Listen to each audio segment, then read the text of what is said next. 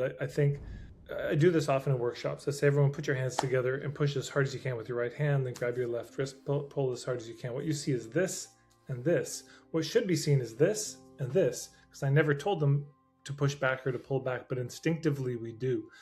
So that pushing back is the objection. Like, how would you say to someone who's maybe thinking, okay, well, maybe I've been doing this wrong, right? Like, how would you audit your marketing? We're in the new year. There's a lot of people who are maybe looking at what they're doing and what they did last year, or maybe saying, okay, well, this is what worked, but actually maybe this is what didn't work slightly, and maybe I want to adapt things. I mean, like, what do you look for when you work with your clients and yourself, of course, when it comes to like building a systemized marketing system that creates enough demand, so not only can we of course create the demand so we can survive, but also so that, you know, we can not have that pressure situation, so we're then less likely to need to, as you say, objection handle, etc. But I think where the pressure should be put is on our own processes, not on the person we're talking to. Yeah, it's good to apply pressure to your own process and to say, does this process work? To really be rigorous about it. Hello, my friends. Welcome back to a brand new episode of What's Missing in Marketing Today. Today I'm with Tad Hargrave from the opposite side of the world, which is wonderful. Tad and I have known each other for, I would say, probably about 3 or 4 years, and his approach when it comes to marketing is what I would call a breath of fresh air. So hopefully in this half an hour that we're going to be speaking today, I'll be able to share that with you and hopefully get his intakes on what marketing is going to look like in 2026. But Tad, before we start, what do you think is missing in marketing today? I think the biggest thing that's missing in marketing is the ethics piece. I think most people would attest to, give lip service to, a kind of shallow version of ethics. Most marketing copy I see says, well, you know, of teachers says, well, learn how to market without being pushy or sleazy. But I find their tactics still sometimes pushy and sleazy.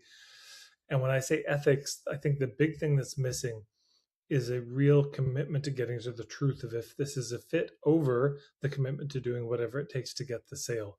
And I see in so much marketing, there's a lot of rationalization for the selfishness of, I'm going to just get the sale, rather than I'm going to see if we can get to the truth of if this is a fit or not. And if it's not a fit, you know, we bless and release. Do you think sometimes I guess what you're like the level of pushing and a lot of your work you talk about, and building off what you were just discussing about ethics, do you think it comes from a level of scarcity? What if I need this person to say yes? I need, you know, whether it's a cash flow concern or whether it's just, I need to validate my own opinion or view for this person to say yes. Do you think that's why people maybe sometimes come across in that way?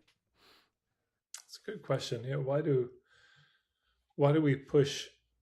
Well, I mean, I think part of it is just, yeah, we're of course we want the sale. We want to make our business work. And I think we've just come to think that that's the best way to get the need met. Let's just say there's a financial need, and we think the best way to get my need met is to push or manipulate. So of course, this is broader than marketing. This happens in romantic relationships, happens in family and friendships, where we think, well, if I want to get my needs met, I can't ask the other person for consent. I'm just going to have to kind of take, I'm going to have to get what I want. I'm going to have to use some underhanded, shady tactic. But I actually don't think that's the best way, even selfishly, to get what we want. I think the best way to get what we want um, is to do the ethical approach. It's, yes, do we need sales? Of course we need sales, but it gets tricky when it's, I need not just I need people to buy, but I need this person to buy. As soon as it gets personal and located on this person, I think that is a kind of scarcity trap. We, you know, are under this spell of, if this person doesn't buy, it all falls apart. You know, if this person doesn't say yes to me romantically, then that's the end of everything. And that puts then a lot of pressure on that person, on that situation, on that sale, for them to say yes, rather than thinking, okay, I need people to buy. So how do I create a system? How do I create a structure that results in enough people buying? Rather than how do I come up with strategies and scripts and tactics that will get this specific person I'm talking to at any moment to buy?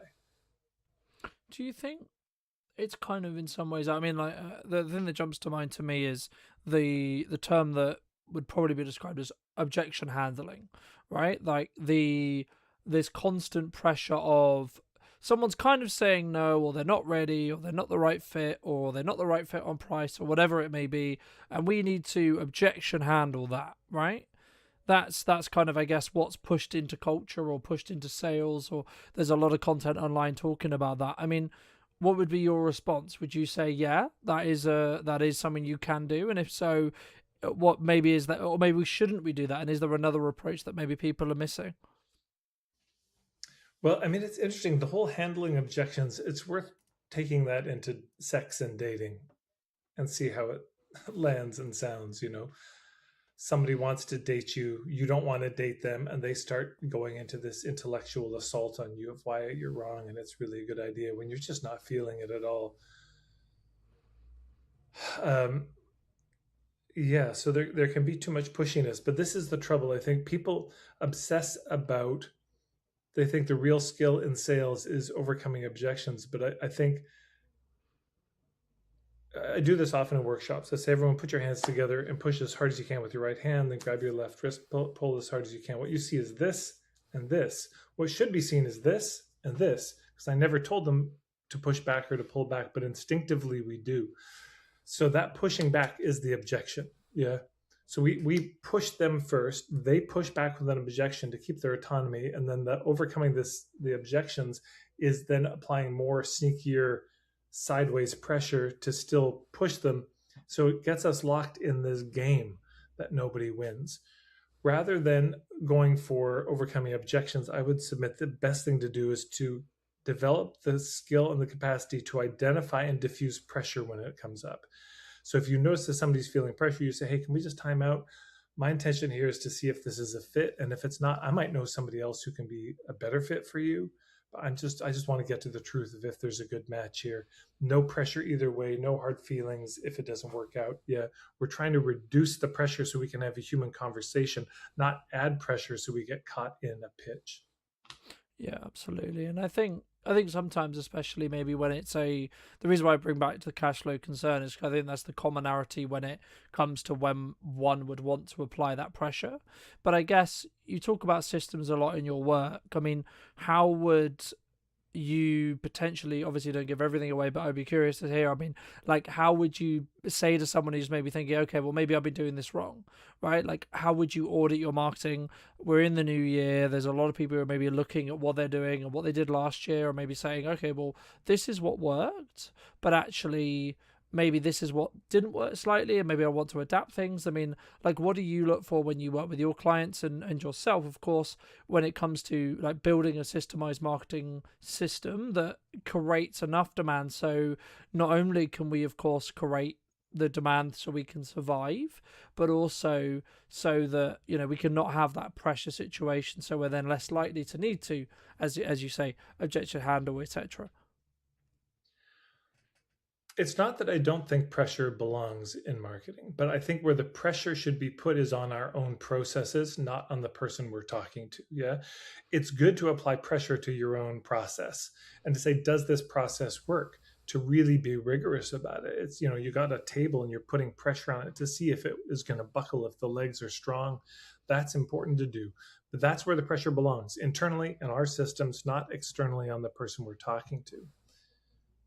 When I'm looking at somebody's marketing and trying to figure out where they're at, is this going to work? There's 7 major things I look at. I call it the 7 fundamentals. The first of the base is just ethics. Are they going for the truth, or are they going for the sale? Second, I look at space. Do they actually have enough room in their life? Is the business really a priority, or is it getting last priority? Are they overwhelmed with other things? Sometimes we're just too busy for our business. Sick parents, your kid's sick, or you're going through a real hard time. You may not actually have space for your business, and it's good to be honest about that. Third, do they have a clear niche? Fourth, do they have a compelling and clear point of view? Fifth, do they have a good business model and structure, including the internal administrative systems, the kind of inner systems, the inter systems of how do they stay in touch with their clients over time, and also the external systems, meaning the offers that they're going to be putting out. So is their business model solid? Do they have the hubs? Do they have relationships with the right people who can be introducing them to the right people? And then the last level of sharing of Have they identified a path, an approach, a tactic to marketing that they can actually do sustainably over time, that they're good at, that works for them? No, I completely agree. And I guess, I mean, my next question was going to be around like content creation and why maybe I know you're a massive advocate for signature workshops. And, you know, maybe we can touch on that as well. 'Cause that's obviously how we first worked together and etc. But I think for me, I mean, like for those who are maybe listening who are on the fence about content right now, why does content add to a marketing system to create a level, I guess, of not necessarily urgency, but an additional level of trust? Because that's the main, in my view, that's the main reason why I think you should do content semi consistently, or as consistently as you can do. And then I guess the question that leads on after that is, how does that lead to potentially doing a signature workshop or an in-person event that really deepens that connection with your prospects or clients? I think one of the most important and under discussed principles in marketing is that of safety, making it safe for people to check us out from a distance to see if they want to approach or not, because we forget that they're in control of whether they're going to come to us or not. And I think so many sales are lost because you can't actually check the person out from a distance. I mean, I remember looking for a therapist. This is probably 10 years ago, easy. And I went to Psychology Today and I looked at the profiles. A lot of them didn't have websites, they didn't have photos. I mean, they had no niche and specialization. If I went to the website, there weren't any or many photos of them. There was no video. I couldn't get any sense of the vibe. I paid $180 for a session with a therapist. And within 3 seconds of being there, it's like, she's not the one. I could tell from her vibe. It just wasn't there. If I'd seen her in a video for 3 seconds, I would have known. So that's a drag, because she could have had somebody in that chair who would have been thrilled with her, who would have been a long term client. So she's paying the opportunity cost of not filtering me out. So, content to me is the long game. Content is a way that people can check you out from a distance. Like in my membership, I always ask people, how did you hear about me? How did you come here? And almost everybody says something like, well, I was following you online for years. So that's important to know. You'll have all these people silently following you, just waiting for the right opportunity, the right price, the right offer, the right moment. And if you weren't staying in touch with them in this way, then you weren't going to get the sale, because all that content builds trust. That's number one. But the second thing I'd say is I would really shift the perspective. I mean, I'm being a little pedantic on the linguistics here, but content versus context. That we can get lost in just, well, how do I put out more and more stuff? But it's good to remember, from their eyes, our clients don't actually want content from us. They don't just want more random stuff. Like, more is better in content. What they're desperate for is context as to, why am I struggling? Why am I having a hard time solving this problem? Why can't I get this result no matter what I try? That's what they want to know. They want context on their own trouble. So if your content gives context, that's great. The challenge can be that the short form content can only give a little bit of context. It's hard in 90 seconds to give the whole 30,000-foot view, which is where a signature workshop, a day-long workshop, comes in. So whether it's an hour-long online signature workshop, a 2-3 hour evening thing, day-long something, it's helpful to give people a way to take another step closer and check you out. A little bit of risk. Maybe they give their email, they come to a live workshop to see the big picture of how it all fits together, which is, in my mind, that's the outcome. That's the intention of that. Not that I'm doing the signature workshop to get people to buy. I'm doing the signature workshop to give people enough of a taste so they can figure out on their end if I'm a fit for them or not. No, I agree. And I think so many people sometimes I guess it comes from the ability to not want to say, hey, actually, I don't think we're the right fit on a sales call. Or when that you're working with someone, maybe it's like, actually, hey, I don't think that either maybe we're too expensive for you, or I think we're maybe a bit too overkill for you, or etc. Or the other way around. You know, we might actually be hey, you're what you're expecting from us. I don't think we're the best supplier for you, and I think sometimes we don't have the confidence in ourselves, in our offer, in our ability to create demand, to be able to consistently talk about that and say, actually, no, it's okay if I don't win the sale. Or I guess maybe setting up a system so that we're actually fine longer term as well, cash flow wise as well, right? I mean, feel free to add in anything that you wish. But also, I mean, the next question I was going to ask you is: people keep posting, but they don't necessarily grow. Why do you think that is specifically? I mean, what's the cause behind that? Oh gosh. Okay, so there's a couple things there. Yeah. So one is, um, yeah, of course, there's the pressure. We need a process that's going to generate clients. That's true. We've really got to think through the process, because if you don't have a process that you feel confident can ethically get you clients, you will have to resort to pressure. Yeah. If you haven't thought through those fundamentals, if you don't really have your ethics clear, you don't have enough space to think this through strategically, you don't have a clear niche, compelling point of view, good offers that you're reaching out through hubs, if you're not doing any of those things, it just doesn't work very well. So then you still need sales. So then synthetically, steroidally, you have to kind of inject an urgency and scarcity and all these tactics to get people to buy, which they will often resent. You'll get buyer's remorse, you'll get drama, they get disappointment, and it's a bad deal. In terms of this question of why do people post but they don't grow, I think part of it is there's an algorithm, and I don't consider myself any kind of expert on social media or what's useful today.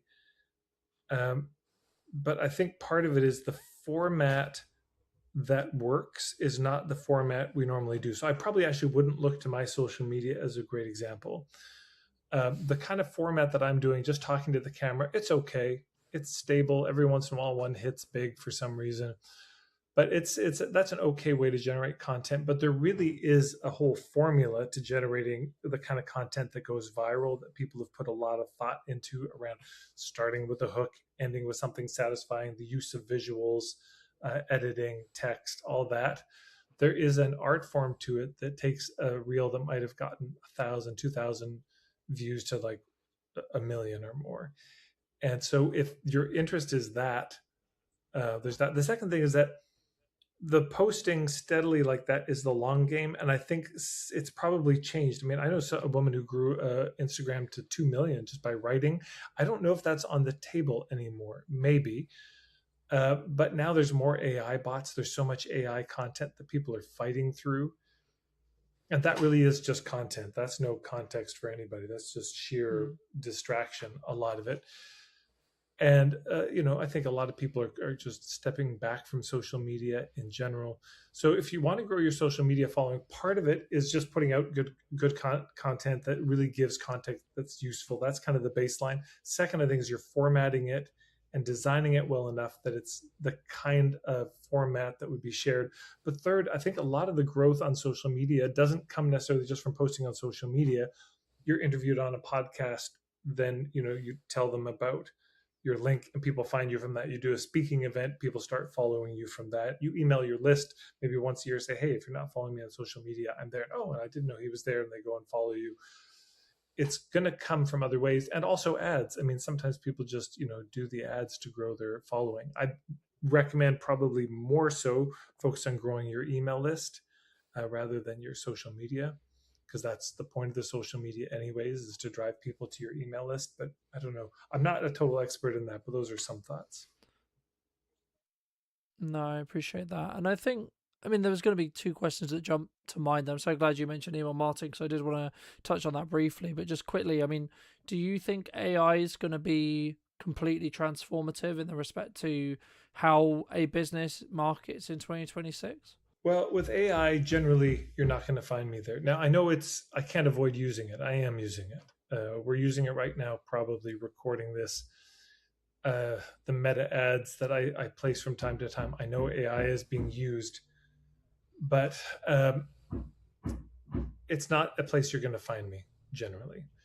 So I just feel like I got a limited amount to say. But what I will say is this: the more AI content there is, it's not just content, it's emails people are getting that are from AI bots offering them services because they saw them post something on Facebook, text messages they get because they posted something on Facebook and an AI bot found their phone number and started texting them. It's the fact that we can't even trust whether the emails the texts, the social media posts we're seeing are coming from real human beings anymore. If this person we're seeing is a person or just an AI video, getting harder and harder to tell. So I think what's going to be happening is an immense erosion of trust, and the things that have always been true about marketing are going to become even more important. Uh, do I trust you? Are you a real person? Um, do I trust you have a good point of view? Did you come recommended by somebody who I trust? That kind of thing. Yeah. I think I think there's a couple of ways you can look at AI in my view, right? I think you could choose to use elements of it, like Riverside has elements of AI in it, Premiere has elements of AI in it, etc. Like there's these workflows that are built throughout the processes. But I mean, I think a lot of the processes as a whole is sometimes like the workflows can be really beneficial. And the other podcast I did today, we were talking about the fact that actually there's been this kind of counterculture around AI, like people pushing back against what is being deemed as AI slop, right, as a whole. And I guess like it's this kind of lazy use of AI, this lazy curation of AI. And I think that if you're going to use AI, it should amplify and work for you, as in amplify what you would already be doing and make you arguably maybe better or more efficient, etc., which means you can maybe do either larger volume or better quality. But the lazier aspects of AI, I think, will eventually get phased out because it isn't going to be accepted by society by the looks of it, from what we can see at the moment. But before we look to wrap up, because I know you got a dash, but how do people? Firstly, I mean, I guess this is kind of a two-pronged question. Number one, how should people like look to actually build their email list in 2026? And secondly, then what do we do once we have some data that we can then talk to? Should we go in directly for a sale, or is it still going to be that slow and steady burn? Let me add value, let me get you to trust me, and then maybe, in 3 months, 6 months, 12 months, there might be an opportunity for us to work together. Best ways to grow email lists. I mean, there's probably lots, but the two that come to mind. One, I'd say most important, signature workshops. Get in front of people, talk about what you do. There's multiple ways to do it. It could be, hey, if you come to this workshop, you'll be added to my list, but you can unsubscribe whenever you want. Second, I think that's the riskiest one. Then you could say, hey, you'll be added unless you tick this box, as you're signing up, and then you won't be on my list. And I think the most solid in terms of getting the right people on your list is you say, hey, if you want to join my email list, here's my website, go and you can sign up. And then those people are for real. They really want to be on it. But getting in front of people, talking about what you do, sharing, giving them the chance to sign up for your email list. I think that's the main thing. Also, having something that they might want, a kind of opt in. Now, something they may want, maybe just a newsletter that's on such a niche topic full of such value, they want to be on that newsletter. That's the best. That's the most important. On top of that, then there could be uh, some sort of offer like a starter kit. Hey, here's something, just as the ethical bribe, as it were, join my email list and you'll get this thing. But of course, a lot of people will join for that and then bounce. But then the starter kit, that kind of context that you give them may bring people back over time. And then, of course, there's just ads, doing ads that drive people. Laura Eastburn is a colleague of mine who I recommend. She does incredible work helping people grow their email list with non-transactional offers. So just like, hey, get on my list because we're gonna talk about these things here. Yeah, so that's how I grow the email list, either ads or signature workshops generally, or podcast interviews. I just think those are more passive, and I don't think they work as well as getting in front of a live crowd. Once they're on your email list, I mean, I think a general thing is, so for me with this ethical marketing starter kit, when people sign up for that, there's immediately what we call the handshake offer, where it's like, hey, you're interested in this, so here's an offer. Normally you pay $140 for this, but it's $50. So save $90 on this one-time offer. And it's, for me, I just picked the issue that I knew most of my clients had, which is how do I articulate what I do? So we give them an offer, and then the rest of people join the email list. There's a series of emails they get, which all have a connection to the membership that I have. And what I'll probably do is get even more sophisticated. And anyone who gets the how do I articulate what I do offer, who buys that, there may be some other follow up series of emails for them, helping them integrate that and use that with another offer, then to the membership, because those are probably hotter leads if they're willing to spend money. But yeah, I think the opt-in sequence that people get, the kind of email onboarding sequence of welcome to my email list, is important to really think through. I don't consider myself a particular expert on that, but I think it's good to consider how can we be building the credibility and trust during that time, give them some value. And then that email opt-in series should certainly be clear about what the next steps are, because people could otherwise be on your list for a while, not even realize you had a membership, not realize you had a mentorship program or a school you run or offers you do. And then occasionally you've got to send a solo email promoting something, not just burying it in newsletters. But the main thing is, how do I make this email list amazing? How do I make a great email newsletter that people actually want to read, that's useful for them? That's the most important thing. Fab. And for those who've enjoyed the time we've spent together, Tad, where's best for people to reach out? Where's people to check out what you're doing, maybe join your email list, etc.? Marketingforhippies.com is the best place. Yeah. Fabulous. And if you were going to talk to yourself maybe 10 years ago or 15 years ago specifically, what advice, if you were going to give advice to that person, would you give? Get marketing coaches, get some help with your business. Don't try to be a lone wolf about it and make all the mistakes yourself. Get some help, like find somebody who's where you want to be and learn from them, so you don't make all the mistakes yourself. Fabulous. Thank you so much for coming back and joining me. Ladies and gents, if you did enjoy this episode and would like to see more like it, make sure to come back next week for a brand new episode of What's Missing in Marketing Today. YouTube believes you'll enjoy this episode and want to subscribe if you're new, and I'll see you very, very soon. What do you think is missing in marketing today, Connor? I think aggressive patience is missing from marketing today. A lot of people jump from trend to trend. A lot of people jump from thing to thing. You very rarely see people stick it out and target one format, one platform, one approach for 1 year. That is boring, but boring actions tend to produce sexy results. If video is genuinely failing you, I don't think it's necessarily the fault of the video. It might be the structure around it. So people might enjoy the video, that might land on your profile, might land on your services, ultimately decide possibly it's not for them. There might be a pricing structure. It might not be the correct time for them to invest. So there could be a multitude of reasons, but I would say consistency on camera, deliberately speaking to your ICP over and over and over again. If you're doing that, and you're not seeing sales, then I would say strongly the video is not the problem. That's fine, that's fair enough. So maybe you haven't been as aggressively patient as I mentioned. Are you combining the video with outreach? Are you just launching the video, sitting there waiting and twiddling your thumbs, waiting for it to come back to you? Because if you are, you're wasting your time. So what else are you doing alongside that? Hello, my friends. Welcome to a brand new episode of What's Missing in Marketing Today. Today I'm going to be talking to Connor all about video editing, marketing, and of course, video production as a whole, and why it's, I would argue actually at the moment, I'm sure you would agree, Connor, something that you can't not do right now in 2026 and as we move forward into the rest of 26, but of course into 27 as well. But before we get into that and we get into a bit more about your background, what do you think is missing in marketing today, Connor? I think aggressive patience is missing from marketing today. A lot of people jump from trend to trend. A lot of people jump from thing to thing. You very rarely see people stick it out and target one format, one platform, one approach for 1 year. That is boring, but boring actions tend to produce sexy results. That's my philosophy. And I don't see enough people doing that. I love that. And I think, I mean, just building off that quickly, I think especially January, right? It's that, or it can be, I was going to say it is, but it doesn't always necessarily have to be.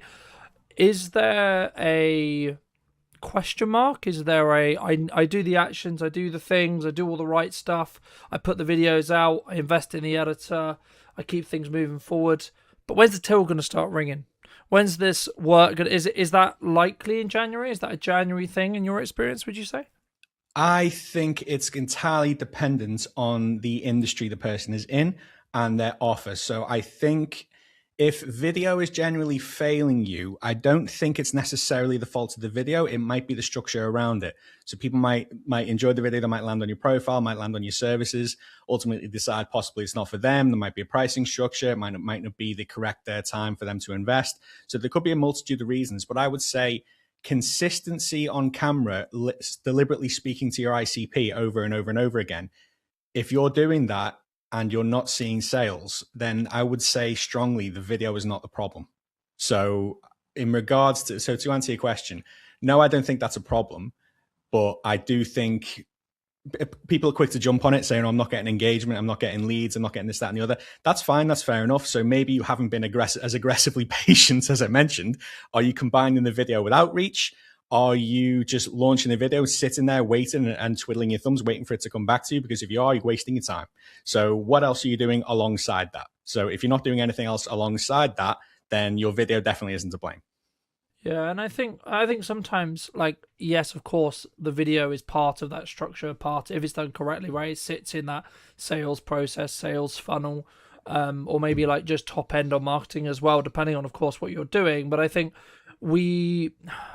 I guess sometimes in the past, we don't always take self-accountability 100% to like why things are busy, why things are quiet, why things are maybe not the desired business as a whole that we're looking for. I mean, a lot of the work you do is very remote editing style. Was that a choice that you chose to have that maybe location freedom, or to have the kind of, I guess in some ways, future proofing of, yeah, I don't need to be necessarily going to see my clients on a day-to-day basis? Or like, how did you sort of get into remote editing? Because I think so many people, they look at like maybe what I do, or maybe the production side, and they maybe look at it as a full package. But something I wanted to discuss with you, of course, was actually to get the best of both worlds. I think there's so much more that can be done, and sometimes actually having a different person's perspective when it comes to the editing side can be the reason why the video does, you know, that 1% better or that 2% better, etc. in regards to quality. Sure. So I personally jumped into remote editing purely because of the fact that in my last place of employment, which was a car dealership, it's the one aspect of my digital marketing job that I thoroughly enjoyed, and I kind of had it as a bit of a an advantage that we were doing that. Every single day we were just churning out video content because I had the freedom with the camera, and I had the freedom with the movement. I had the freedom what else goes out. And I thought, this is absolutely powerful. Why the hell aren't people doing this? Then I thought to myself, well, I'm not a videographer. I don't pretend to be, but what I can do, I can make existing footage look incredible. So the reason I moved purely into the editing level, like obviously people need videographers. If that's what you need, that's not a problem. I work very closely with videographers and I respect that they do.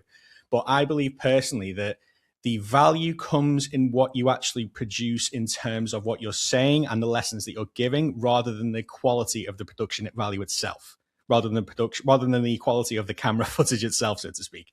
So it's all well and good just having, like, if you want to hire a videographer, by all means do so, but there's absolutely nothing wrong whatsoever with just taking your phone camera out, hitting record, spewing value over and over and over again, and doing that consistently and churning that out. So when I realized that the consistency side and the editing side realistically, they are actually more important than the videography side, in my opinion. That's when I decided to lean into this. So there are occasions where I do need videography assistance. So when that's the case, obviously I outsource that. I play my strengths. So just personally, I just felt like it was for the audience that I wanted to help and the message that I wanted to spread. I just felt that was just more of a priority. I think that's an interesting point, man. I think sometimes we look at maybe like what the Stephen Bartlett's of the world are doing, or the insert large name here are doing, and we maybe don't necessarily consider that. I kind of agree and I kind of don't agree with your point in regards to production, right? But the reason why I think it's different is because it is about the perception you want to give over every time, right? Because I agree.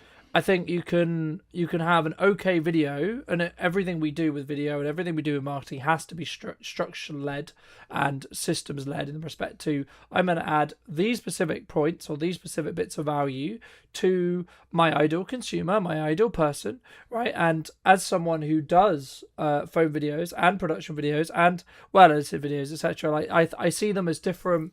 They do different jobs, right? For me, and I think the initial point, if like you're gonna, if maybe someone's listening to this or they are actually in a position where they're like, yeah, that sounds cool, Colton, but I've got a lot to say now and I don't really want to spend the money, or it's all complicated, or etc. I mean, what would you say to those people who are maybe on the fence about bar like just starting, which is the obvious one?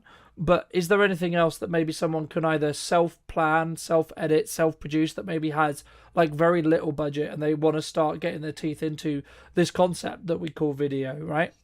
Yeah. So the advice I always give to people in terms of how to start things like that, I'm not going to say the typical advice: just get out your phone, just do it, left, right, and center. Like, a lot of people just say that, but it's an interesting fact of like people can just easily just start, but it's a case of what do you actually say, essentially. So my favorite place to start, and what I recommend anyone do, is kind of design yourself a frequently asked questions section, like you would do for your landing page. And rather than just writing them down and launching them and trying to direct people to them, say each one to camera. Because if these frequently asked questions are coming up and you answer them on camera, they're going to do two very good, distinct jobs. So firstly, you can actually direct if anyone lands in your DMs and they give you one of these frequently asked questions. Oh, actually, mate, I made a nice video about that. Here's the link to go and watch that video. Secondly, if your clients or prospects have these questions, 9 times out of 10, your ICP has these questions too. So it's a good place to start in terms of a video strategy. So just write down your your most commonly frequently asked questions, and then get those on camera. So that is, I find, quite a powerful place to start. No, I completely agree. I mean, then say someone's been doing that then for 3-6 months, right? They've gained some traction, they're getting some confidence, they love what they're doing on their phone, or maybe they've like worked with someone like us, or maybe they've done a few videos, etc. I mean, at what point should someone really look to, I guess there's a two-part question here. A, bring in production, basically what I would call full-time or like consistently, to continue to up that quality, to give that perception of professionalism, to give that perception of, so they actually don't have to think about, is it in focus, is it well lit, does it sound good, etc. But then also, just to bridge onto what you do as well, like at what point do they then bridge onto having either a remote editor or doing something that some would describe as a bit more showy when it comes to their editing style? Sure. So I think someone potentially should invest in high production when it's a feasible option in terms of a financial option. So me personally, like, obviously, if you've grown some momentum in terms of video production, in terms of video posting, and you're enjoying it and it's bringing inquiries, obviously you think, okay, I'm going to invest in this, and I get that. I personally don't see it as 100% necessary. My business would have to absolutely skyrocket overnight, like literally treble my yearly revenue for me to even consider that, because I'm a big believer of, if it ain't broke, don't fix it. The setup you're seeing me in now, I just literally put my phone in the corner and talk and turn the recording off and edit directly from here. And that brings me leads, that brings me clients, that keeps my business alive. So I'm of the basis of, if it ain't broke, don't fix it. So I'll probably continue to do that up until a point where I upgrade purely because I want to. So to answer your question in terms of upgrading content quality, ask yourself these two questions. Firstly, is what you're doing working? And secondly, is it really necessary? So if it isn't really necessary and what you're doing is working, in my opinion, what's the point? So if something's working, why change it? And secondly, to answer your question about when someone should invest in an editor, I think personally is when the financial aspects come to light, but also to the point where if you've got your recording set up and your recording structure down and you're ready and you understand the value and you think, okay, my time is better spent handing this off to an editor, and then I can reinvest that time into actually generating more leads and more business, then is the right time, essentially. Because editing, if you're not a professional editor, well, even for me, I'm a professional editor and it takes up a lot of time. Editing can absolutely chew through your day. So when you're a founder, when you're an expert, when you're a business owner, realistically offloading that process and then reinvesting that time elsewhere probably will return your investment tenfold over time. Absolutely, I think that will. So the time aspect of it, I think we all know as business owners, time is more valuable than money. So when you offload that and it stops chewing through your day, so in the case of anyone who works with me, for example, you record your footage, give it to me. Within 3 weeks, you've got your highly polished content ready to utilize. You can spend that 3 weeks concentrating on your business and maximizing cash flow or whatever it is that you do. So it's that peace of mind, really. So when you're ready to buy peace of mind, essentially, and you feel like, yeah, I can actually offload this, that's the right time to pull the trigger. I think I completely agree, and I think as well, like that would be, and it's, I guess in some ways it's actually down to, as we said at the beginning, kind of around what that business is really Hmm. looking to build. So, you know, a lot of the people we work with is professional services. They they want to consistently show up in a manner that would be described and seen as a professional way to consume content, right? Now, not to say they shouldn't necessarily do with the odd phone video or etc. They shouldn't do that, but if they're looking at, say, like a website video or like a Hmm. LinkedIn video, for example, I would argue that actually the potential client that's going to look at that, they're looking at, you know, when you get a lawyer involved, when you get an accountant involved, it's normally around stuff that you would count really seriously, and I agree. you should increase that level of trust by the fact that what you put out consistently, but also how it feels when it comes across. And I think there's two balances there, which you could do on using a webcam or a phone. Yes, if you were working with a polished editor like yourself, for example, you know, you could polish that up. But then what I would argue is actually, well, is the footage the weak end of that chain at that point to really become that trust engine for you? And that's something that we focus to work with our clients, is like, actually, let's build an entire system that leaves no question marks, right, on I the agree. professionalism, how you come across, etc. But it's very easy for us to say that about, you know, we're clearly very competent in the respect to how to come across, how to talk to our ISP, or unique selling proposition, or like the person we're trying to talk to, right? That group of people who we're trying to talk to. Where would you say, from your view as an editor, or where is like maybe your job harder as an editor, looking at how people are creating their footage necessarily? So, you know, is it actually it falls apart because of the energy maybe wasn't as good from the presenter, or they didn't do enough pre-production, or maybe they're actually struggling because they've got too many ideas? You know, it's like, what, for those who are listening, I mean, what can they do, I guess, to make, I guess the golden question here is, what can they do to make when in the prep before a video is filmed, before they create that footage, to make your job easier as an editor, which in turn means, I would argue, you can then spend more time looking at how do you add that 1% on the video, rather than having to fix those mistakes as a whole. Sure, I completely get where you're coming from, and I do get asked this question a lot, especially by my prospects. So there's three areas I always say to people. Realistically, you can check this off in 2 minutes; it's not an issue, but it massively, massively makes my job as an editor much easier, and as a result, allows me to make your content just that little bit better.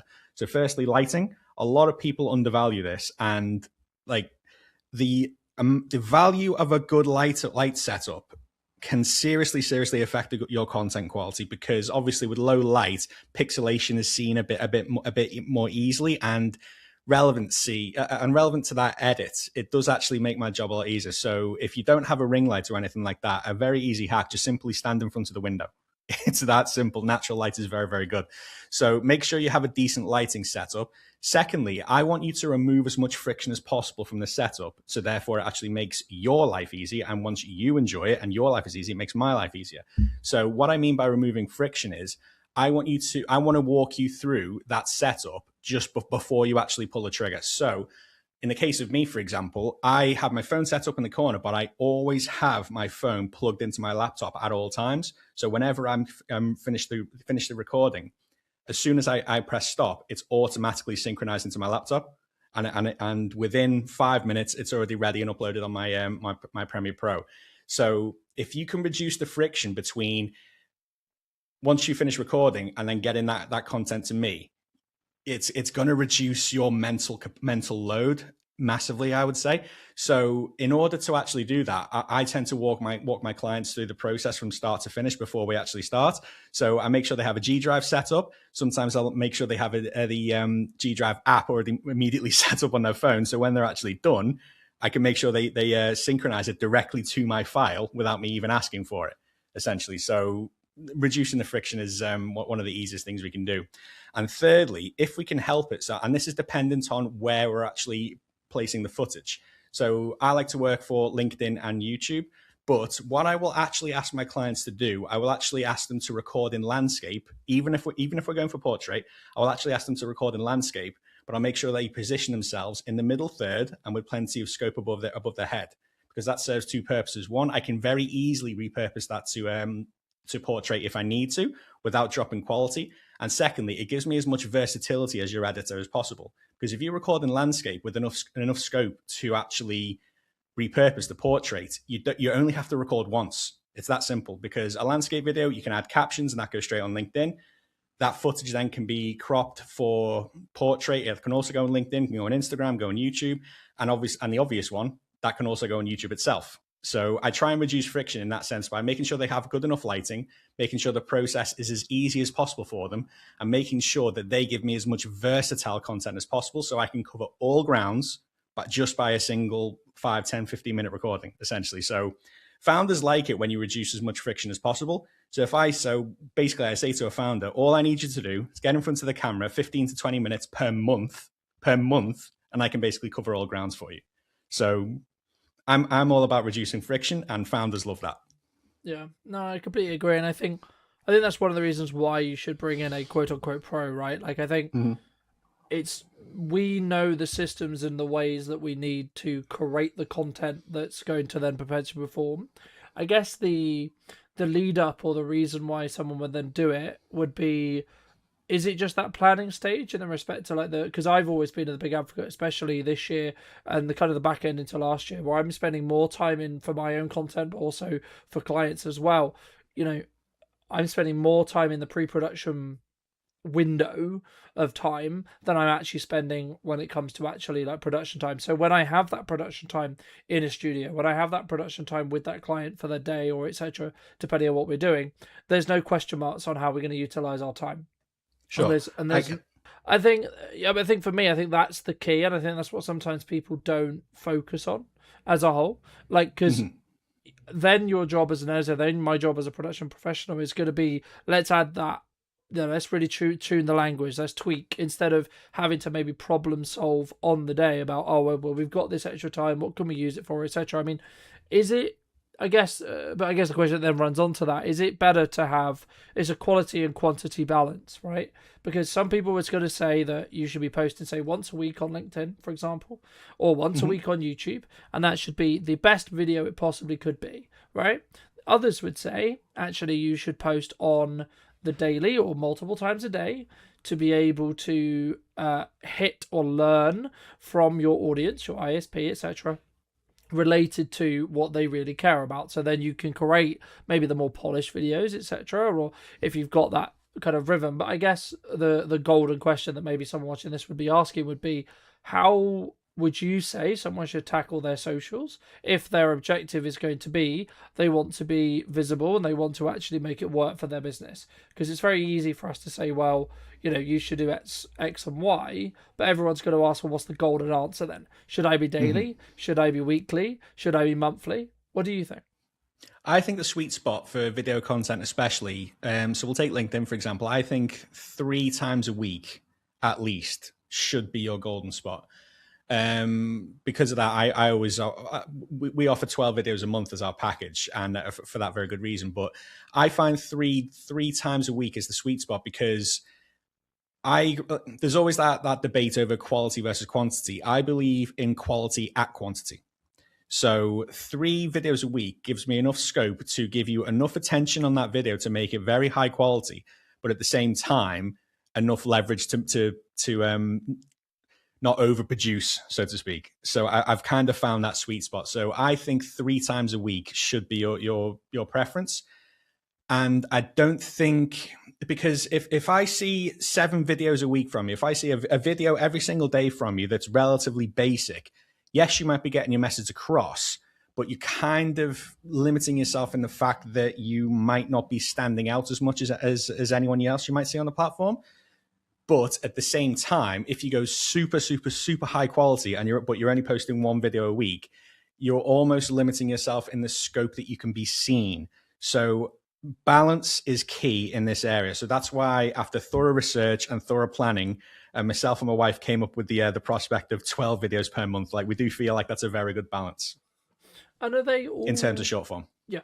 And are they all directly tied to like this is going to move the journey forward revenue wise, or should someone potentially look at like, hey, I've got this like fun idea, maybe not necessarily working like getting you to edit it necessarily, but they got this quick idea after a meeting on a video, and maybe with those elements, so maybe you got, you know, your 3 videos a week, for example, and then you've got maybe those 2 other slots that you could either fill in with written content, image content, etc. But should people then actually like pull away the mask a little bit and have more raw, gonna quick and dirty, like on my phone content, do you think? Absolutely. You see it all the time. You see it all the time. So I would never discourage that. But I would always say if you're just doing that, then maybe obviously you might want to upgrade that a little bit. So again, one of the reasons why we offer 12 a month is because 2 reasons. One, so firstly, we kind of don't want to interfere with their current marketing platform. So if I was to go all out and offer people 28 videos a month for argument's sake, then in theory, yeah, they'd have a video going out a day, but that they could realistically post not much else. And I don't really want to interfere with what people are doing. But secondly, it kind of gives them the scope to experiment as well. So if a thought just immediately came to mind and you wanted to actually get that out in a very quick video, obviously you don't want to send that footage to me. You want to get it out immediately. So that would leave you enough scope to do that. So I would never discourage someone from doing that. So yeah, I would actively recommend that if that's what you wanted to do, but I wouldn't lean on that for the structure. That could be a daily habit to get into. So it's, I don't know about you, but it's quite annoying that LinkedIn doesn't have shorts. Sorry, it's quite annoying LinkedIn doesn't have stories, is what I meant to say. So you could realistically get those out. And I experiment with stories all the time on the likes of Instagram, and whatever response I get from that, potentially I could bring forward for a more high quality video. But yeah, to answer your question, I would never discourage anyone from doing that as long as that's not your base, so to speak. Yeah, no, I agree. I mean, I think for me, and something that I've been thinking about for probably like the last 6 months, I would say, but really executed on this month, is having like clear understandings of what each platform requires in regards to its content. And then, like, so for example, I'll use YouTube and LinkedIn, because you used it earlier as the example. For me, that's where I put my top, I would say 10% of my content. So in regards to, I know it's hitting the right like marks in regards to what the message is, how it comes across, how I come across, etc. But also like the best quality content I can produce. Like, I'm not looking for volume more this year on LinkedIn. I personally post once a day, but that's because I know how to post produce and use and extract as much as I can, along with them throwing in lives, etc. Love it. To be able to do that, because there is a barrier, but the barrier is more my time than necessarily a constant financial resource spend on it. Sure. Because I own all the kit, because I know what I'm doing. And also it then has a byproduct of clients constantly seeing me high production. So then it's a good idea and they feel like I'm the go-to person when it's right for them. But the crux of what I was going to say is, like, when it comes to like short form platforms like TikTok or Instagram, etc., that's when I'll be like really experimental and where I'll maybe be a bit more aggressive in regards to my posting output as a whole. And like also on YouTube Shorts as well. Like, I'm very particular on my long form stuff, and I want it to be very specific and very targeted and very well cut and very well edited and very polished. But also but then on the short form stuff, it's like, actually it's only going to have a shelf life of maybe 12 hours, and it's where I get to experiment with language. I get to experiment with, like, look for those outcropper videos. And even if I first film it on my phone, I'm testing language, I'm testing reaction, I'm testing how well did it do when I did it on my phone, because then when I come into a studio day, or I look for a performance video, or I look for like a podcast theme, I can then take those themes that I already know work with my audience and then go, okay, cool, we can now polish those up. So you're not necessarily going to invest time, energy, and resources and editing time and so on potentially dead topics. But it leads on to my next question, which was going to be around, like, you talk a lot about shipping content, right? What would you class posting, or someone who's just recording content, and then versus like shipping content? What's the difference between those two for those who maybe don't know? Okay, that's a very, very interesting question. So I would say that's a very good question, man.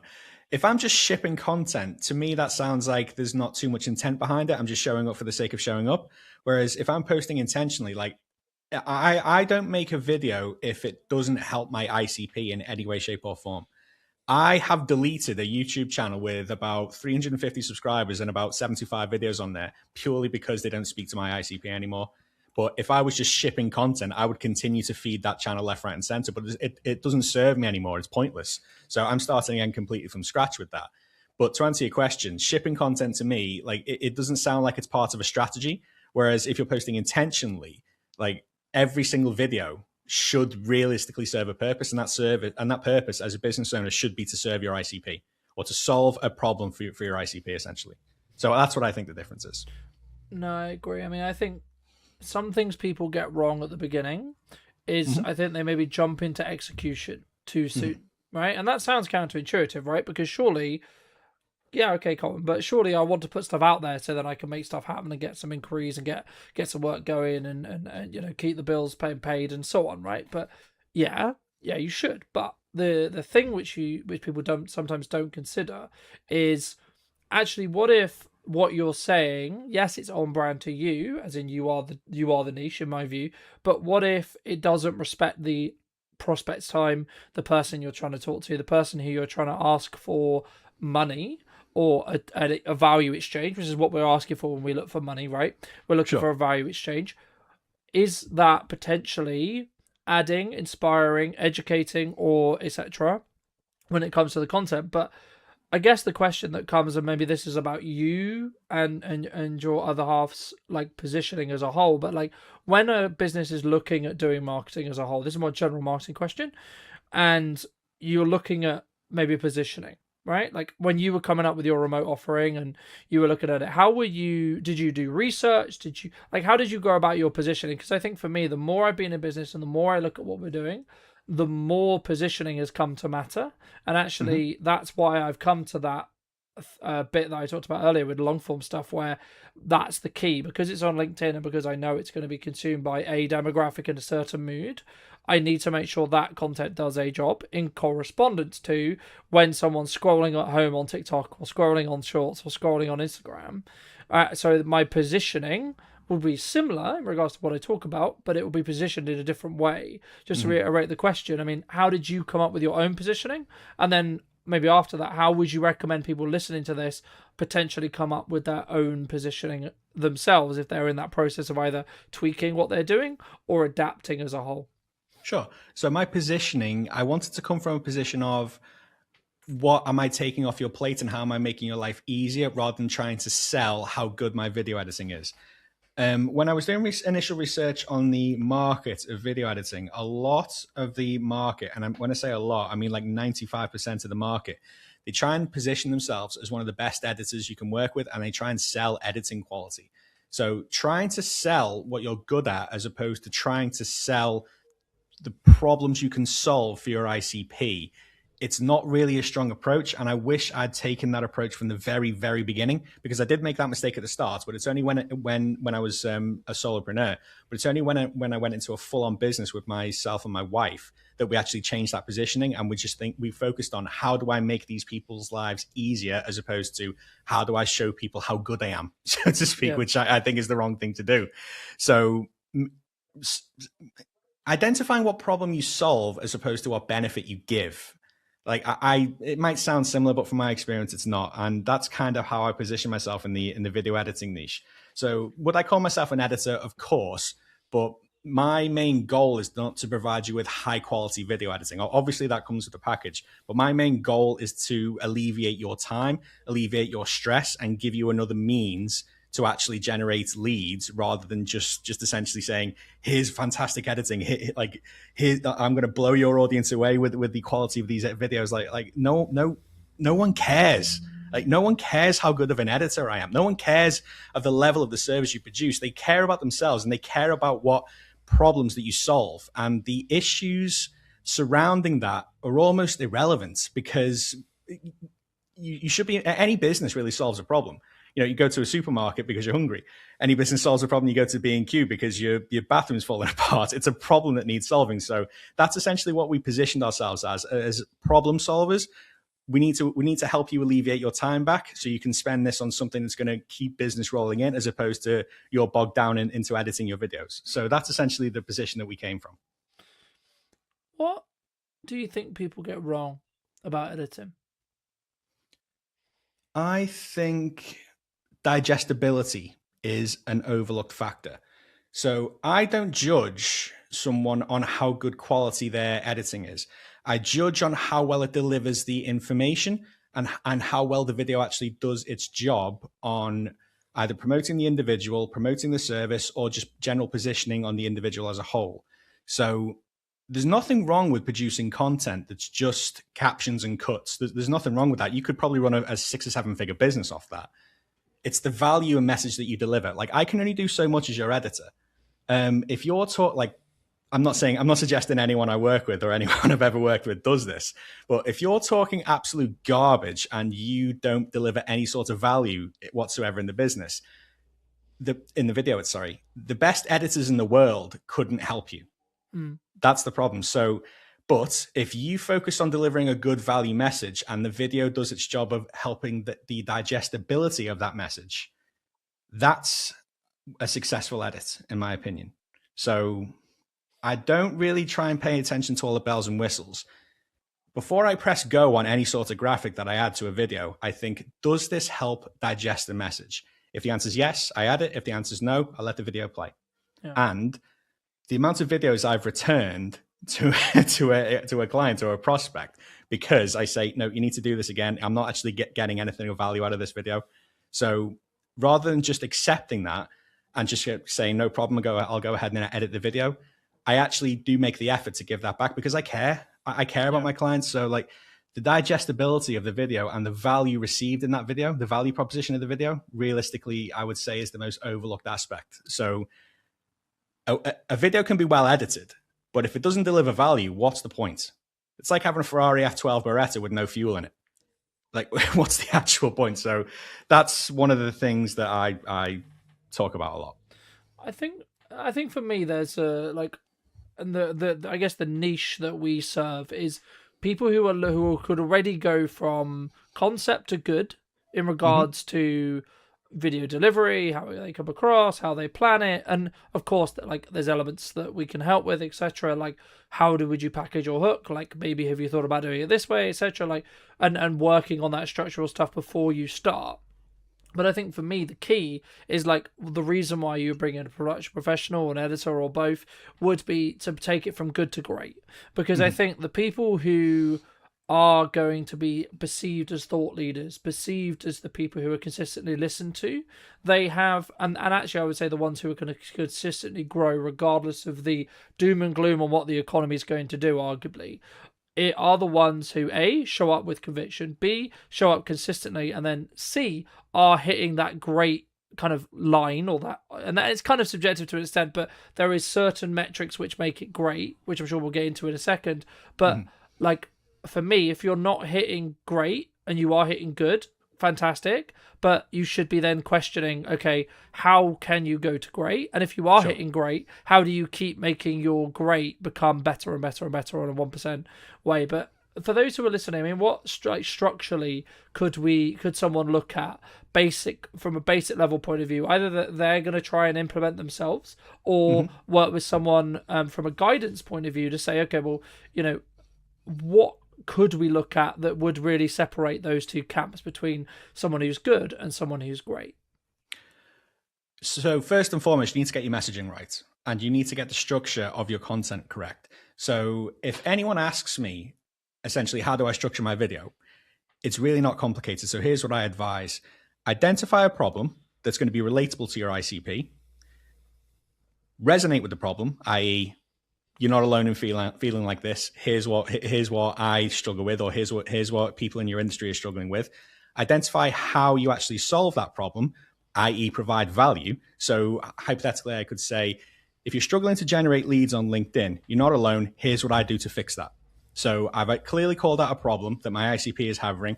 I've resonated with that problem, and then I'm very clearly about to go into how I fix the problem. So I would say I do X, Y, Z in an ABC format. You can do this you can do this quite as easily too. And then essentially I would round it off by saying, remember to do XYZ as well. So kind of extra perceived value during the video. And then I always say, depending on the video itself, if it's short form, I don't tend to close with a call to action. I try and let the caption and the comments do that for me. But if it's YouTube, I tend to interrupt myself, or I recommend the clients interrupt themselves promoting the call to action. So we can touch upon that in a minute. But essentially, that's the structure, the basic structure that I would recommend, and it's really not too difficult to follow. But as a result, it works, and that's what I always recommend. But a lot of the time as well, I try and treat my clients with a bit of respect, because most of the people that I work with, they know what video is doing, they know the value of video, and they've actually been doing it for a long time. They just need to offload it. So I try not to get in the way. I only step in when absolutely necessary. So I'm having to do that less and less and less, because I've raised the caliber of the people that I work with. Majority of the people I work with are founders. And like I said, they already know the value and they already know essentially what they're doing, and I don't get in the way. So, but if they ever need assistance, or if anyone listening ever needs assistance, that is essentially the structure that I follow. So identify the problem, resonate with the problem, offer a solution with the problem, and then add extra value at the end, essentially. So that's the basic structure to follow. So if you're looking to proceed or looking to build on that, that's essentially what I would advise. No, I completely agree. And I think, I think there's kind of two points that I would make here. One would be, like, in most cases, the reason why someone would hire a production professional or an editor is the time save. But that does then come with the question of, okay, well, how does AI fit into this? Because there is, I would argue, there is reasons and potential ways to use AI, and then there is other ways where we maybe shouldn't use AI. I'd be curious on your view. I mean, should we be using AI? Is it something that actually, I guess the worst case scenario, like, is going to take all of our jobs, or actually is it just a part, or is it going to become just part of our workflows? Oh, I use AI. I'm not shying away from that, and I'll say that without any shame whatsoever. But do I use AI to edit your videos? No. I use AI to help me identify hooks, help me identify structures, help me identify the captions, and help me generate captions. So I use it to amplify my deliverable, but I never lean on it way too much. So am I afraid that video editing will take... sorry, I'll start that again. Am I afraid that AI will completely take over video editing? No. Can you use AI to actually take over your video editing now? Yes, you can. A lot of people lean on Opus. I would never recommend Opus for one simple reason only. It's crap. It's absolutely crap. You can very easily see an Opus video these days, and I get the fact that you're leaning on you're trying to alleviate time by doing so. I completely get that. If you're going to use Opus, I would use it to identify parts of the video that would actually make a good clip, because it does rank them in terms of virality. So I would lean on AI to actually assist with what you're doing. Don't use AI to actually completely take over the deliverable. That's just wrong, because your client could literally do that themselves. They just yeah. So I use AI. Everyone uses AI, but I use it in a constructive manner. I use it one that's structurally coherent with what we actually do at Precision, and I never ever let AI take over the workflow. There is always a set of eyes on your work. AI just helps accelerate and fine tune the process. So am I afraid AI will take over my process? No. To answer the question. Do you think, I guess, I mean, you say we'll use Ops, but there's other clippers, of course, that are available. I mean, when you say it's crap, like, what makes it crap, right? There's no variety. The cuts are a bit unreliable. There's no... All the subtitles and the caption formats, they all look the same. So yes, you can pump out videos on at mass, at scale, but one of the main reasons to get on video is to actually help people resonate with you and help people trust you and help show your levels of authority. And if you're just leaning on a format that loads of people do to actually do that, you're not showing any individuality whatsoever. That's just so uninspiring, in my opinion. To say it's crap is probably a little bit harsh, but I stand by it. It is. That's just my opinion of it, and I don't say that because I'm threatened by it. I see it as quite lazy. It's not too difficult to actually I understand some people have budgetary restraints and they might not be able to hire an editor just yet, but it's not too difficult to actually self-teach yourself the basics and just get on CapCut or get on Premiere Pro and spend a bit of time and actually producing that until you're at the point where you can offload this. So yeah, that's essentially where I stand. I think for me, and as someone who uses clippers, who uses editors, I I personally have a slightly different view. I get where Sure. you come from with it, but like my view is you should be right. It should be and it's kind of what I sort of treat when it comes to the long form LinkedIn conversation I had earlier, which is like your premier, what I call your premier content, your really top of the line, very like the stuff you script, the stuff you put a lot of time and energy into, the stuff that the production is really sways, etc. That should go to an editor. That should have motion graphics on it. That should have really captivating subtitles, etc. But if you have a clip or a set of clips from a podcast that it's maybe something you're testing. Maybe it's maybe you want to find the best clip out of a podcast, or you want to get a starting point if you're doing it, or your editor wants to get a starting point, or both. I think that's where AI can serve. It's not to necessarily replace an editor. I think they do different jobs in the same way. You would use a screwdriver in some respects. You would also use a hammer in other respects, right? I think the premium brands, the ones that are going to, I would argue, attract the attention, which in turn is they attract the right clients for them, for their either unique selling proposition or their ISP, are going to be the ones who use both. Right, because I think if you, and maybe sometimes where the term comes from and where AI slop comes from, or like your very visceral reaction when I talked about clipping and using AI, I think comes from is because it can be leaned into and can be maybe over leveraged in respect to like, oh, I can just replace you with this thing, right? And I think with a mix, I think is the best maybe middle ground. And I think actually either A as a mix or B as a starting point is where the value potentially can be there. I agree. And I think you need to understand, like, in some ways you need to rank your content. You need to say, because if you're going to be daily on LinkedIn, in the nicest way possible, you probably haven't got the budget, or I personally don't have the budget at the moment, to be doing 7 weekly, like daily videos that are all A star, A star, sure. A star, A star. I would love to, but the reality is going to be like my constraint is time, the same with everyone, cost, the same with everyone to an extent. But for me, I look at it as a kind of the averages, right? So if I'm doing 7 videos, as long as 4 out of those 7 are A or A star, then actually the average can be, then they can be supported by something that's maybe ops clips, or maybe a live stream, or maybe a written post, etc. Right? And I think once you start looking at your content and your marketing in tiers, especially on socials, and then optimizing for what the platforms want you to do, then you have more of a larger ecosystem that then allows you to create the best of both worlds, right? And that's why I think it's not, and I'm always a bit hesitant when people say, oh, you should do AI or an editor or etc. I think it should be right, within reason. I think, because as I say, I think some things need that human nuance, need that human shape, and others are just like, it kind of goes into that camp of, I've got this idea, let me just, bang, here you go, right? Like when I have an idea for a new video concept, like something that's been working for me this year is doing phone videos to test the tonality, and then I'll potentially film that as a walk-in video on a mirrorless camera. Okay, cool. So I'm up in the production quality, but then I maybe want to add captions on it quickly so it can be consumed better on those platforms. But I'm still in that testing phase with that terminology. So maybe it would be slightly overkill for me to get an editor in to do a really polished version of it.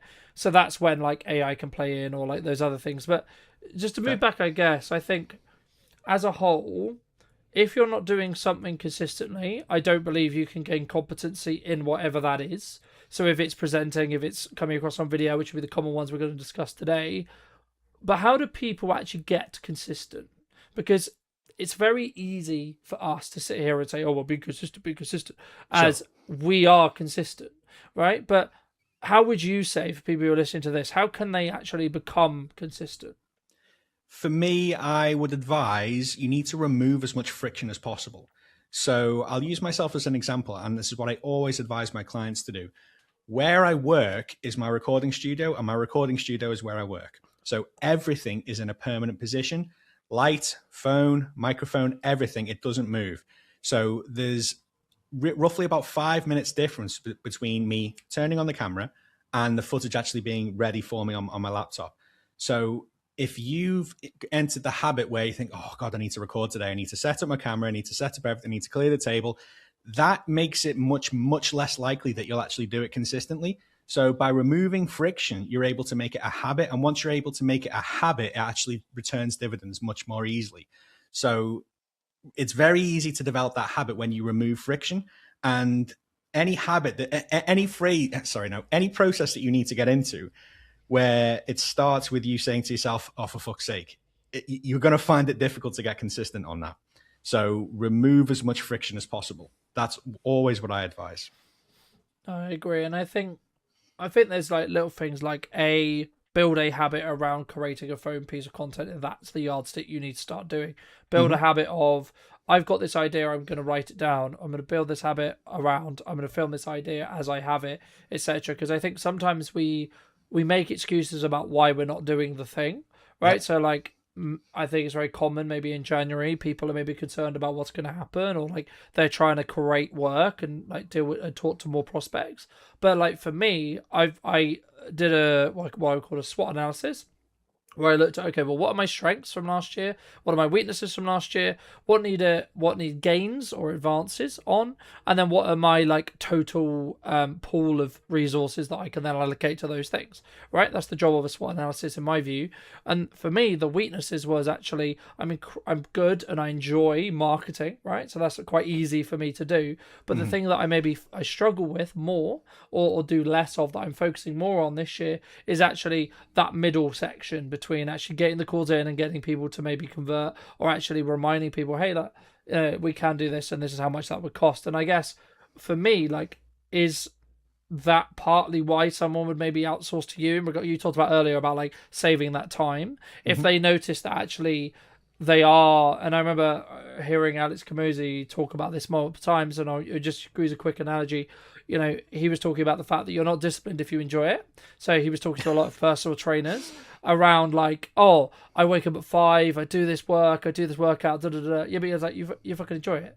Like, stop being a prick, you enjoy it, right? And the crux that what he was pointing out was discipline is showing up when you don't want to do it. But actually, if you're doing the thing that you enjoy, arguably you would have done it anyway. So the real quote unquote discipline, and the thing that I'm leaning into a little bit more now, is I don't really want to do this as this is uncomfortable, and I still need to do it consistently, right? Because that's where the results come from. That's where compounding happens. But just to reiterate the question, I guess, what would you say to people who are struggling with being disciplined with their videos? And is that actually why you would then recommend people then outsource something like you, so they have that time block allocation in regards to funds, so they can then refocus on the bit I mentioned here, which was those calls and that closing? Right. I think if someone is struggling to be disciplined with videos, I don't think they are the people I want to work with just yet. Okay. Because the people I want to work with are already disciplined with it. They know the value of it. They've just sinking way too much time into the editing, and it's becoming a bottleneck. But in order to get disciplined in order to stay disciplined in terms of the video content, I like to, what's the word I'm looking for? It's difficult for me because I bloody love it. But I understand a lot of people might not be in the same position. Because I think especially, sorry to cut you off, but I think especially at the beginning, right, people hate it, right? And that's the thing I was going to say. Like, they hate how they sound, they hate how they look, they don't feel confident. Like, it's different when you've been doing it 10 years and it's just second nature to you. But it's not for everyone, especially when they start out. Like, they might have loads to say and they might actually eventually become really good at it, and especially when they add that extra sauce on top with editing and etc. But like, that's why I mentioned, like, sometimes you have to show up and do the thing you don't want to do, because that's the thing that's going to move the needle for your business. Oh, 100%. Like I said earlier, the most boring actions repeated daily produce the sexiest results. So if producing a video a day to you is absolutely boring, and that's not really something you feel like is going to move the needle, well, newsflash, it really is. Like, if you're consistent with that every day, believe me, that really is. But put it into perspective, obviously we all know who Mr. Beast is. He posted 447 videos before he actually got any sort of traction whatsoever. Admittedly, he actually fell in love with the process, and that's why obviously he's at the insane level where he is today. But that's besides the point. But the daily actions, if video is one of them, and you get over that, just think to yourself, what else can you achieve? if that's something you genuinely hate but know you need to do it, like, case in point, none of us like doing cold outreach. Like, none of us like doing it at all, but it's something we know we have to do, and I'm at peace with it. So I would advise, if you want to get consistent doing that, target the morning. Target before you actually get on with any sort of work. Because if you wait until the evening, trust me, you're burnt out. You're done with the day. You just think, oh, I can't be fucked. I'll do it tomorrow. But I developed that as a bit of a daily habit. So any recording sessions I do, I've made sure that the morning is targeted for that, because I feel like I'm most productive in the morning. And you could be a night owl for all I know. Like, obviously, if it works for you, it works for you. But if recording to you feels like part of the bottleneck work, and it starts to feel like, I don't really want to do this. Have you ever heard the phrase, once you see results, it starts to become an addiction? That's essentially, that's a phrase a lot of people go to the gym say. But once you actually start doing this, like just like you've been to the gym, if you force yourself to go to the gym for 2 weeks straight, you're going to see results. It's the same with video. It is absolutely the same with video. So if you're consistent with it for a couple of weeks or even a month, depending on how long it takes, once you start to see the results, you won't want to stop. Just like when I started doing cold outreach and I forced myself to do it, and I actually started getting some results because I did it for so long and I was so disciplined with it, I thought, I'm not giving this up. You will get bitten by that bug when it comes to video. I guarantee it. So if you if you just grind it out and force yourself to do it, if you dislike it, but if you force yourself to do it, it will inevitably produce dividends, in my opinion. No, I agree. And it's interesting that you mentioned cold outreach, because I think so many people, like, I've told and froed about cold and like outreach as a whole, but there's something that I've tried to do and focus on doing, like for me personally this year as the business, is like consistently fill in that gap that I talked about as well. Because like, I'm naturally good at marketing is never going to be the challenge for me, ever. Creating content isn't going to be the challenge for me. Writing emails isn't going to be the challenge for me. Except it's not going to be the problem that I run into. The thing that I have tried to do is backward shift my day in the same way to you. So everything that I'm going to find really guru and really horrible and really hard, I'll do first thing, right? Because I then don't have an excuse, because I don't get to do the stuff I enjoy, like this show, until I've done the follow-ups, until I've done the lead gen, until I've done the cold outreach. Because I don't get that, because I remember a long time ago, and I recommend if anyone hasn't, they look up the book called Mind Hacking. It's basically about creating systems in your head where you give yourself rewards, and you only do things, like you do a hard thing, and then you give yourself a reward, right? So let's say, for example, you really want to record a video, you want to script a video, you want to, jump on a live stream or whatever it is. If that's something that you count as a reward, or you see as a reward, okay, you only get to do that reward if you do something you absolutely detest. Absolutely don't like the idea of. That might be ringing 3 businesses you don't know. That might be reminding 4 ex-clients that you are still offering something, or you've got something to offer, and you send them some messages, and you call your leads or work your leads, or etc. And I think once you take the averages out of that, actually you're going to show up better in video, because you know all the hard work's done. So your cognitive load is going to be lower because you've done the hard shit already today. So it's like, actually, well, this live stream's a piece of piss then already, isn't it? Or like when something else goes wrong, it's like, well, actually, that's I've done the thing that absolutely terrified me. And again, if that's for video for you, for those who are listening, then start with your videos, right? Like, it has to be the thing which you're going to find that requires you. Oh, I don't want to do this, And I think that's the reason why I would argue that anyone listening who does this will have a more successful year than they had previously. But I guess as a final thought, I mean, has your definition, and this could be quite wooey, but like, has your definition of success changed across the last couple of years? Absolutely. So when I started, obviously my passion for video was still as strong as it is today.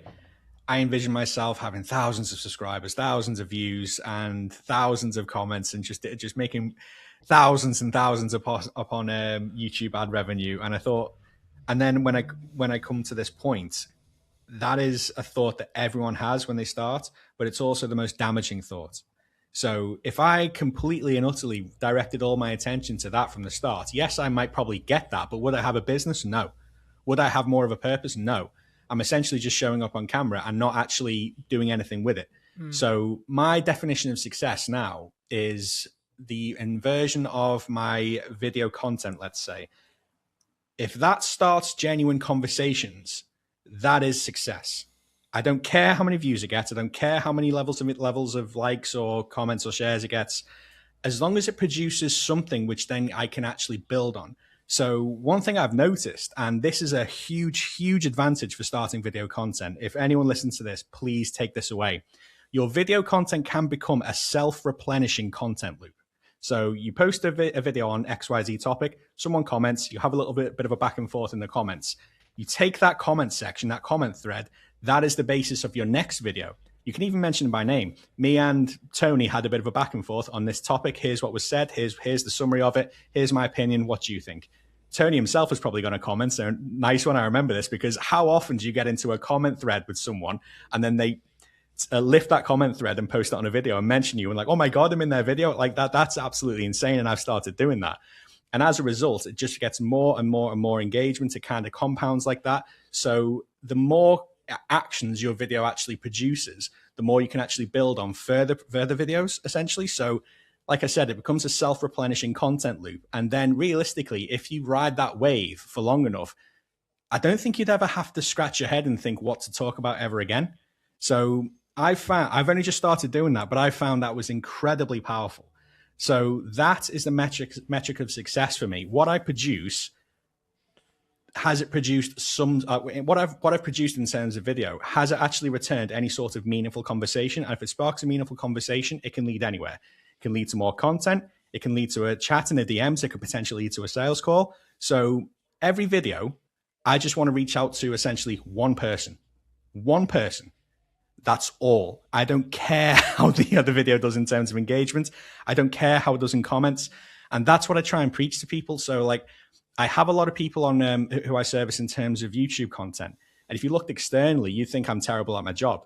But realistically, they didn't hire me to get thousands and thousands of views. They hired me to generate business from the content I helped them produce.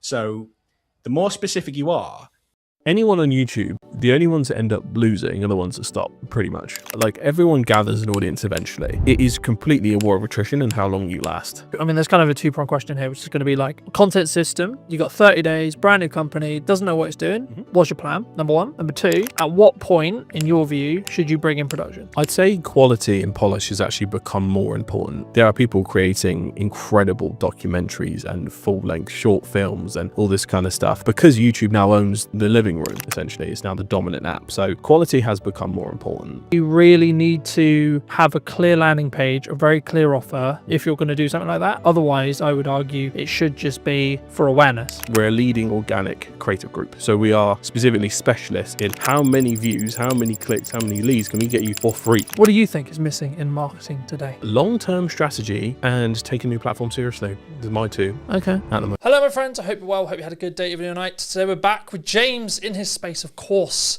to capture what's missing in marketing today. But before we begin, James, before we get into it, I'm sure this could be a wonderful conversation. What do you think is missing in marketing today? Woohoo! Long-term strategy and take a new platform seriously. These are my two. Okay. At the moment. What does that mean in actual terms for people listening? So practicality speaking, every probably like 3 months or so, every quarter, you need to be looking at what is on the horizon, pretty much, in terms of new platforms and everything else. So for me, newest contenders to take seriously are things like Substack. Massive. Just got an account on there.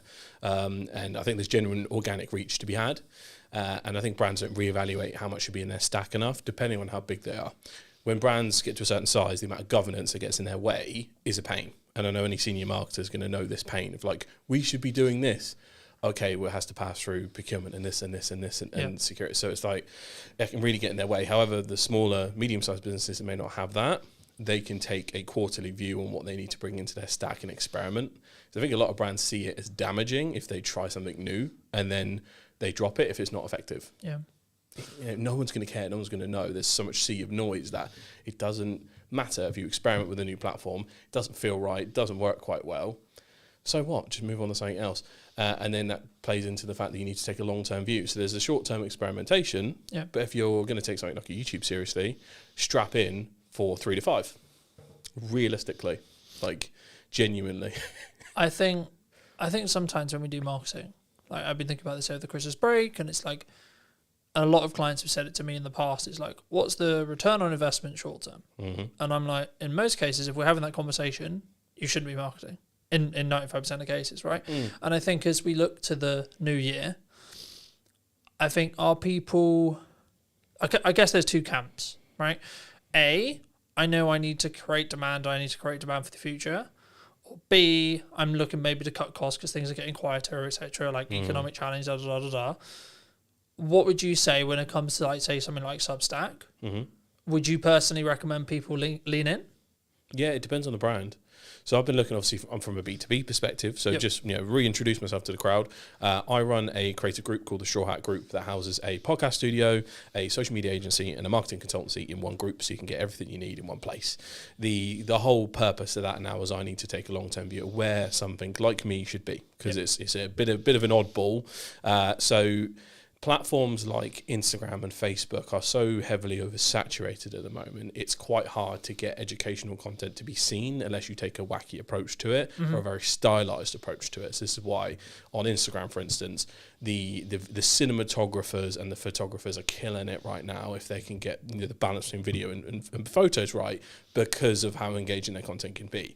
However, if you are a law firm who likes to take this a little bit more seriously, much to a detriment, then you're going to struggle maybe on Instagram these days. Whereas something like Substack is a green territory for you to really double down on some really thoughtful, cerebral stuff. And people are on a different mindset on there. So from that perspective, that's why I'm kind of obsessed with Substack at the moment and why people should take that seriously.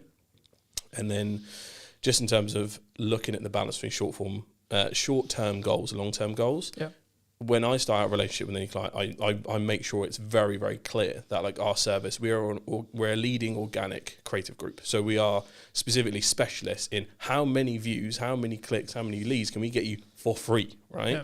If you need short-term immediate, there's a separate partner and service we use for that. So it's very much like, okay, we need to really redefine in 2026 the ideas of what people have as marketing. Digital sales, I think, needs to become a term we use more often. So whether it's Meta ads, Google ads, TikTok ads, whatever, that is digital sales to me. You know, if you're doing a specific ad campaign for a specific goal for leads for a particular service, that's digital sales, right? That's short-term digital sales over here.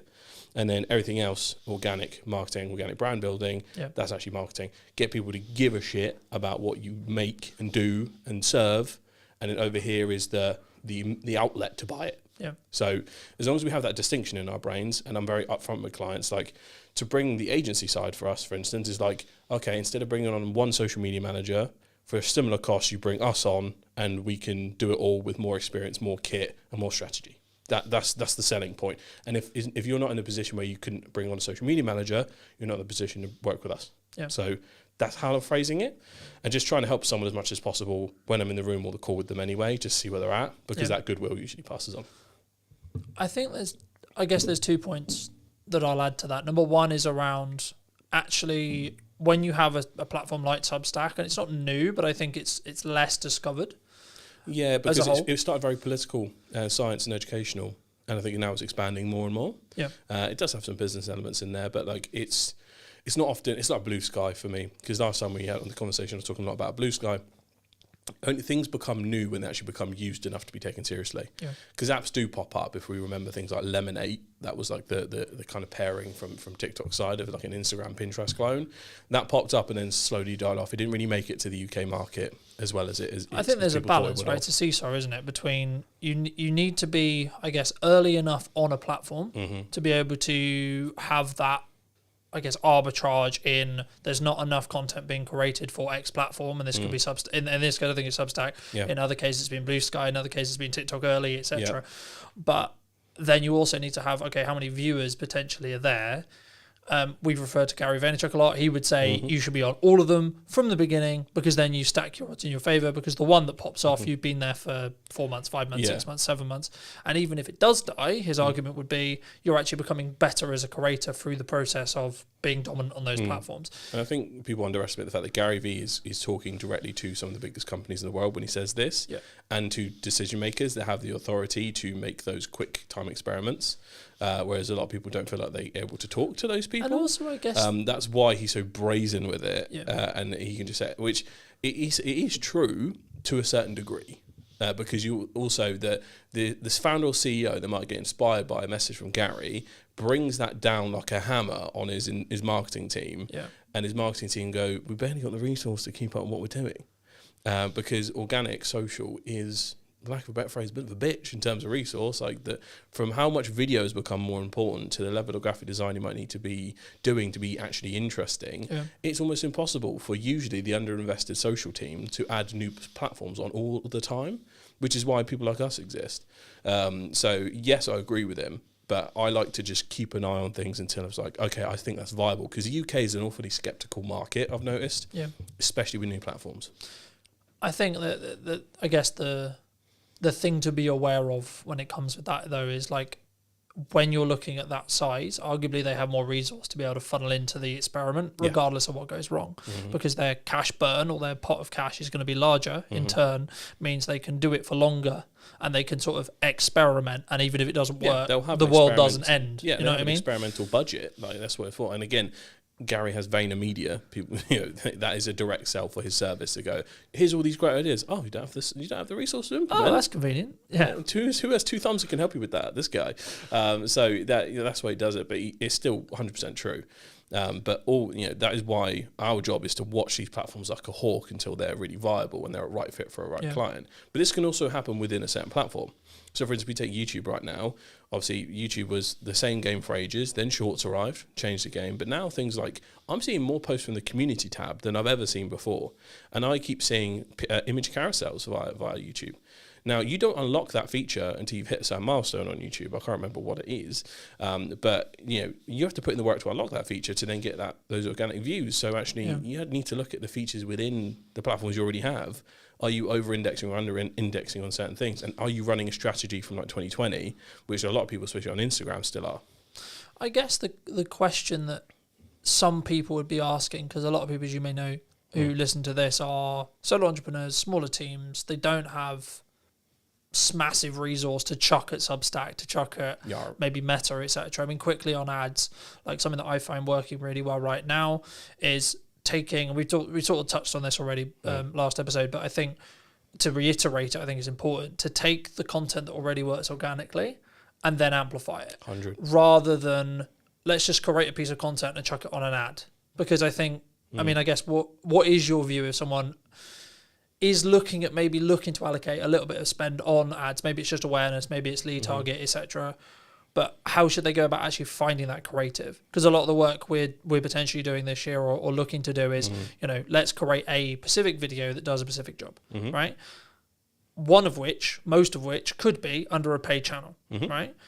But how do we, as a generic, because you can't move anything unless you've got data. So what would you say when you were looking at a client or talking to a client or talking to the people listening? How would you say someone should tackle, let's get our teeth into maybe a little bit of paid or target a little bit of organic? Like what level of experimentation should be really following?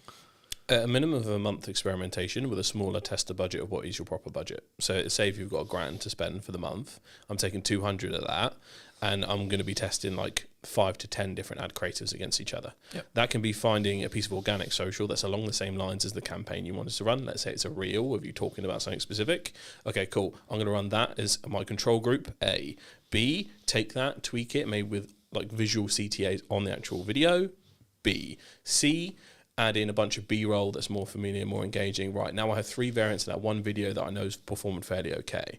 Now can I take the transcript of that information I talked about and turn it into visual carousels? That is number 1. So we test the photos against each other.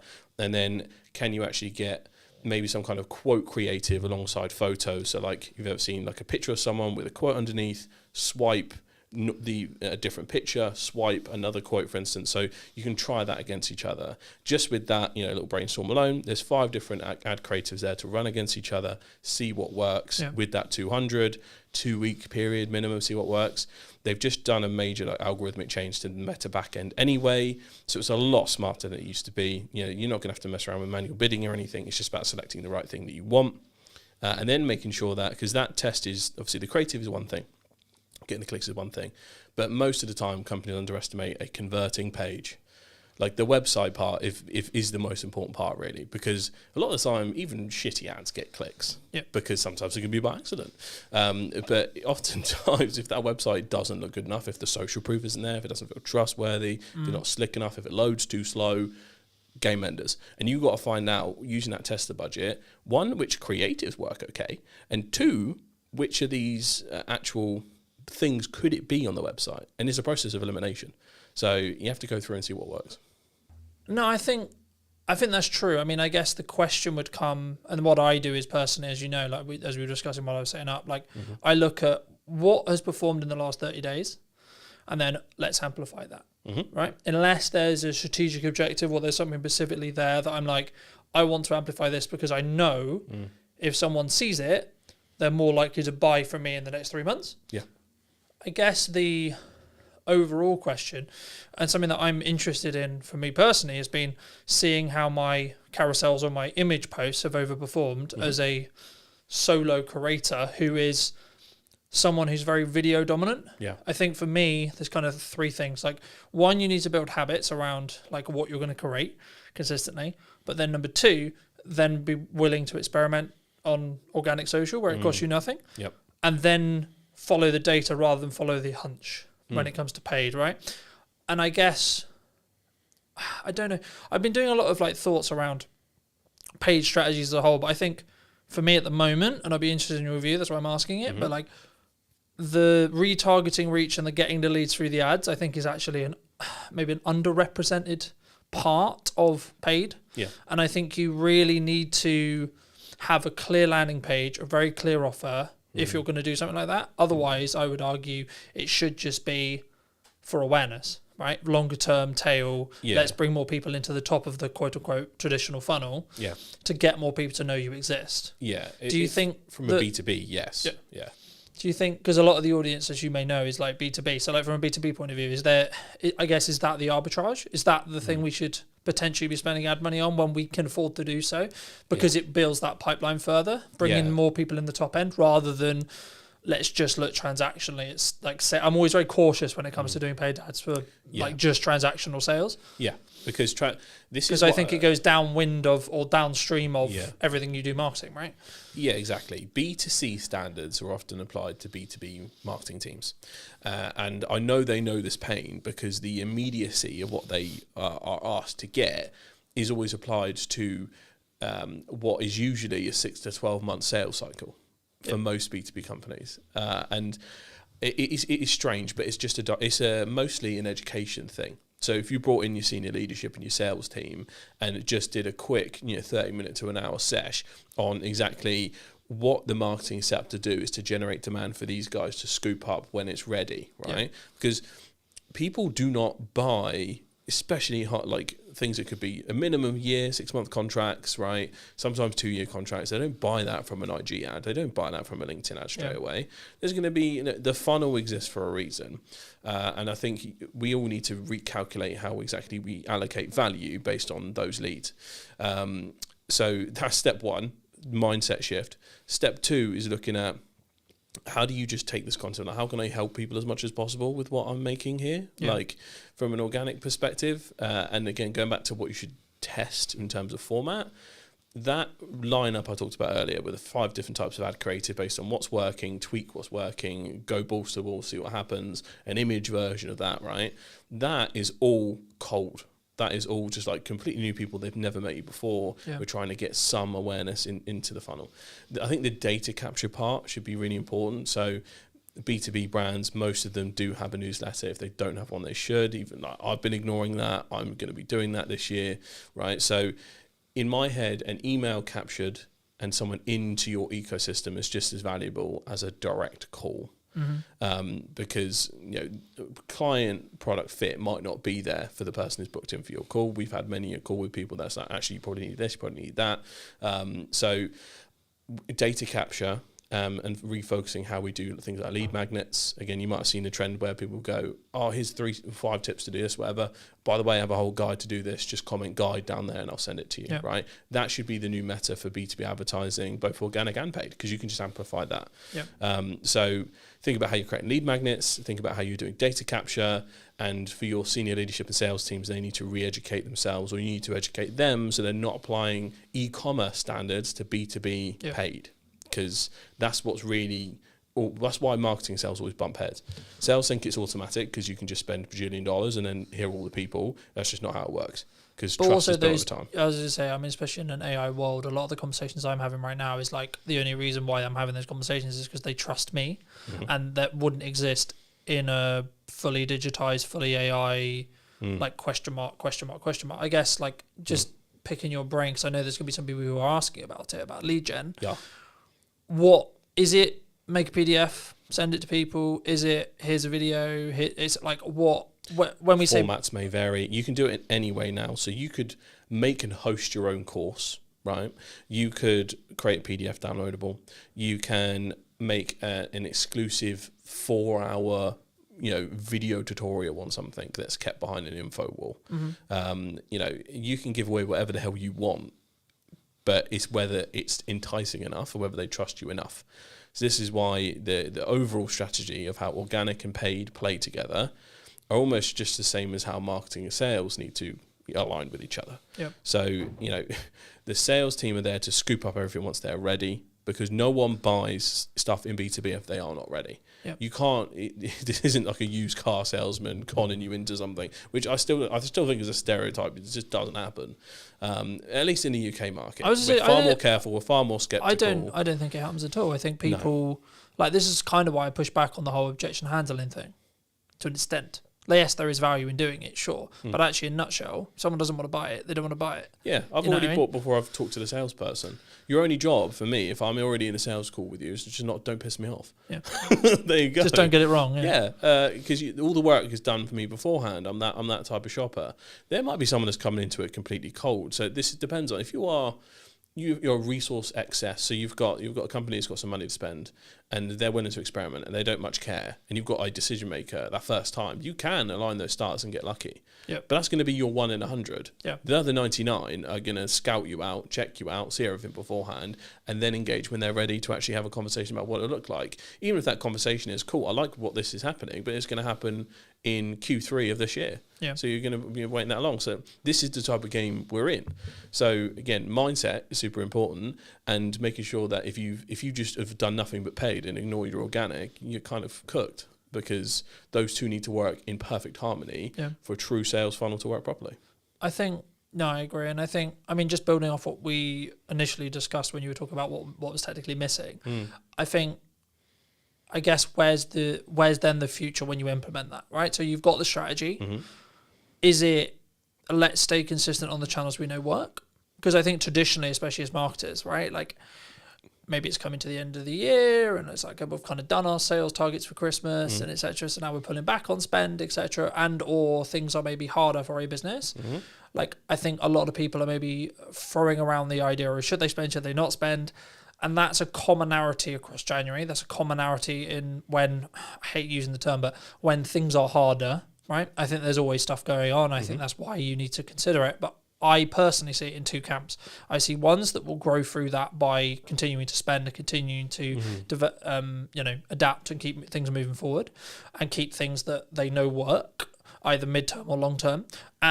But then if you are in a camp, and I watched it specifically in COVID, right, and I'm sure you did as well, around when people stop, they then lose their momentum, they then lose the top of mind, and then everything, and then their entire quote-unquote system starts to fail, right? And maybe they had a bit of residual, so then it doesn't really feel it, etc. But like, what would you say to people right now who are maybe on the fence about spending, right? And this isn't necessarily directed to me or you, but in general, right? They're looking at, okay, should we cut marketing? Because traditionally, marketing is the first thing you cut, which I always think is a bit backwards. But, what would you say to those people who are maybe on the fence about spending right now? Thing is, I like to phrase it as, what have you got to comfortably spend? Yep. If you're about to spend money that's going to completely mess up your entire business model, don't do it. basically.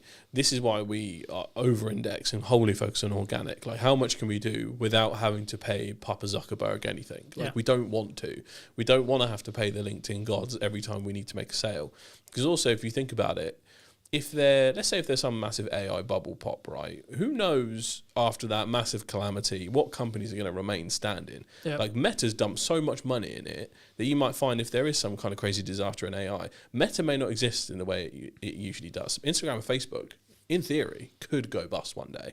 And if all your eggs are in that basket and your whole paid funnel relies solely on that, yikes, right? So it's not likely to happen. Like, whatever, usually these companies are too big to fail. They'll probably be bailed out like banks or something. But in general, if you've got all your eggs in one basket because you're clinging to whatever has previously worked, eventually that will also run out. Because if you're running an old strategy on the platform which is all yeller, then you're going to run into a wall. You have to constantly adapt. You're not supposed to shoot yourself in the foot and be like, okay, I'm going to immediately dump anything that's working and move on to something. But it's experimenting comfortably without doing yourself in. And there's so many different ways to do that, whether you work with an external force, whether you bring on an apprentice, whatever that happens to be. Sometimes you just need a fresh perspective. Go on a course or a webinar, right? And just see what works or where you can spend. Or just, I think, don't pull back spend out of fear. Just experiment with strategy and intent. Yeah. I mean, sometimes it's just about mixing up the content. Right, like, and building habits around that content, right? Like, I was aware last year that I create content differently when I'm just talking to my phone than doing something like this, right? And it's not to say that this is better than that or etc. No, they're different and they act in different parts of the funnel. And I would argue that the person who's maybe going to sit here and listen to us for an hour is in a different buying state or a different educational state than someone who's just going to watch my reels, right?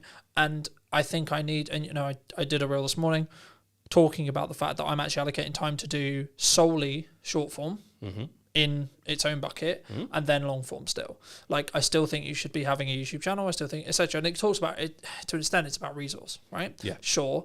But actually, in a pinch moment, which is what we're referring to here, I would say leaning into what works and like leaning into that goodwill, but being aware of what needs to happen, I think is the solution in 95% of cases. Because otherwise, you're only screwing yourself longer term.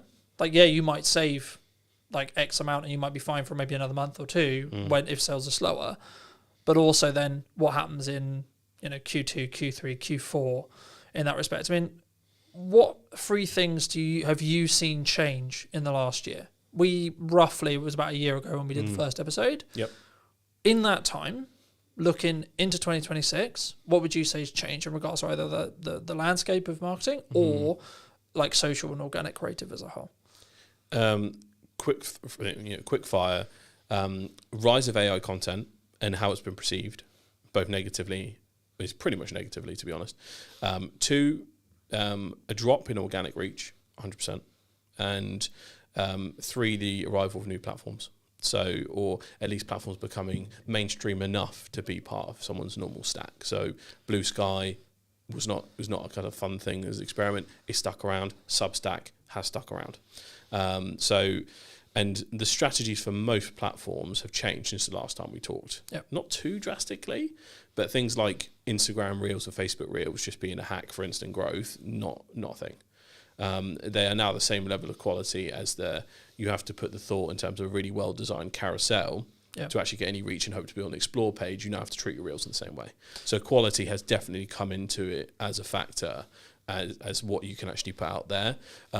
I'd also see, if we go back to the rise of AI content, there's been this interesting counter movement to AI. So I think the last stat I saw was around 70% of images online are AI generated already, which is really crazy. And that could be just like random ads you see, or that can be like stupid things you make with your friends.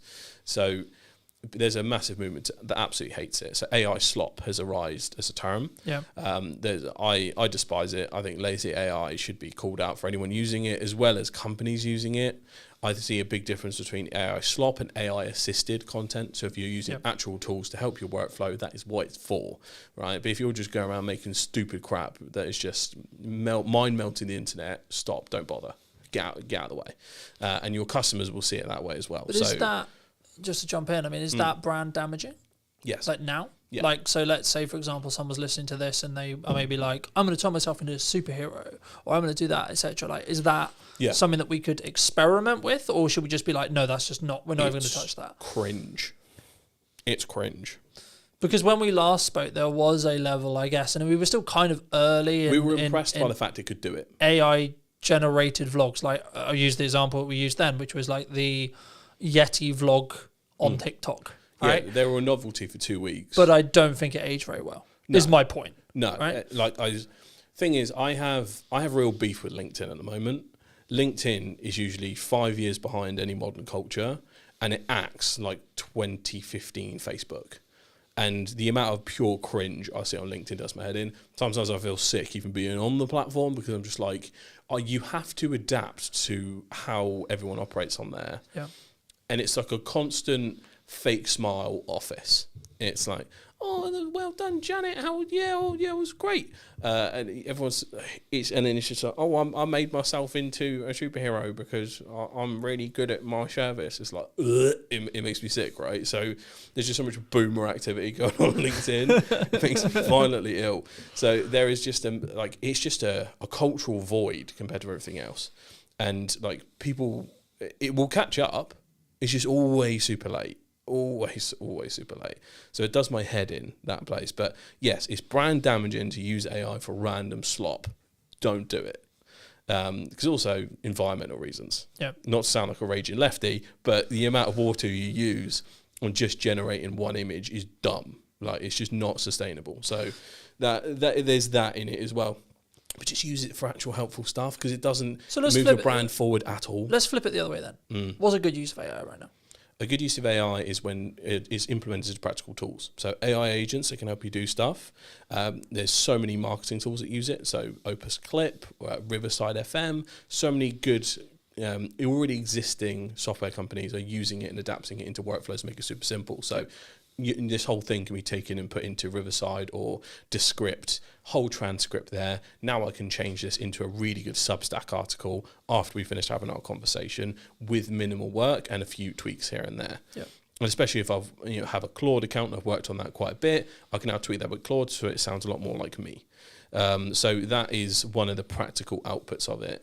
If you're just generating cringe images, get in the bin. That's my general take on it. But yeah, it's so many practical uses for it. I guess still. Does it go in the camp of, and I saw this a lot, and we're filming this early January, so I saw this a lot over the Christmas break, especially like yesterday at the time of filming, where it was like first day working back, and it was like everyone was like Happy New Year, and I'm just looking at that post going, you had nothing to post, did you? You had nothing to say that was actually valuable, right? Yeah. Because okay, I get it, sure, good idea, but if you had something valuable to say, surely wouldn't you swap that out and then add on the tag on the end, Happy New Year? Or if you wanted to do a Happy New Year, like, the kind of similar was like in some ways the Happy Christmas, or like those kind of. I mean, guess does it go in that camp when it comes to like, oh look at this cool thing? I remember there was I don't know whether it was a trend, I don't know whether you saw it a lot, but like there was this thing over Christmas which was like everyone was turning themselves into an elf. Yeah, right. And I was just like, on the shelf, I was like, stuff, what, or the people that were doing those fake red carpet things where they walk around. Yeah. But it was just like what I always added and go whenever I think about creating a piece of content. Maybe it's just me and it's how I think. But what value am I adding, or what educational value or entertainment value or whatever am I adding to the person who's like potentially going to consume this? If there's nothing tangibly, like I can't think of something, it won't be a post. Yeah, the output is zero, so you might get a couple of likes from the people in the immediate circle, and that's kind of what it's for. I'm a bit of a Grinch when it comes to this, because like I have beef with awareness days. My conspiracy is awareness days in general were made up by social media managers that didn't have anything good to post. Yeah. So National Chair Leg Day. Yeah, all right then. Like, and I kind of treat Christmas and New Year's the same way. Like everyone's jumping on saying Happy New Year. Okay. If you've jumped on and you've done like, here's 20 things that like completely changed how well 2025 went, or how badly it went, and you can adapt to it, actually useful. Yeah. Cool, I'll take that. But most of the time it's just like, wow, what a year. And it's just like everyone's just doing the same thing. But do people not put it through that filter, do you think? Is that the problem? No, a lot of people treat their LinkedIn like a personal Facebook, which goes back to the point of I find it a cringe culture 99% of the time.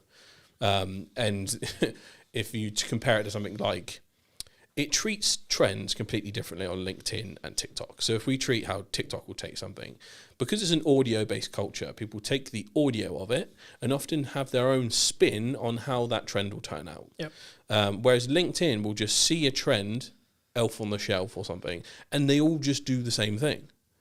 Because it's the same as when you had the first time on Facebook where people had like flashing banners or they can make themselves look like a Teletubby, and then everyone was like posting that. Yeah. And it's just like, can you stop being a boomer, please?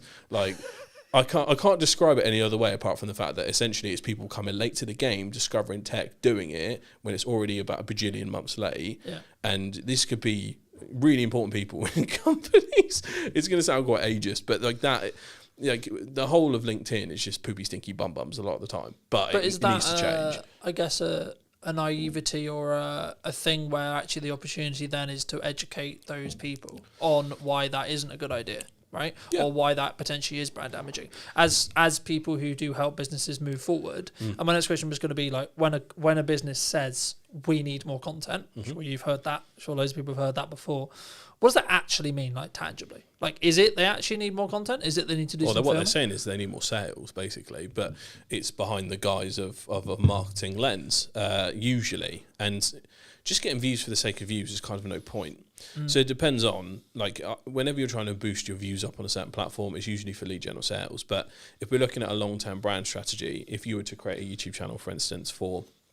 go back to the example of a law firm, which there aren't very many good UK law channels that could be doing so much to prove their expertise, educate, entertain, inspire people. So, for instance, there is a guy I follow on Instagram. His name's something Jobber. He reviews traffic accidents people send to him on Dashcam, and he points out who is at fault. Right? Yep. How many times could a law firm do that? It could be a dispute in the hallway. They could be reacting to CCTV fights or whatever, and there's a civil dispute. Whatever you specialise in, you could be doing reaction videos. You could be doing education videos. You could react to popular culture. The Americans are all over this. Legal Eagle on YouTube is the best example. He does stuff all the time on whether things that the administration might be doing is illegal or whatever or not, right? So there's so much opportunity that lies in front of us, and we just choose not to do anything about it and stick to our ways. This is a very UK culture sometimes, because it's like, don't rock the boat. And those who do are always the one that win. So yes, we need to be helpful to people instead of just saying stop being cringe. Most of the time people aren't thinking about their personal brands the same way me and you do. Yeah. They'll think about their company brand in that way, and then their personal brand is theirs, and they just think of it like their Facebook or Instagram. So it depends on if they are actually a leader or a founder or a CEO where it's actually important for them to project certain things via their brand. Because most people isn't, and they won't treat it in the same way. I guess for me, I've always been eternally grateful for anyone who's willing to give me any amount of time, right? So I take that as a responsibility whenever I do create a piece to say, I'm asking for 2 minutes, I'm asking for 10 minutes, I'm asking for 50, whatever it is. And this is what I expect, I want the change to be, the investment or the whatever. I want someone who's going to invest that time to get something for that time, right? And I think that's one of the reasons arguably why, like, I guess you could say like why personal branding is the best thing, but it's become a buzzword in the same way like some people have said that podcasting is dead because you're not Joe Rogan, for example, right? But just quickly on podcasting, as we sit here on a podcast in a podcast studio, is podcasting dead in 26? Should we not? Should we? No, it's not dead. It's just but we're not Joe Rogan. We're not Chris Williamson. We're not. So you want to know the difference between you and Joe Rogan? He had a decade ahead of you. That was it. Anyone on YouTube, the only ones that end up losing are the ones that stop. Pretty much, like everyone gathers an audience eventually. Yeah. It is completely a war of attrition and how long you last. How long you can put up with that valley of despair before one of your videos pops off. Yeah. Because this happens with YouTube, right? You'll be 100 videos in, and it'll be video 30 from 8 months ago, which is the one that performs, and hooray. And then that boosts up all your other videos. So it's very much a nothing. Holy crap! Like that is how YouTube ends up working. But it's hard to sell as a business case. If you're internal, for instance, our brand would have a killer YouTube channel. We did this, and this, and like, okay, cool. How much do we have to invest, and how long is it going to take? Don't know. A lot and infinite time. Yeah, Cool. basically. So I need us to do a thing that could last years, and there's no guarantee And has you'll get infinite a money penny pit, from yeah. it. But this is like going back to the AI tools and how you need to look at marketing in general. We've talked about this before, but having some kind of content engine or mainstay series to power a lot of things is what helps make something like a podcast immediately ROI positive. Yep. So again, if we're looking at the split of things I call this waterfall method, you can have a podcast at the top. That's going to produce you short form clips, easy. Take the transcript of it. That's going to give us a nice couple of carousels, actually. Scroll through. If I pop them in the Canva, make some graphic designs. So that's number 3. Oh, cool. I can take the summary of some of the conversations I've had over the past month. That's my monthly newsletter. Packed to the brim because I've interviewed 5 people or 4 people during this month. Excellent. Oh, wait, now I can translate this to my blog and Substack. So one activity has gone all across this, plus the fact that if you work with your sales teams, you now take that lead magnets, subjects for webinars that you wouldn't actually have to deliver, because if you've got a sales team that has all of this information, that we used AI to go, hey, turn these 4 podcasts into a really informative webinar for our sales team to deliver. Yep. You could potentially do that with a couple of tweaks here and there. So with the right system set up, with 0 subscribers and 0 views, you create an ROI positive system because you've created a content ecosystem from day one. That's what we implement for our clients, and that's why it's a multi-pronged approach, and I know you do the same for yours. So, yes, you just have to make the system work. And as soon as you explain that once, you're like, oh, I get it. So it's a reframing the conversation, make sure you put a practical business spin on it for those who aren't in the world of social. Because a lot of times people just aren't.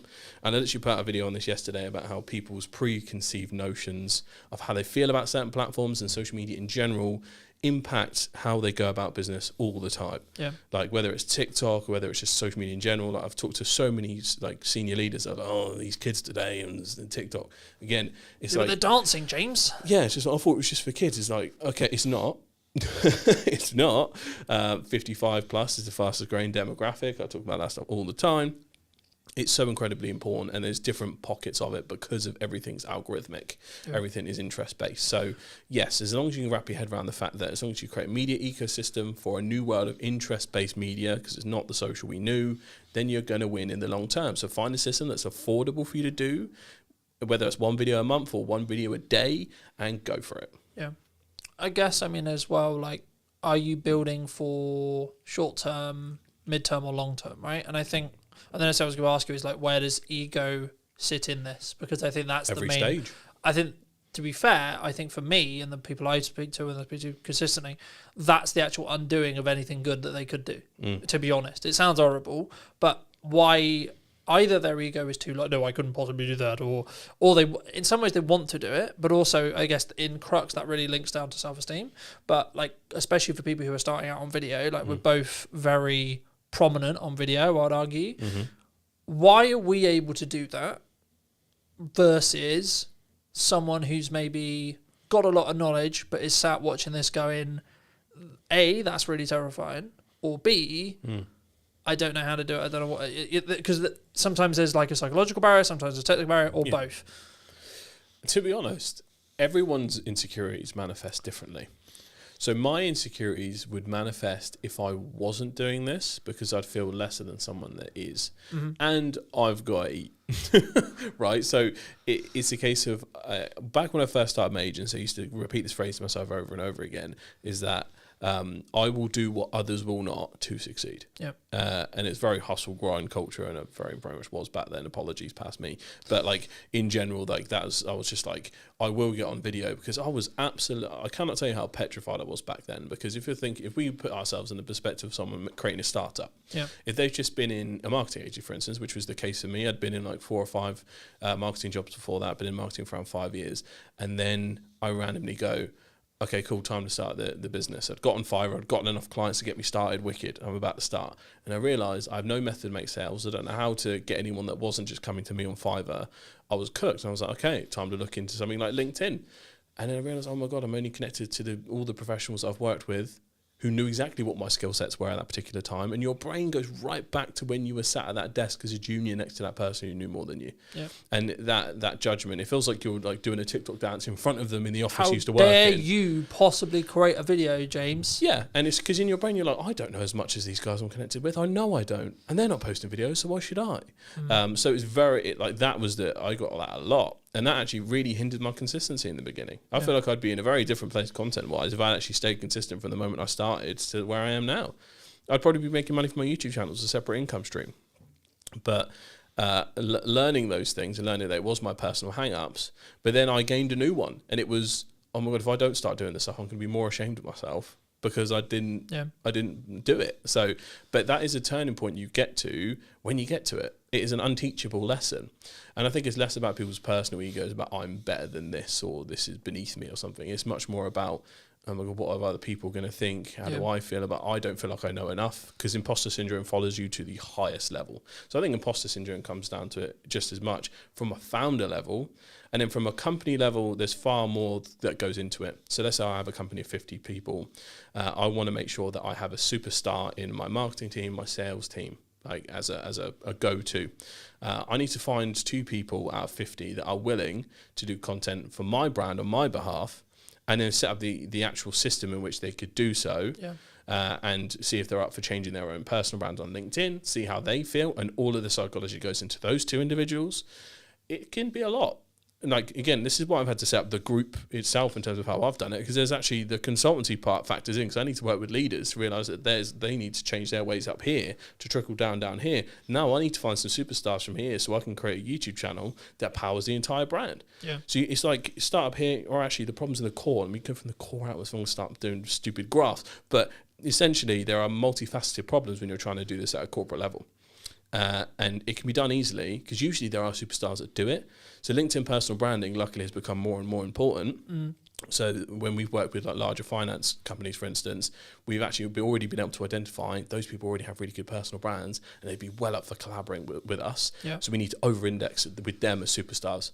We need those superstars, we need those advocates. And I think foster any brand that has someone posting good personal brand creative in there right now, reward them anyhow you can. Get them in videos, financial rewards. Like, for instance, we've got content performance rewards and client retainment rewards on our side. So if we keep a client and if we get a viral hit, you guys are going to get money from that. So same way as if you participate in 6 months worth of videos, you're going to get a bonus from that. Like, put those things in place because you need those people to be your superstars. As I say, but is that more of a long-term culture challenge? Yeah. Like people maybe, I don't know, is it... It will take a couple of people, 1 or 2 people to lead the way before others start to feel more confident to do so.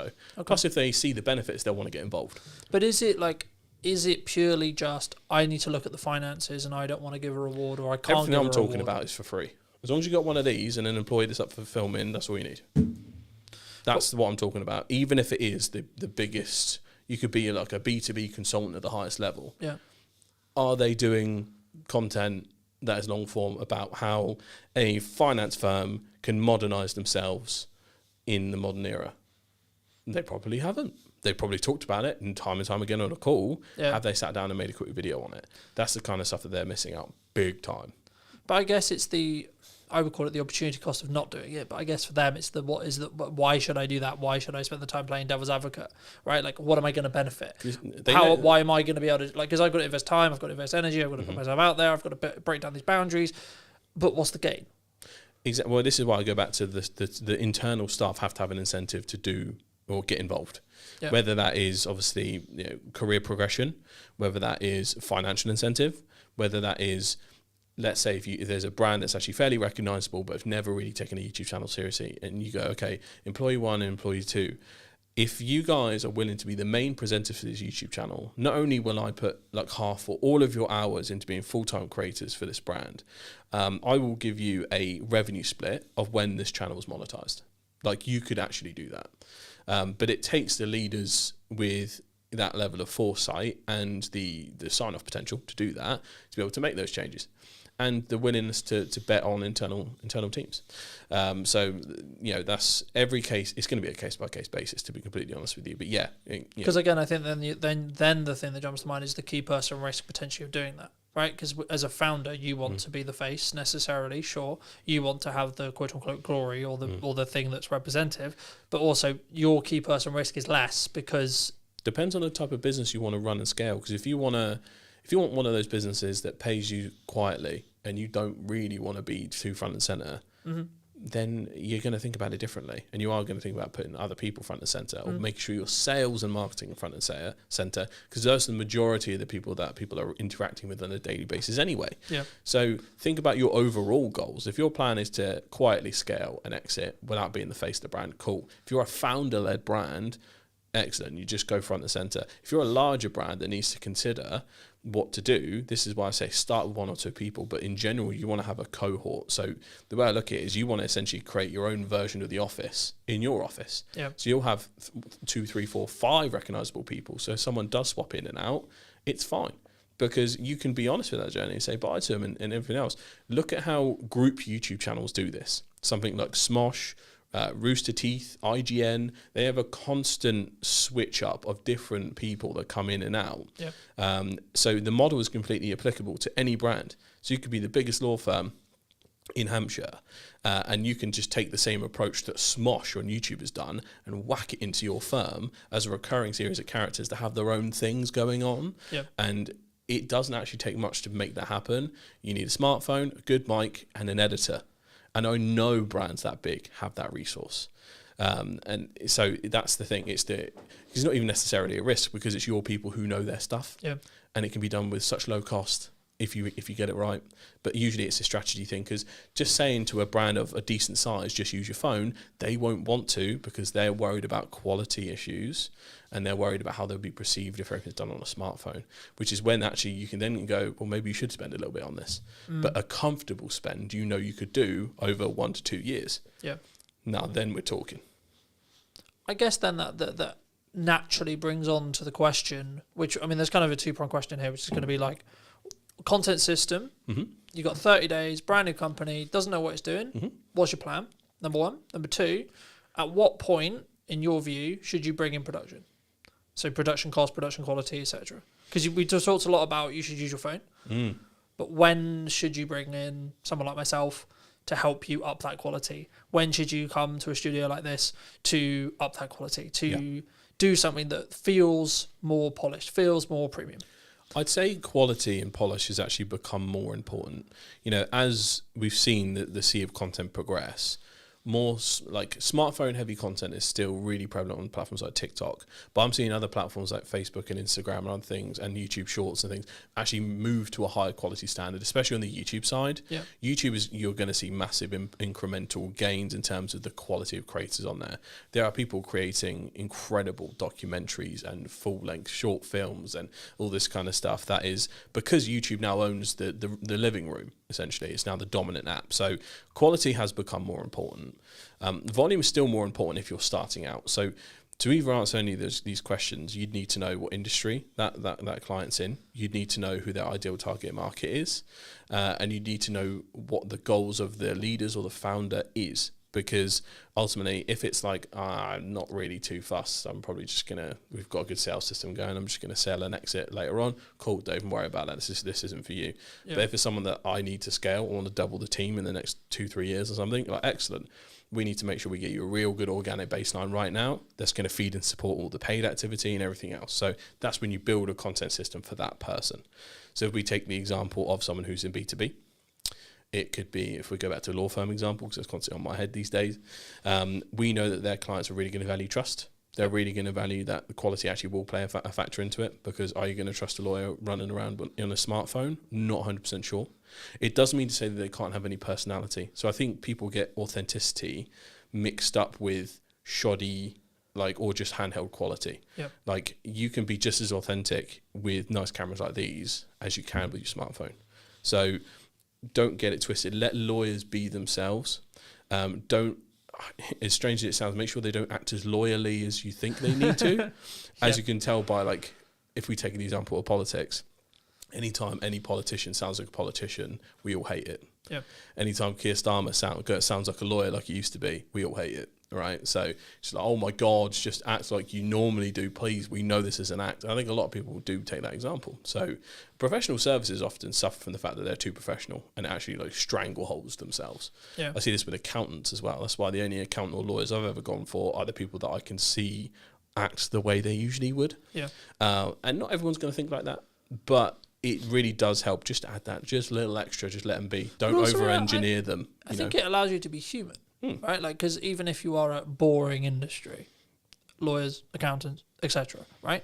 I would say that by you being more human, it then by proxy allows you to non-boringify, if that's a term, what you do. Because you can talk in real terms, right? You can, and especially in the finance space, right? Like there's been this rise, I think this last year especially, but I imagine it will continue this year around personal finance and there's been a big push towards investing. And I know that's kind of coming from the Treasury in the UK especially, but also like it was kind of there already. And they were just like, hey, that's a good idea. But also I think that's when regulation kind of needs to tweak and change if there is this like constant need, and maybe it's a reaction, I don't know, to cost of living and cost going up, right? People are constantly thinking about how do I make more money, how can I use my money better, etc. Maybe every time you make more, you go back to the baseline you were before. I mean, maybe that's the reflection, but I guess the key there is actually like, is it a trend that's going to stay? But also the people who are actually winning in those fields or that field in general are building off your point, which was they're more personal. They're not just, these are the things you should do and this is why it's a good idea and disclaimer. They're actually, hey, this is my story. And I think storytelling as a whole will become more and more prevalent. Yeah. And I think will become more and more. So I think quality increase will be really powerful, and I think good executed storytelling is going to be. And that also goes to short form as well. People think they can kind of get away with it. Even the clip you choose from a podcast has to tell the best story it can from the moment you do it, and that's going to go from podcasters who know they're talking in a bite to how do I make this a really nice thing that will end on a nice point. I think people will come through it and so on and so forth. So I think you're 100% right on the storytelling part, because if I'm taking an example, go back to the law firm, if their content ecosystem is the center of it is their YouTube channel, and they do reaction videos for like civil cases, and they do commentary on what might be changing in terms of policy. But if they start each video with, hello, today is this, we will be covering this. You can be like, start with a couple of images. The year is 2026. The US has just invaded Venezuela. Was it legal? Like, that kind of stuff that builds the narrative, the hook. So in YouTube theory, there's often the title, thumbnail, and the first 10 seconds are the most important part. YouTube is a click and watch platform. We'll chuck it on at the end of the day. Whatever's on your homepage, whoever's going to win the fight is that the one that has your interests nailed down, and the thumbnail title nailed down. But there's something that happens in that 10 seconds and just after it, which is you have to confirm the click and leave another open loop. So that is, okay, we've got your attention, it's fairly good, and now there's you know what you're going to get out of this video. So that's what the first 10 seconds is for. Now we also open another open loop, which is, and also, does it impact this? Or how does it impact you? That's the open loop that you need to create for them to be intrigued on the rest of the video. So it's all very much fishing and storytelling. That is when it might be harder for internal teams to pull this off with that level of storytelling, unless they have someone who is very familiar with YouTube, knows that strategy, because every video is an opportunity. I think that comes in time, though. It does, I don't think you need to go from, we're going to start doing YouTube videos, to here's the perfect opening sequence that means that it's going to get 20 million views, right? And I think the key is start, get the 1%, and then look how you optimize those things, right? Is there a thumbnail? Could you put money into thumbnail designing, or could you specifically put a member of the team who is on that content team? Right, your only job is to create thumbnails, right? Your only job is to like execute on thumbnails, research thumbnails, look at thumbnails, look at title description, etc. Yeah. I guess as a maybe a final point, what would you say to people who, this is what I would call commonality, right? Where someone is on Instagram or they're on Facebook or etc., and they've got kind of plateauing views, right? Maybe on LinkedIn as well. Like maybe they have a couple of outliers, but most of their stuff is like, I know it's roughly going to get 200 views. I know roughly it's going to get 400 views. I know roughly it's whatever their baseline is. Is that game over? Is that we need to go back to the drawing board? Or is that actually just in reality what most have, and actually it doesn't. It does from a business point of view. That's okay. Yeah. So again, it depends on the goals of the person, the individual, the brand, the company. So that's step one. Step two is looking at your current stack, constantly reevaluating your approach. Probably every month or two is really important. So you should be doing that all the time anyway. But if you know you have some absolute stinkers, they don't go anywhere, then you can swap them out and it's okay. You don't have to chuck out the entire strategy. You can just go, right, I'm going to lift that out and I'm going to put something back in.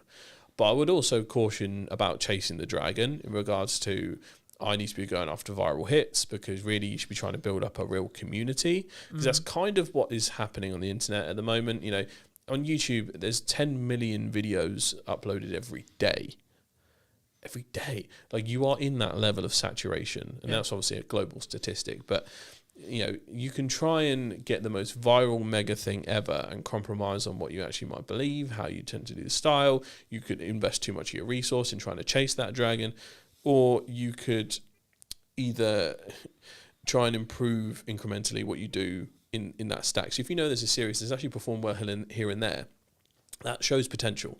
That means I can go, right, how do I tweak the storytelling of this particular short, for instance? So What do you think is missing in marketing today, my friend? For me, I think it's passion. If I had to put a stamp on it, what's the one thing that is missing? I think it's passion. I think personally, for me, you need to know how to create it at least at a basic level to then be able to judge any editor that you would then bring in. I think currently we're in a phase, and I personally believe that will hold on for the next 4 years at least, whereby it's not yet replacing creative editors. If you stay in your local area or you work in your local area, then you'll be limited in regards to income because of the likelihood of the ability to make a fee. A good strategy when it comes to content, if you're trying to become a standout name, is just do the exact opposite of what everyone else is. Hello, my friends. Welcome back to a brand new episode of What's Missing in Marketing Today. So this week, I'll be interviewing Ryan, who's a content strategist and also, of course, a video editor. Ryan, thank you so much for the time, and I can't wait to get into this conversation. But before we start off, what do you think is missing in marketing today, my friend? Thanks, first of all, for the introduction. So I've been giving this one a lot of thought, because that was definitely one of the questions that was kind of obvious that was going to come. For me, I think it's passion. If I had to put a stamp on it, what's the one thing that is missing? I think it's passion. And what I mean by that is, I think sometimes people confuse that with authenticity. And so, that is probably the loudest shout that I see on social media. It is make more authentic content. But when you break that down and try and understand what that even means, because often I think people misconstrue that with raw content or unpolished content, but then there's plenty of creators who make fantastic unpolished content, and it gets 200 views. And then there's other creators who make extremely polished content, which is as far from authenticity as it could be, and it gets millions of views. So if it was just make authentic content, that wouldn't technically then translate to any views for those creators. And so for me, I think it is passion.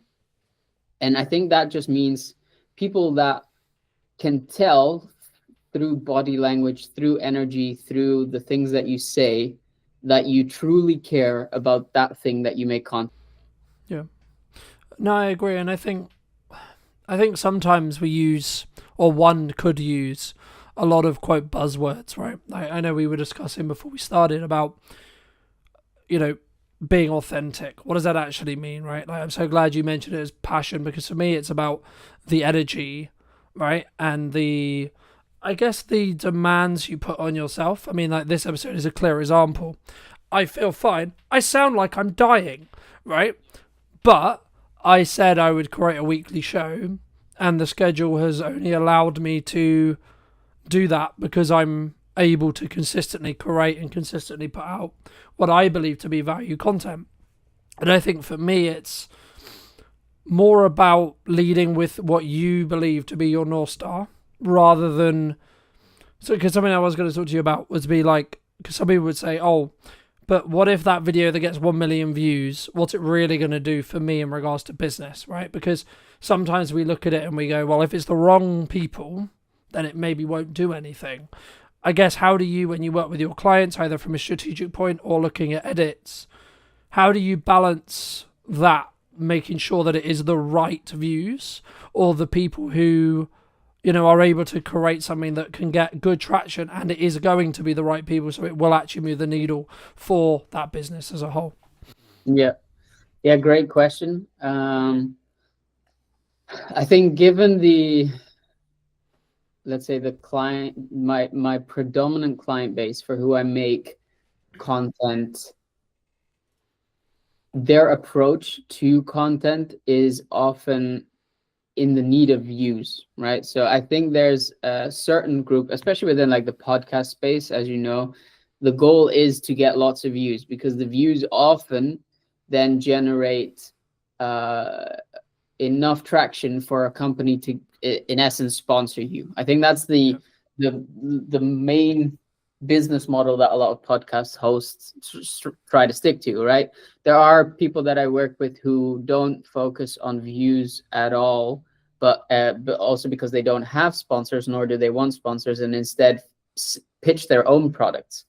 So Daniel Amen is, for example, one of those who has a massive following, and he only pitches either his own supplements, which is Brain MD, or the things that they do with their brain scan. The brain scans at their Amen clinics. And, you know, for them, that delivers way more revenue than if they would do it in such a way that they do it with brand sponsors, because those people are already, that business model is so dependent upon trust that if people are watching the podcast, that time they spend with you, the more they engage with your content, the more they trust grows. So ultimately, it's easier for them to eventually buy when they're then ready to say, okay, I'm ready to figure out how I can improve my brain health. Yeah. And so in terms of what I do with creators in advance, especially when we're in the strategic phase and setting up, I try and ask them, what is the goal? Like, how do you intend to monetize this? And when it is through brand sponsorships, for example, I understand, okay, we've got a different type of content that we need to make. We need to, for example, have way more controversial hooks. We need to have way more baity lines, because usually that drives attention and views, and people get invested. They will feel the need to debate. And when that is gone and it's less there, we can focus more on value-driven videos, which is like in the case of the Amen clinics. Here are 5 things that you could do to improve your brain health today with supplements you have in your kitchen cupboard, so to speak. And then the rest of these like clickbaity hooks are not gone, because they still need to drive a certain amount of traffic, but they certainly become less important. Yeah, no, I completely agree. And I think sometimes the thing that people overlook is the objective, right? The thing that they're striving towards. Because if you're just looking for views, I would argue that's a business model that works for a percentage of people, sure.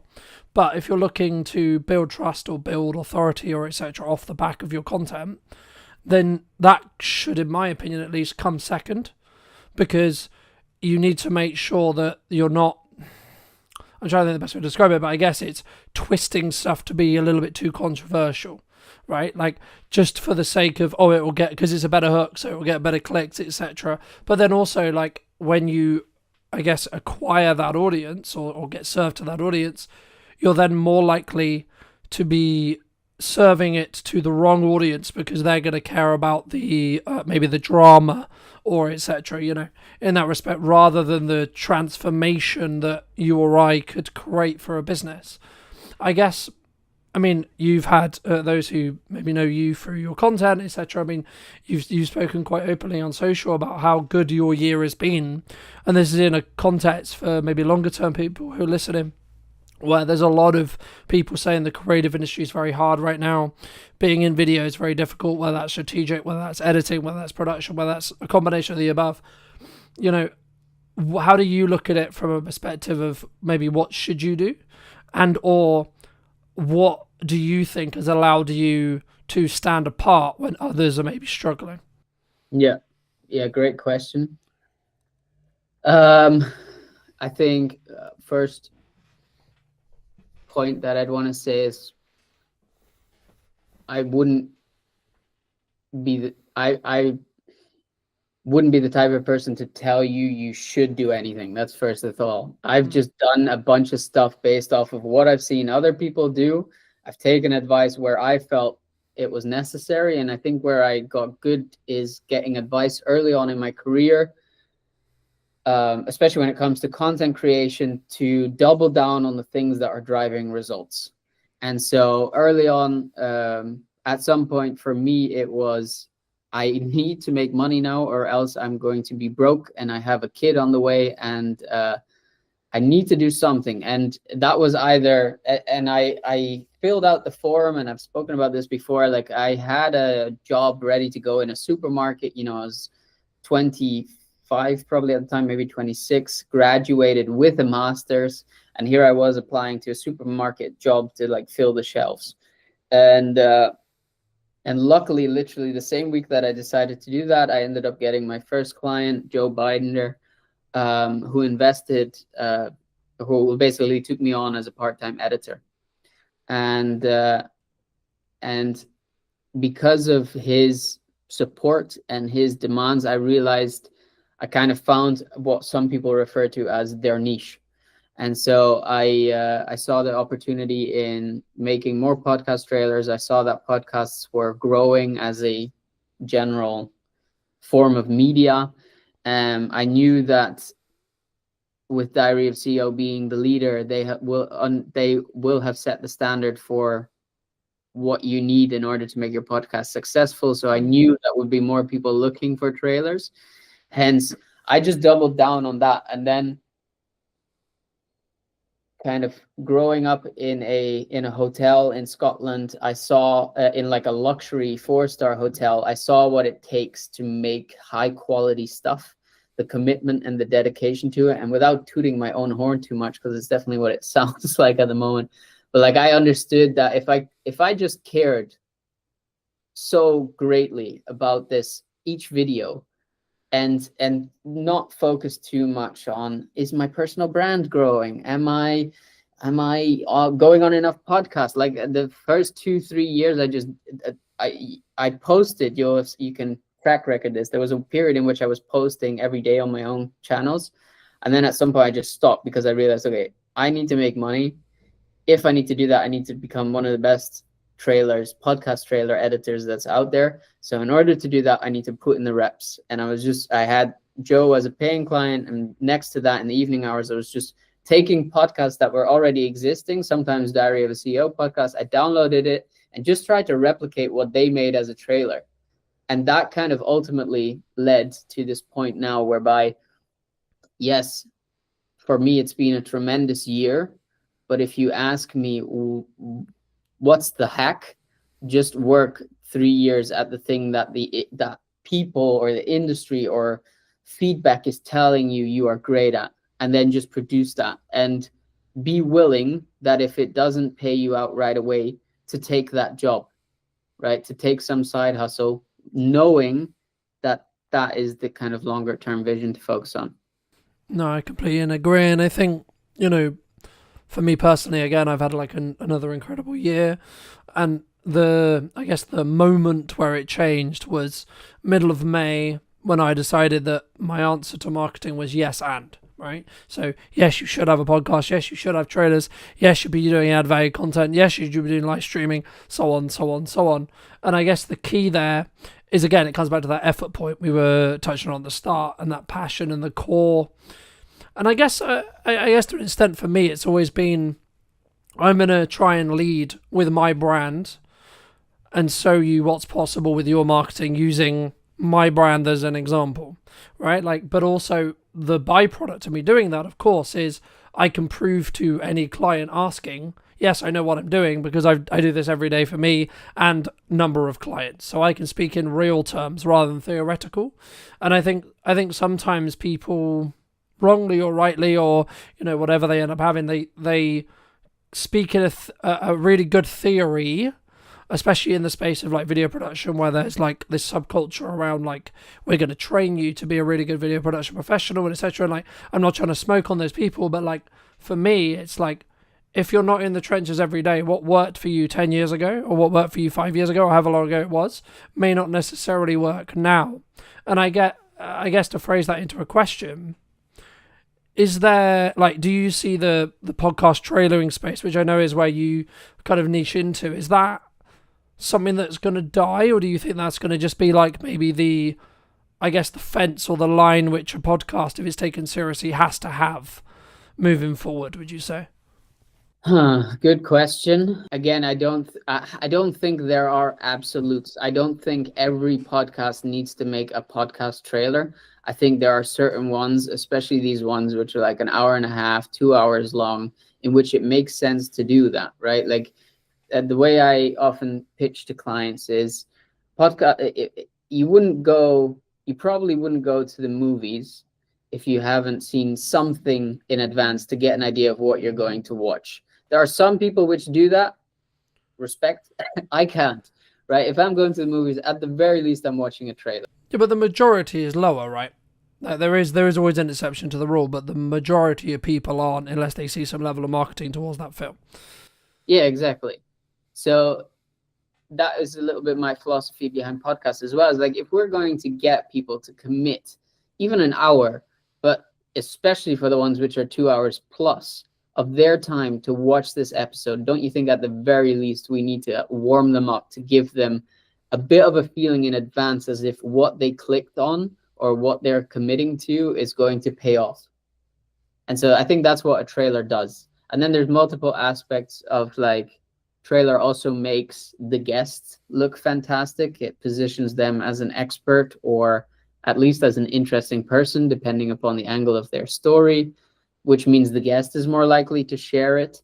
And so I don't know. Yeah, to answer your question, I don't think there's necessarily, it's not going to be a must, but it's certainly going to be kind of a minimum threshold. And the argument that a lot of the time I fall back to is you cannot do it, but you have to be mindful that the Diary of a CEO, the James Smith, the Daniel Amen, you name it, they're all doing it.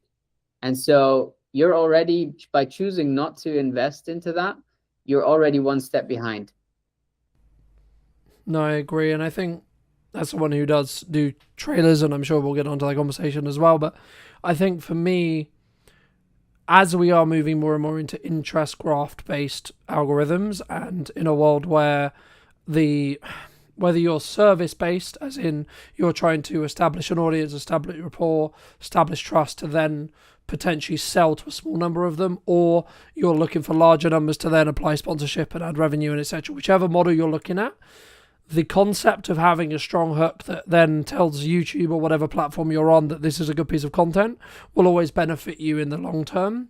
And I think for me, I guess it's some way, if you were going to put it into like A, B, C, D, T tier, you need to ask yourself, do you want to start at B and then work your way up? Or do you want to start at C or to start at D or whatever, or do you want to start at A? And or do you have enough resources, bandwidth, etc., etc.?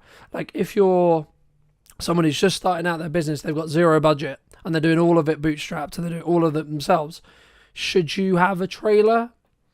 You should have something. Yeah, right? I think. But exactly. So as someone who had a podcast, who bootstrapped it, who didn't have any resources, I just learned how to make the trailers myself. Yeah. By the very thing that I just said of just copying to some degree what other people were doing.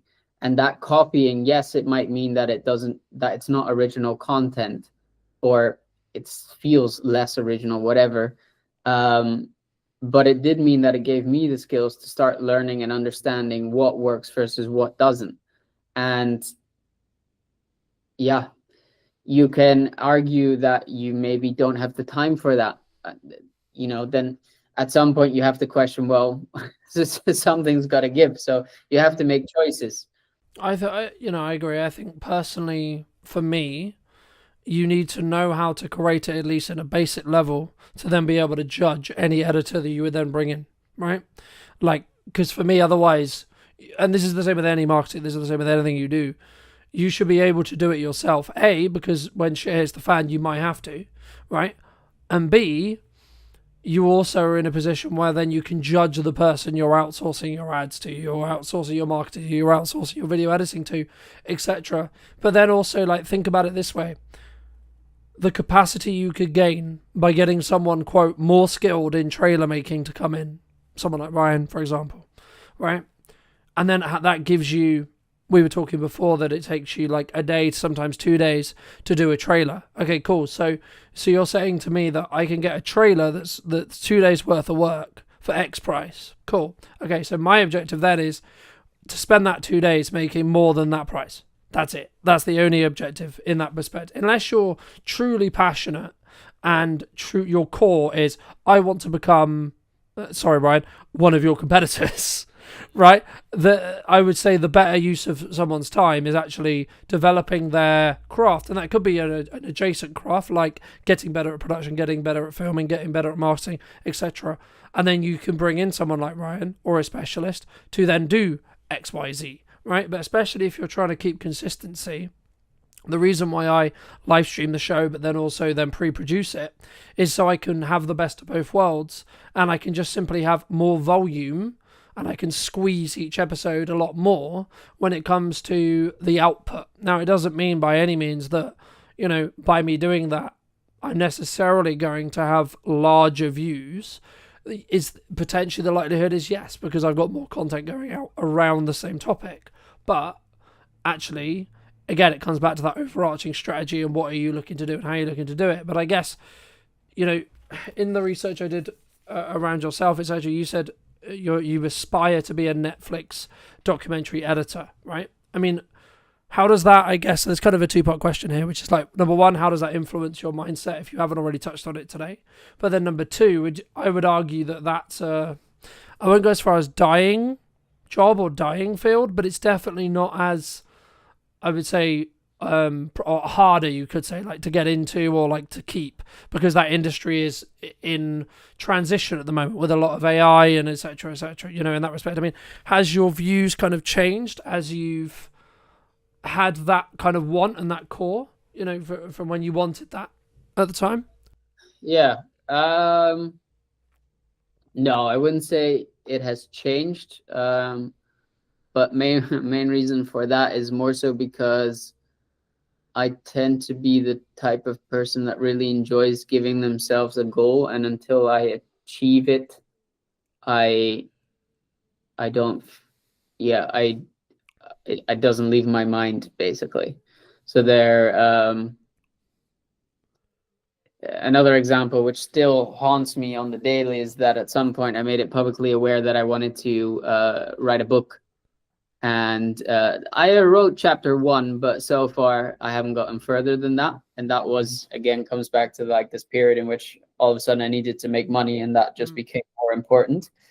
There's definitely still the hunger in me to do that and to finish that, especially now I'm out the other side. Like, the goal at the point was to write about the quarter life crisis, and as I was learning about everything that goes into that, now I'm out the other side and I kind of achieved what the intention of that podcast was. I feel like this, now I have the insights to write that book. So yeah, anyway, that was sidetracking. I still have the intention to do that. But to answer the question whether or not Netflix editor leaves my mind, even though it's a dying field, not really, because of this like innate drive to be like, okay, I've said I wanted to do that. It's publicly on my LinkedIn. I'm, for example, not getting called out seems hard. Called on it, like that gives me that ambition to keep pushing for that. And I don't doubt from experience that once I achieve that, I will end up finding something else to be a new challenge within that space. In terms of like the aspect of its dying industry, AI and stuff, I I think currently we're in a phase, and I personally believe that will hold on for the next 4 years at least, whereby it's not yet replacing creative editors. So yes, it's making things like, for example, to stick to podcast examples, making a multicam cut. You now have a tool, you can do it within 10-15 minutes. Count in an extra half an hour to go through and check whether it's done it well. A task which used to take 3-4 hours. Yeah. Right? These kind of inefficiencies that were already within production anyway, it's currently replacing them, and that is phenomenal, right? But we're nowhere near yet to the point whereby I can just type into a chat GPT or something similar within the creative space what is in my head, and that it does it well. Like, you have to have a very, very in-depth knowledge of prompt engineering in order to get something good to come out of AI within a creative space. And maybe people who disagree with that and I don't know, talk about whatever. I personally don't think, like, nothing original comes from it. And so I'm not worried about that yet.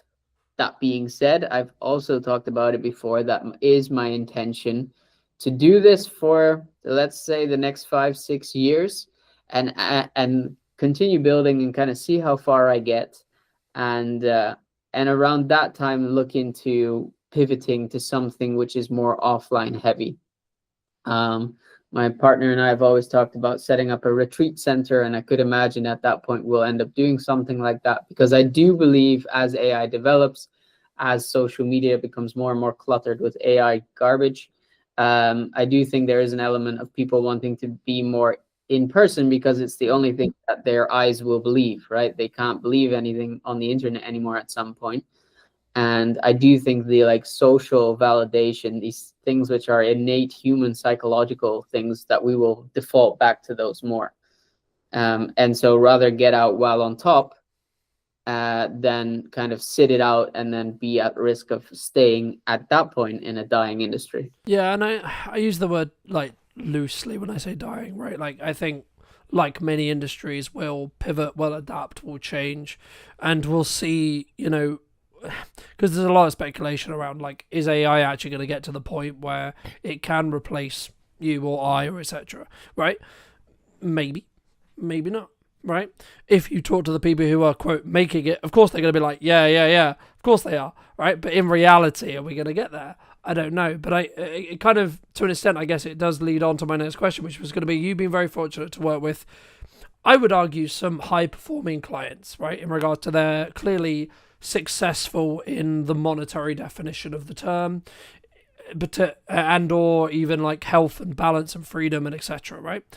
What would you say makes them either different, or even like maybe some other examples that you've studied yourself, like when it comes to either their work ethic, how they show up, what they do, that I guess has allowed them to rise above the, quote, average in that respect? Yeah, I think for everyone, the main thing that applies is they know one rule to be true, and that is that quantity brings quality. And so they are just unapologetic about posting insane, and it is truly insane, volumes of content, and often repeating content which is performed really well several times. And they just do that day in, day out. So, like, I think currently for the Amen team, we're putting out like 300 pieces of content a week. You know, for James Smith, he himself is putting out a ginormous amount of content, whether that's his own or over Newtonic, or now with the podcast coming back, he's putting out 1 a week, going to scale up to 2 a week. You know, those long form podcasts, they get cut down into at least 2 to 3 clips, which are like 3 to 10 minutes. In addition, the same one gets cut into about 5 to 6 reels, which, you know, gives you almost a day, every day, something to post. And yeah, think about, if you then, that's currently with 1 episode. If you have 2 per week, you know, you're doubling it. Obviously, the amount of content you have going out, like, And that's what you're competing against, right? That is what, and then people will get annoyed when they put out one post and it gets 3 likes and they're like, oh, let me quit because no one cares. And I had this conversation with a friend of mine a while ago. He's trying to build a surface-based business, and I'm like, he was like, yeah, I've put out 10 posts, and from that I've only got, I think he said 2 clients. And like, do you realize like the ratio of that is insane. That's actually really good. You put out 10 posts and you've already got 2 clients on a beta product. That's crazy. Yep. Like, just imagine if you 10x the amount of content, or even just like, don't overdo it. Maybe just say, okay, from now on I commit to posting every single day, right? So you got 30 instead of 10. That means you're making 6 new clients a month, right? And this stuff is exponential. So the more you put out, the more it's going to grow. Like, and just kind of putting it out that way towards these people and helping them see, yes, maybe you feel like you were deserving of more. That could be.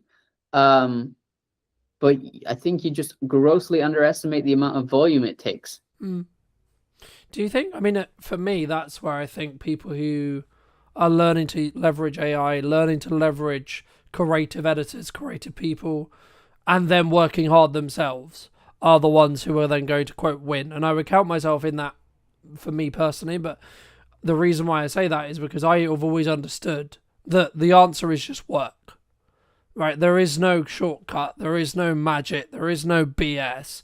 You want X, Y, and Z. You want to times your revenue by X amount. You want to make however much it is. Okay, then you better work infinitely harder than you think it's going to be to hit that mark, whatever your mark is. The same in fitness, the same in podcasting, the same in everything. And the thing that I did wrong, I guess, last year was I wasn't solely focused on, I'm only going to do these pillars only, right? And the reason why I mention it here is because it's talking about that 1% improvement every time that you alluded to when it comes to volume. And the way behind it, for those who may not know, is it comes from, well, many things, but it comes from a pottery study, which is the most used one, which is a semester was cut in half. One was only asked to basically create one pottery item, so I think it was like a potter, etc. And then the other half was given the opportunity to create as many as they possibly could. And the outcome was the ones who created the most learnt the most from the mistakes they were making as they were creating them, which in turn meant they were able to then create the better pot. When if you just had one chance, you're not going to be able to, you're going to go make the chance, make the mistake, but then not be able to learn from it and then fix it in the next turn. And that's why, for me, anyone who says, oh, I'm only going to post once a week or I'm only going to post 3 times a week struggles because they don't have that compounding learning. And yes, it is hard work. I get it, right? I do. But since daily posting for the last, I would say 3 or 4 years, it doesn't, I then don't, this is going to sound horrible, I don't care specifically about each post. I simply care about, is it going to get me from point A to point B, right? Whatever that is. I mean, I guess, is there, especially when you were early starting out, was it simply just, I'm going to create a tailor today, I'm then going to create another one tomorrow, I'm then going to create another one the following day, to allow yourself to learn what didn't work? Yeah, so not quite. So just to give people, I suppose, an accurate understanding of just how long I've been doing this. I started as a DJ publicly in 2016, right? So in a couple of weeks, that'll be 10 years ago. And so I wasn't posting at the same intensity that I do these days, but that was like my first taste of social media. I was positioning myself as a local DJ, reaching out to local clubs, making my own music, putting it online, taking press pics, putting that online, making like kind of behind the scenes vlogs. So then I started the side project, which was a let's say a platform for DJs and producers to ultimately give them more exposure, especially for beginning producers. And I posted, I mean, the channels are still up, so you can always check, but I think on that channel we posted 400 videos, which I did for a year and a half. Then came the Quarter Life Crisis, a podcast, which in a year we posted over 400 videos. right? And then that's not including, like, that's just on Instagram. If we include like YouTube and the clips and all that stuff. So like at this point, I've been in the business for 10 years. I've been doing this actively for like 4.5, and just put out so much volume, at least one post a day. And that was just for my own stuff. Let's like, in the past 2 years, if we include client work, we're talking like 2,000, 3,000 videos. You can't tell, like, you're coming around the corner making your 10 videos and you're like, oh, but I don't have the same results Ryan has. Yeah. What do you expect? Like, and so help me, what was your question? I mean, it was more around, I guess, like, is there a struggle around people simply understanding that it's just going to take them time, right? Because like when I started, there is this culture, especially at the moment, which is like instant. I want Ryan's views. I want X success. So on, in that respect. And I think for me, I've always understood, for as long as I can remember, that as long as I'm showing up every day, focusing on how can I get each thing I'm doing to be slightly better every day, by the time I get to the quote success marker, my success will change in respect to what my definition of it is. But I guess it would just be advice around like people who are struggling, or people who are saying, yeah, but Ryan, posting 3 times is hard because I've got a business to run, I've got this, I've got that, I've got a family, I've got so on. What would you say to those people? It is hard. It is. You're right.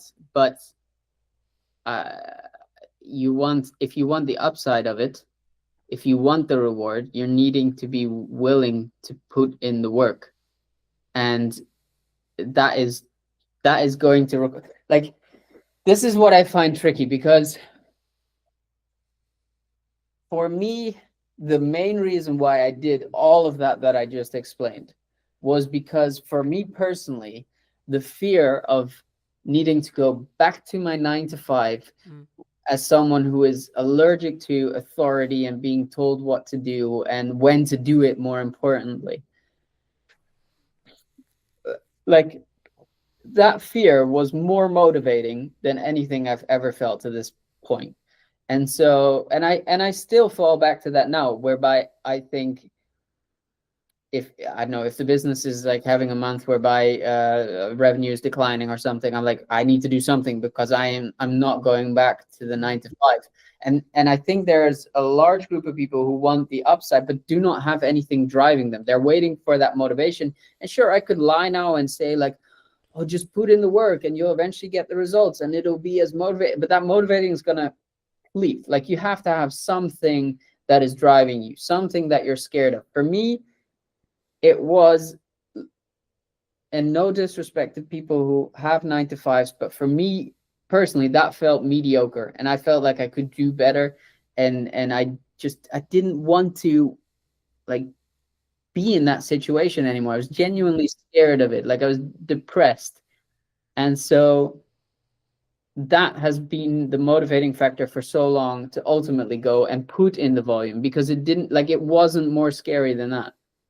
Yeah. And so that made me come back time and time again to just put out another post.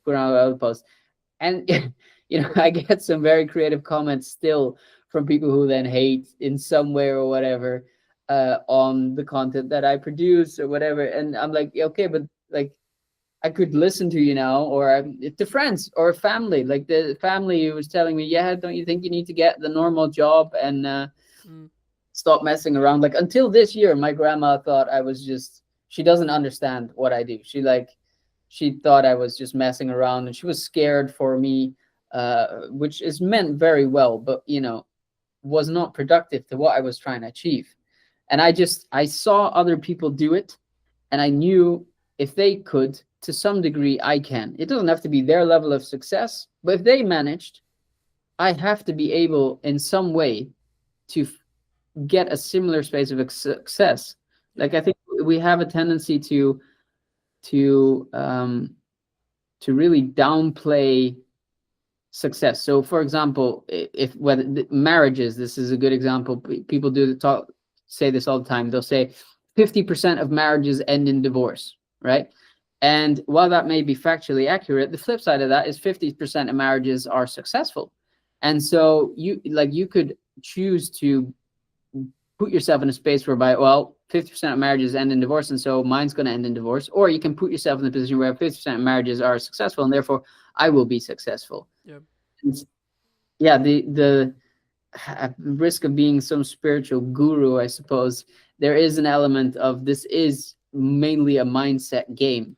And I do know the moment I started working with a mindset coach, things also exponentially started increasing for me. So I think, well, I mean, I don't know the psychology off the top of my head, but it's somewhere along the lines of like, we will only be able to see what's possible or what's in our surrounding area, right? There's been loads of studies that show like if you stay in your local area or you work in your local area, then you'll be limited in regards to income because of the likelihood of the ability to like make a fee, right? To me to charge you something. When you look exponentially across the internet, the actual ceiling on what you can make is infinite, as long as you understand that you're adding value to a different market and then you can target that market, etc. But I guess the thing I also wanted to mention as well, I mean, I guess in some ways, some people say to me when their content isn't performing or maybe it's like plateauing or etc. I mean, like, are they, quote, shadow banned, or do they, because I've always been of the view that when that happens, you need to mix it up. You need to change things because you're getting complacent with either the system which you've built to create content. Fair enough, great system. But the system is only as good as the results it creates. So if you're still making money, don't change the system, right? But if your objective, maybe you're in the camp that we alluded to earlier, which is actually we need to make more views because the sponsors are maybe unhappy with how X episode performed, what would you recommend, or is it just simply their, quote, shadow banned? Oh, I rarely think shadow banned is a thing. Maybe if you like swear a lot or you break a lot of the community guidelines or you're pushing a lot of like, I don't know, controversial things which don't speak in favor of the social media algorithm, right? Then I could imagine you get shadow bans. But if you don't do that and you're just an, let's say, everyday creator, I think it is indeed. I mean, algorithms do change. We see it on LinkedIn currently. Video was a period whereby you could put any piece of garbage on LinkedIn and it would get insane numbers, and now it's barely doing anything. And so I do think that is in part to an algorithm change, but I wouldn't go as far as saying you're shadow banned. And if anything, if you are in your core a creator, that should be the challenge, right? That should be the challenge for you to say, okay, I got here at some point by trying a bunch of different stuff, right? At some point I found something which worked, and so I doubled down on that and decided to focus on just that and do nothing else anymore. And people like people's attention fatigue, and if you're not bringing anything new anymore, at some point they've seen your stuff over and over again, and so it gets boring, right? And so they're looking for new stuff. And so if you are a creator in your core and you find yourself in the position you're talking about, I say a good ratio to stick to, especially in the beginning, is just 50% test content and 50% of what you think personally will most likely do well. And as you grow, you'll see certain videos do better than others, and the ratio kind of adjusts. And so you'll at some point be producing for 75% of the content that always consistently does well. But I still think you should have that 25% of content whereby you're just testing new ideas, new formats, new iterations of stuff. And sometimes it doesn't have to be extensive. Like I produce a weekly show in which I break down how edits are made, right? And so I've been doing this now again for about 2 months. And in the most recent episode that I recorded last week, I decided to add a segment in which I basically give strategic advice when it comes to content. It's like a 1-minute thing in which I basically give a strategic tip of the week. And so that show expands, right? It's gone from just me reviewing 3 videos to my strategic advice plus the 3 videos. And then the week after, I added in a color grade segment. So I take like a scene from Stranger Things and explain these are the color elements that go into creating a scene like Stranger Things. And so the show builds, and I've given myself here with 2 new segments that I can test and see how they do. So I'll put it out on socials as an individual clip. I'll also like ask in the episode what they think, which ultimately creates engagement, causes people to give feedback. And so there's this ratio that I stick to that works very well for me, at least, of continuously developing yourself and figuring out some way to stay fresh. Because otherwise, the alternative is you become boring, and in the end, that's only going to be a downhill spiral from there, right? Yeah, no, I agree. And I think there's kind of 2 points, I guess. A, the Alex Samodi side of it, which is like outlast everyone else who is quote unquote boring, right? So be the longest running podcast in your niche just because you want to be the stubbornness person, right? There's that. Or I would say actually probably it's more and then also adding those other elements in, like those elements you kindly shared about what can we do to make the show unique? What angle can we think about it? Or just think, actually, maybe I'm going to go after the guests who haven't been on shows before. Maybe I'm going to simply go after the people who are, tiny, right? So they would actually really appreciate being asked. And actually you can get more nuance, but maybe they're like seasoned professionals, right? So like they've been in the industry like 50 years, but they're so small in the respect to like they're not like a known marketer or a known name. So when you get an interview with them, it's like this completely brand new perspective. And or you then try and compete with, and I guess it comes back to your our previous point at the very beginning, which was like, what's your your actual reason for doing the content? Is it to make you more money, or is it to get more views, right? So if you're what I believe Stephen Bartlett's now looking to do, which he's like, I want to create the largest podcast in regards to numbers, period. He's going to have a very different guest plan, guest structure, guest strategy than, say, someone like I or maybe you have or would have, because we're looking for strategic experts that will help us position us as experts in marketing, in video, in video content creation, etc., rather than him who is looking for how much mass, I would assume, I don't know, but my assumption would be how much mass appeal is this episode going to get because how well known is X name, and or how topical is the conversation which we're going to have, right? At the peak of AI, funnily enough, he did a load of stuff about AI, Yeah. Now he's anti-AI, which is kind of funny. But what I do think the Diary of a CEO team does smartly is, I was lucky enough, I think I started listening at like episode 20, and now they're at like, I think 400 or something like that. So when I started listening, one of the main reasons I started listening was because it was about CEOs, right? And with time, as Stephen developed and got more interested into, because you can look back at the first, he was definitely not lean or muscular or like he was, it was most definitely not fat or anything, or it was just, normal dude. And over time, you can tell with the people he interviewed and the learnings he was taking from them, fitness and health and all of that started becoming way more of an interest to him. And so what he did as a result of that is started speaking to these people who were also interested in health and fitness, etc. And I think he's done it very smartly, whereby he understands there's an element, what you're referencing at is like which people get massive views. So like Michelle Obama, right? That's just naturally going to be a hit.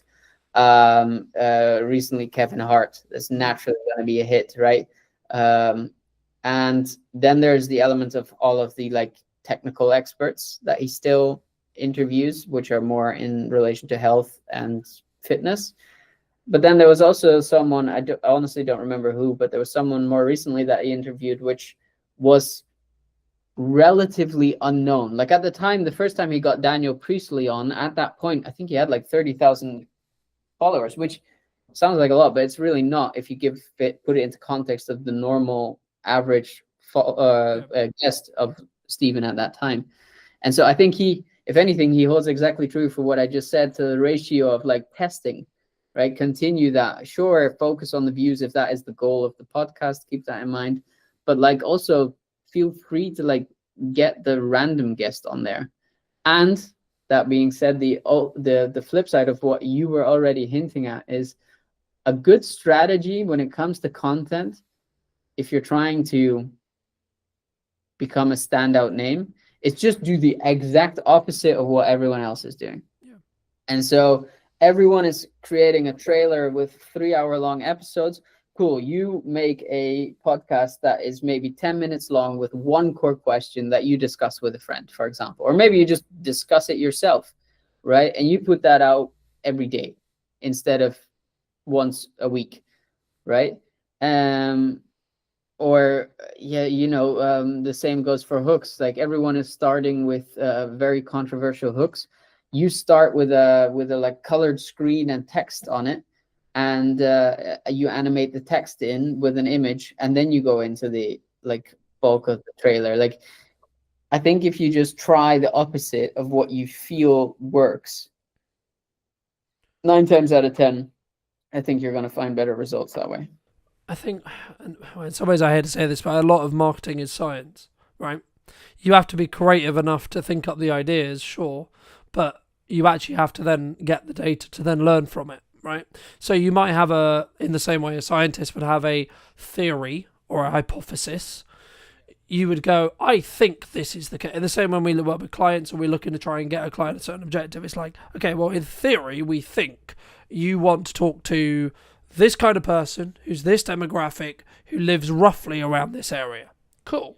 Okay, cool. Right. So now what we're going to do is we're going to test that theory and see what happens. I guess the crux and the thing that we use Stephen as an example, so I'll continue to use him. The thing that he does more than others is he will do exactly what we described, which was he will do the and methodology when it comes to, we know what works, we're going to continue that, so we're going to say we're going to do that every week, but then we'll have a bonus episode which is purely for testing. We don't care whether that episode is going to get 5 views, 10 views, 1 million views, or 100 million views, or whatever it is. We're purely going to do that episode just so we can understand, does this resonate with our current audience, and or do we gain a new audience from doing so?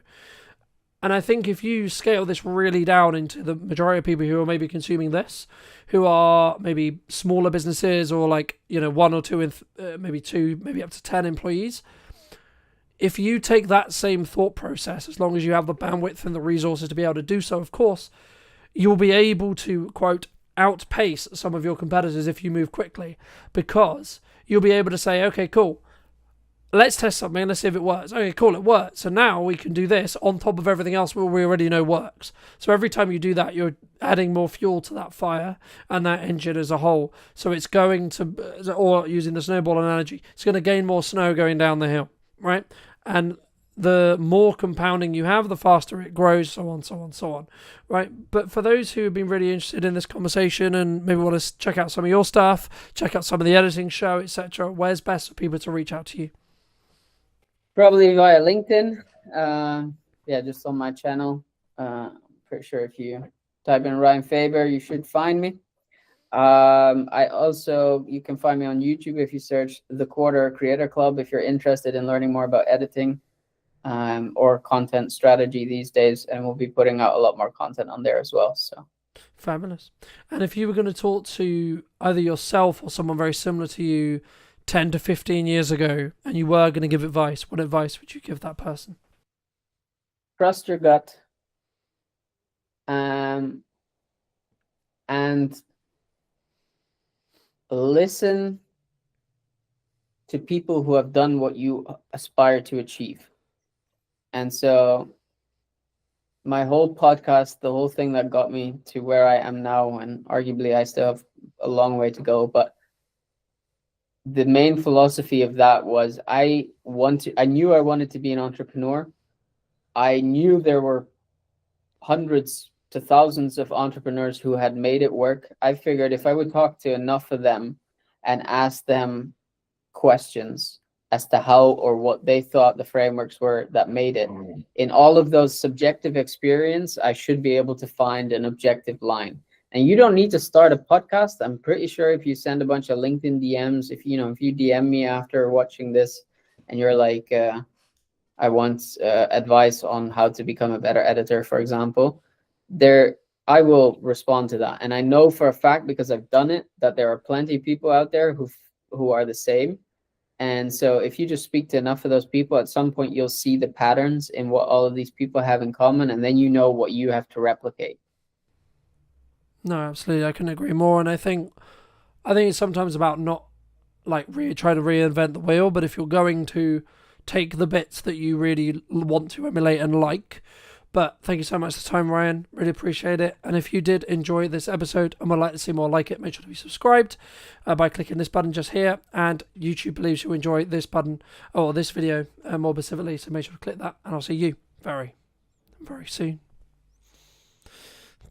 Are you looking to create a new channel? Because with a new channel becomes a fresh algorithm. Is that something that you're looking for? Stop waiting for the perfect moment, because the perfect moment doesn't come. Just before you press record to go live, I've got this thing on my screen saying your recording has stopped. I've checked on Facebook, it's still recording. But again, that would throw someone completely off. Why do people fail at being consistent, right? We talk about consistency all the time, but why is it so hard to maintain? Grab your camera. If you know what you want to say relates to somebody or connects with somebody, or you're giving some kind of advice that helps somebody, just grab your camera and do it. In your view, what do you think is missing in marketing today? The more you do, the better you get. If you're sitting in a room thinking, I'm going to do it this year, I'm going to do it this year, I'm going to get ready, I'm going to get ready, you are always going to put it off. You are always going to have an excuse. You are always going to think, I'll just wait for this, I'll just wait for that. Oh, I'll save some money and I'll buy some equipment. Hello, my friends. I hope you're well. I hope you're having a good day, evening, or night, wherever you are. And yeah, today we're back for a brand new What's Missing in Marketing today. And overall, we're going to be talking to Michael all about why you should look at, specifically looking at video, maybe, and also what you need to do when it comes to actually getting confident on video content as a whole. So, Michael, thank you so much for the time. Thank you so much for coming on the show. Before we jump into it, in your view, what do you think is missing in marketing today? Heart. I think heart is missing. I think a lot of businesses fall down this hole of they see, so for example, a plumber or a gas fitter or a gas engineer or an accountant or a financial advisor. They tend to talk about how amazing they are, which is great. And I'm pretty sure most of them are amazing in what they do. But people don't care about that. People don't care how amazing somebody is. People don't care that I've been in business 13 years. When they hire me, they just want to go, right, if I pay you all this money, are you going to get me results? And that's all they care about. And so I think a lot of businesses actually focus on the wrong things. And a lot of businesses focus on all these niche little trending videos where we had last year and the year before, we had all these, those videos where it would be a viral video of someone falling off a bike and then they will roll into shot. All this stuff I am just so against. Yes, it works to some degree depending on what it is you're talking about. But I feel like a lot of clients who want videos think too much about how they're going to create video rather than thinking about what they're going to talk about. It seems that content seems to be the last thing on their mind. They don't think about what comes out their mouth. They only care about how they want it to look, how they want it to come across. They want fancy cameras, fancy lighting. Everyone wants that Netflix feel, which is great. But if the content is not there, you have nothing, and you spent a lot of money, wasted a lot of time for very poor results. Do you think I guess people run into this is a shiny new thing, we love it, we think it's a great idea, but they maybe don't sit down and do what could be described as pre-production or boring work, right? When it comes to, okay, we're going to do this video, we're going to do this set of videos, we're going to do this advertising campaign, whatever it may be, and what is it actually going to do to move the needle, right? I think for me, something that I'm focusing with my clients this year, but also focusing more on myself, is what specific impact can I make with the videos I make, right? Yes, we can make them look great, sound great, etc., and that you should do that, but it should not be an expense, in my view, to understanding why it's going to move the needle for you, right? And I guess, just to build off that, why do you think people rush into creating content? Like rush into maybe getting you, because I've seen it many times, unfortunately, where people, they see it as the new shiny thing. They're like, right, we've got to do it right now, right? Which in some ways would be counterintuitive, because surely us as video people, we want people to do that in the short term to make money, right? It's all or nothing, you know, and it seems to, I don't know if you feel this, but especially last year, it comes in waves. A lot of people panicked last year. A lot of people rushed to do things last year. And it seemed that the whole world did it at the same time. And then we went through periods of very little creativity. The problem with our industry, and I'm sure you will relate to this, is that whenever there is uncertainty, we are the first ones cut. Photographers, they're the first ones cut. Social media output is the first thing cut. And I think, you know, I'm a testament to the time that, you know, I mean, I've celebrated 13 years in business. That's going through Brexit, that's going through lockdown and COVID. And that's because I consistently showed up with social media, and I showed up with storytelling, and showed up with creating content whilst I couldn't leave the house. And I think that's what's kept me consistent over the years. That's what's kept me showing up. And that's why the phone keeps ringing. I was talking to my accountant before Christmas, and he said, I work with 3 or 4 different videographers in the local area. He said, and you are by far the one bringing in the most money. And I'm like, well, I still feel down. I still feel like I'm not doing enough. I still feel like I'm not as good. And he went, honestly, he said, I'm not lying. He said, I look at your figures and you consistently beat the others. And I'm like, well, that's a nice feeling. But the main thing is, what are the other videographers doing wrong or not doing to be able to be at the same level as me? Because there's enough work for everybody. And that's why obviously I work with a lot of videographers, and I'm good friends with videographers like yourself, because we know that our industry is completely different to other industries. So most financial advisors won't talk to each other. Most accountants won't talk to each other, but we will, because in order to create something good and tangible, you have to collaborate with other creatives. I've learned a lot from you. You've probably learned a lot from me. And that's across the board with anyone that's creative. We have to work as a team, and we have to look at others for inspiration. There's things that you do that I don't do, and I'm like, oh, I wish I could be as good as Carlton. He's really good at doing this, and I'm not. I think you can always look at other people in your industry for inspiration. There is a dog bark, and I just want to address there is a dog barking because life is not perfect. I think. I mean, don't mean to cut you off, but like that's a key example, right? Like, I think some people, they would look at this stream and they would go, "Oh, well, it's not perfect." I mean, like literally 20 minutes before this stream, I was like, "Fuck it, let's just do it on Riverside because I've wanted to move and I need a reason to do it. So fuck it, let's just do it." And I think that's a key example sometimes in life. I mean, you talked about uncertainty. I don't know. It's not. It's going to sound really weird, but it's nice to hear that because I think sometimes people go, "It's just me in a void thinking that things are tough," right? And I'm saying that from a place of incredibly grateful, where we have done very, very well last year. You know, we doubled our revenue, etc. But I'm also aware that there's also people who aren't in that position. Right now, I would argue one of the reasons why I'm in that position, or have been fortunate enough to be in that position, is because I'm consistent, because I'm showing up, because I keep trying to push the boundaries, because I keep trying to make better content.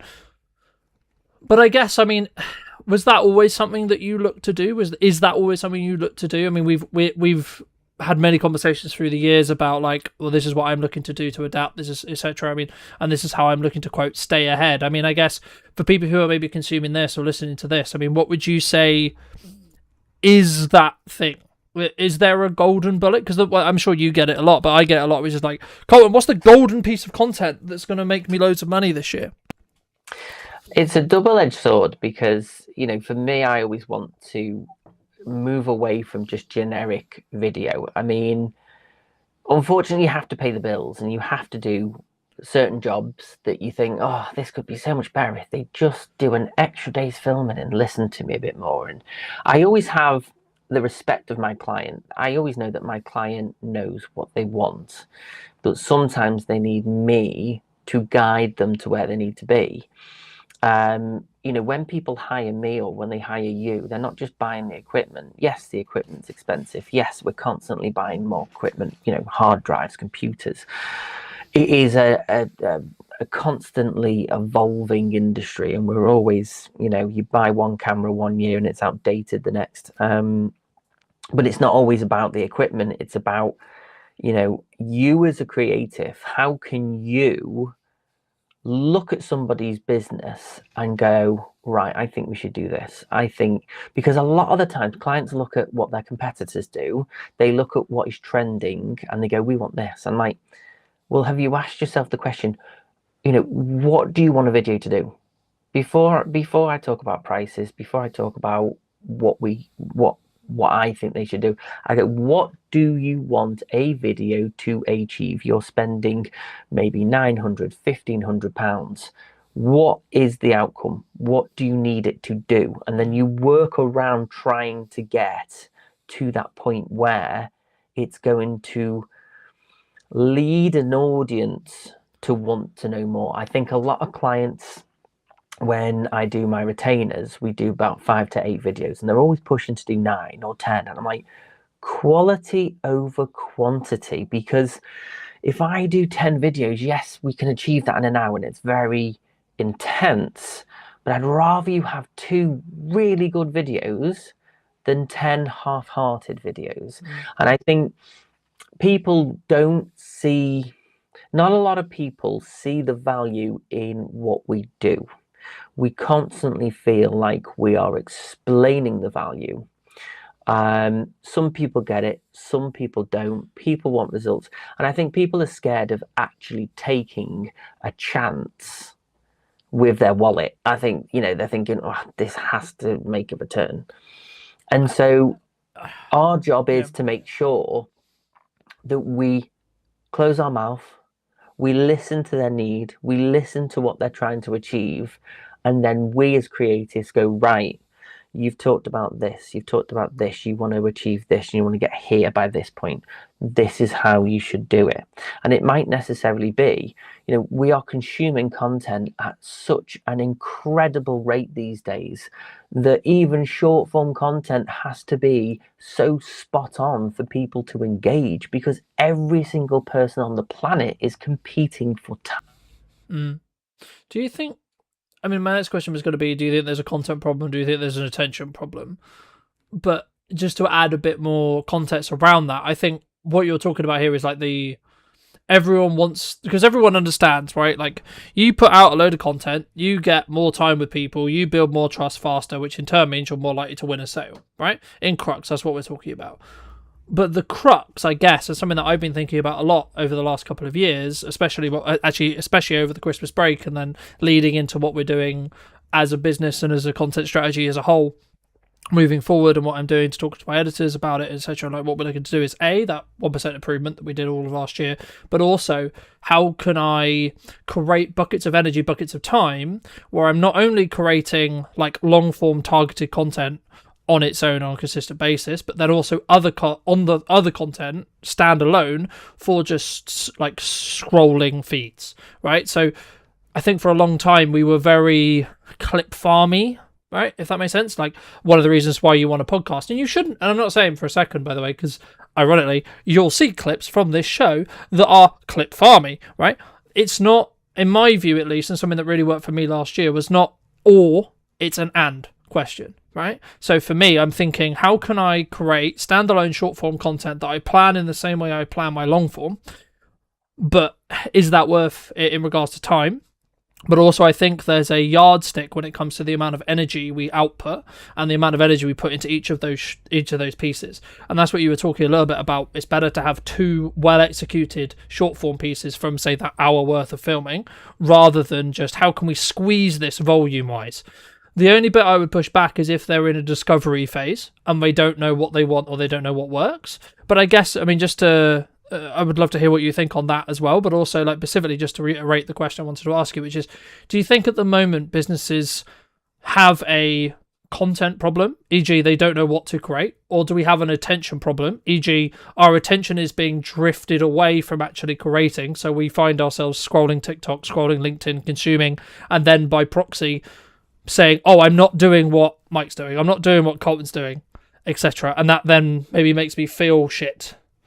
I see a lot of clients at the moment who will create stuff, they'll create short form content, and they'll put GIFs, or they'll put, it's like that one at the moment. I don't know which one it is. It's the one with the nightclub. It's taken from a Netflix film or series where it's a feeling of euphoria kind of thing. And everybody jumps on the same trends. Everybody does the same thing. Everybody uses the same trend in audio. Everybody uses it. I think people are scared to think outside the box. And I think a lot of people don't know how to think outside the box. And, I don't always get it right for my own business because, algorithms are constantly changing. But the plus side is I have the time to sit and look at what's going on. I have time to look and analyze what's going on so that I can go, right, I've got an accountant that wants to do some videos about tax return or making tax digital. And it's like, well, that's great. And they go, how do you make accountants sexy? I'm like, well, you don't. But what you do is you break down the barriers of who you are. Nobody wants to go to an accountant. It isn't sexy. But if you can know, like, and trust, grow your awareness of, well, actually, we're very good at this. And if you've got a specific need, it's about breaking down what you do as a business and how you give people the answers that they are looking for. People will only part with their money if they know they're getting a return, and you can't always guarantee you'll get a return. So you need to be likable. I think in today's world, in terms of attention spans, we see a lot of idiots now, and I think that's the technical term, they'll do pranks on the street. They will throw eggs at people just before they get on a train. They will go up to people with little microphones and go, what do you think of it? All that stuff I just cannot stand. I'm a writer. I write comedy and I produce things that take me a very long time to write. I put my heart and soul into things. And somebody would rather go and watch something that took 30 seconds with hardly any thought process, and it's just someone being an idiot on camera, rather than watching something that someone's toiled over for 10, 15 years. And I think that's what's sad about the world, is that we are living in a world where, an artist who takes 20, 30 years to paint something, someone on Instagram, who just gets a camera out and thinks he's being clever, will get more views than the artist who spent most of his life creating a masterpiece. And I think that's the problem. People are too simple in what they consume now. And it's such a shame that where I stand is I want to make something emotionally tangible. I want to connect on an emotive level so that people go, wow, I really, really want to work with that guy or girl, or, and so it's trying to get people. And again, I think vulnerability, if you are vulnerable on camera, you will get more likes. So when I do outtakes, or when I post videos that, I might be doing some of my short form videos in bulk and the dog's barking, I'll post a clip of the dog barking and me getting frustrated. That will get more views than the content I'm trying to create.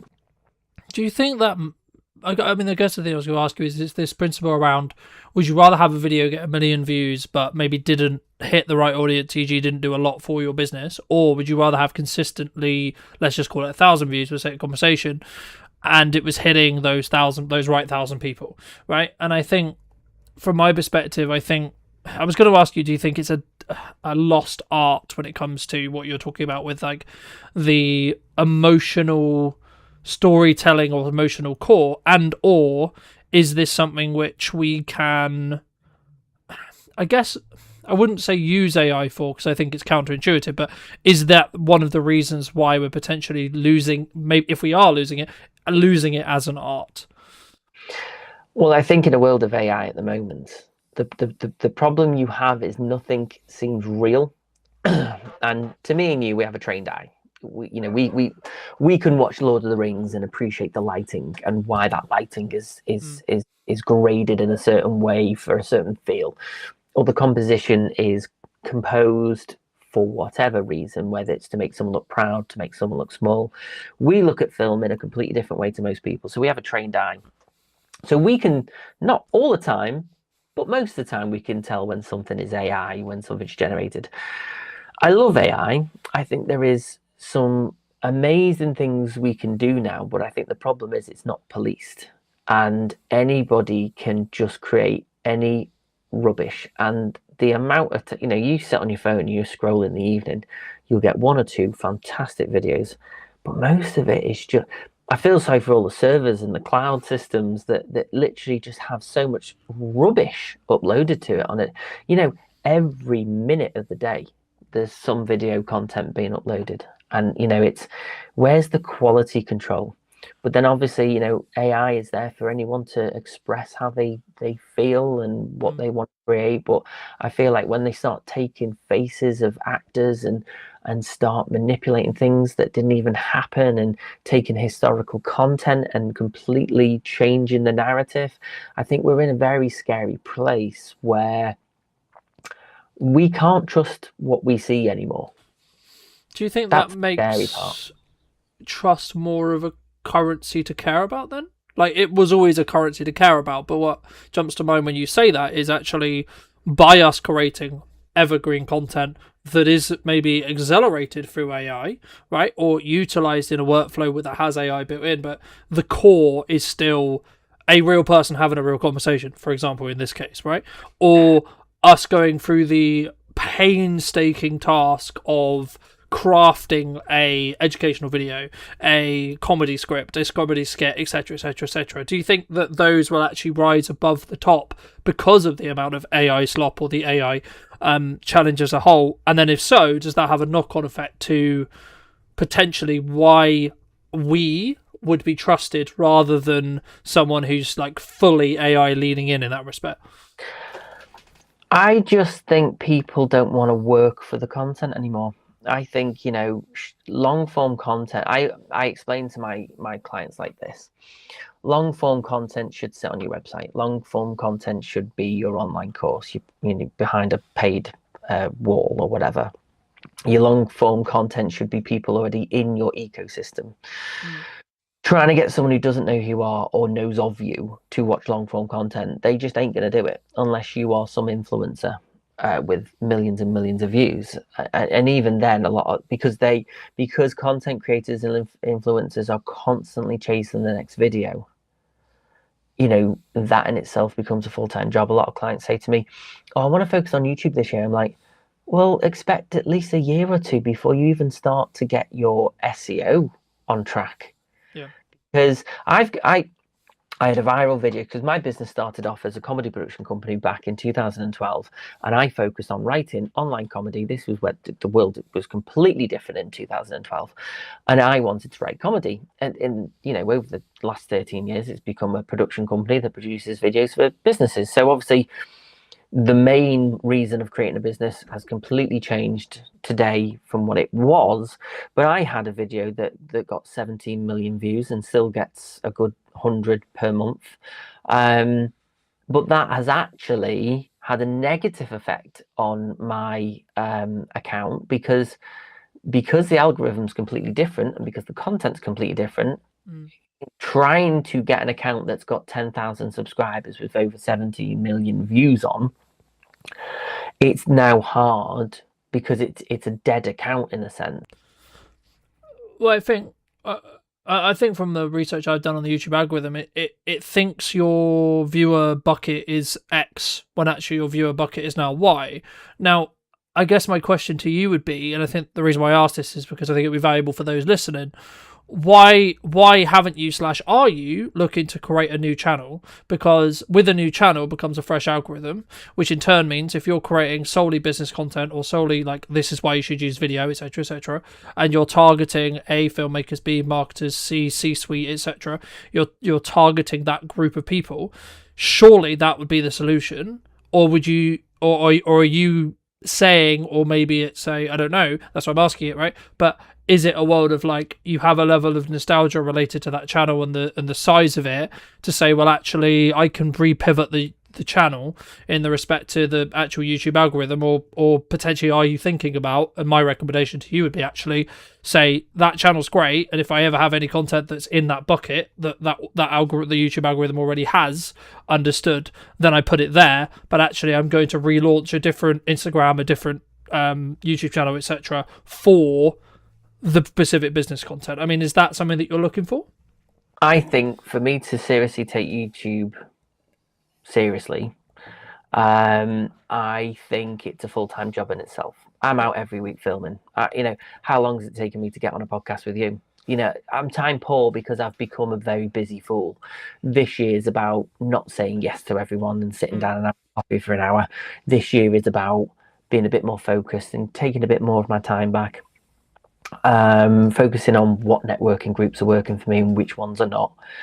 Looking at cutting down my overheads a little bit this year, kind of resetting myself. I don't personally think building a YouTube for me as a videographer is going to lead to me getting local work. Yes, I travel the UK. Yes, I have clients in Turkey. But for me, what do I want YouTube to do for me apart from having an online presence that maybe potentially people might want to jump on my online courses? So yeah, maybe another account for that. I think it's just a case of I do still get views. It is actually on the way up slowly because I post every week now and have been for a couple of months. I am starting to see a difference, but my end goal is not to be completely focused on YouTube doing better for me. It's about consistently showing up. My videos go out at 10 o'clock every Wednesday at a set time, so people know exactly where I'm going to be. Because people get into rhythms and routines, and if they know someone's going to be up every week, then they kind of go, right, okay, he'll post again next week. I'll have a look for his videos. I think YouTube, because the problem is clients say to me, oh, we want to grow our YouTube account. I'm like, okay. So what do you want to achieve from that? Again, that's the first question I ask. What do you want to achieve from growing a YouTube account? Oh, we just want more awareness. I'm like, yeah, but YouTube is the world. So are if you want to focus on a location, if you're an accountant in Chester or an accountant in North Wales or Liverpool, why do you want the whole world to see what you do? Why are you posting to the whole world? Why not do meta ads? Why not do targeted video content for Instagram and Facebook? Use meta, which then can kind of go, right, well, we want a 10-mile radius of our office. I think a lot of people don't know what's out there. I think a lot of people just think, oh, we'll make videos and we'll get loads of work. It doesn't work like that. It's like with passive income. Like people say, well, if I just create short form videos every single day, then I'll get loads of business from it. I'm like, but are your clients all over the world? Can you work all over the world? Does it mean that you have to travel a lot more? Does that mean, you have an online platform that, you sell courses? If I was to focus on YouTube, it would be for my online coaching only. It wouldn't be, I'm a filmmaker, I'll come and work for you. Because I'd rather work at home, near to home, be home for tea, than, if I've got work down in Salisbury, I'll pick up the phone and say, you might as well do it. What's the point? What is the point in me driving all the way down there when you're capable of doing it? Yeah. And I think to an extent, just to build off that, I mean, I think the key there is like understanding, firstly, why did you go in business? Secondly, like what life do you quote unquote want from the business that you are actually building? Because like, let's say for example, you're in a stage of your life or a season of your life where family is really important, whether that means a partner, whether that means a full-on family, whatever that means for you. And then of course, you should consider that maybe actually your career, you need to bring in enough to pay bills, etc., but should then be targeting clients that mean you have a more, we have this kind of standard joke in our relationship, I think, for a long time, which has been, you love holidays, right? And I'm not against holidays, and I do take time off, but I do it in my way. And I think that's a very key example of like creating a life which then has the output that you want, right? I, at the moment in this stage of my life, I can prioritize my career and I can continue to grow as a principal and I see it as an advantage to continue to market, to continue to develop, and continue to work on the business when others are maybe really investing in their family, right? And that's not a bad thing. It's about understanding that we are both different people and we're both obviously going to react differently or have a different focus. And it reminds me of a conversation I had in a conversation, I think it was around Boxing Day, there or thereabouts. Someone basically said something on the lines of, this is how you can work with me in 2026, and then was asking for feedback on what people thought about that 2-week window where people are like, should I market, should I not market, should I be taking time off, etc., socially, should I be reflecting, etc. And I basically just said, well, if you're willing to put the work in and that aligns with what you're looking to do across that 2-week window, you'll probably be rewarded now, as in January 5th and January onwards, than people who otherwise wouldn't. But also those people would be gaining other benefits because they'll be spending time with their family. And I basically just got, I forget who exactly the comment was from, but it was something like I was saying, there's other things to life than work. And I said, well, it's your choice, right? And everything, I guess the older I get, the more I understand that life is about choices. And this is the same when it comes to like, what businesses are you building and what areas of attention are you trying to focus on when it comes to building your business. And I would argue that's actually why you potentially should bring in a professional, whatever that means for you, professional marketer, professional video production company, professional advertising company, because if you are a person who values the time with family, yeah, you could get a camera, you could learn how to use it, you could learn how lighting works, you could learn how audio works, so on, to be able to produce your content. But I would actually argue, if you're not just picking up your phone and talking to it and you don't have that confidence yet, that's where you should start. You shouldn't necessarily bring this overwhelming conversation or this overwhelming like development when it comes to the fear around like talking to camera, looking into a teleprompter, having all these lights, having these microphones, having all this edit, etc. Because in the years of my own experience, creating my own content, but also working with clients, the energy level that you actually output, how you present, how you come across is going to be the deciding factor in the long term. To phrase it into a question though, how do you work with clients, or what would you say to someone maybe listening to this who's like, yeah, new me, new year, gonna do video, gonna absolutely kill it, it's gonna be incredible, but I'm terrified of looking at my phone? The key thing is this, there are two types of people. There are people who want to create videos for the business and they want to save a bit of money. And that's great. And that's why I'm a video coach, because I thought, well, if you don't want to hire me, I'll teach you and I'll give you pointers, and I've got online courses to help you, because a lot of people want to do it themselves. But then I always say to people, so when someone comes and they say, I want some videos doing, but I don't know if I want to do them myself, I don't know if I want you to do it for me, I go, well, what is your job? And they say, for example, I'm a financial advisor. I'm like, right, so have you got time in your diary every week to sit down and record videos, edit them, post them and schedule them? And they go, no. I'm like, well, you either pay me to take that time away from you and to do it for you and to give you an end product, or I teach you how to do it yourself, give you pointers of how you can create it, how you can manage your time. If you've got the time, do it. They get frustrated because they think it's easy. And to agree it's easy, if you know what you're doing, composition is important, lighting is important, sound is important. If you don't get those things right, and most of the time it's sound, if you've got bad sound, people won't watch it. And again, when people think, oh, I'll use ChatGPT, I'll write 10 video ideas for my business, they'll read it out without even knowing what that content means. So they're just wasting their own time. When you hire a videographer, filmmaker, cinematographer, whatever, we don't just come with equipment. We come with an idea. We come with some kind of understanding of our industry for us to guide people in the way to get the results that they need. And that is what people pay us for. They don't pay us for the fancy equipment, although that's the bonus. They pay us for what we can look at their business and go, right, so you're an aesthetics company, you do skincare, you have clients that have problems with their skin, right? Let's have a look at what people are doing. 9 times out of 10 people are on TikTok, because it's a younger generation that has these aesthetic companies. I'm not saying everyone's young, but there are a younger generation that get into skin aesthetics, and they are a young, vibrant group of people who go straight to TikTok. Does anyone ever question the business and go, well, are your clients on TikTok? And I'd probably say for an aesthetics company, I would say that there are probably a good handful of people. So it's probably a good platform to work from. Instagram's another one. You know, for a younger audience, would posting on Facebook help? Probably not as much as Instagram and TikTok, but it all depends. It depends.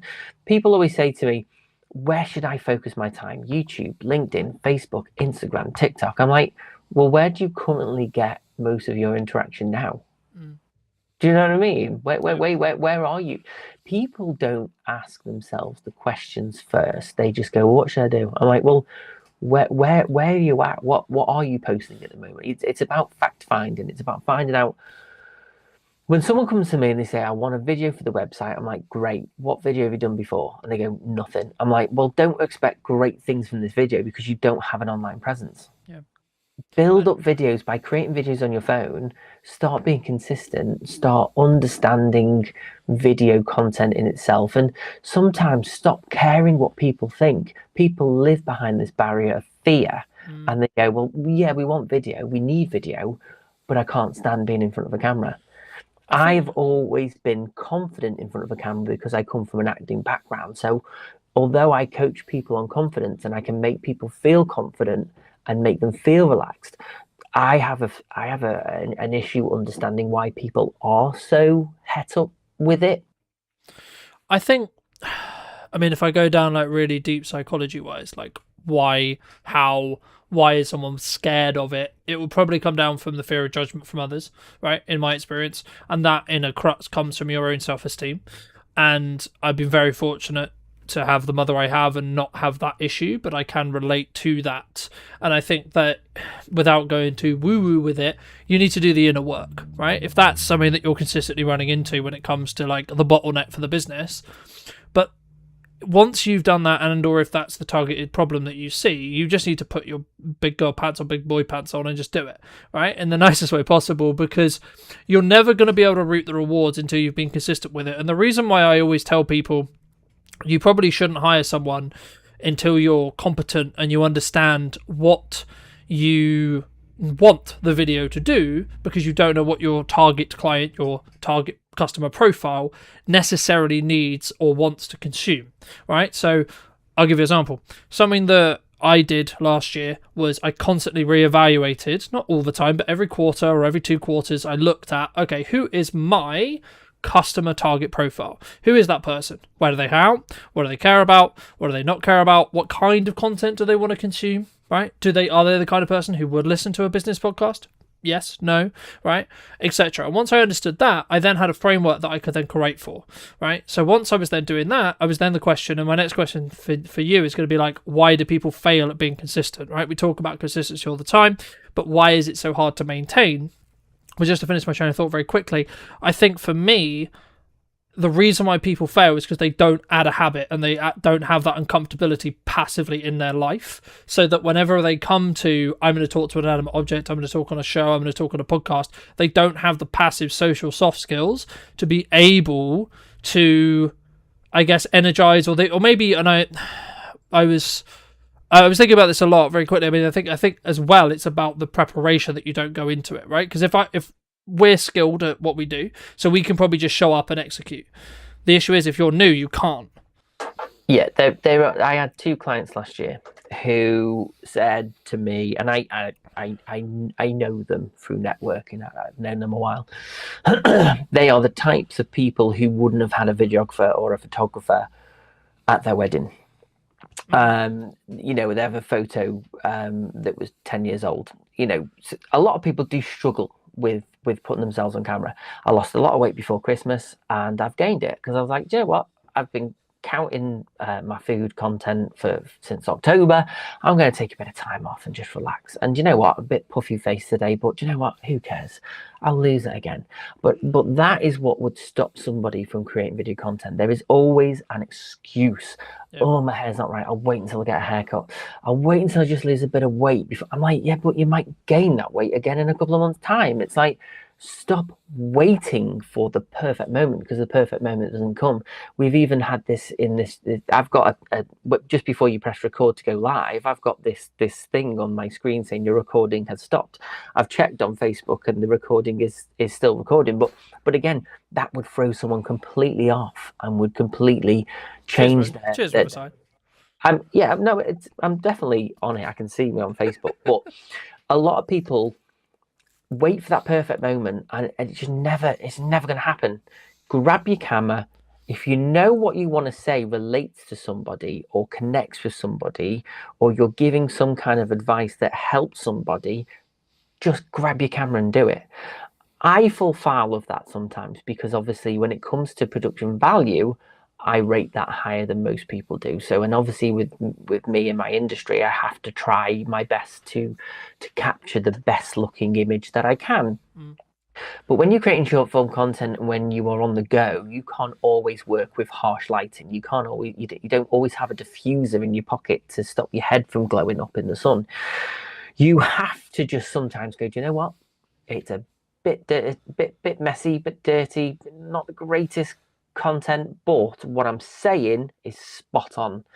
If your content is king, the rest of it isn't the end of the world, just providing that you've got reasonably good audio, which, you know, there are AI apps now that can clean up audio even if it's a bit windy.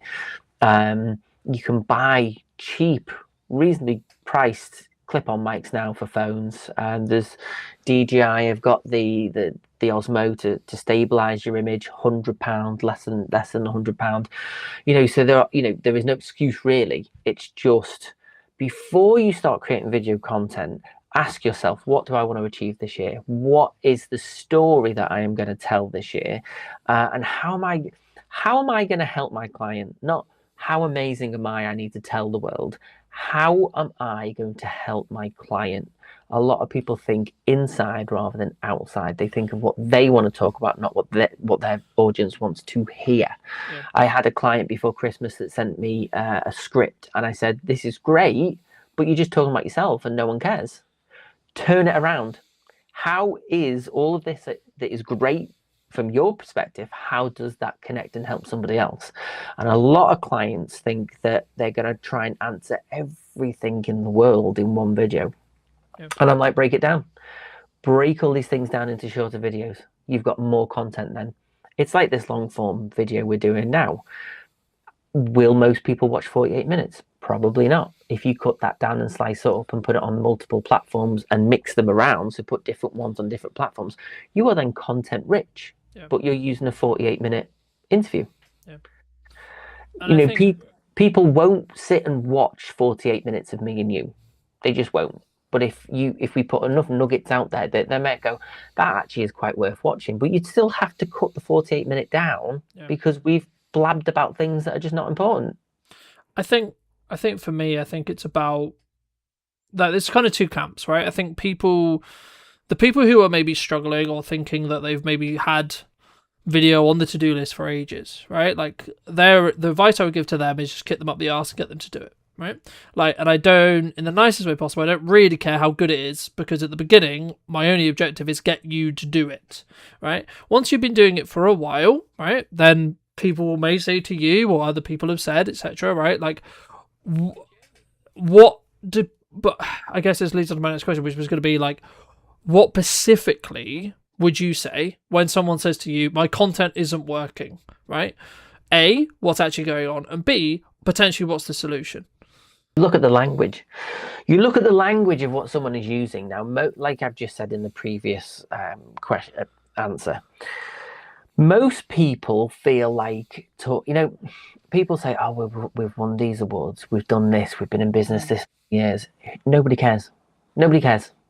If they want to know the answer, they will ask you. You've got to focus on what is the language that you are putting out into the universe.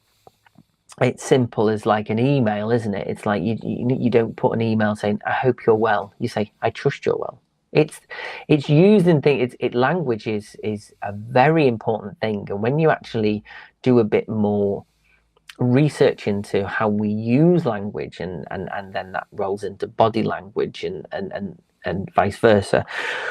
Once your videos will always be rubbish when you first start out. It's a fact. There's nothing I can do about that. I can coach you for months and months and months, but the only way you will learn is by doing.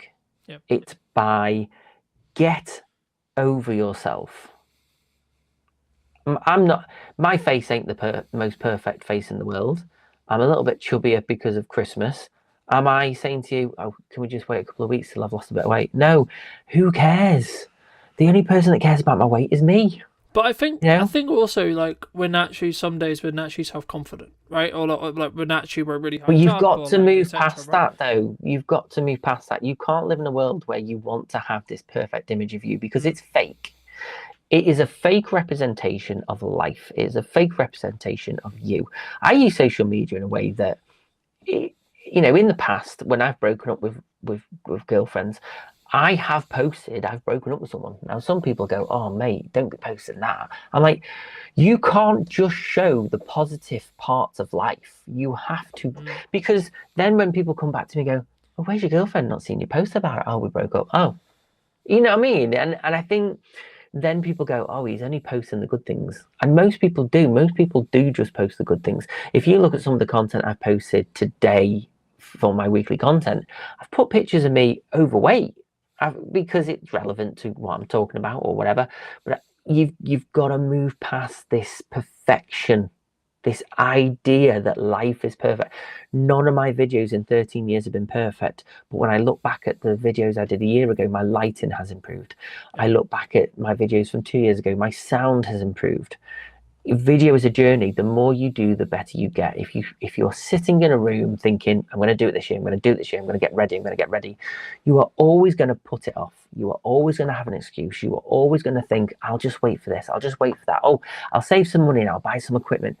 How many people do you know you'll go to do a job for somebody and they'll go, oh, I've got all this equipment, I've got softbox lights, I've got a ring light, I've got a tripod. I'm like, do you use it? No, I haven't sat and learned how to use it yet. I'm like, the amount of people that have equipment in their offices and they just don't use it. It's like, because they thought it was a good idea. They realized it's not just Mike or Carlton turn up to the office one day and press record on a camera and go home laughing to the bank because they've just charged someone 1,500 quid.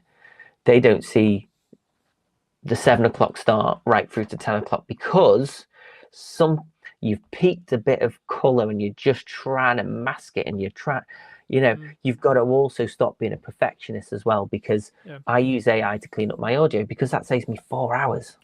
But that 4 hours means I can research plugins, I can research how to get a better grade on something, I can research in that moment, right, audio's done, I'm going to spend an hour or two just tweaking this color a bit more because I've got my time back. I think people don't want to pay you to sit there for 4 hours cleaning audio. If you can use AI to get it cut down quicker, to get it back into the project, if you can quickly grade and make it look reasonably good, because our level of understanding of perfectionism is completely different. An example of non-perfection. There we go. I know, you just disappeared, and I thought I was going to disappear first. Am I back? I don't know. You're Who knows? back. You were back. I think maybe your camera's burning, getting a bit hot, because mine does that after a while. But it's true, though. It's true. I think people live in this world. I'll just keep talking and filling while you're. I'll tell you what. Let me sort my camera out, and then here you go. It's Mike's show now. The top 5 tips that you can do while I fit this for everyone listening. Top 5 tips. So right, let's think off the top of my head. The first tip would be to stop caring what people think. You have to stop waiting for perfect to happen, because perfect is not going to happen. Number 2, you need to be consistent. If you are going to be creating videos for 2026, just be consistent. Think about what you're going to say before you go out and film it. Number 3, I think we're on. I would say look at your language. Think about the language that you are using. Think about how you are writing your content and how you are projecting that out, because there is a lot of value in using the right kind of terminology when creating content. So don't talk about yourself. Talk about how you help people, how what you do makes a difference in somebody's life, how, you know, somebody spending money with you in your business will lead to a result, because people don't care about how long you've been doing it. They don't care how good you are. They just want to know, will this person do this job, and will this person who I've paid get the results that I want? 4, be authentic. Just be your natural self. Stop trying to be somebody that you're not. Stop trying to be polished. We are living in a world of AI where everything is fake. Everything is not real. So to get that human connection, the the R's, the slight pauses, I leave some of them into my videos because that emotionally connects people to a human. Those little tiny those small imperfections that we have as humans is what AI probably can replicate to a degree, and probably will in the next 2-3 years. But we are constantly trying to strip away our humanity, our idiosyncrasies, if that's the word. I don't know. I think again, like, I had a 5th one, but I can't think of it. I'll come back to the 5th one. I'll add it onto the end of the AI one, because I think it's true, and I think that so many people, they look for, maybe we're looking at AI and we're looking at, okay, well, this can replace X time, right? But then we don't think about how we utilize the other time, right? So let's say, for example, I'm using Autopod to edit this podcast, and it means that I can save the 2 hours it would have probably taken me to manually cut it. Okay, cool. But the thing that some people think about is, how can I save the 2 hours? Instead of how can I still use the same amount of time in the podcast, but how can I add that extra time in, not on grunt work, so to speak, e.g. cutting backwards and forwards between myself and Michael, but how can I tweak the grade? How can I tweak the audio? How can I make it flow better? Do I rewatch it? Do I add maybe some motion graphics? Do I add maybe some B-roll, etc.?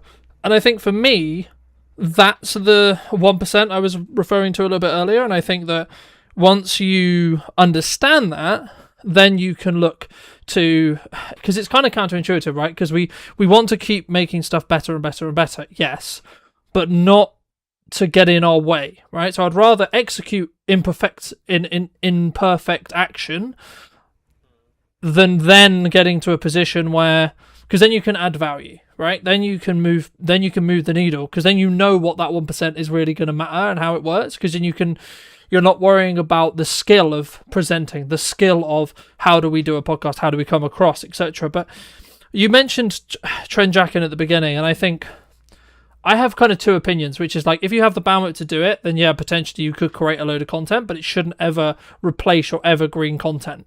I guess for people who are maybe consuming this or thinking about this, about the postman's finally come, and the problem you have is it's the quality over quantity. Just because other people are doing things doesn't mean you should too. Yes, you might get loads of views, but does posting content of trending videos of people falling off bikes and then you sliding in as a presenter, does that actually mean, oh, he must be a great plumber, he must be an accountant, I want to hire him because his video was good? No, people forget about it.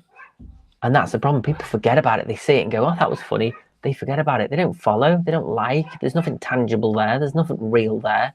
It's just people trying to stand out by copying everybody else. Yeah, I think it's about using it sparingly, though, right? Like, you can use the hook of that. But the problem is, people look at these things and go, right, everyone's doing this, we'll do that.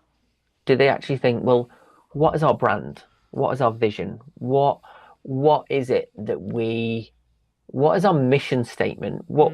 I don't create. I could easily act like an idiot, get someone to follow me around town, and I could be a class clown, and I could get loads of views. Yep. Does it mean that people want to hire me as a videographer? No, because for me, I want people to trust me. I want people to go, that guy is going to do what he says he's going to do. Okay. So the last thing they need is some idiot who is ruining his brand and image by acting like an idiot just for likes. And this is where I really hate the world at the moment in terms of how we consume content, because people just think acting like an idiot's going to get you results, might get you views, but it's not about having thousands of views on a video, because it doesn't mean 1,000 people pick up the phone and go, hiya, I'd like to hire you. Yeah, no, I mean, I guess people think that the view count is the important thing, and it's not. It's really not. Well, it's about whether you're doing it in the entertainment bucket or whether you're doing it in the brand building bucket. And as long as and that's kind of where I'm in two minds when it comes to trend jacking, because I agree with you, right? Like, if it's going to be brand damaging, no, absolutely, you shouldn't do it, right? I would much rather have consistently 200 views, 300 views, 400 views, 5,000 views, whatever it is, whatever your standard line is. And it was all building to consistency, reminding people that I exist, how I show up, etc. Right? A. B. The thing to consider, though, is how can you potentially see something? And this is why I think every single person should have a level of, I'm going to curate, mostly you should be in the curate side of the content window, but potentially you should have a small window of time when it comes to, this is how we're going to look at what's happening online, right? Not to say that you should necessarily copy or use the inspiration every time. It's so that you have an awareness of what's going on. So once you have that awareness and you know, oh, there is a trend, okay, well, is that then on brand? And then could you leverage it to gain more attention? Potentially, okay. And or do you have the bandwidth, or could you actually spend that time potentially doing more evergreen content, like something like this? Or is that going to take your decision away or distract you, I guess, is the further question. But just while we wrap up and while we think about, leave people with some thoughts as they think, I mean, what would you say if someone is looking to maybe up their marketing this year, or they're maybe to get into video or etc.? What should they do? What should they tangibly do after watching this? How do they move forward? How do they move that next, take that first step, take that next step for them? They need to storytell. They need to be themselves. They need to stop caring who they want. They need to stop trying to be something they're not. I have clients who will go and get a makeup artist to come and do their makeup, and then we'll do the videos. They'll look fantastic, and then they'll watch the videos back and go, it just doesn't look like me. And I'm like, well, what do you think's different? He went, well, I don't normally wear that much makeup, but I was trying a bit too hard. I'm like, why are you trying too hard? Because now, if you want to create videos on your phone, you're gonna have to get a makeup artist. You've set the bar up here now. I think you've just got to be your natural self, and it's hard because people don't want to be vulnerable. People are scared of their school friends seeing it or their family seeing it, and I'm like, stop caring about what people think. Yeah. There are videos on social media that I've posted over the last 13 years, and some of them are so embarrassing. I wrote a song about being on the toilet once when I was 26 or 7, and it was funny. I had a selfie stick, and I wrote a song while I was on the toilet. And, you think of these things now and go, wow, I wouldn't do that now. But it's there, it's up there. And some of my friends in my camp van group, they seem to get it out when we're all drunk and go, oh, well, there's Michael acting like an idiot. I don't take myself too seriously. I am who I am. I'm there are flaws in my personality. I'm not just this happy, bubbly, fantastic, wonderful guy that I try to portray. I am a happy, nice, bubbly guy, and I will help people as much as I can. But I can still get grumpy. I can still have a go at someone for cutting me up on the motorway. I'm a human. I try to show the real me. And if I am angry, and I try to refrain from creating video content because I've got a business and a brand to protect.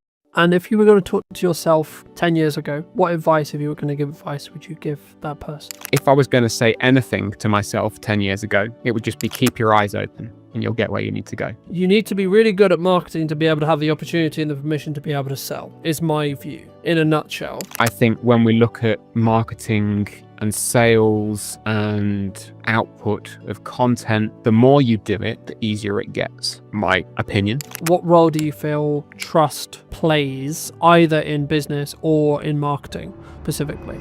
Hello, my friends. Welcome to a brand new episode in What's Missing in Marketing Today. Today, we're going to be talking to Tom all about his opinions on marketing. And before we get into it, Tom, Could you give the audience a little bit of context on who you are, and of course answer our opening question? What do you feel is missing in marketing today? Absolutely. Thank you very much for having me on, Carlton. I really appreciate it. No, you're welcome. Who am I? I am Tom Jepson. I am a coach for self-employed people, mostly parents, mostly working parents, should I say. And I'm here to help them take some of the out of doing business for themselves, because it's really quite hard balancing doing a business that you want to do, parenting, caring, all the dynamics that come with it. I am a full-time parent. Also, I'm a full-time carer as well. So I am living and breathing all the stuff that I do with my clients. To answer your question, what is missing in marketing today? I think selling is missing in marketing today, is what I think is missing. Okay. And I'm sure we can dive down into that hot topic momentarily. I mean, just to build off that, my personal view, I personally think they're separate, right? I think they are mutually exclusive. You can't have one without the other, right? But you need to be really good at marketing to be able to have the opportunity and the permission to be able to sell, is my view, right? In a nutshell. Why do you think then, let me build off the question, why do you think specifically then it is missing in marketing then? Like, what do you, like when you say that, is it not sales driven in respect to like sometimes we don't do call to actions or we don't have that quote ask, or is it, because I would argue you shouldn't be direct selling, or would you disagree? So this is a very big topic, and I know we could go for hours just on this one point. So to give some context, I have a daily newsletter. Daily, I send an email to a mailing list every damn day, and because I'm well versed at that, I am practiced in what I offer to people. There is a call to action which could be deemed as a sales pitch every day. Yeah. It's never like buy my stuff, because I'm not going to ram that down people's throat when they're actually, what I want to do is give them something of value. But I know that for some people, seeing a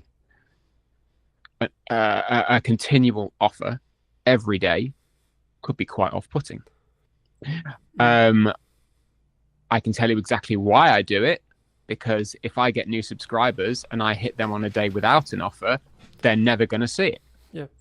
So contextually, I know it doesn't work for some people. When we take it out of the sphere of direct communication and put it into something like LinkedIn, I'll say that LinkedIn is the only social media platform I use. I do not have energy or the want to use any others. Maybe I'm wrong, maybe I'm not, I don't know, but I don't have the energy for it. In the context of LinkedIn, my filter bubble tells me that there's a lot of chat around personal brand and personal marketing and relationship building. Yep. And I get it. I'm here for it. I just want to talk to people. But when I want to say, hey folks, here is a thing that I have built, here is a service which I offer, and I want you to buy it.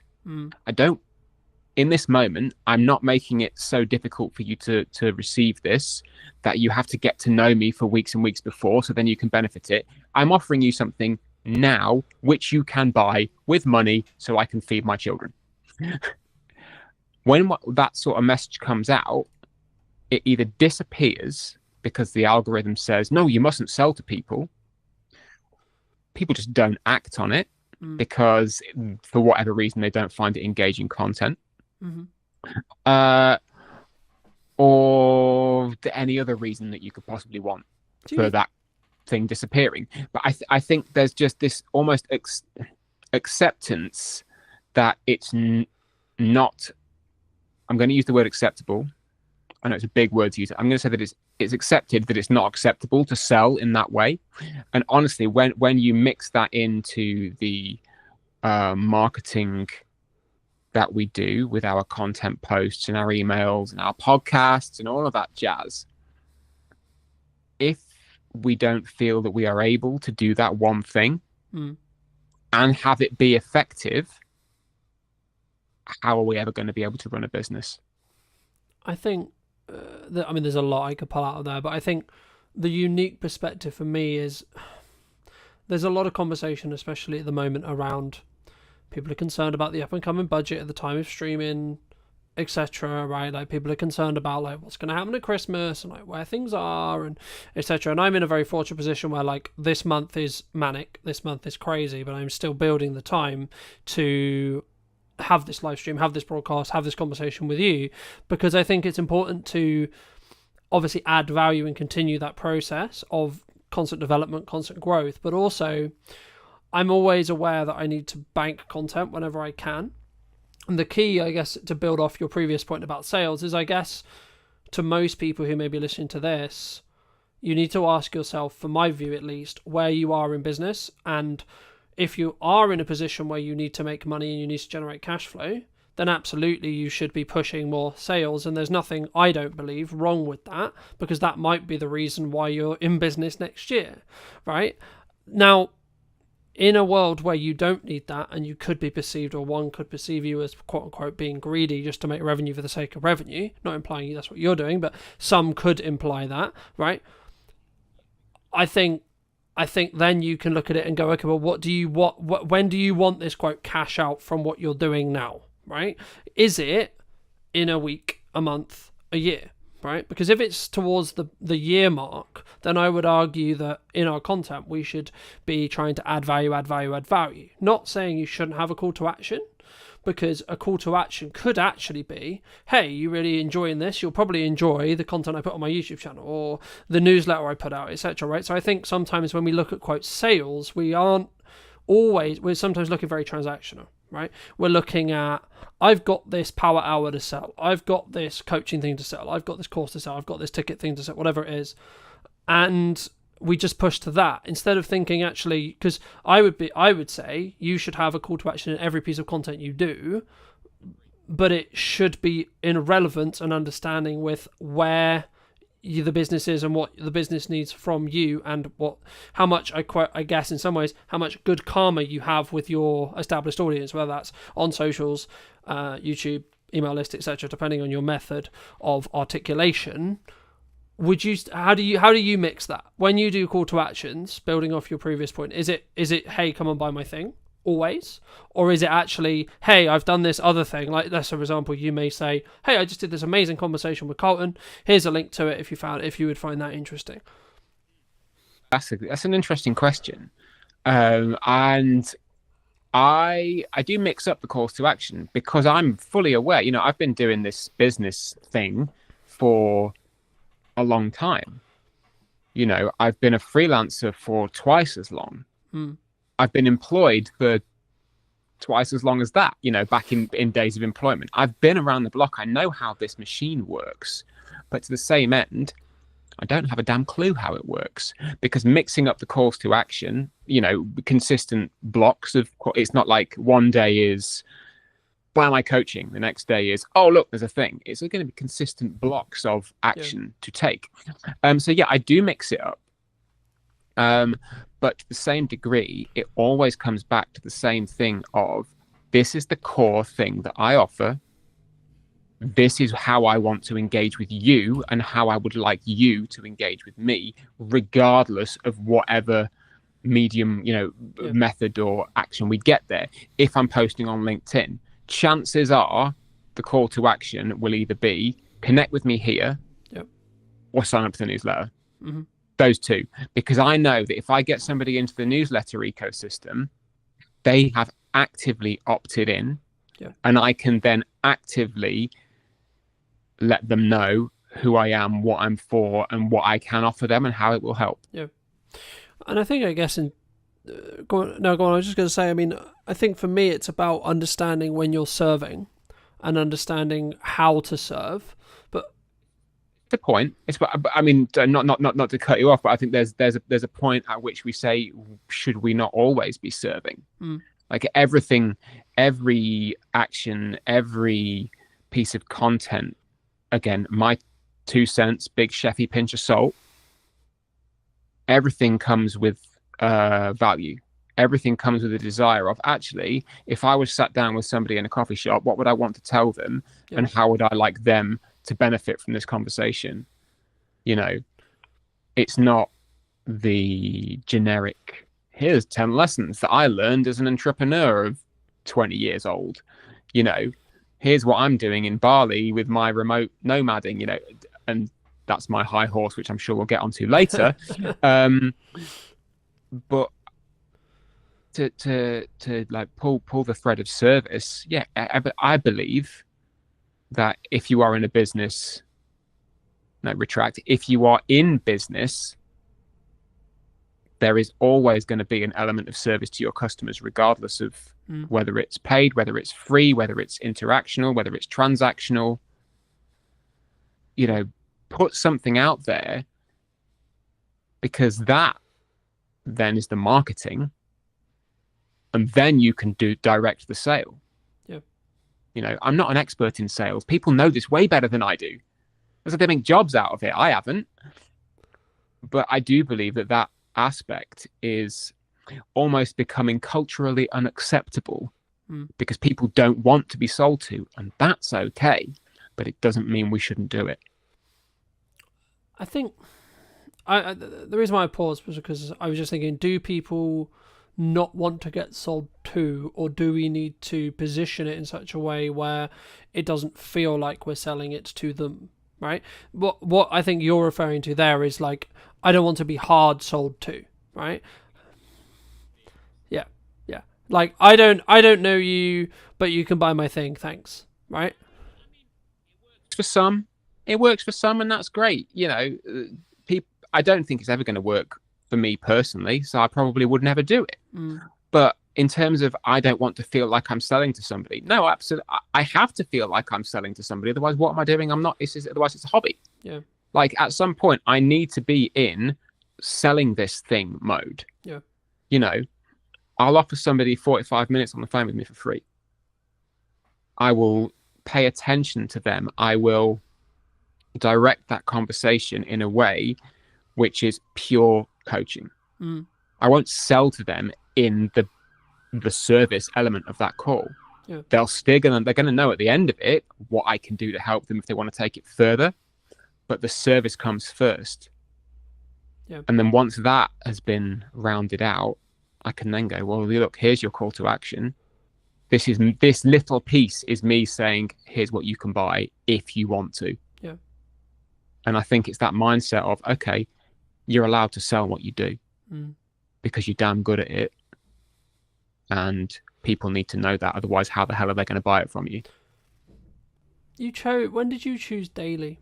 Because I think so many people, they struggle with, I'm going to spam people, right? Like, I post when I'm not in like crazy work mode with lots going on, etc. Like, I would post like 4 or 5 times a day, etc. across socials. Like, I'll be very visible, but I'm aware of how interest graph works rather than social graph. So I'm interested to see how kind of like you thought about daily like email marketing. Why daily, right? Because I guess some people are going to listen to this and say, well, Tom, that's spammy, right? That's too much. That's crazy, right? You don't want to oversaturate your audience, etc., etc., etc. It's not for them then, is it? That's my answer to that. It's not for them. I started, my newsletter journey began a couple of years ago as a consistent activity. It started monthly. After 3 months, it went to twice a month. At the beginning of, where are we now? Near the end of 2025. Beginning of this year, it went to weekly on a Monday. And then I got to a point in the middle of August, just before the summer holidays began, where I went, you know what? I've got too much to say. I've got too many things that I want to share with people. And I believe I have the energy and the momentum to do this. So I started winding it up a little bit. And as of the 1st of October, every day, it's 250 odd words of a story, something that's inspired me, something that I found funny or interesting, a life thing, You know, it might be a straight sales email. They can be peppered in. It's a business newsletter. Yeah. But I found that from the beginning of October to today, when we're recording this, sorry for suddenly removing the evergreen content barrier, but we can say over the course of the last 5 weeks of doing this consistent daily activity, I have found that my writing has gotten better. Not to toot my own trumpet, but it was pretty good before. But being able to write and have a funnel and a channel for consistently telling a story, it's made me better, you know? And the performance has done what I thought it was going to do. I gained a handful of subscribers and I lost a handful of subscribers.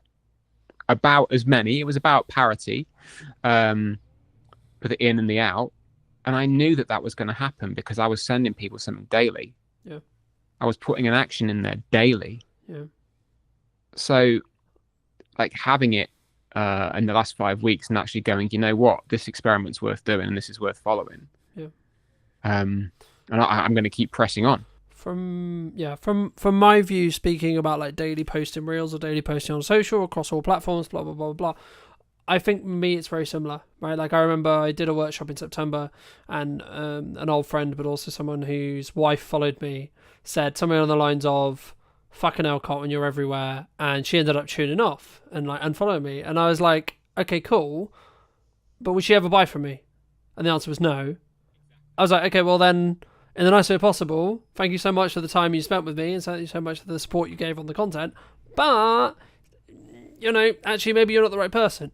And I think that's the key. And I think sometimes, like, I could quote a million people, but the crux of like any marketing is just a shit ton of work in a window of time to get a result, right? The work as a whole is probably going to be the same whether you do it across 6 months. Like if you want the result, you can do it across 6 months and get the results in 6 months, or you can do it across 2 weeks and get the results in 2 weeks. But you have to have the same amount of like output than you would have in that 6 months in that 2 weeks. And that is going to annoy some people. That is going to quote, "Oh, fuck's sake, Tom, you're there again," right? "Oh, fuck's sake," etc. But like also the just to pick apart a little bit what you said, the key I think for the person listening who's maybe considering something like this, whether this is daily posting on YouTube, daily posting shorts, daily posting Instagrams, writing an email, whatever it may be, writing a blog, etc.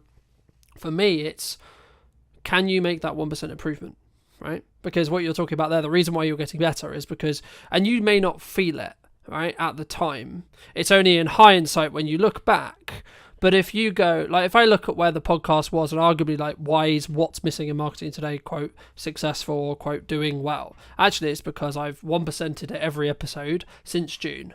Right? By the time this pre-recorded version of this episode I expect comes out, it will probably be 5 to 7, maybe 20 times better than as it sits today. Right? Why is that? Because every episode I'm functioning and I'm saying, and it comes with practice, right? Like anything, right? You can't expect to be in great shape if you don't work out every day, right? In my opinion, right? You can do 3 days a week if you want. That's up to you, right? In the same way, you can do 3 emails a month or 3 emails a week, etc. But it would be wrong of me not to ask you about like this huge volume, this huge value add, this huge amount of work, and not talk about, do you think the modern expectations of marketing can lead to, especially smaller entrepreneurial business owners, getting to burnout? There's the word burnout. Is that? I mean, just to give burnout its place for a moment. Yeah, I think that specific symptom comes from trying to do a lot of stuff that you don't enjoy, that you are not equipped to do. You might be capable of doing it, but in that moment you're not equipped to do it. And that you maybe don't acknowledge that something else needs to be set down. So to give burnout the thing, yeah, I think when we look at marketing and sales and output of content, the more you do it, the easier it gets. My opinion. If you come to it and say, oh, this is really hard work, I don't know what to post, I don't think I want to be sold to. For a start, you're coming at it from a place of fear for whatever reason, because you don't want to do it because it might feel a bit scary to put yourself out there. You don't want to do it because it might feel a bit scary about actually selling yourself. Yeah. It might feel a bit scary to put your 2 cents on a live stream with somebody who you're really pleased to talk to. How dare you have an opinion, Tom? How fucking dare you have an opinion about something that might upset somebody? I specifically today, I had that conversation with someone on LinkedIn because they posted the very same thing. It's like, we just can't have a conversation anymore because you might offend someone. Like, it is up to us to communicate with our best intention. Whatever that best intention is, we've got to put it out there. How somebody receives it is not on you. And I think when we start to take on the burden of the recipient in terms of, and I feel like I should be careful about what I'm saying here because this could be very heavily misconstrued as me being a complete asshole. I care deeply about what I send to people and that they will receive some value from it. Yeah. If they read it and go, no, that guy's a dick, that's not on me. I can't control that. But surely it's the intention, though, right? The intention that I want someone to read it and go, that guy's a dick. No. So like when you create content in the same way I create content, I always go from a perspective of an intention of, I'm going to add as much value to whoever is. 100%. I'm grateful enough to have the time of the time, right? That's it. But I think the point is, when it comes to the kind of the small business owner, the working parent, the full-time carer trying to run something that they need to run or want to run to maintain their own sense of self, when things like taking on the burden of somebody else's receipt of your content and worrying too much about how are they going to receive this, regardless of intent, at that point, you start to run out of energy because you then don't have the energy to give to the content, to the message, to the service, because you're spending it worrying how someone is going to receive it, and then you start to burn out. Yeah. And then it just becomes cyclical, and then you don't want to do it, and then you don't do it, and then you beat yourself up because you're not doing it, and then you get all worried and sad that you're not doing it and that you should be doing more. You must be doing X, Y, and Z, and it just becomes this kind of self-fulfilling. It's cyclical, kicking your own ass,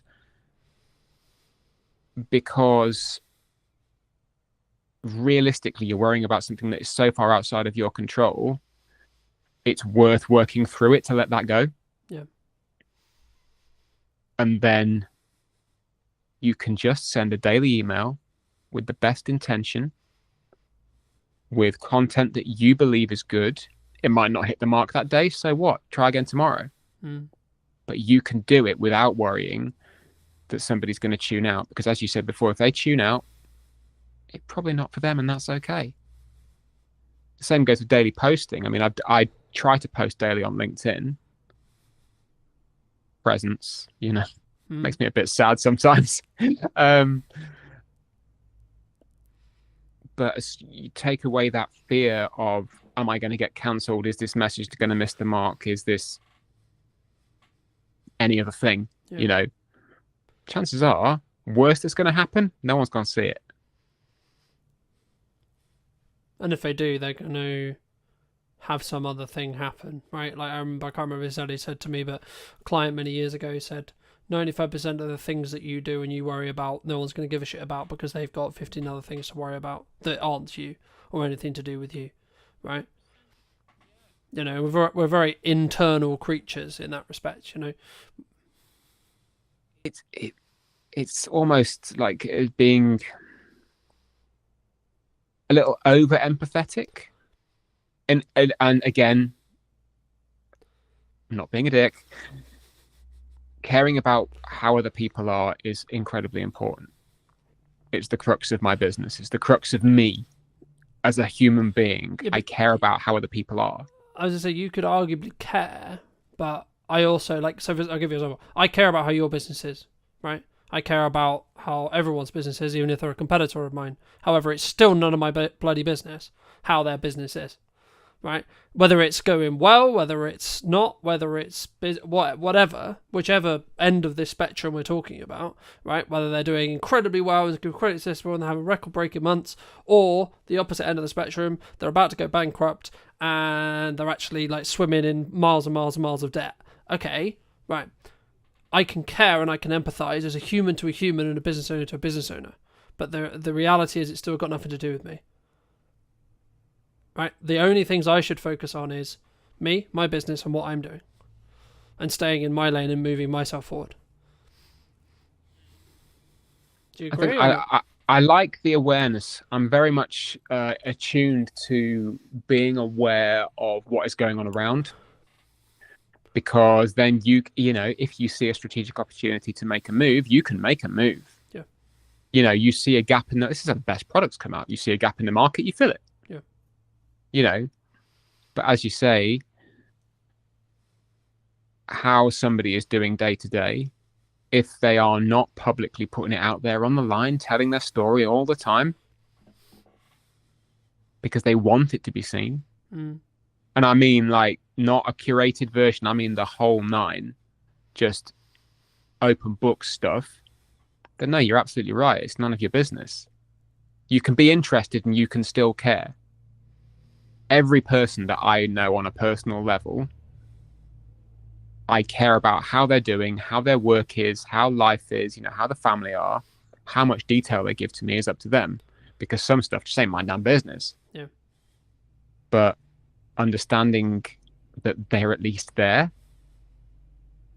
being empathetic to that is good. But you know, to circle back around to the over empathizing, as you say, when you get to the point of actually that's not your damn business, then you can stop. You can go, all right, I've used my energy to this point. I can put it back into marketing myself. I can put it back into selling myself. I can put it back into serving other people who are actually on my doorstep waiting to be served. Yeah. I think it's knowing where and how to channel that energy to build the right boundary and really to keep yourself safe. Do you think business owners struggle to give or set boundaries, either with clients, with colleagues, with friends, with marketing, with themselves, with family, with friends? Yes. I'll elaborate on that. Well, there we go. No, there's the answer. And if so, why? No, that's a really good. Sorry, that was a veiled attempt at humour. Yes, absolutely, I do. I mean, everyone does, because they're creatures of service. You know. Does it come from that? If I don't say yes to this job, there's not going to be another one coming thing. Do you think, in some case, like in that specific nuance? As part of it, yeah. I mean, I've been reworking a workshop that I ran eons ago, all about saying no to things, which is, you know, coming down the pipe at some point. Hopefully, by the time the published version of this comes out, people will actually see it and it'll be live. But I think that because prioritization is hard. Separating yourself from your work is hard. Separating you from the public version of you can be kind of hard. Separating different facets of work and life is hard. Just establishing boundaries and maintaining them is hard. Like being able to go, you know what? I'm stopping work at 3. And I'm not going to answer my emails till tomorrow morning because it's family time now. You still get the little itch, you know? Sat down, scrolling on TV, like while the TV's on, you get an email pings and you go, oh, I'm just going to answer that now. You could just not, because nothing's going to happen. But it's maintaining that boundary, because you get that little itch of, if I don't do it now, somebody else might get there first, or I might forget. I might be busy. You know, it's difficult to maintain it. And again, a lot of the time, in my opinion, it comes back around to being afraid of something. Forgetfulness, busyness. And sometimes you just kind of need to go, okay, well, if something happens, it happens. That's kind of a future me problem. Right now, I've decided that this is my boundary, and that's more important. Yeah, and I think as long as you can reflect on every situation, every job, every etc., like whatever it is you're doing, whatever you're trying to achieve, whether you're trying to launch a podcast, newsletter, work with a new client, do marketing, whatever it is, or do sales or whatever it is, as long as you can actually hand on heart say you did your best and it was in line with what you were or wanted or needed at the time, and or like, I think it's interesting, right? Because I think sometimes we act as if we're busy, or we imply that we're busy, or we are busy, or etc. But actually, in reality, what we're actually saying is, at the moment, the thing you're asking me to do cannot be a priority. In crux, if someone ever asked you, in my opinion at least, oh, I'm too busy for that, what they're actually saying is, no, right now that's not a priority. So personally, something I've done the last couple of years is whenever I have a situation which is like, hey, I know I said, or I know we said, or I know you're expecting me to do X or Y, I will give you a realistic timeline regardless of how that makes you feel in the short term. And that might be, oh, etc. But it's actually, I'm not doing you a good service if I don't give you clear, concise, and transactional or transparency within my communication style. Because the reason why someone would get upset or pissed off is because you said, Tom, you would get me that thing a week ago, 2 weeks pass, 3 weeks pass, and then it slipped through the gap, right? Look, I'm not saying mistakes don't happen, but if you said to me, let's say we were working together and you said, hey, it's going to be like 3 weeks, I'm like, okay, cool. But then I'm not expecting it next week. I'm expecting it in 3 weeks, I mean, that's almost kind of a side point, isn't it, really? That's just being good at what you do and doing what you say you were going to do. Yeah. But do you think we struggle sometimes? Because, like, especially when we win, like, the client, right? The client of my dreams, or the project of my dreams, or the money of my dreams, or the project is amazing because it pays me X, or it's actually a great opportunity, etc. We have this, like, want to, I'll do it tomorrow. Oh, it's done tomorrow. I'm going to go out on a limb here, and I'm going to say that if a client, for example, would expect you to bend over backwards and not maintain your boundaries and your working practices as a self-employed business owner, they are not the client of your dreams. End of. Do you think that can change over time? I was just going to ask you. So, like, where we were, say, like, for example, for me personally, like, my target client, my target expectations, etc., 3 years ago were completely different to now. Yeah, for real, man. I mean, the dial shifts, and it shifts because you learn, not maybe because your clients learn. It could be because the clients learn, but it's more about what you best in the world. It's about what you want. I would argue though that you get a reflection of what you like enforce in respect to boundary setting, right? Like, so like like for me, like you can set a boundary you like. The question is what happens when it gets tested. Well, that's exactly it. If you let's say use the example of it's 4 o'clock, you sat down with the kids, you're getting them in from school, getting snack time and everything, and a client's decided for whatever reason that that's the time they want to have a meeting. You can handle that in any number of ways. And again, we can tie this straight back to marketing. This whole point, we can tie this straight back because it is, you could just say no. You could go, no, I don't do that. That's crossing my line. You could say, okay, I might flex this once, but I'm going to reinforce it in a way which says it's not happening again. Or you could set it up from the outset by positioning yourself with your marketable material, with your boundaries, with the expectation setting from the off that says, actually, this is never going to happen because my priorities are this. this, and this. Serving you is within those priorities. But this is the line. And as I said before, if their client decides that that's not good enough, they're not your client. Well, yeah, in the nicest way possible, they can go somewhere else, you know. They can go, somebody else will flex for them. Somebody else will flex. And I know that context is everything. Yes, there have been times when I have had to completely smash down my boundaries because the project scope of something has changed. Like, it's happened recently. It was very painful for me.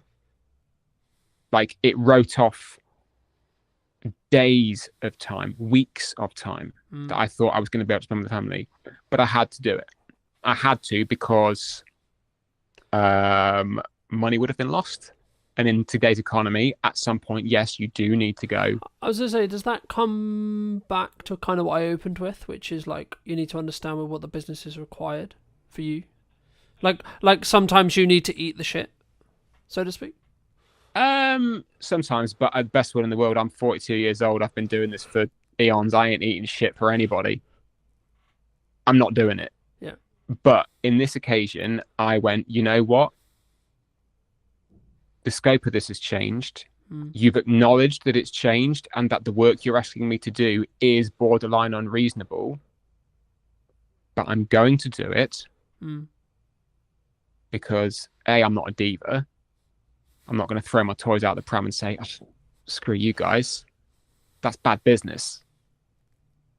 But the acknowledgement from everyone is that actually this is crossing a line. So yeah, context is everything, but being able to control that yourself is what is important in this.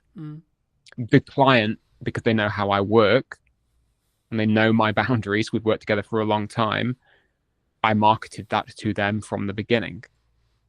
Yep. I don't need to sell them on that. They already know. So having that within your control, I think, is also very important as to how you can put yourself out there and say, I'm the one who's saying when this line moves. Yeah. I mean, that kind of bridges onto my next question, which was going to be like, what role do you feel trust plays either in business or in marketing specifically? So if it's in a marketing context, it would be building trust with your ideal client, your ideal audience, etc. And if it is in a client context, it would be then how do you utilize and or keep that trust? Brilliant question. So I'll put my coaching hat on now. So for me as a coach, through my marketing, people need to know a small number of things. I mean, the first thing is obviously that I am a coach and that I am good at what I do. They need to know that from the off. Once they know that, we can kind of go, okay, that's the functional practical. We'll just cast that aside. I know this thing about him now. After that, it's then getting to know me.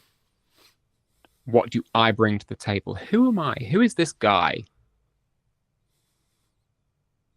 And then through the stories, through the communication, the conversation, it builds this rapport. It builds the camaraderie. And eventually the camaraderie and the rapport turn into trust. Because that kind of communal safe space has been built through the messaging, through the back and forth on email, through the DMs, through the networking. And somebody knows they could rock up in a one-to-one with you and you'd have a great chat. Because at least the space you hold there together for that 30 minutes or whatever, you've established that and it's good. It does take time. You know, it's not just a case of me going out to people and saying, hey, I'm a coach. I'm really good at what I do. Look, I'm a nice guy. You're a neat guy. So it takes work. It takes a lot of trust in yourself as well to be able to go, you know what, this is what I stand for. This is who I am. And who I am is okay. I don't really need to flex or change or bend for anybody because this is who I am.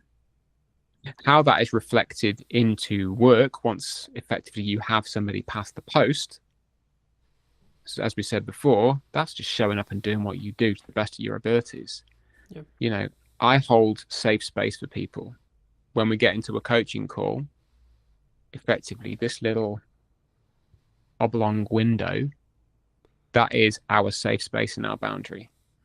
Nobody else is getting in there. Nobody else is hearing what's going on in that space. And I have to reinforce that explicitly. It's not a kind of an unknown, oh, is this safe space? Is this something that people are going to know? It's like, no, I will state it up top. This is what you can trust and expect from this interaction. And the same goes for the precursor with one-to-ones and emails and everything as well. This is a safe space. I'm not going to go and, publish the ins and outs of a social call I had with somebody on LinkedIn. It might inspire something. Yeah. But it's the trust is never broken in that way. Of like, I'm going to take exactly what you've said and name you. I think it's different, right? Like, again, it's context, right? Like, being inspired by a action or showing a behind the scenes process, like, for example, for me, like, people ask me all the time, so how do clients feel about the behind the scenes process? Well, like, me sharing production, me sharing how I do it, etc., right? Like, a lot of people, the honest answer is actually they like it. They like that extra exposure. They like seeing it from my point of view. But it's just part of my sales journey, right? It's something that I have a conversation with very early on, and I establish very quickly what kind of project is this, right? Is this going to be a collaborative project where we both win? They get great content, I get great content, and I get paid, happy days, right? Or is it going to be a very stringent, very NDA'd or non-disclosure agreement, very contractual, very show up, get paid, go home, F off, right? Kind of agreement, right? And, I guess, what do I do more of now? Probably the more collaborative side, right? Just the nature of the business, etc. Cool. But that's also, and again, I had a reality this morning, which was the same, which was like, actually the old of me would have been like, this annoys them, but the person I am now is like, no, that's just not me anymore. And obviously I won't go into detail on that specific thing, but it leads on to my next question really nicely, which is like, how do you either help people, or maybe someone listening to this, if they're looking at their marketing or etc., and maybe they want to move into that next stage, whatever that is for them, that next season, whether it's we have a 9 to 5, we're looking to do our own thing, gain our own freedom, gain etc., and all the benefits that come with, but also all the stresses, of course, that come with working for ourselves, and or we've been working for ourselves for 3 years, 2 years, 1 year, whatever, and we're looking to scale up. We're looking to do that scary, we're going to up our prices, change our value perception. What would you say to those people who are, as I say, kind of, I think there's two camps potentially who are listening. A, in a 9 to 5 who are looking to make the jump, or B, maybe they've been doing it, they built good momentum, but they're kind of like, if I up my prices, I'm going to lose on my clients. I mean, that's a very specific scenario, the whole upping the prices, losing the clients thing. And it comes up more often than you'd think. Broad strokes, I would always ask the question, who are you now? And then, who would you like to be?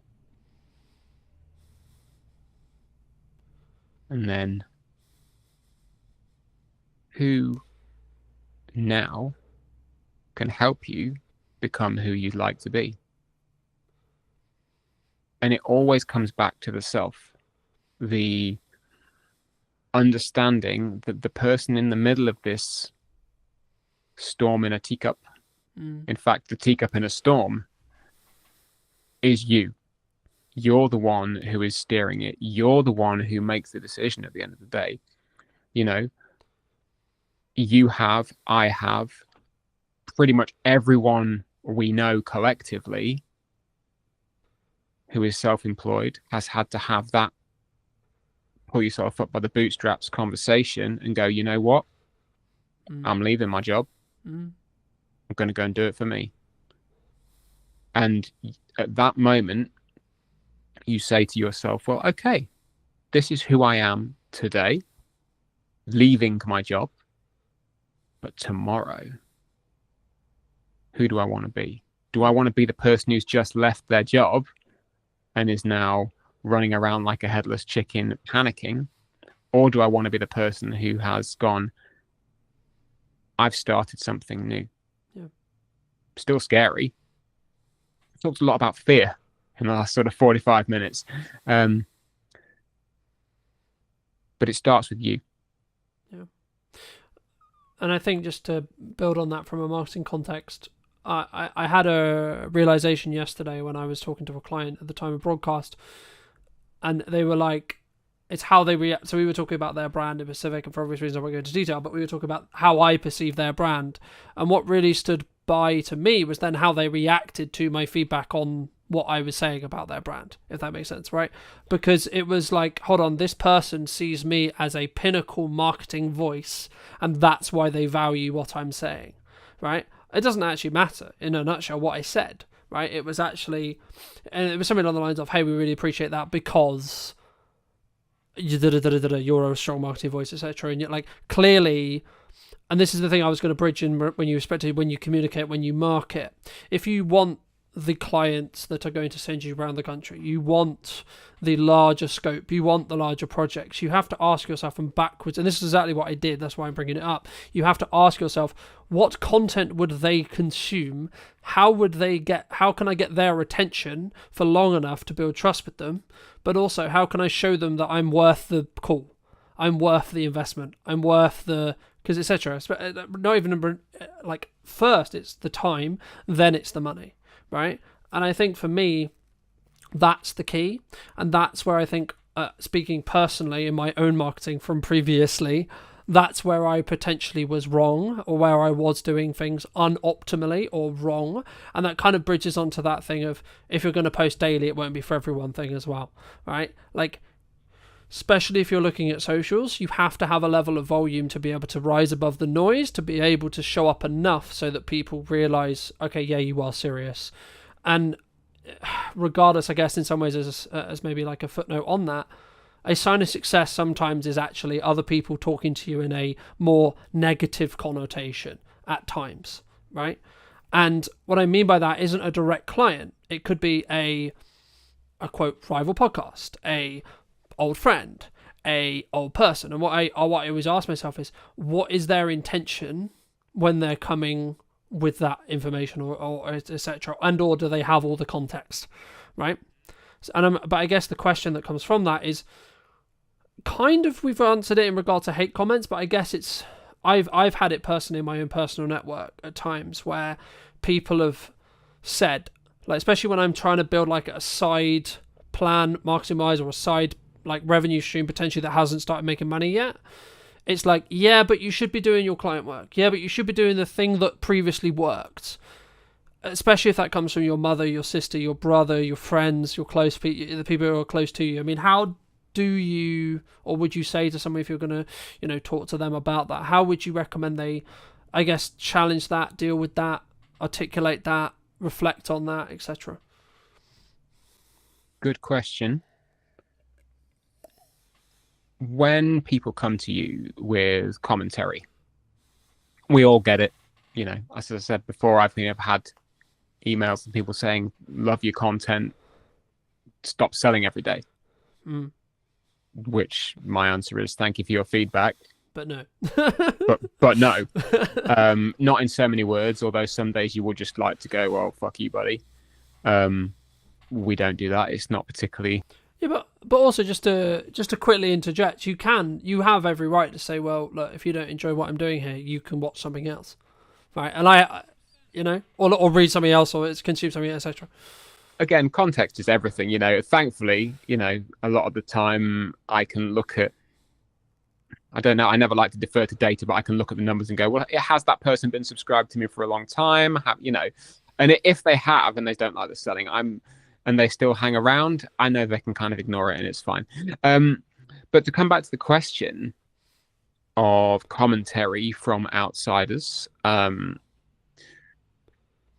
first, I would always, I caveat this with, you're a human being. Okay? You're a human. Humans react to things in very, very funny ways, whether or not you are a trained coach who knows how to be impartial, or you are a rocket scientist or an astronaut who is actually trained to be out in space when things are on fire. People react to things in very, very funny ways. So if somebody comes to you and says, "Oh, are you really enjoying what you do? Surely you'd just like to get a regular job." There might be no intention behind that whatsoever. It might be an innocent question. Or it could be them going, "Actually, I see that you've not made any money for 3 months and it looks like you're struggling a bit. Is there another option for you out there?" Or, just to quickly interject, or it might be, shit, you're doing better than I thought you were going to do. Please go and get a job because it makes me feel better about not pursuing something.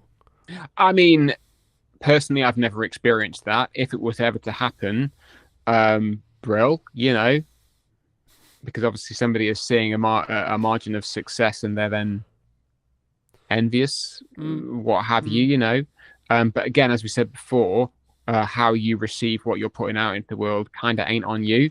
Yeah. Or how someone else received it, should I say. But being able to open the conversation is important. Yeah. If the conversation is worth having. Sometimes it's just not worth having.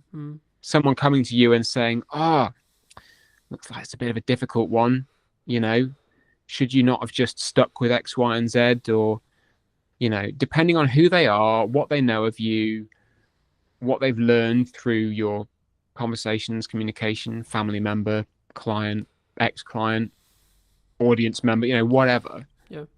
Sometimes the conversation is not worth having because it just opens you up to expending your energy in a place where you're going to get no return. Sometimes it is worth having in that it's a learning opportunity for you, and that you can then potentially bring someone on side, or have them as a contrarian. Everyone loves a contrarian, but that, again, because they can teach you things. Yeah. And that then immediately weighs into, well, if somebody is being a contrarian and at some point they could potentially become a client, now I can learn something and I can then talk to them better. Yeah. And well, that's what I was going to add. I think it's really contextual, but like for me, if it was maybe someone you connected to personally, like family or someone really close to you, in the nicest way possible, you need to, like, I always strip that line personally, where I want to make sure they're heard, but also in the nicest way possible. Again, it goes back to that, it's not really your concern, right? Like, what I do with the business in the nicest way possible, unless they're like directly involved in it. But like, if it's just like my mother, or like, and this is not aiming at any of these people, like, but just examples, right? If it's my sister, or if it's my brother, or it's my mother, or girlfriend, etc., boyfriend, so on. Normally it comes from a place of care. Normally it comes from a place of, hey, shouldn't you be doing something that pays money, right? Or shouldn't it be like, in some ways they're saying, actually, hey, that thing you're currently doing, I don't personally believe it's going to do what you think, right? Because they look at the evidence, and it's ironic because at the start of a business, when I remember when I was having the idea of Brand Media in my head, I was like, everyone was saying to me, "Oh no, go get a job. Oh, it's not going to work because you don't have the track record." But now I have the track record of making it work across the period of time I've made it work. I'm like, I just personally ask myself, is this going to move what I'm trying to do faster, forward, or is there a level of learning that can happen, or both? Right? And when I ask myself, I mean, I'll give you an example. At the time of broadcast, it's incredibly busy with client work. There's lots going on, blah, blah, blah, blah. And I'm like, okay, nearly every single day is uncomfortable. This morning, it would be like, actually, me doing this conversation with Tom, however valuable it may be, it's uncomfortable because I should be doing other things related to client work right now. However, in December, in January, when I'm going to look back and go, in November when you could have done that, when you could have weaved it in, and yes, it would have been uncomfortable, but you didn't. I can then not complain that things weren't busy if I don't keep things moving forward whilst simultaneously working everything else out. And I need to be okay with the fact that for me personally, I'm like, okay, cool, this is uncomfortable, but it's temporary, right? Me being uncomfortable right now is what is required of me from November. Okay, cool. So when we get to December, it will naturally become, because Christmas coming up, people spending time with, so on, right? I'll naturally have that release. So actually, me leaning into this comfortability is a learning opportunity. Yes, it's uncomfortable, but it will be a learning opportunity to go, okay, well, what is too much for me? Do you think people sometimes, I guess, stop before they hit that glass ceiling? Because I've always been of the view of you're maybe one email away when things are harder, especially looking at the current quote climate, right? Where people are like, oh, you're one email away, you're one post away from the opportunity that completely changes your business. Or your life in some ways as well. Oh, absolutely. You know, you never know what's going to come around the corner. You never know. Because you are never around the corner till you are round the corner. I have hit the wall a number of times. Overloaded with work, overloaded with life, you know, bogged down by terrible employment, you know, whatever. And again, this cycles back around to understanding who you are today and who you would like to be tomorrow. It comes around to a boundary. You could say, okay, well, heart of hearts, this is what I want, this is my boundary, and this is what I'm going to stick to, having not lived it. And that's okay. You'll never know if it is or not, because you've not lived it. You know, again, context is everything. I can safely say that I never want to be without a pair of shoes and having to live outdoors. I've never done that, but I'm pretty sure I can say that I never want that to happen, you know? Yeah. But things like saying, actually, I never want to be in a position where I am, quote unquote, too busy. I never want to be in a position where clients demand of me more than my time is, you know, more than my capacity. Because at that point, I've then lost a boundary. I've then, I've given away a little bit of me. You know, I've devolved something or dissolved something which I've worked so hard to put together because I've lived it before, and I know that I don't want to be in that place again. So it takes a lot of consideration to uphold those things. You know, whether it's sending daily emails, whether it's posting daily on LinkedIn, however you do it, and the message you put into that, it all comes from who am I today and who do I want to be tomorrow? Because you know that you can do it in a way which allows you to hold on to that stuff. I think maybe if we start to take our eye off that a little bit, it happens with humans. I do it, you know, now and again. I'm not perfect. Yeah. Far from it, you know. If you've got long form content, and this is why you and I, or all three of us, love long form content, is that you have so much more opportunity with it. If you've put it through, I don't know, Riverside or whatever, and you've got yourself 50 clips, why would you not put all those 50 clips out? For people who maybe don't know you, what starting advice would you give them if they're looking to build their, I'll use your terminology, ecosystem, right? Or they're looking to start out on video? What should we do? First people advice. What are you trying to achieve? All right. What do you want to do? Because we're never going to tell you to do something you don't want to do. What we are going to say is, though, regardless of those things, you do have to lay your foundations down. And this is something that a lot of businesses don't do. If you were going to give advice to either yourself 10 years ago or the other person 10 years ago, what would you say? Be memorable. Be as memorable as you can be. And if you think you're boring, you possibly are, not being rude, but that will be memorable in its own way. You can still find your audience. Hello, my friends. Welcome back to a brand new episode of What's Missing in Marketing Today. Today is going to be a bit of a roller coaster, I think deliberately. Today I'm with Alan and Emily from Yellow Tuxedo. Welcome to the show, guys. How's it going? I just can't believe you've got us back for a podcast all these years later after knowing the first time. It was great. I loved the first one, so I thought we don't want to do it in person this time. It's just, you know what? It's just exciting.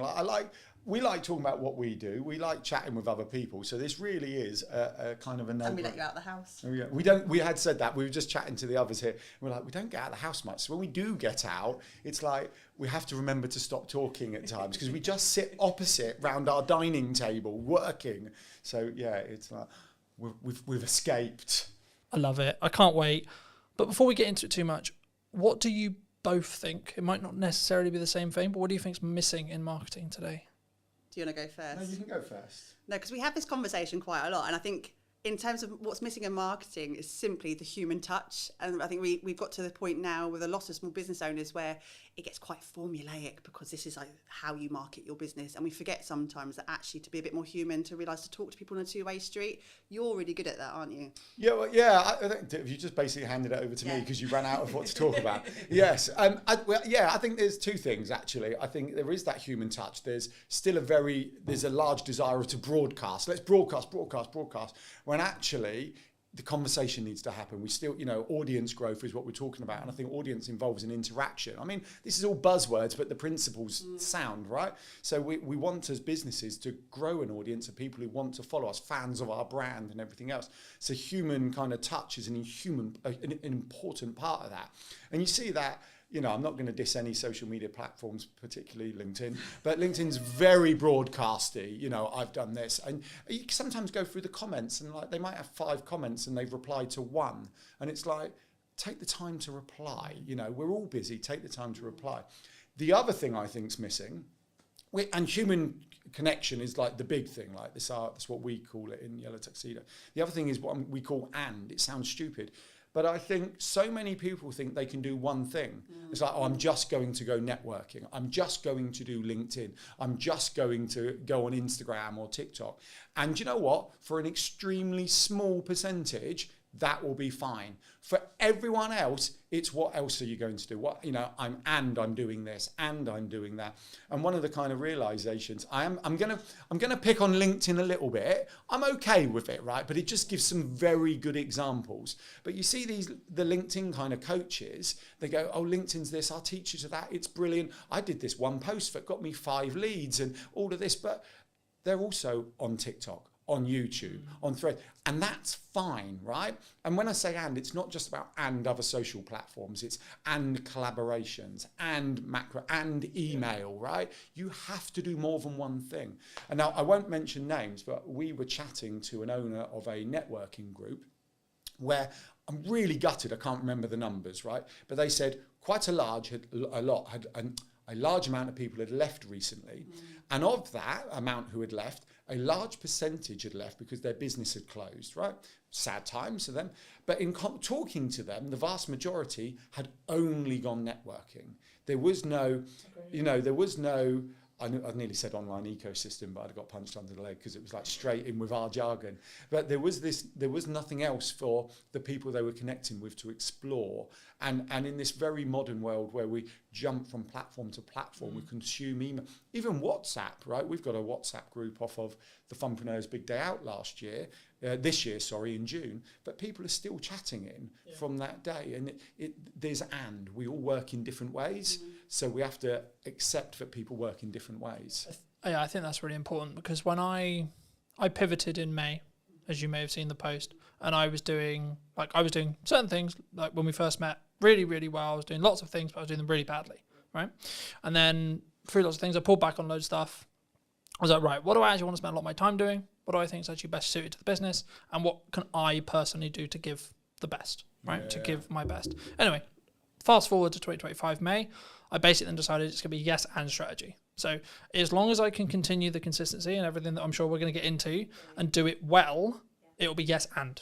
Yes and a live stream. Yes and a podcast. Yes and content. Yes and reviews. Yes and an unboxing, etc. And the key that I found was that's why I'm now successful. That's why I'm now busy, right? Yeah. It's not just a binary, oh, someone saw me at a networking meeting and that's why, right? I personally only do content now, but that's just because of just the nature of the business, time and leveraging. It's efficient for you. It's efficient. It's totally efficient. That's why I love the fact when you said we're going live in this one today. I mean, absolutely. Why would you not? And if you can get past the confidence of being live on camera, you do that when you're talking to your customers directly. You don't go, sorry, can we just record this and send you this to you? You know, you would have that conversation. You'd have that in a shop. You'd have that in an office. So doing it as a live stream is so efficient. You get people who are watching live now, hopefully, lots of you. Thank you. Mum. Hi, nice. Hi, Mum. Can't even get onto an internet, let alone. That is true. But you do. But then you've got the content after that. Then you're going to slice and dice it and do what you do best. Why would you not be efficient like that? It makes total sense. People asked me the other day, they were like, why do you just not live stream it? And I was like, well, I want my source. I want to add, I want to have the trailers on the front end. I want to be able to multi-cut it. I want to, etc. I want to be able to either utilize AI or do my own clips, etc. And I think you can, by building off our original point at the beginning, I think you can do all of it, right? When should someone not, though? Because we're talking as season pros, right? We're people who know we can do content quickly, right? We can distribute quickly. We can articulate quickly. We can articulate well. We know what we're doing. That isn't everyone. No, it's not everyone. It's not at all. Not everyone wants the same thing either, which is just that's a huge thing. Is that do you need to? Do you want to? Those two big directors there, but also, you're right. We are in the marketing sphere. You are in the market. It's just for the record. We're online visibility specialists. Of course, we're not marketing. And that's a very big thing. And we don't use the dirty word. Marketing's a thing, right? We're not that because we don't want to be in someone else's business and to get to under. We want to help you be more efficient, and that's a massive thing for us: is efficiency and time and space to be able to do the things you want to do. When it comes to a muggle, I know that's a question you asked before. And as a muggle, not everyone's got all of those skill sets. I completely understand that. But also, what are you trying to achieve with it? Where are you trying to get to with it? We need to obviously show best practice of what you could do and how far you could stretch content. Because obviously, if we can do that, we can help teach that as well. And we can show, like, we are doing this and we've reaped all of these rewards from doing X, Y, Z. When it comes to, I don't know, a forest bathing instructor or an artist or a plumber, they're not always going to have that skill set. But it doesn't always matter. I think we always show best, and I put a post on LinkedIn just yesterday, and all the marketers in the world are going, Emily, shut up. But in terms of email marketing, so I have a client I work with on a regular basis. It's a great story, isn't it? No, I was thinking about the marketers all DMing you, but they didn't actually. This is best practice for email marketing. Yeah. But he's been sending out a news that we worked on a strategy back in the spring, and we worked on a strategy, and he's been creating it, and he's doing it for himself, because we're very much about doing it for yourself if you can. And then about a week ago, he realised that all of his subject lines for the last 6 months had main newsletter, and he hadn't changed. He didn't know how to change his subject line, and then he was beating himself up about the fact that I haven't thought about the strategy behind my subject lines, and I haven't thought about how to get them in the hook and what the hook should be and how long it should be and all the things that we kind of over process in our heads. His open rate was 38%. Brilliant, fantastic. I'd love 38%. And his click-through rate was 4.6. Like, nothing had changed. Those percentages were fine. But we kind of put ourselves on this, you should be doing this, and it should be up here, and this should be the better, and you can't do this for yourself. But ultimately, yes, he could outsource that and get an email marketing company to kind of really shine and polish it. Would they always get the same return? I don't know. We don't always know that sort of grey area between the black and white. We don't know it. I think if you're at a point where you want to be out there a lot and you want to do video and you really can't pick up the camera, that's when, yes, absolutely, find someone who can help you to do that, because the block to the tech shouldn't be the reason that you're not doing something. So someone can always come and help you out that way. I think you want to say, Chachi in the corner. No, I mean, I agree. I think you have to choose a medium to start with, though, right? Like for me, I just did video because it was the one that suited me best, right? Now, you would say, and I would say, I need to be doing more. Yeah, absolutely. But I need to be doing it more sustainably, right? So when I do email marketing, I'm going to do email marketing in my way properly, right? When I do blog writing again, it will be properly. I've tested it. I know what I'm going to do. I know how I'm going to do it. But I don't turn on those taps until I know I'm going to be able to keep those taps running. The same thing with the live stream, the same with etc. Like I'm in a very grateful place, but still a stage where time is the main barrier, because I only have a certain amount of time. We're recording this like towards the middle of October. This won't be out until December, the pre-recorded version, and that's simply because the only way I can be consistent is by doing it. When I have a window of time to record some shows, I record some shows, and then I bank them and so on. For people who maybe don't know you, what starting advice would you give them if they're looking to build their, I'll use your terminology, ecosystem, right? Or they're looking to start out on video, they're looking to start out with blog writing, etc. How? What should we do? Well, all right. So I think the answer to this is also a carry-on point from what you were just talking about. You'll turn on the taps when you're ready. And that's really important. So it has to, you have to start with what are you trying to achieve? Yeah, that's the first thing, right? What do you want to achieve? Because if you go, I want global domination, then you get a list like this, right? And if you go, I just want to, actually, we got someone we can talk about. So Callie, client of ours, member of the Digital Circus, the team community we founded. And I remember when we first started, she said something like this: I'm just trying to make enough money to take the family on holiday, right? So she joined the Digital Circus. We've been working with her. She comes to the group sessions. There's no one-on-one in it particularly, other than just answering the odd question. And recently she's got, it's all kind of kicked in and working. I'm getting so many inquiries organically now that she said, I don't need to post on social media. And we take that as a win, right? She takes it as a win because she's got, she can pick and choose what she does. And we're going, we don't see social media as a bad thing, but it can be a bad thing if you're feeling you have to do it to help you get to where you're going, right? Because then the mindset's different. But for her, she's like, well, I just do the odd posts for the people who are trying to validate me, but actually everything's coming in through the online ecosystem she's built. And that's really good. So going back to first people advice, what are you trying to achieve, all right? What do you want to do? Because we're never going to tell you to do something you don't want to do. What we are going to say is, though, regardless of those things, you do have to lay your foundations down. And this is something that a lot of businesses don't do. And the foundations are as simple as making sure your website's working for you. Because if we hear again, I paid someone $1,000 to build my website, but it doesn't do anything, we go, why does it do nothing? You do. You don't. You go, why is it doing nothing? Why? It should be bringing you in kind of visitors into your audience, into your ecosystem. And then it's going to build it out from that. How are you going to nurture your audience? You've got to choose something. So it could be like social media. I recommend email. So an off-platform audience is always better than an algorithmic platform. And email's so powerful because they want to be there. They give you permission to email them and there's no algorithm, right? Or even what you could do a WhatsApp group if you only want a small client base, so keep in touch with them. And then you build it out from there. So that's what you do. You align it to your goals, start with the website and build out. And the simplest thing of your website is imagining it like your shop, right? Like Tesco's and everything else. The way we explain... Or other supermarkets are available. Other supermarkets are available. We can talk about Aldi in a minute. We like that as well. They've got a good example to bring up. But think about your ecosystem, and what you're doing is building your Tesco's. And then this inner circle is like your kind of club card customers, right? And then the outer circle of this ecosystem is all of the Tesco's advertising, branding, touch points and everything else, which we would call virtual doors into your ecosystem. You're just building it out like that. But the second you put something online that's not connected up, not optimized, not leading back into your ecosystem, it's just a wasted opportunity. It's just a standalone post doing nothing, or a standalone directory entry or whatever, just not really connecting up. So make sure it's connected up. Start slow, align it to you. And know where you're trying to get to and how people are going to find you. The biggest thing. We talk a lot about keyword strategy with that kind of more SEO hat on. And I think so many people haven't even done that work to start off with. What do you want to be known for? And how is someone going to find you? And I think when we talk about Google quite a lot of the time, it's just one huge bookshelf, right? It's one big library. It's a really clever robot, but it's not a mind reader. And I think if you don't know what you want to be known for, how is Google ever going to know what you're known for as well? It's such a good analogy. If you think of Google as a library, okay, so you've built your website, you've written a book, not literally, metaphorically written a book, right, your website. Well, lots of people are writing books. I know, that's why. And it's like, what a lot of people do is, I've got my website, open the door to the library, Google, and throw it in and walk out. Yeah. Right? How the heck do you find that? Whereas what you need to do is almost anchor it down within the library, tell Google what space it needs to go on, so then people can find it. And then what happens is this unbelievable thing, Google will show it to people who are looking for it. Wow, like that, it's like, it's there, it's all there. Is that all going to change though? With AI?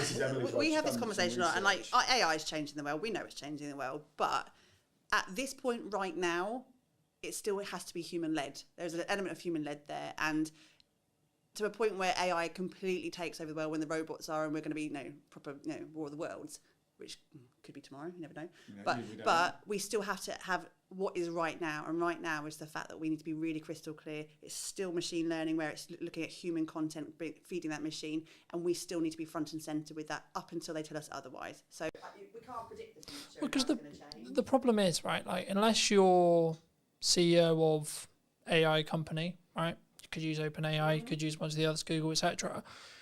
You may know the future, but you haven't built it yet. No. You don't know it 100% is going to happen. So we might just be in a world like everyone's going, well, what happens when when I can plug as much video as I've got into me, and then I've got an AI version of me that looks as identical, has the same nuance, everything.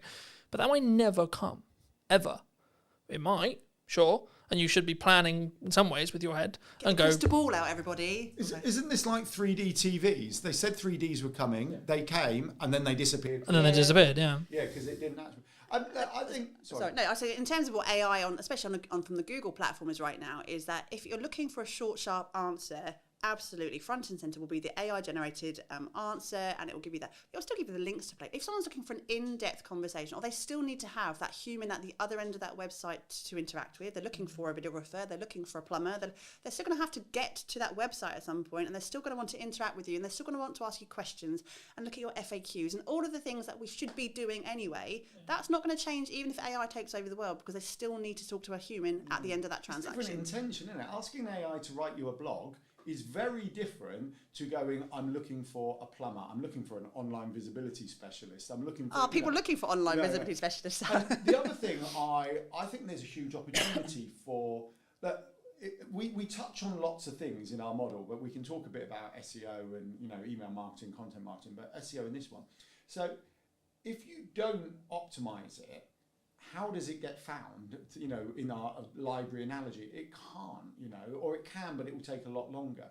The other thing is I saw a fascinating post about AI shopping, which, to be honest, I hadn't quite explored until I read this post. And it was like the opportunity for the small businesses from AI shopping, because the AI is using different search terms. So when you go local glasses to me or something like that, rather than it going glasses, it's going best glasses for 2025 in Hampshire and things like that. So it's using broader search terms, which is the world of the small business, because the big businesses own all the short tail keywords. Our small businesses, we want the long tail, because we get a narrower audience who will be more engaged because we're answering their search query.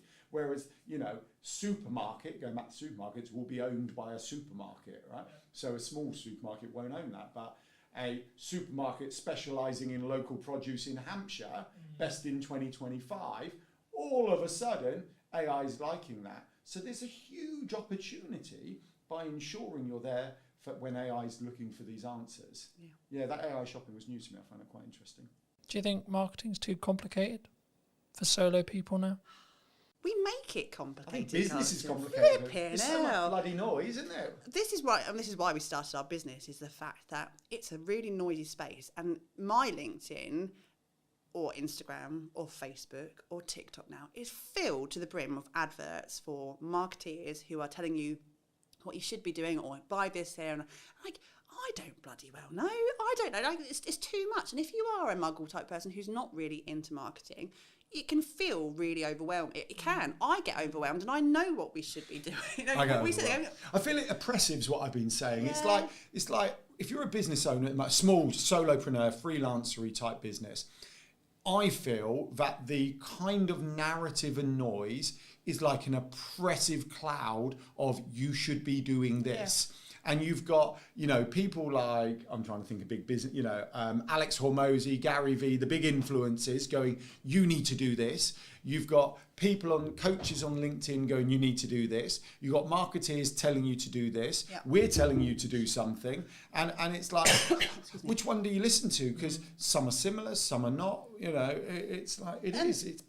And I think it really is simple. You can extrapolate as much as you want. You can be really simplified. You can do everything like we were talking about earlier. You can do all of the things. No one can tell you you're wrong to do that. That's why I always get quite frustrated when you hear the influencers just do one thing and do this. Well, that's fine if it works for you, but you may want to do more. And if that's how, fill your boots, crack on, do you. And I think what's missing these days is that we're so focused on the structure of marketing that we forget the creativity of marketing. And like, I look at our social, not ours, we look at other people's social media, and it's like really transactional. Small business world is, I have a thing to sell, buy my thing, I'm going to target my ideal client, talk to my ideal client, and hopefully you buy my thing. But you look at the big brands, like we were talking about Aldi before, weren't we?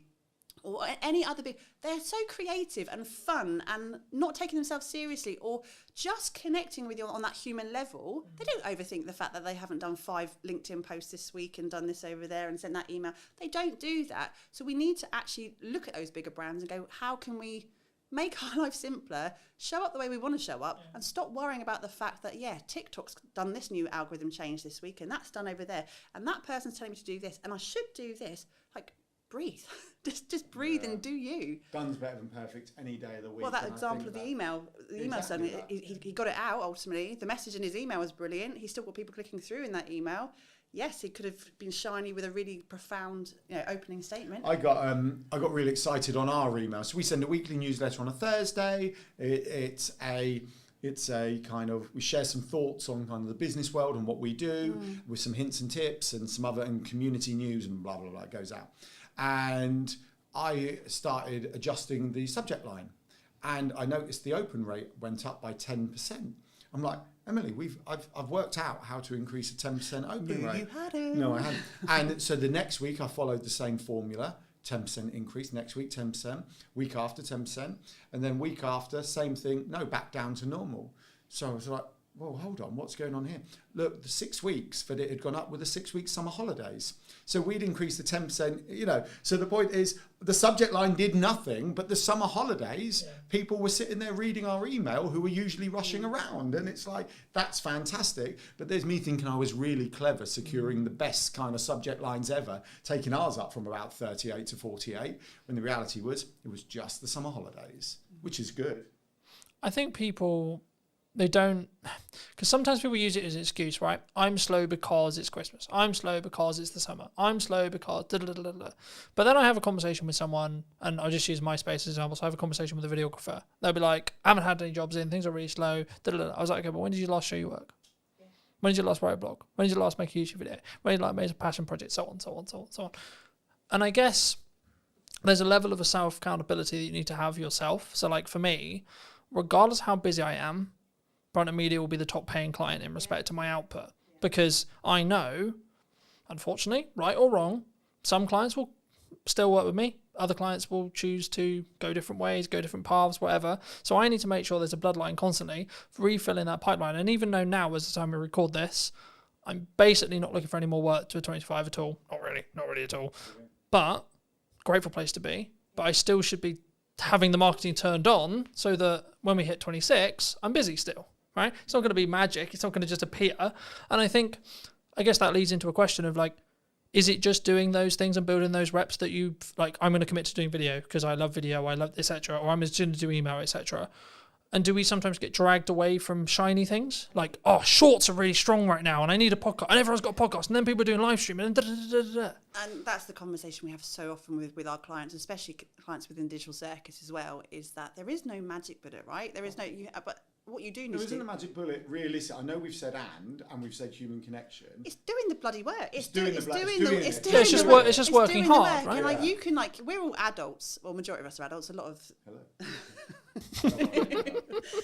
Adulting is the biggest con in the world ever. Well, we can tell. We have a structure and it works for us, right? And we're not going to say it doesn't work because we spend a lot of time doing those things. It does take time. And yes, there are 2 of us. I get that. But it still takes time. We still run a family around it. We still try and do other things. We have to make twice the wage. We have to make twice the wage in our business. There is no plan B. So we have to do the work. And I can repeat it over and over to someone going, yeah, but you haven't done that. And you keep saying, I will get round to it. Just have some self-discipline and do it. And if you do the thing and it doesn't work for you, at least you can come back and say, I've tried, and then I'm going to maybe work on the next shiny thing if you really need to. But until the point where you just sit down, commit and go, this is going to take time. I have to find the time in my week. I only have these amount of hours in my day, but I'm going to have to sit down and do it at some point. Just do the thing. Do the thing. And then stop getting blindsided by, TikTok or Clubhouse. Is Clubhouse even still alive? No, it's not, is it? But we all run to it. But it's okay when it fills a space, because we know people who did quite well out of Clubhouse. Of course, but it's so not. it's fine. But it's not long. Thing is, I term. think it's a bandwidth thing, though. Right? Like I had this conversation with Chris a couple of weeks ago. We were talking about like you should be doing the authenticity, the add value piece, etc., stuff like this. But if you can trend jack on top of all of that, then absolutely you bloody should, right? Because it will add into your overarching the number of views I can obtain, which means conversion, blah blah blah blah. But if it's to sacrifice the value add, just can it off, don't do it. Right, is my view, and it's purely a bandwidth question, and that's why I think you've got to have some level of tough love either from someone else or yourself, which is I think what you were talking about like you've just got to get it done, right? I don't think, maybe you've had this in friends and yourself as well, but like for me, unless you're close to me, I don't think people quite realize how hard I work. Right, everyone's like, "Come on, you're invisible all the time, you're everywhere." Da, da, da. Yeah, but that's because I work literally every single fucking hour of the day, right? And it's not that I'm just like, because there's then the smart versus the working hard argument, right? But the thing is with AI, if you're working smart hard for the same amount of hours I am, and it's just compounding on top of it, right? So I think it's not just a binary of, oh, I use AI and then I can go and chill for the 5 hours, right? Because it saved me 5 hours. What you should actually be doing is, it saved me 5 hours, so I can do 5 hours more work of the work only I can do, right? And then you actually 5 times more or etc. Yeah, or the thing you love, like within it. So, you know, networking's a great example. And it's like, actually, even driving here. So we live half an hour away and we're chatting to you for an hour, let's just say. And so that's 2 hours, but that 2 hours doesn't factor in walking, parking, popping out, you know, so it's 2.5, it's possibly 3 hours. Yeah. It's actually, if I'm brutally honest, an inefficient use of our day, right? Yeah. Because we've squeezed everything in the school run. But actually, we want to do it. We want to do this, and those systems, those automations, and the AI, whatever you're doing, allow the things you want to do to happen. So yeah, whether you're replacing it with something else or adding more in, or you're going, actually, I just want to talk to people. So I was chatting to an AI guy, James, I met from Ireland the other day. And we were talking about an AI CRM that looks at your entire online Stop presence. giving the idea away, because someone's going to go and build it. Yeah, and but we're I'm quite gonna miss happy that someone one. else build. We're not about to build it, right? But it was kind of, I don't actually want this, because it does something I don't want. I'd rather do so. But to the extent where it looks at your entire online presence, so it will factor in likes on posts, comments, email open rates, previous stuff, bookings, DMs and everything. And if someone went past a trigger, using AI audio, it could send them a voice DM, because that's our thing, voice notes, and it go, hey there, it's Alan here, blah, blah, blah. Would you love a virtual cuppa? You know, I haven't spoken to you in ages, or would love to get to know you. Here's a link. And as much as I would feel that's not quite cool, what that would actually allow me to do is just focus on the chatting to people rather than working out who to chat to. And I really like that idea. I don't know how happy I would be with it sending a voice AI note, but we've played with it. At least a trigger who you need to go and send a message to. Absolutely. So if someone wants to build that, just give us a shout when you've done it, because we've got other things to do, like go on adventures, take people to Ponce Park for the day. We have to talk about some fun stuff at some point. Absolutely. I mean, just quickly on the voice cloning note, like that you can, like now, as of today. We use Riverside we've played with it. It's brilliant. Alan said to me, absolutely clone your voice. I could period. not tell the difference. Yeah. He played something to me and he said, "Do I sound alright? Does my microphone sound a bit tinny?" And I went, "Oh, it sounds really good." He went, "Yeah, it's not me." I put a post out on LinkedIn with it. I put a post out. It was, so I got the audio, and then over the top of it, I did a video of me doing like a phone jacker voice going like this, and put it out, and people go, "No, it sounds just like you." So I thought it did as well. Scary. You know, so I think, moving back to what we started the conversation on, like we might get to there with video, right? We might, right? But the thing is, then I'll go back to my previous conversation about working smart. Okay, well then technically, if we've all got that ability, I could technically script this entire podcast if I wanted to, or get AI to, and then we could have a 45-minute podcast that we weren't even there to do. Now, should we? Then comes the question, right? Because is the energy going to be different? Yes, AI can mimic us, but the nuance, is it ever going to... we don't know, right? And also, in terms of your own Sorry, self... it exists. Come back to it. It exists. I watched a video this morning on it. but forgetting the output, it's surely about your own sort of, I don't know, self-gratification of enjoying to do these. As I was going to say, but surely if you enjoy podcasting, you want to surely that's counterintuitive. You wouldn't AI it out if you enjoy doing it. No, but what we're saying is like we can get so far from it, but ultimately, what is the end of it? What's the ROI? You know, the ROI would be, yes, getting some efficient content created, but the ROI also has to be You're so businessy. I'm sorry. You said ROI and ideal I client wrote today. ROI on it this week, and I kind of felt dirty. Honestly, who even are you? You've changed. Yeah, it's like, it's what you're trying to get out of your business, and I think something Alan and I have been exploring recently in terms of time and space in your business and what your bigger picture is. Actually, we don't get into business to go, what else can I do to be really efficient today? Like you go unless your goal is, yeah, you know. But also, you choose your chosen field because of your love of the field, or the fact that you want to be outdoors more, or you want to chat to people, or you want to, whatever that is for you. I don't know what everyone else's sort of end goal is, but for me, I like humans. I really like humans. Well, some humans, not all humans, you know, won't they? But yeah, I want to. No, we like chatting. I think in a world where I could not chat to another human being again, I'd be really, really flipping lonely, and I don't want that. So yeah, AI might be efficient, but I'm still going to want these kind of interactions. Yeah, but that's for me. That right? Hold on. AI video. So I watched a Casey Neistat on YouTube this morning. I think it only came out last night or this morning. And there's a new TikTok. I think it's called Saru or Sura or something like that, by OpenAI. When you start it up, you scan your face like this, and then you go video of me 1930s James Bond style thing, and then you get an AI video of you. And he did a whole video of it, and he was talking about it's cool, but it's slop, and he explained why. And he said I'm not anti it actually, but so go and watch that. That's worthwhile. So it does exist. Whether it exists for 1 hour long form, I don't know, but that'd be interesting to see. It's how you take that and use it, isn't it? It's like if you're taking the piss out of yourself, absolutely. That's a great example of being able to use that kind of filterage type thing. We've had filters on your phones for bloody years. It's just not using that as gold for your business, and that's not expecting that's going to be the magic bullet. I think there was also, there's lots of trends that me and James talked about for ages.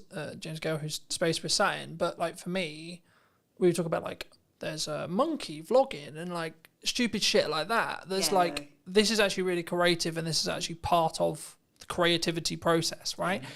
And that doesn't take away from like me AI and myself. And I think actually, are we ever going to get to a world where we're completely AI? Probably not. I don't think society will accept it, to be honest. Are we going to be? Will we have the tech to do it? Sure, probably, yeah. I just feel like we're going to be, you know that Disney film WALL-E, when actually they're in a spaceship, there's big fat blimps just going around because they haven't. That's how I feel we're probably never going to get to, but maybe. Our kids can tell us. We won't know. What's the other thing I was going to say?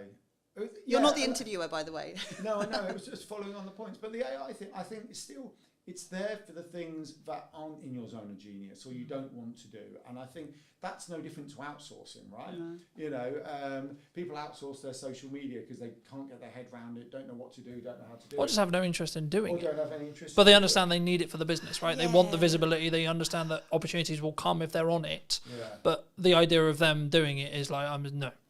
Especially as, going back to, like, whatever your goal is probably the most important thing, with your why and everything else. And if you've got, Emily mentioned forest bathing, we've got a client who's a forest bathing instructor. She wants to go forest bathing, right? That's what she wants to do. She wants to take people forest bathing. Does she want to sit there doing short form, blog, SEO? Probably not. No. So why would you not utilise what is about to do it? Now, we always say to a certain extent you should still input, because actually if you truly outsource your social media, it's never going to be you. It's never going to be you, right? It's really difficult to get it right. And actually AI would probably be more you than outsourcing it to an individual, right? A human being, which is... Especially if you become skilled at training AI, right? Which is the important element, right? Yeah. A lot of commonalities is people open ChatGPT, Perplexity, Gemini, whatever you're using, and go, write me a social media post for X business, right? And then they're like, why does it sound robotic? Why does it sound weird? Because what they're not doing is saying, here's stuff I've written. Here's what I've said. Here's my terminology. Here's the words I use. Here's the word I don't use, etc. And then once you do that, it's like, well, it actually will be pretty close. And then you should tweak it and you should read it and you should adapt it, right? And you mentioned Gary Vee earlier. He still writes 95% of his posts, right? Now, right? So yes, he's a big influencer. He has lots of team, But if he's capable of doing it, what's really your excuse for not doing it? Like, really? Yeah. And this is exactly it. He's like probably the most hard-working person on the planet. I don't think he ever sleeps, does he, at Gary Vee? He never does. Don't know. But it's like, do you live with him? No, close to one with the energy level. Thank you very much. I don't even know what my point was. Oh no, it's like, yeah, there is no excuse. And if you want it bad enough, you bloody well just do it. Thing is, I think he does, because he talks about sleep all the time. He says I get 8 hours, but that doesn't matter. The 16 hours I'm awake is what matters. That's what is mattering with it, right? exactly. His output within the 16 hours is so efficient and so well done that he can outperform. And he's also been doing it a billion years, right? There is that other point, right? If we're going to talk about social media for a second, and you know, okay, so I'm one of the believers that volume is key. Actually, I'm okay with vanity metrics. I think they're an indicator. So if you've got one like and you've got 1,000 likes, I think it's fair to say that there's a potential that your 1,000 like account may bring you in more kind of inquiries. Could, right? Probably will, could. Depends on how engaged that one person is. I know, because someone will prove me wrong. You are right. But if you were taking a broad generalization, you would say if I'm hitting 100k, like I am right now, roughly every month, and someone's hitting 10k, I'm probably going to have more inquiries, probably going to have more people talking about my brand and my business and me than someone who's 20 or 30k. I think that's fair to say. What was my point? But I think one of the challenges, especially if we're going back to small business owners, solopreneurs, is the long post, right? A lot of posts are long, whereas going back to Gary Vee, lots of his are extremely short, and they're a repurposed piece of content. They're not fresh content. They're a video he did 5 years ago that, whether he's got AI editing it or he's got an editor editing it, he's bringing back out, he's repackaging and everything else. And we shared some online visibility Christmas tips in a newsletter, just to help people get their heads around it. And it sounds unbelievably crazy, but coming up with some optimized content, so content that will appear when people are looking for an answer, that could be around something Christmassy, will work for you on your socials, on your newsletter, and in the kind of search engine results every single year. Every single year. So it's once again, we're back to efficiency. And it is efficiency. And I just think we, in a small business bubble that we all kind of sit within, there's this kind of, almost we protect our mental health, where we go, it's okay. You're going there, you're brave. No, it is, because we protect it from being... I went to vanity metrics, you're going to mental health. Protecting your time, you don't want to overload the system, don't do too much more, you don't need to put 50,000 quality over quantity, or all those things that we hear. Is that an excuse though? It's not an excuse. No. I don't believe it is. The anti-hustle noise drives me up the wall. And I just think if you've got, and it comes back to being efficient, so if you've got long form content, and this is why you and I, all three of us, love long form content, is that you have so much more opportunity with it. If you've put it through, I don't know, Riverside or whatever, and you've got yourself 50 clips, why would you not put all those 50 clips out? So hold on, let's break that down, right? You do one video, okay? So you film an hour-long conversation, you put it on YouTube, gets 10 views, okay? Fine. You live stream it to 4 platforms, okay? All 4 of them get 10 views. You've now got 40 views, right? If you then take the recording, do a bit of tidying up and put it on YouTube in December, like you said, you've now got 50 views, right? You take that recording, you chuck it through, whether you want to do it manually or an open AI thing, you're sat here going, what the heck do I put on social media for the next month? Yeah. And let's say you come up with 10 shorts that all have 10 views again, and 10 views on each of the 3-4 platforms you repurpose it onto, which you can automate. All of a sudden, your 110 view has got 1,000 views. And if they're the same 10 people multiple times, then you're hitting multiple touch points with those people, so they're more likely to convert into warm audience. And I don't think people should demonise doing more if you want to, because if you have capacity and you want to, fair play to you. There was also a lot of noise, wasn't there, for a while? For a long time, it was just like do less and be more efficient. And but I'm not hitting my goals. If you're only putting 3 posts on Instagram a week and you're wondering why you're not getting sales, mate, come on. Again, what else can you do to amplify? And I think, when we were advertising the Funpreneurs Big Day Out back in June. Thank God, I've been working out how to crowbar it in. But I'm there telling your close family and friends, could you please, if you see a post, share it. But the stuff you do as a small business owner.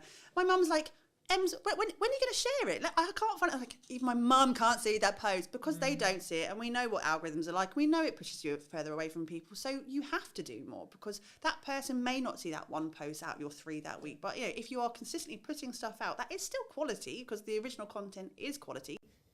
But it's also like, what is value? That's down to the market to choose. That's quantitative in regards to like the person watching it, not you, right?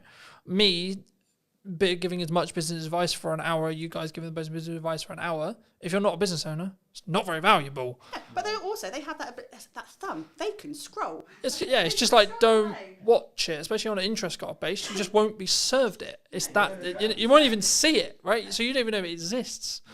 But yeah, people are not going to be offended because they've seen that one short 3 or 4 times. They've already seen it or not seen it. They are just going to scroll past. I think we take it far too personally that we're interrupting people's lives. And like you said, most of the time they haven't even seen it in the first place, and you're not interrupting anybody. Yeah, do you know one of the other things, I think this all fits in, if we're sharing kind of thought process and tips, was the make sure that we prefer target audience to ideal client, but make sure your target, you're only connected with your target audience. Don't do it. And I'm like, why would you do that? Why would you remove potential opportunity? So we don't remove people who aren't in our target audience. We just allow it to build because we want fans of our brand. We want people to know the name Yellow Tuxedo. We want people to talk about it. But then what you get is opportunity. And you said this earlier about people who say, oh, there's no business in December. Rather than saying there's no business in December, why don't you go, what could I sell this December? Because people are definitely spending money in December, right? They may be spending on something else. And let's use forest bathing. Nicola, hi Nicola. She'll be watching. She'll be fine with this. Let's use forest bathing Nicola again, right? Nicola takes people forest bathing. That's what she do. I don't know if Nicola would say this, but absolutely I could imagine she could go, December's not as busy for me, right? Because people are partying or whatever. But you could bring out a gift voucher. You could bring out some in-home experience that could be bought in a box. I know she does forest bathing in a box. There are other opportunities. A range of waterproof jackets Nicola could bring out that would be brilliant for the winter because she goes forest bathing if she wanted to. There is a plethora of you got plethora. It only took you. Well, it took us ages to get to Fumpernose Big Day Out and plethora. That's one of our buzzwords. We have like a business bingo lingo type thing, and plethora comes Plethора's out. on our list, yeah. Plethora comes out a lot. So, and that's the thing, I want to go, what can I do differently? And once again, it might take time. So you could have a conversation with AI and go, December always feels busy. This is my business. What could I do differently? You could ask your community you remember of, like the Digital Circus. We've had Decembers where we've thought we were going to be quiet. They have been our busiest months, haven't they? Yeah. Well, you used to say December's quiet, and I used to say, can you stop saying that? Because there's no logic for December's being quiet. And then we literally got an inquiry on the 31st of November for this fantastic project that led us up to Christmas, which we then stopped for 2 weeks to spend it with the kids. Right? I think the key, and I think originally it was Alex Emosi who said it, but if no one, like not every single person on the planet knows you, then you need to market more. Yeah, I do agree. Like, simple as that. And I keep having multiple points whenever I do a podcast, whenever I do an event, etc., where like, I think someone said it in the event I did in September. I forget who exactly it was, but it doesn't matter. The point still stands, which is like, well, actually, you're marketing too much. Someone said, oh, I'm marketing too much. I said, okay. But then someone literally within the same room said, in the second after that, they said, yeah, but not every single person in the world knows Colton, therefore no, then he hasn't. Because the thing is, yes, I may not want work as of today's live stream, necessarily, okay? If the right project comes in and I can make it work, cool, yes, sure. But as I said earlier, I will want work in January, February, March, April, so on. And the thing that people don't understand or don't think about sometimes when they do marketing is you need to front load it by 3 months for it to then work. Because it takes time for people to firstly see the content, then go, actually, hold on, do I even want to, what does this person sell? What the fuck? Like, who, what, do I even like this person? And then once they're there. It takes a long time to go from, It's also some people are, really slow burn. We had a speaking gig 2 years ago now, when we were in Bournemouth, a speaking gig 2 years ago from someone who had been, she'd known us from our previous business, which was in the events industry. That was back in 2012. She'd been following us. She's one of those lurker type people who had never interacted with us, had never liked or commented but we weren't connected on any platforms. But she'd gone, I see everything you're doing. I really want you on my stage. Will you be there? And like, that was a 10-year burn, man. Like it was a really long, but you can't, work out when those opportunities are going to be. But you could have stopped 2 years. You could have stopped 2 years ago, and it wouldn't have. You wouldn't have, quote, hit the glass ceiling with it. Yeah. Totally right. Going back to the Alex Hormozy talking about, does everyone in the world know? Look, we have to go, right. We are huge advocates on aligning it to your goal and business on your terms, right? So some people are not going to want everyone in the world to know who they are. But there was this other one I quite liked, another quote from an influencer who basically said, if you are not full up, market harder. if you are full up, increase your prices. Yeah. And I just feel we all get caught up in the noise, get caught up in the narrative, get caught up in all of this. And I think there are some someone once asked us, we were talking about our online visibility model, and they went, how much time a week would you spend in this, doing this? And we went, as much spare time as we have, because that we are putting into our business. Because if we're not doing that, then we should only not be doing that because we're full up, or we're at the capacity we are choosing to be at. And when we're at the capacity we're choosing to be at, then we're going on holiday. We're going to the park with the kids. We're going on adventures because this is our, that's what we want to do. So But that's your decision to make, right? Absolutely. That's your life choice. And that's why it irritates me when people go, I don't have the work-life balance I want, right? It's like, well, especially if you're an entrepreneur, it really irritates me because I'm just like, then take on less work and be okay with making less money. Adjust what you do, change your business plan if you need to, come up with a slightly higher ticket item, potentially, right? That might help with that. I mean, there's a reason we're not in Barbados just yet. No, of course not. Yeah, but do you want to be on Barbados? Do you want to I'm be? not going to say no if someone buys me a flight ticket. Okay, no, I don't want. You know we don't. We don't want to, but we've designed it, and we talk about it's again so buzzwordy. We talk about like what life work blend, and it's going to be very much incorporated our lifestyle. And we can't, we don't have capacity to be 1,000% all the time. We can't. We'd burn out. But we do get the time with our kids. We do get to spend time together. Alan and I work together as best friends and partners, lovers, all that. That's really. Oh, I know. We've chosen that. However, if we want to be more, we have the tools, we have the knowledge. We could really scale it up if we wanted to, but we choose at this point to hold back a little bit. But when we want to be, we will be in Barbados. Yeah. Well, what we have done, we've integrated. So we're evolving Yellow Tuxedo a little bit as well. So not only do we show people how to do online visibility, which really is about them having efficiency, simplicity, time and space. So when they are marketing hard, it's actually working harder for them. It helps it become more efficient. So rather than throwing higher leverage, yeah.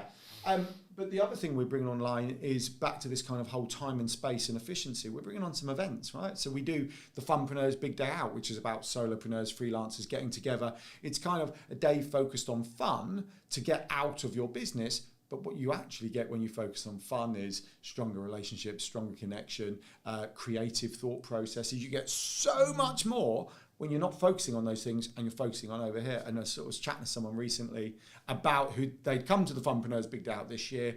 We'd never really met them before. They were completely cold. They just came along, brilliant, winning. And I said, oh, how was it? She said, oh yeah, I sent some business over to such and such recently. And I said, oh, that's cool. She said, well, if I'm not honest, she said, once you've screamed next to each other on a roller coaster, your kind of trust level goes up monumentally with them. So it was easy for me to do. And that's complete, contrast to delivering an elevator pitch around a table. And we're looking, Emily's got a retreat coming online in March. Not online, it's not coming online. It's already not online, there. it's in person. 2/3 full up. So be quick if you want to go to March on Emily's retreat. Look at you crowbarring. No. I'm crowbarring it all in, Emily. We're putting a trip to Morocco together. We're taking people up Pen y Fan because actually our love is adventures. We've always seen business as an adventure. So then it's like, well, actually, let's bring the more literal adventures in for the people who want them. And I think that's coming full circle. Full circle. You are. Did you? I'm sorry. You're such a coach. But it's about going back to the online ecosystem and getting your online affairs in order and having those foundations in place. It makes your life simpler. Once you've got that in place, you can go to Morocco, right? But you need to stop whinging when it's not working because you're not taking that time to build what's going to lift you up. And you have to put that effort in, and it comes right back to... Sorry. We can't... Oh, we could do it for you if you want to. But, you have to... Kids do need shoes. do need shoes. And it's Christmas coming up. We need to buy presents. No one's going to do it for you. You have to put up your big pants, like Gail Tong would say, put up your big pants and just do the thing. Even if it was really awkward, even if you don't like the camera, if you're doing content, even if you don't like pressing buttons because you're worried you're going to break the tech, go and either find someone to support you doing those things or just get over yourself and do it. Well, really. Ricky's Ricky Lott, long-term friend of Yellow Tuxedo, member of the Digital Circus. He's a great one. I was catching up with him this week. We're just kind of hanging out, chatting. And he's evolving his business. He's been doing it 5-6 years. He was a wedding and events magician, still is, but he's evolving into confidence speaking around the world. He's done a TED Talk recently. And he basically said, it's difficult to deliver this because it was basically telling us what we taught him was brilliant. But he basically said, the years hanging out and kind of proactively building his ecosystem have allowed for him to evolve his business now in the direction he wants. Because what he's seeing is, you know, on a random blog post that he optimized 3 years ago, he's getting 3 inquiries a month just off that one blog post as an example, on top of everything else, because he's done he's done and some collaborative stuff and some social media over the years and completely built ecosystem. It all has its place. As people need those multiple touch points, they get to watch a video, listen to a podcast, read an email, do X, Y, Z. So his conversion rate's gone up, his inquiry rates have gone up. He's over here doing his TED talk, becoming a confidence coach, working with, I can't remember the other team, he's CEO of the Confidence Club. How could I forget that? And all this other stuff. It's the direction he wants to evolve to. But his magician stuff, his wedding stuff, is just ticking over nicely for him. Well, I think the equity you gain by being visible and being on marketing, you know what will work in the market because you've got feedback from yesterday. Right, so I can tell you what the best performing reel of this week is because I look at it, because I put them out and I see the views. But also, in a time, I think Gary Vaynerchuk said this mostly, like in a time when things become harder, right, economically, either like where you are or just your own business because of XYZ, are you willing to put the extra work in to make sure that is not the case, right? It would be wrong of me to not look at the market right now and say I understand that people are finding it difficult, right? I get that, sure, okay, but then my question is, how do we fix that problem? Not, people are struggling. I was having a conversation with my partner yesterday, and I was like, people are like, because I think on the news it said like people are worried about their job security, and this sounds horrible to say, but I was like, are they? And it's not that I don't understand. Problem, you watch the news, just don't watch the news. Well, there you go. I guess the crux though is I was like, I'm so engrossed in my world and I'm so engrossed with, quote, how well I'm doing and what I've got going on that it kind of took me, I was like, shit, fuck, really? You know, because I was like, I like empathetically, I'm like, shit, that's really bad. And like, I wouldn't want anyone to feel that way. But like, for me, I'm that then also, if that is you in that position and you are listening to this and that is you in that position, what are you doing as a backup plan? Are you online? Etc. Like, don't talk about, like, if you're at a company and they've made very clear to you, don't talk about the company. Here's an idea, don't talk about the company. Might be a good idea. But you have a load of other stuff that you can talk about. And that was going to be my next question, which is like, how do we weave that line of talking about personal, talking about the person, right? Colton, Emily, Alan, etc. And then the business. And it's still being, quote, authentic. Buzzword. Bleh. I don't like authentic. I don't, because I just kind of think if you're not being authentic, surely you are surely you're just being you, right? So if you're having to say that you're being authentic, you're not being authentic. I'm being my authentic. Okay, right. So I'm going to be devil's advocate here. So let's be honest. Some people don't find everything simple and easy, right? Clearly, we are happy being ourselves, sitting around the table, chatting, right? Fine. Others may not find that. But what happens with all these things is, like the anti-hustle culture, like the be authentic thing, they all have their place for the right people. Yeah. But I was speaking to someone the other day, and she was like, what's she into? I've forgotten. She was really interesting, actually. So she's a nutritionist. No, Alan does more one-to-ones than I do. I know, I just love chatting. So she's a nutritionist, and she went, well, I was going to be like a perimenopausal, I can't remember whether she said coach, but for the sake of this, I'll just say coach, right? Help me with it. But she said there was so much noise about perimenopause at the time, but I've got to be very careful here, right? But she said, You're very brave mentioning that. No, I know, I'm so nervous. But she said, I didn't want to do it. And I find that in this world, that there's peaks and troughs of noise. And for the vast majority of us, the answer is, just crack on, be yourself, be a bit more efficient, make some more noise, right? Be a bit more visible. Well, lean in and then do it longer, I would say. If truly, like, so I want to talk about marketing, I want to talk about video, I want to talk about doing, okay, I'm doing it for 10 years. That's my sprint. My sprint is 10 years. Let's see if you can keep up, right? There's lots of other people who are doing it, sure. But have you been doing it as long as I have? Probably not. No. Yeah. Well, it's like The Rock always says, be the hardest worker in the room, doesn't it? Yeah. But then once again, that does have to align with your goals. And yeah, exactly. And we have quite a few clients who are, what's the polite phrase? They're older than us. And more mature clients. I think the term is on the way down, or on the wind down. On the wind. Some aren't. Some are hungry for. We have a whole host of clients that we work with who are in their latter stages of their career life, who are not slowing down. They've got, and actually they're the best workers we have in terms of taking ownership and doing it. They've been through the career ladder, they've done things, they've maybe changed complete direction, they've maybe got to their They understand working hard. They understand well. work ethic. It's an amazing thing to have because they've done that their entire lives. And then it's on that final sprint to retirement or not retirement, because loads of people don't even want to retire, is that this is my last career, the last thing I'm going to do, I'm going to make it count. And they are the best workers. I really, well, really Michelle Armitage is you are dropping names today. Well, not, because they're compliments, right? So Michelle Armitage had a corporate life. I think she said she was 10 years from retirement if she wanted it. She didn't. She quit. She wrote the book for the topic that no one else had written the book on, but she was interested in something, went to find a book on it. No one had written it, so wrote it, right? It was on design psychology and how you mix psychology with design, literal design. And so she wrote the book, and now she talks about that. She's bringing that into business. But I love that. She could have just done that last 10 years, but went, no, I want more out of my life in this. And I respect that. So. We, going back to your question about sort of bringing that person into the business, I think a lot of us spend too much time comparing ourselves to what other people in our industries are doing and what we should be doing, and then that whole transactional thing comes back out to it. Like, I don't know if anyone's seen any of our social media reads, and if you're watching live, some of you who are watching us would probably know this. Hello? The conversation about the bears. The bears, right? And this is a great example. I don't know if, Carlton, you've seen our video on bears. I'll be honest, I haven't. Okay, so I'm now going to go and watch the conversation about bears. So we had one in the summer, one of those giant Costco teddy bears. You know, they're like the massive ones, bigger than Alan. And I was like, oh, crap. Thank you very much. Well, Joseph won one at a fair. Our youngest child won one at a fair. And then we went to another fair about a month ago, and our middle child was a bit upset, and he accidentally won. I think they felt sorry for him and gave him another giant bear. So we have two of these damn massive things, and we haven't got the biggest house. We're not in a mansion. We're not in Barbados yet. We've already said that. And then a couple of weeks ago, another giant bear anonymously arrived on our doorstep. Just someone brought, and we were like, what the fuck? What are we going to do with these massive things?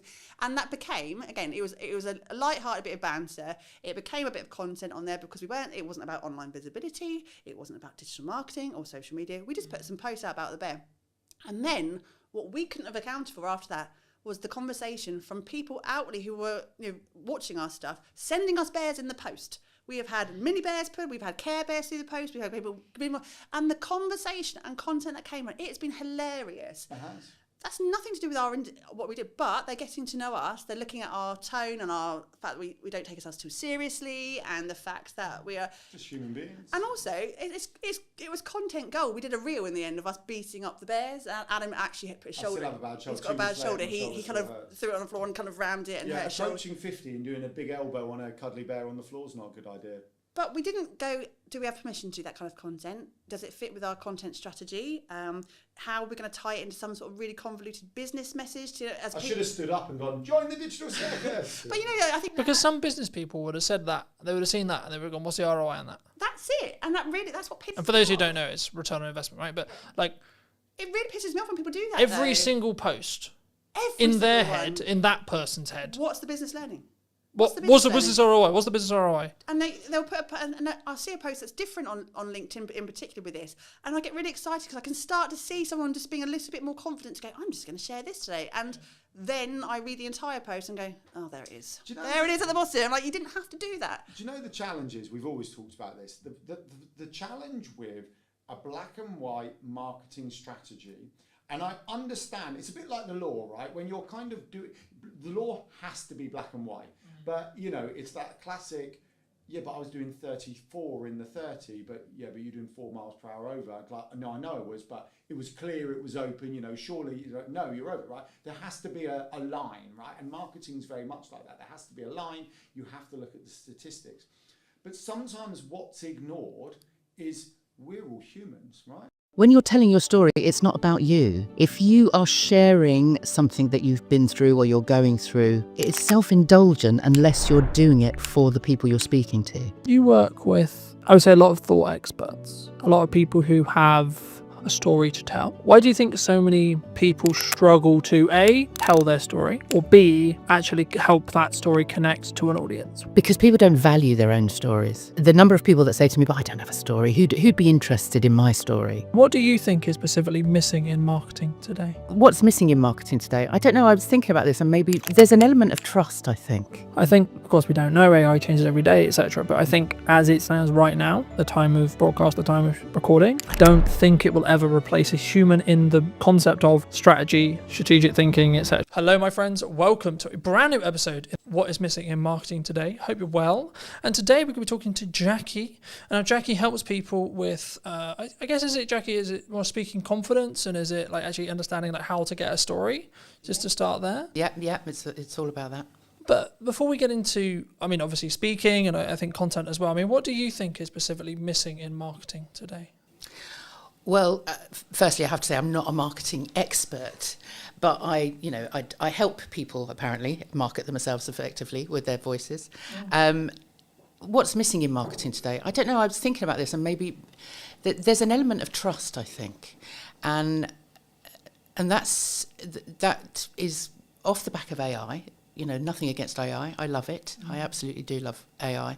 But I think people are just a little bit wary of what it is they're watching, because I think there's quite a lot of disinformation and lots of people trying to be somebody that they're not in order to impress.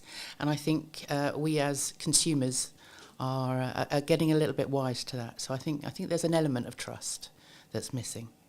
Do you think, because a lot of people talk about AI, they say that maybe we're all going to be out of jobs, or maybe it's going to replace, I mean, specifically AI has seemed to be targeting the creative sector as a whole, right? Maybe by proxy or maybe by accident, but would you say that is true? Are we all about to lose our jobs, and we're all, you know, the universal income argument is necessarily going to happen, or is it more actually in the middle ground?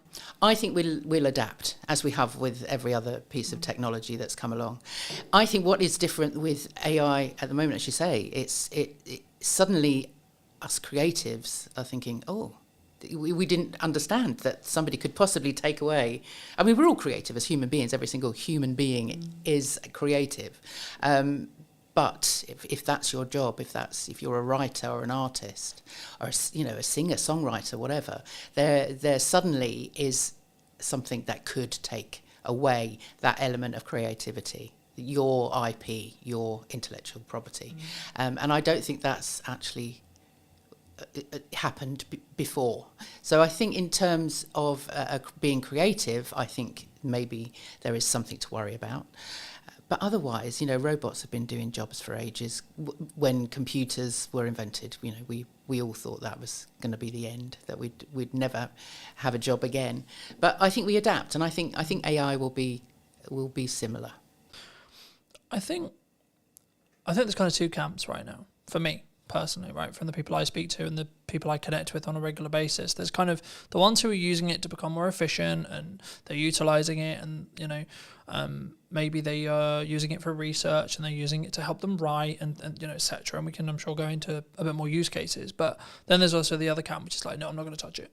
And my worry with those people is I have a feeling they might, because they're not in using it and they don't understand it, and they're not even at least playing with it, their concern, well, my concern for them would be they might get left behind, right? And they might be in a position where actually maybe they're missing opportunities because they could be more efficient with AI, but also actually their idea of what is a job, so their idea of a camera operator, their idea of an editor, etc., might cease to be as valuable to a client or a market, an end consumer, because they haven't understood that AI can actually replace certain elements of that.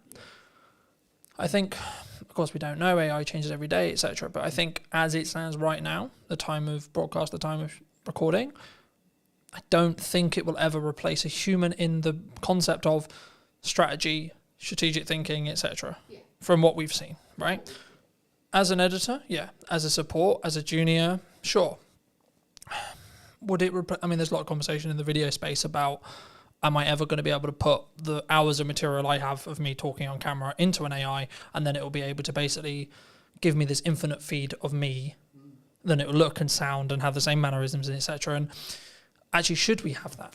Well, I guess is the question that comes from that. You know? That is the point, isn't it? That there is that element of trust. Is what you're watching actually in real time? Is that actually the human being that's thinking on the spot in that moment? I mean, those are the things that we won't know as consumers. That then you kind of end up feeling duped somehow. And I think the people that don't touch AI, exactly as you say, will get left behind. But it's an element of fear. It's an element of touching it and it all falling apart. You know, certainly my parents' generation took ages to get into the computer world because they suddenly thought, well, if they press a button, they'll lose everything. And I think it's similar with AI, because people aren't going in and just experimenting and exploring and seeing what it can do, that actually they're frightened of breaking it, so they don't try. Do you think there's also kind of this is the way I've worked for years, this is the way I am, this is the way I've done it. You know, I've been hired as a camera op for years, I've been hired as an editor for years, so no, that couldn't, you know, I mean, is it a level of pride, I think, or level of like, oh no, this couldn't be replacing me, you know? Well, yeah, I'm sure there is a level of that as well, but I think people are frightened of change, you know, and especially if there are people out there that have been in the same, doing the same job day in, day out for years, and it's kept them safe and it's kept them in their comfort zone and, you know, family fed and all of that. If suddenly something is threatening that, then that's when people kind of, there's a fear around it, and then they would rather fight it than actually understand it. You work with, I would say, a lot of thought experts, a lot of people who have maybe experience or a story to tell, perhaps. I mean, why do you think so many people struggle to, A, tell their story, or B, actually help that story connect to an audience, would you say? Because people don't value their own stories. The number of people that say to me, but I don't have a story, who'd be interested in my story? But the part of my job that I absolutely love is going, okay, well, let's see. Let's start unpicking what it is that makes you, you. And once you start getting underneath what they think they should be, that you suddenly then find these amazing stories. And then one of the very first questions I always ask when I'm working with clients, no matter who they are, what experience they've had, you know, the age, gender, whatever, you know, culture, whatever, it's, you know, what were you playing when you were 9 years old? What were you doing when you were a child? What lit you up then?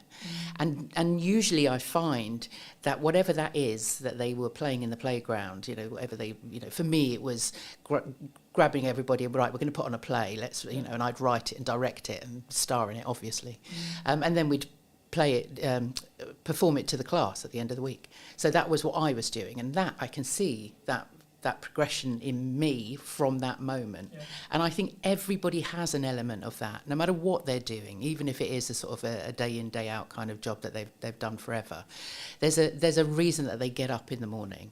And usually, especially with thought leaders, thought experts, subject experts, they are expert in that area because there's something in there that lights them up. There's something in there that they're passionate about. And you can follow that story.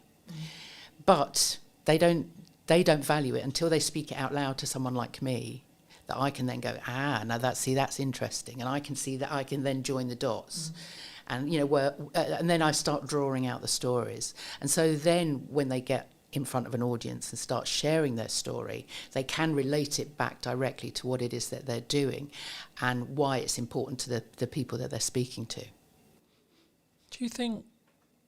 Because a lot of the conversation I have, especially with like accountants, lawyers, etc., right, quite dry businesses perhaps, they go, well, yeah, but my day-to-day and my story is really boring. Yeah, but what I do is actually really boring and really dry and really just, I look at spreadsheets, I look at law, I look at etc. Is their story boring, or is there elements maybe they're not seeing? Do they feel that other people find their jobs boring, so therefore they're, you know, but I would say nobody works in a business like that for 20 years. Nobody spends all those years getting qualified to do something that they're bored with. And so I think that's a cover. I think they say to other people, "No, I have a boring job. You know, don't talk about listen me to me. because Yeah, it's don't listen- boring, It's boring. you know, I just look at spreadsheets." But inside, there's going, "I look at spreadsheets. So, you know, I'm so excited. I look at spreadsheets. That's what lights me up." And so there's a reason for that. And I always love to get to, you know, what is that? What is it that makes you get up and do that every day? And there's always a story. Always a story. Do you think we sometimes, does it come from that I don't want people to look at me like, I've never really personally struggled with this, but I know many people do, which is the like self-promotion, especially as a business owner or an entrepreneur. You know, we try and put ourselves out there a lot and say, well, that's what we should be doing in my view. But, you know, it's the reason why I get the opportunities that I get. It's the reason why, quote, I'm as successful as I am, etc. But like, is there a hurdle there? Do people just like, oh no, it's a very British thing, right? It's very, oh no, I couldn't possibly put myself out there. Yeah. Do you think that's why? Yeah, that's why we have a deflection of like, oh no, I just have a boring job and I look at spreadsheets. You know, is that because maybe it's deflection to say, well, that's why I'm not doing it? Yeah, a lot of people don't like blowing their own trumpet, do they? I certainly don't. But there's something in people's. People, you know, you can be an introvert, and there are obviously, you know, we're introverts and extroverts, and people that are somewhere in between. But generally, the introverts are the people that don't necessarily socially want to sort of get out there and connect and be in loud spaces and all of that. But actually, they still have a story to tell, and they still have a reason for promoting their business and promoting what it is that they do. So I think it's not so much about them sort of getting out of their comfort zone, but just taking baby steps. What is it that they can do that will just take them a little bit further forward, and find a story or something that they can tell, even if they just start with a camera and just talking to a camera, just in little, you know, and talking to family and friends and just starting to explain what it is that they do to other people. I mean, I have so many people say to me, my sister, constantly, I don't really know what you do. It's like, well, let me explain. And everybody has that opportunity to explain what they do to somebody else. Just get used to doing it, you know, and you will discover it's not until you start speaking your story out loud that you get feedback from other people. And that's really useful. When I started Power to Speak 4 years ago, I made the conscious decision to get feedback on what were my superpowers, what other people thought were the great things, that, you know, what was I really good at, but also what am I really bad at, where could I improve? And I thought, well, I'm going to bite the bullet. And so I asked, I think, 4 or 5 friends, 4 or 5 former clients, and 4 or 5 networking buddies, say people that I knew through networks. And so I had about 15 different versions come back to me. What do I do really well? What do I, you know, where can I improve? And I was amazed. And I don't think it is quite a brave and vulnerable thing to do, because you don't know what you're going to get back. But I wanted them to be as honest as possible. And actually, the good certainly outweighed the bad. And the bad I could improve on. I knew where that was that I could then improve. So I always recommend people do that.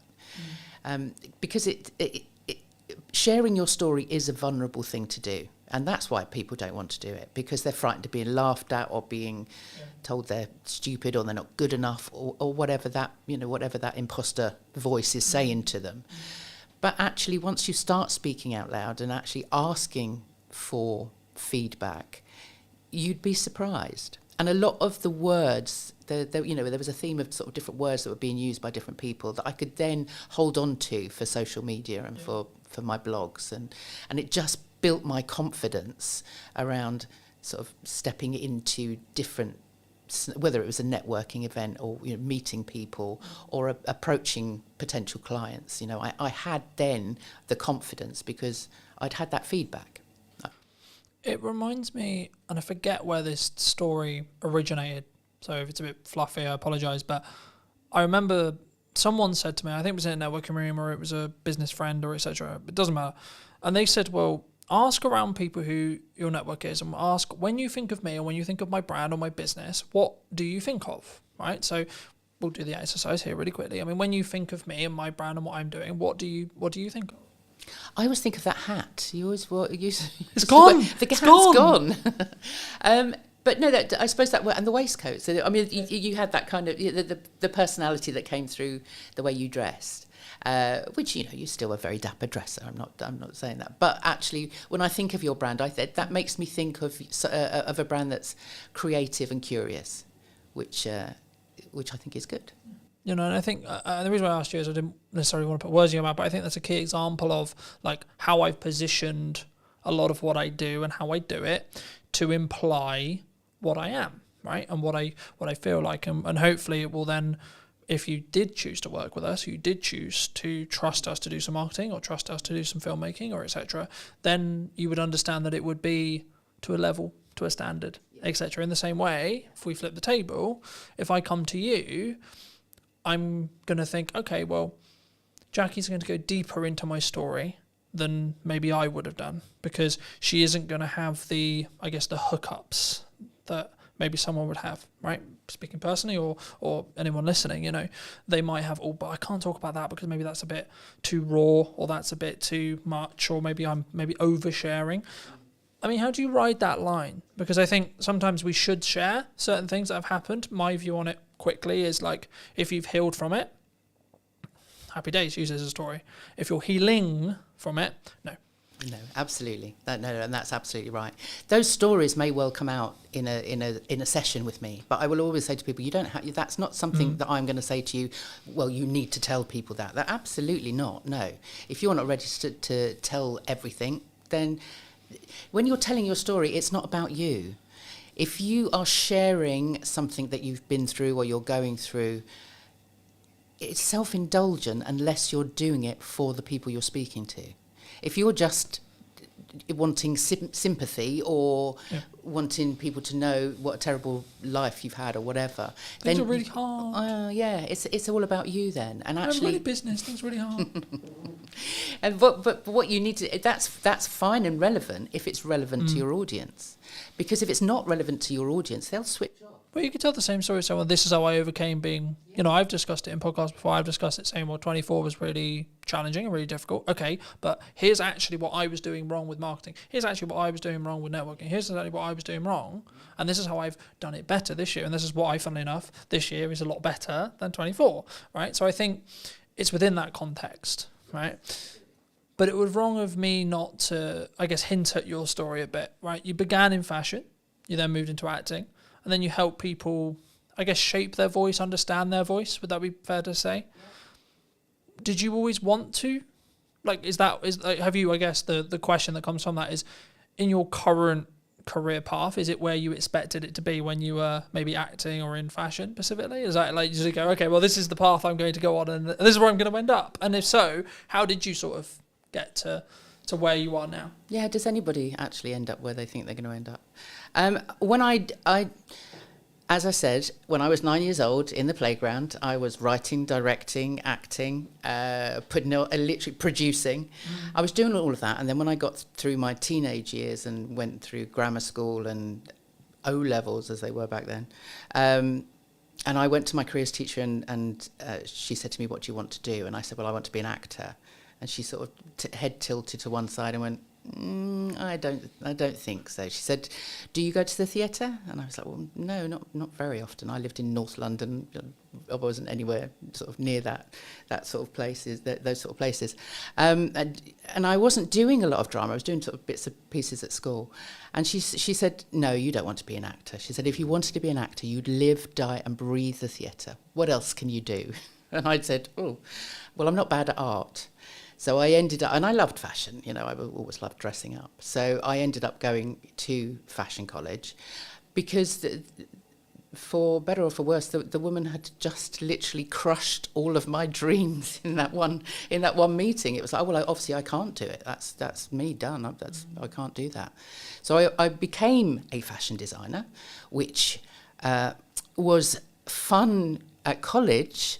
Once I actually got into the business and I was I was in the sort of rag trade end, so I was literally churning out stuff for Topshop and Miss Selfridge and H&M and all of those sort of places, and just they would fly me out to Paris and to copy the stuff on the catwalk to then come back and reproduce for our high street. And I thought, this is no fun, this is not creative at all. And a friend of mine was working at the Royal Shakespeare Company in costume.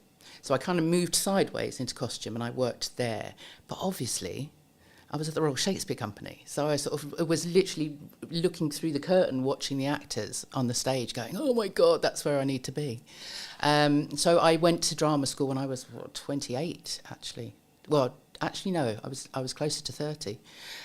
So I went off to drama school then, came out and did the Fringe. I did Edinburgh Fringe and all of those things, London Fringe. Did a couple of bits and pieces, went off to auditions, did some acting. But actually, to subsidise that, I got into teaching, and so I was then teaching kids drama and doing Lambda exams and all of this stuff. So I never taught drama in a school, but I was acting coaching basically. I was running little clubs and things like that. And I think I found I am a natural teacher. There's something in me that wants to actually put my hands under people and kind of guide them. Guide and teach. Yeah. And not so much in that kind of curriculum, this is what you need to learn and this is how you need to learn. But everything that I learnt at drama school, over the years, I've seen how fundamental the training is to everybody. Whether it's the breathing, the voice, you know, when you're taking on a character, you need to find out their motivation. What's the intention of everything that they're doing? What's the story you're telling? Who's the audience? And everything now comes back to what I do now. So in lockdown, right up until lockdown, I was still running. I was working more with adults then. I was acting coaching with adults. Also going into schools with adult theatre companies and doing sort of work within schools. Lockdown happened, all that work finished. And I then thought, no, I don't want to go back to that. I want to do something different. And so I took a coaching course, because I knew, as I say, there was something of the coach in me. And it was during that course I was in a breakout room and we had to explain. By then I was working with people, thinking, you know, how do I work with people with their voices? Because I'd been in lots of Zoom calls with business owners. You know, I think we met on one of those, you know, in one of those sort of networking spaces, and everybody was like, "Oh no, we have to make video now. We have to put ourselves in front of a camera. We're on Zoom all the time. People want to know what my 60-second elevator pitch is." And I could see that there was a fear there. Yeah.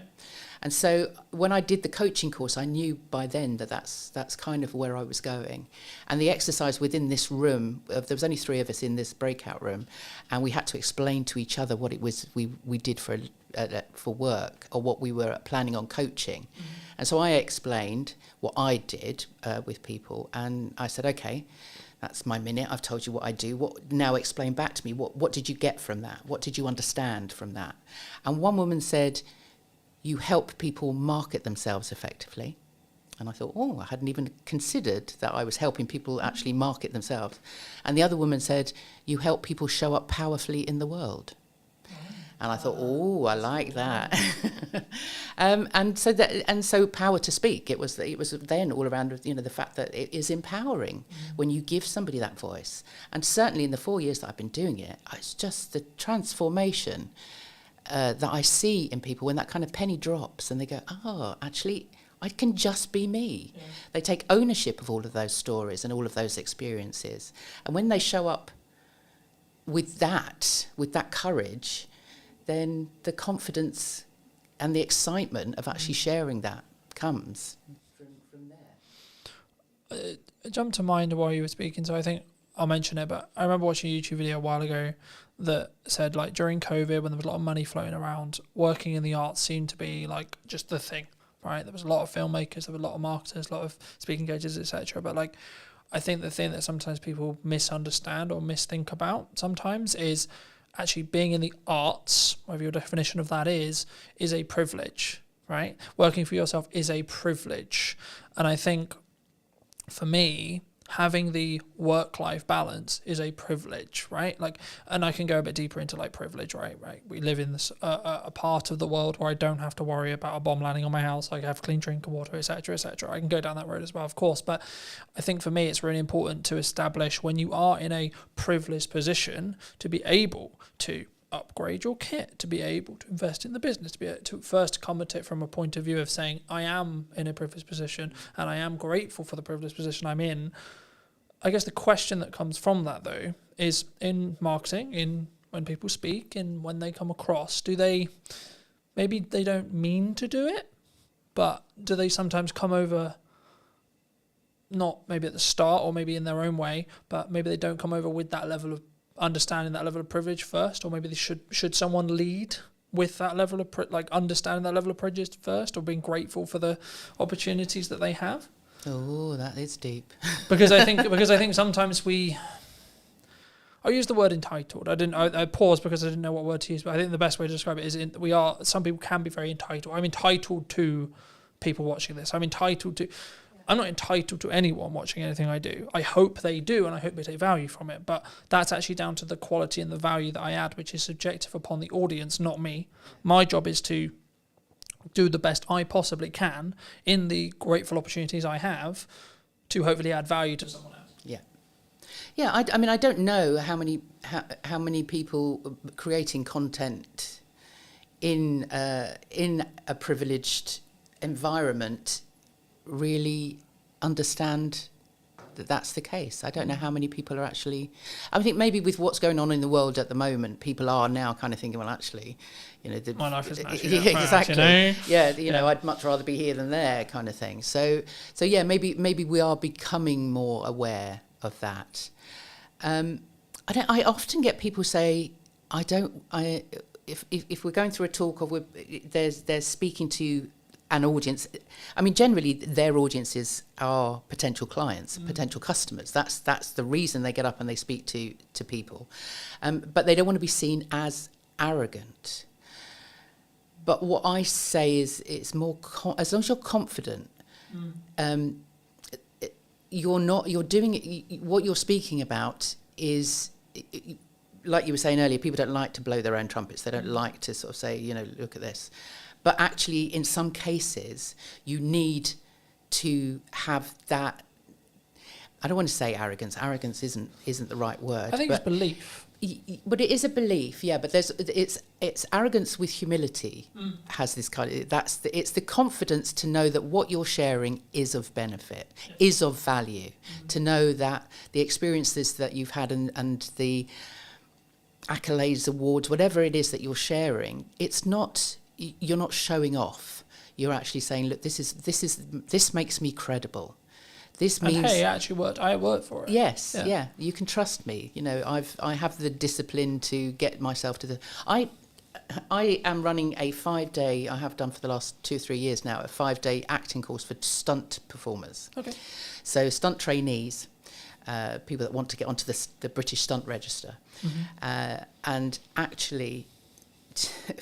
On day one, they come in and they're very, very nervous, as they would be, because they don't want to be actors. They want to throw themselves off buildings and get into fights with superheroes. That's kind of why they want to do it. But they have to act. They're on set. They have to be able to act. So on day one, on the Monday, they come in and they're very, very nervous. They're like, oh, but these guys are athletes. Guys and girls, they've been through the Olympics. They've done, these are like proper gold medalists. Some of them in all sorts, gymnastics, horse riding, all of that stuff. But ask them to speak and tell you what they've done, they don't want to do it. So on the Monday morning, it's like, it's like, hold on a minute. On Friday, I'm going to get in a stunt coordinator to talk to you on a Friday afternoon. By Friday, you need to have your 60-second elevator pitch. If you got in a lift with Steven Spielberg, what are you going to tell him that's going to make him want to work with you? So through the week, so by the Wednesday, they have to do it again. By the Wednesday, they're now speaking their stories out loud. So we're now finding out that they are, gold medal. One guy had been training with Tom Daly for the last 7 years. Got to got to the Olympics, gold medal, parkour, European champions, all of this. And as soon as they speak that out loud, they get the reaction from the rest of the group going, wow, that's amazing. Didn't know that on Monday. Yeah. And so by Friday, they've now taken on all of this feedback, and they've seen people kind of go, lean in and listen. They want, the people want to know more. And so it's not arrogance. We always say to them, name drop. Don't name, if you've just worked on Tom Cruise's film, don't go into a pub and start mouthing off about how great you are and you've worked with Tom Cruise. That's not the right place to do it. But if you're on a lift with Steven Spielberg and you've just worked with Tom Cruise, that's going to impress him. Not like, oh, aren't you great? But actually, I can trust you, because if you've worked with that... I think they'll see them as a colleague then. It's that quick. Yeah. Can I see you as a colleague, or are you just a person? Yes. Right? Yes, yeah. But it also is that credibility. If you've worked on a certain amount of films, and it goes any business, if you can prove, or if you can mention a name that somebody else knows, then they can ask that person how you are to work with. They know that you've turned up for that job on time, whatever, all of that reliability. So don't be frightened to blow your own trumpet, because it really does aid your credibility and your trust and all of those things that you need to build with your potential customers and clients. You obviously work with people, I guess, in a more public setting, right? When they tell their stories, they're more, I imagine, correct me if I'm wrong, but I imagine they're mostly in front of rooms. They're maybe having it filmed, or they're doing a virtual equivalent, right? So they're speaking to a group of people. Is there crossover between like speaking in front of a room and delivery and creating content?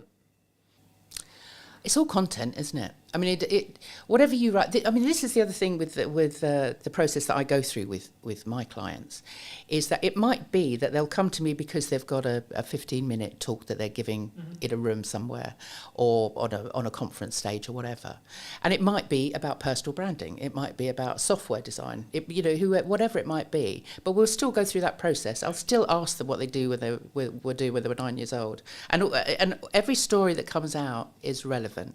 And even if it sort of gets thrown over the shoulder and like, we won't use that yet, they've owned it. Once it's they've said it out loud to me and I've written it down on a piece of paper. It's there in black and white. You've owned this story now. This is yours. And so by the end of the process, they might only have 15 minutes for that particular presentation, but they've done all of that work. That means that they can then create content from it. Yeah. So then they've got a blog, they've got a story to tell, they can get on video and make some videos, they can do a Zoom webinar or whatever. They now have all of that content. So there is a crossover. I think there's a way of using both.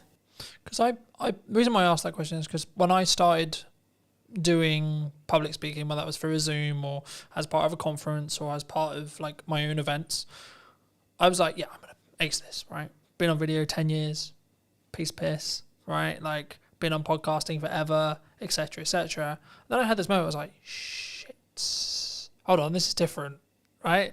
This is not the same. This is like real people, and they have real reactions, and they like, if a joke doesn't land, I will have the feedback instantly.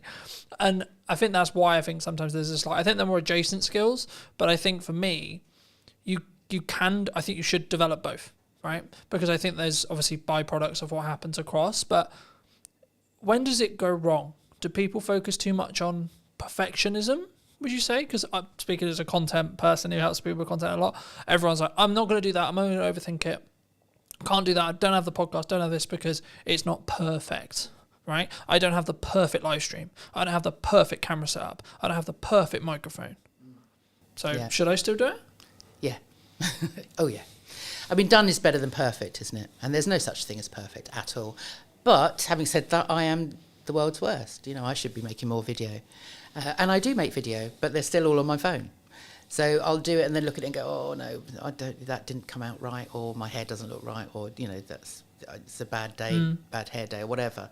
And so a lot of those things still sit on my camera.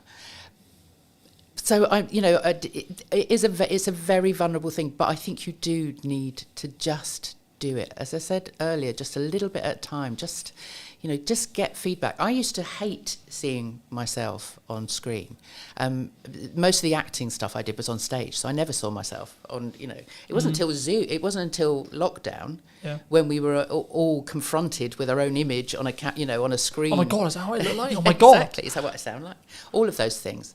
But over that year on and off of lockdown, I saw myself a lot on the screen, and you get used to yourself, and actually now, I don't look too bad. I can get away with that. But going back to what you were saying about how you started out in that sort of space of suddenly standing in front of an audience, having done video for so long, I'd been on stage as a character for so long that when I then had to stand in front of people as me, then that was like, when I used to introduce the kids shows or the adult shows or whatever, we'd put on a performance at the end of the term or whatever, I'd have to stand up and introduce everybody, and I'd got that. My heart would be going, I'd be the sweaty palms, it's like, I don't know what to say, I'd have to read it all.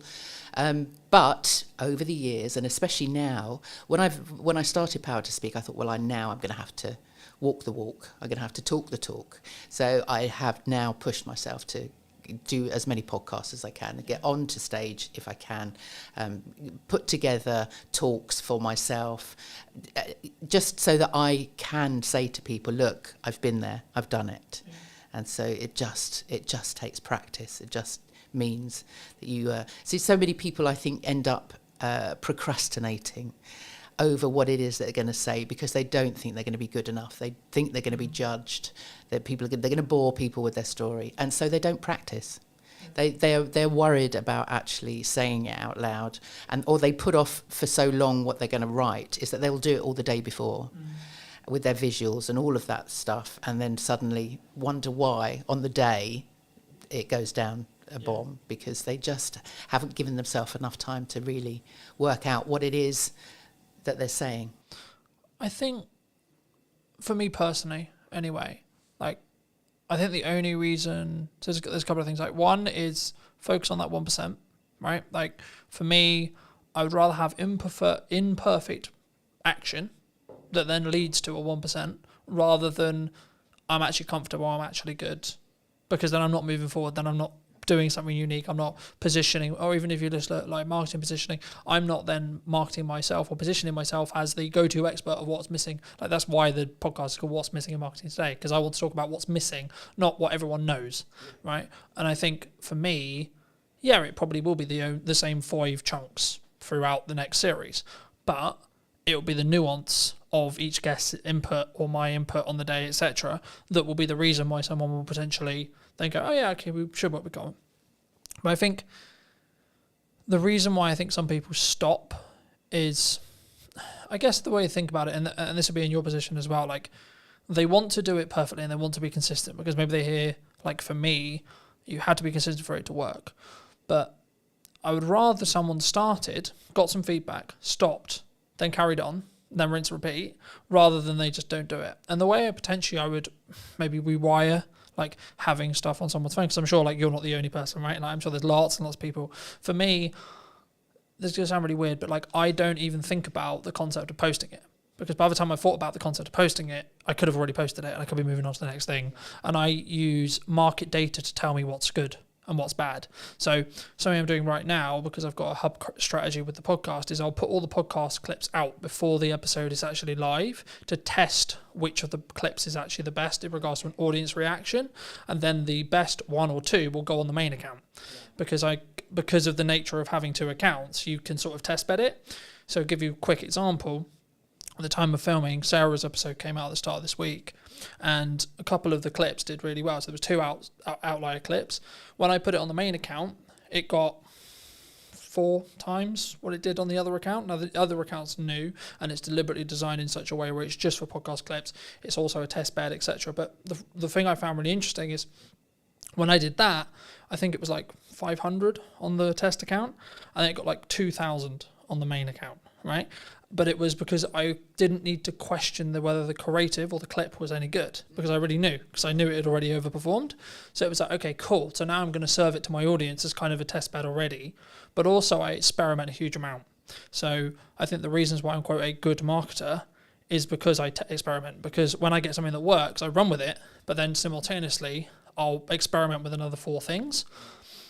I guess the question in your space is, if someone's listening to this and maybe they have a talk coming out and they have maybe an instinct during their talk performance. So they have their prep, because they have that preparation, they know that they should be preparing, but they have an idea, right? They have, maybe the audience, this would be really valuable, this idea would be really valuable, but I haven't prepped it. Should they use it? No. I'm thinking you've done that, haven't you? I have. and it so I'm partly asking selfishly, because I have done that. Yeah. And lots of people have. It really depends on your audience and what you need your outcome to be. Because what happens in that moment is that if, for example, you've been given 15 minutes and you're on a whole raft of other speakers, you've got 15 minutes, you've honed your talk, you've prepped it, you've practiced it, you're there, you're doing it, and then suddenly something pops into your head, you speak it out loud, and then you've got to find your way back to where you were to finish in that 15 minutes. Because time is really important. Yeah.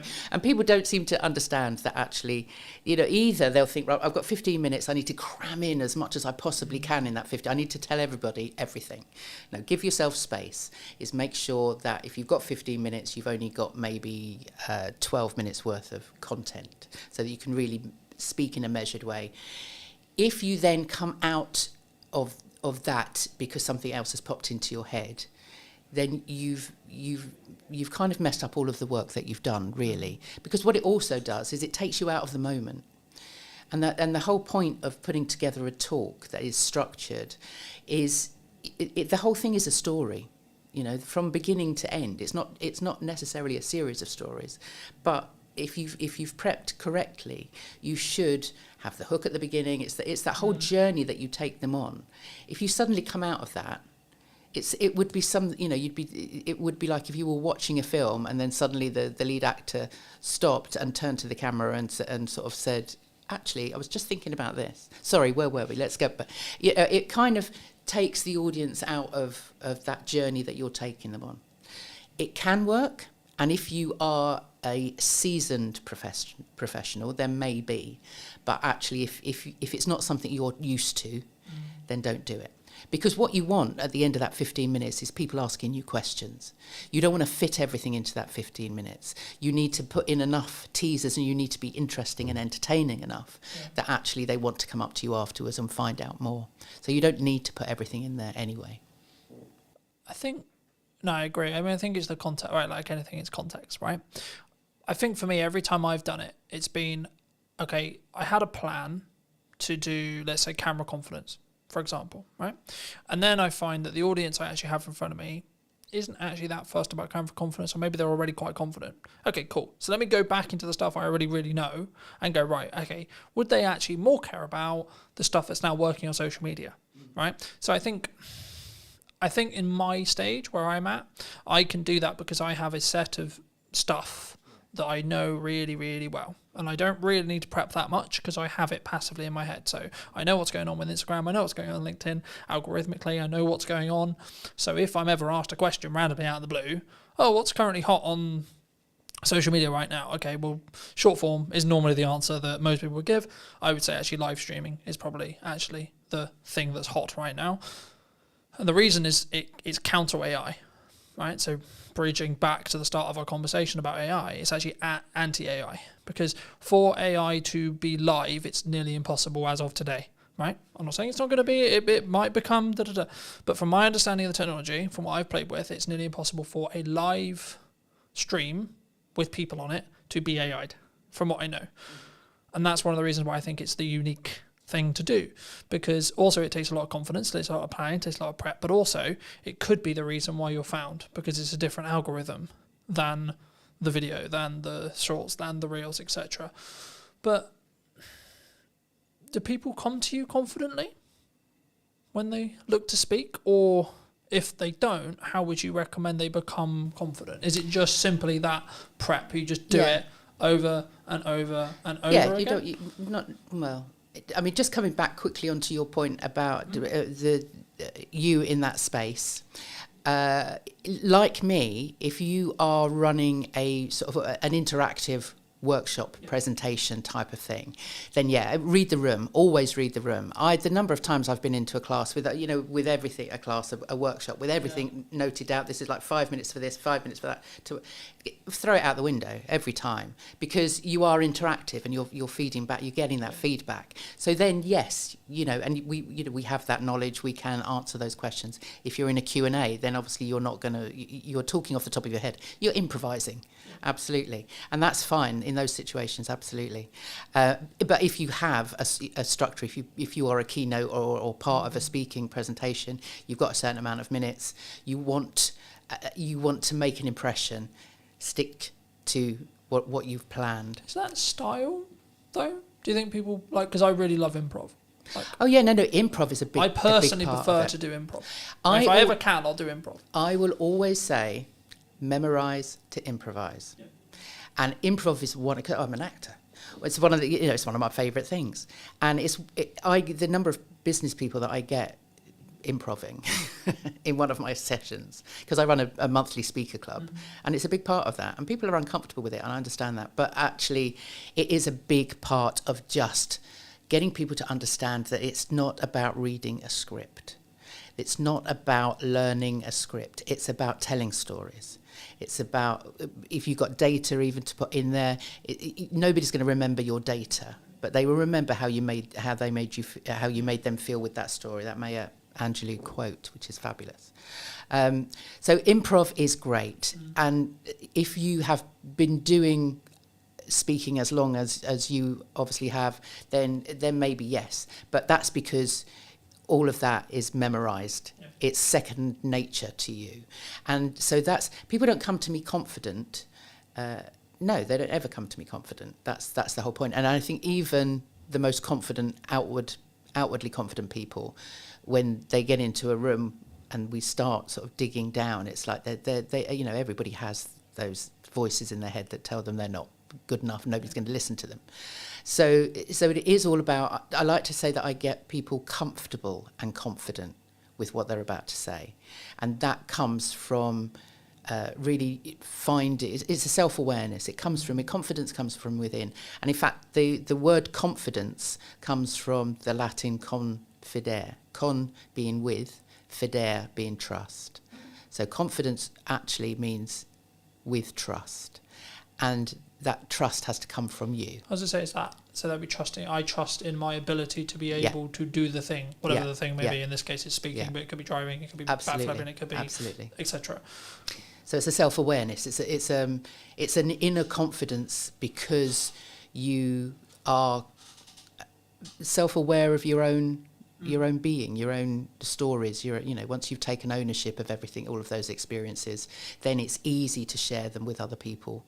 Because you've dealt with them yourself. Fab. For those who've enjoyed this conversation, who maybe want to see what you're doing and see some of your content, see some of your older content perhaps, where's best for people to reach out to you? Well, saying that, because we had a conversation earlier, I podcast myself for a good few years. So I have a YouTube channel, which is Power to Speak, on YouTube, and there's all my older conversations that I've had with lots of wonderful people, such as yourself. And I did a speaking about speaking live for a while, so they're all on there. They were the half-hour live streams. So yeah, I'd love people to go back and have a look. They can find those also on Podbean and Apple and wherever they want to find them. Otherwise, the website, powertospeak.co.uk, all my stuff is on there. You can sign up to my newsletter, which goes out every couple of weeks, with lots of tips, techniques and stories of my life. And otherwise I'm on LinkedIn. Come and find me on LinkedIn. It's kind of where I live. Fab. If you were going to speak to yourself 10 years ago, and if you were going to give advice to that person, what advice would you give them? Oh God, what was I doing 10 years ago? Somewhere in the middle of acting and somewhere in fashion, I'm sure. Well, no, that was a bit longer ago than that. But thank you for that, Carlton. No, I don't think. I think 10 years ago I was working as an arts. I was working in arts development, so I was running workshops. I was teaching drama. So what would I have said to myself? You can do this. You can actually become your own boss. You can build a business around helping other people. And I do. That sounds really cheesy, but actually, what I do, I love what I do, and it's because I actually can see people taking that next step. And I think I don't think I ever envisaged myself 10 years ago with that ability. And maybe that goes back to that breakout room and just having somebody say to me, you get people to show up powerfully in the world. And I would never have known that 10 years ago, but that's not advice I would give to myself, but I'm very glad it's happened. Fab. Thank you so much for coming on. You're welcome. Thank you for having me. And if you did enjoy this episode and would like to see more like it, make sure to be subscribed to the channel. YouTube thinks you enjoyed this episode, so why not check that out? And I'll see you very, very soon. The only reason why it's consistent is because I'm being consistent with the output. I'm constantly looking at, okay, how can I up the quality? How can I do something different? I often just encourage people to use what they've got and start showing up and start posting video content with that strategy in mind and continue to, test and change and see what works. What do you think is missing in marketing today? I think there's a lot of distractions from different things that come up. So I think sticking to a strategy and being consistent in that regard, rather than jumping on this latest craze and hype and all that kind of thing, is definitely a trend I see happening. I'm focused on a very few set of pillars to get work now, right, from a marketing point of view. Paid ads, content creation, and testing my creative to then use in paid ads. That's basically roughly what I'm doing. Hello, my friends. Welcome to a brand new episode of This Week in Marketing Today. And what is missing in marketing today, more specifically, today I'm going to be talking to Andy. He is someone who does a lot of video strategy. He's a filmmaker and also, of course, an agency owner. Andy, thank you so much for coming onto the show. Thank you so much for joining me today. And before we start off, before we get into your story a little bit, I mean, what do you think is missing in marketing today? I think there's a lot of distractions from different things that come up. So I think sticking to a strategy and being consistent in that regard, rather than jumping on this latest craze and hype and all that kind of thing, is definitely a trend I see happening. There's obviously lots of good people doing things there as well online, but I think there's still that hype that's been going on for a long time online, in the online marketing space, where it's like the latest craze, AI or whatever else. And lots of businesses obviously popping up recently with AI and stuff. And it's, some of it's free, obviously, some AI, but you see more and more people now like trying to monetize it and stuff and create their own AI, products and services and things. And so I think that can often distract marketers and actually do them a disservice rather than actually enabling them, because they actually might be, instead of being empowered to use that and have a strategy attached to it, they might not actually have the strategy side planned out enough. And I often just encourage people to use what they've got and start showing up and start posting video content with that strategy in mind and continue to, test and change and see what works, find out more about your audience, do that market research, and just test what you think people will want and see. And then obviously also ask questions and start conversations. It's like, what do you want? And those kind of things, that's the fundamentals of marketing. So I think if we just come back to the fundamentals of marketing, then that's just obviously a great place to start. It's the foundation, and then those other things can come into it and be useful. But I think a lot of time it's just people jumping straight into the. Yeah.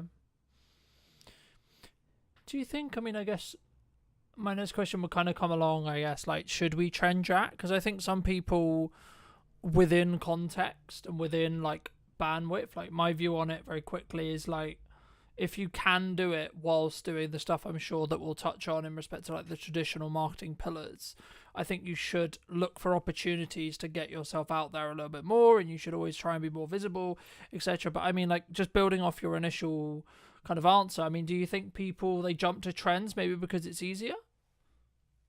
I think it's exciting, and it's obviously shiny, and it's like it does get you more of your attention, and a lot of people talk about attention and like, oh, you have to do short form now. Yes, you have to grab people's attention, and it's like people don't watch for more than like 30 seconds or things like this, and it's people not understanding that if you understand the person that you're talking to, you can get them to consume long form content.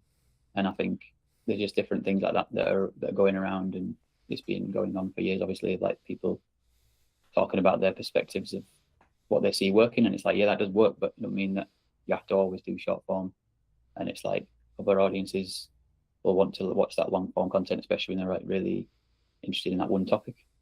So I think sometimes those different things that come into it, they're like different advice from different people.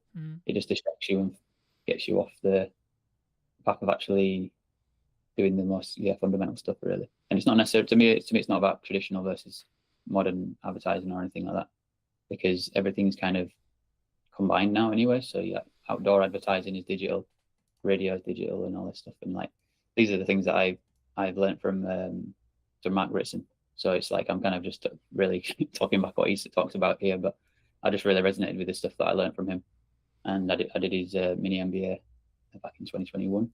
And that's what helped me to understand marketing and understand the importance of strategy. And also it's like it goes from diagnosis to strategy to tactics. But then, you know, some of these content he talks about how it's just oftentimes jumping straight into tactics and things.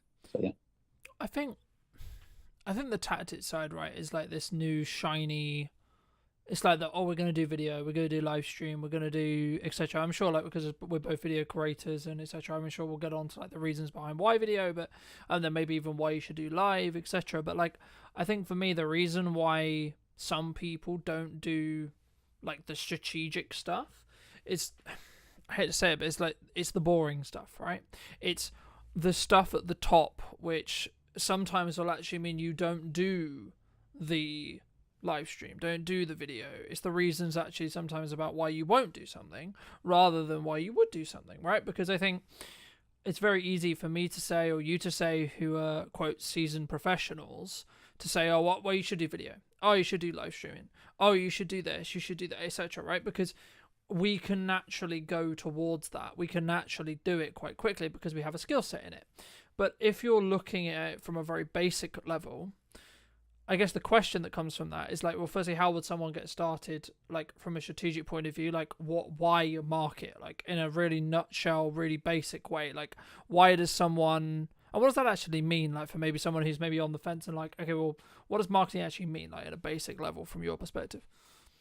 Yeah, well, the thing about marketing, it's such a broad category, so it's there's many different things inside that. But the thing that most people think about is the communication side. And when it comes to video marketing, for example, it is the communication side that is kind of the main thing. But there's obviously things around still behind that, because even if it is video marketing you're doing, it's like before that there still needs to be the market strategy underneath it that's like just marketing in general. So there's different parts of marketing. One part of it is pricing. You got to figure out what's the correct price for my target audience, what's the most relevant, and based on like testing and saying your prices to people, and then also like market research of asking questions about, is it just price or is there something else going on? And that's kind of sales as well, but it's like sales and marketing kind of, you know, go back and forth from each other really. But then the price and the objection handling and different things like that, that's stuff that's fundamental marketing again, by going back to that, which then once you understand that and you're doing your pitches or you're doing your call to action and your video content, then you've done that work. Let's say it might be more boring work, but it's actually the most impactful and powerful work. So if you can recontextualize it in your mind rather than it being boring, think about how it's impactful, because we all want our businesses to thrive. So then if you're passionate about building a business, remember that is a thing that you do actually enjoy, because you'll get something out of it, and you want to be in the process of building a company and growing it. So like if you just remember yourself that you're growing and building that company, I think that's the passion and the excitement that'll remind you that it's not actually a boring task I'm doing, because there's context to it and motivation to do it. So the task itself doesn't matter if it's boring so much if you know that what you're doing it for. I think that especially helps for people like me, myself, neurodivergent and stuff. So when we've got a meaning behind things, helps us to motivate us to do tasks. And because I've got ADHD, task initiation is another struggle for me oftentimes. Yeah, I think for me personally, I've found it, like in the past anyway, like very, I guess in some ways frustrating when there isn't, and the reason why I bring it up is because I think there is a strong correlation, and this might be a commonality, where there's not necessarily a, I do this live stream, I do this video, I do this marketing effort, whatever it may be, right? I do this pamphlet, I do this print ad, etc. And then I instantly get a return, right? So the phone rings instantaneously saying, oh, hey, Andy, I love that video you did, etc. I mean, for me, like, if you're doing something now, in 3 months to 6 months, you might see a return, right? And the key there, and the reason why I say might, is because it depends on, as we've already alluded to, the strategy, how you're doing it, what you're doing it, etc. But what would you say are like I guess just focusing a little bit on video then, why should, I guess there's this kind of a two-pronged question here, like, what, number one, like, why should, in your view, someone do video as a whole, right? Why, as a medium to create content, put themselves out there? But then number two, what would be the reasons behind A, why they shouldn't do it, or B, what are the hurdles they might run into when it comes to their fears, their worries, their concerns in respect to actually like doing this thing that we call a video, right? Because I think so many people don't do it because they're worried about it or because they're concerned about it. I mean, from your perspective, just to reiterate the question, why should someone do video? And then secondly, like, what kind of are the fears and the worries that they might run into?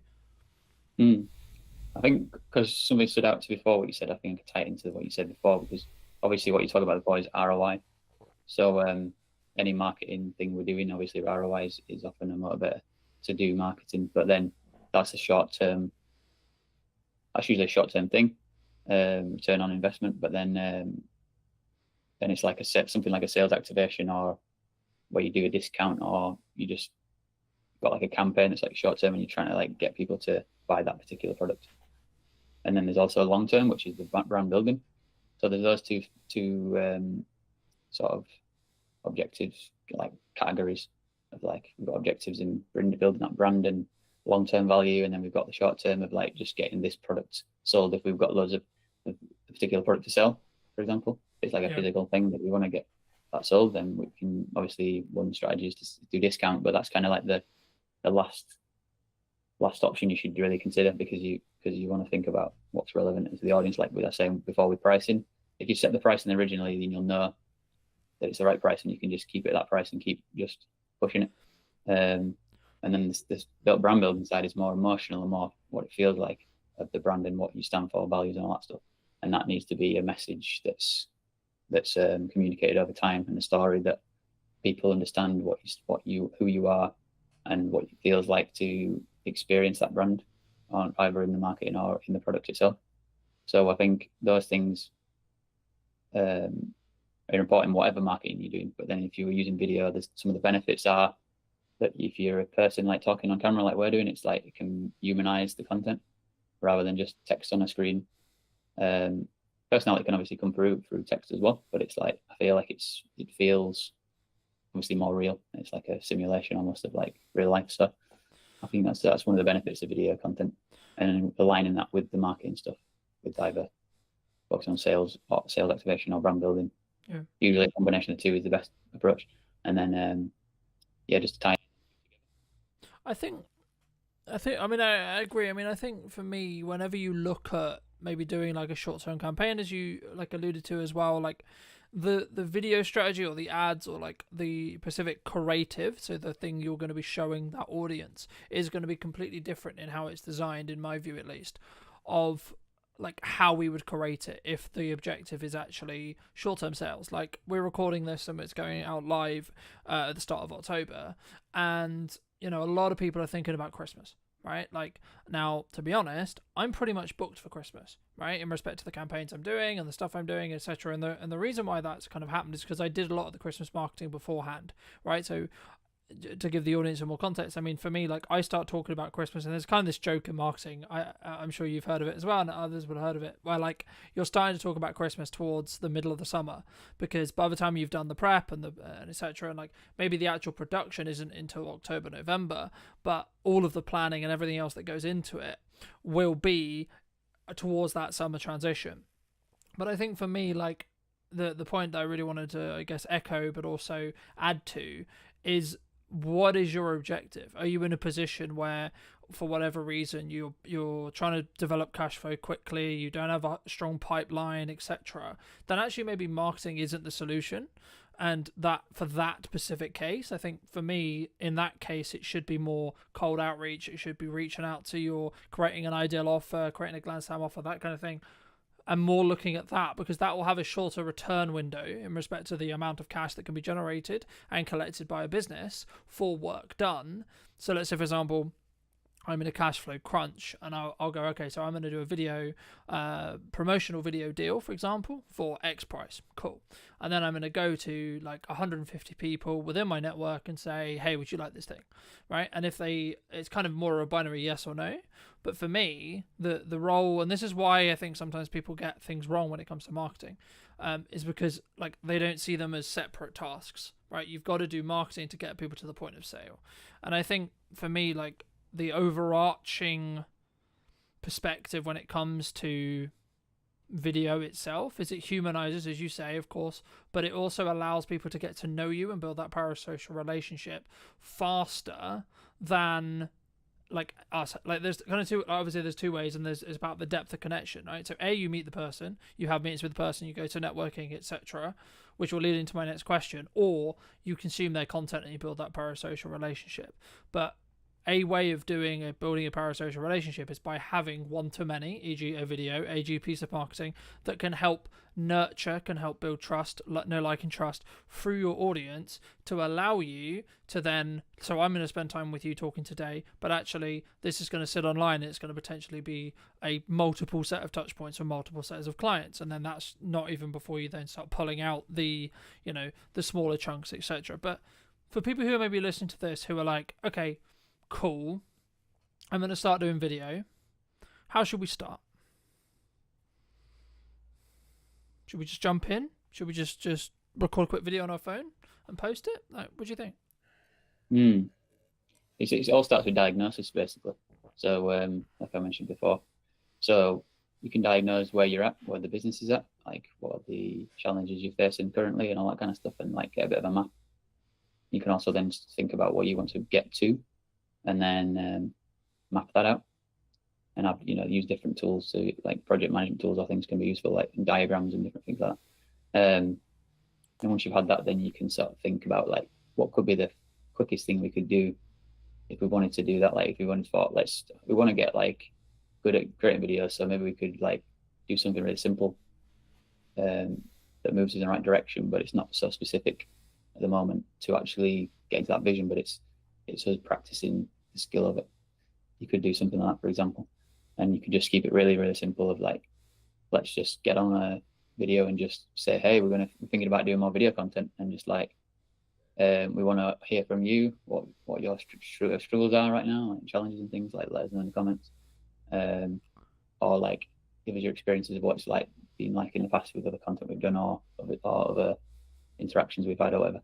And just see how people react. Because I know that sometimes some people actually get like a really good response from that, and other people don't get anything.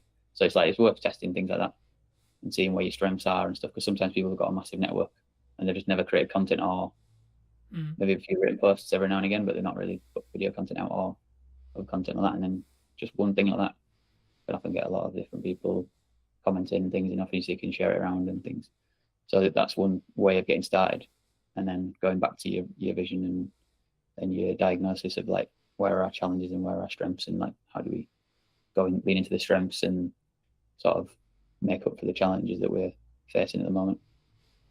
Do you think, I mean, my next question was going to be around consistency, but like for me, when someone's looking at what they're doing, the key to whether someone's going to be successful for me is that element of consistency, right? Like, so I'll give you a very quick example. One of the reasons why I would argue that the like the podcast, or like what I'm doing with the YouTube channel, what I'm doing with the business, etc., like the only reason why it's consistent Well, the only reason why it's consistently working is because I'm being consistent with the output.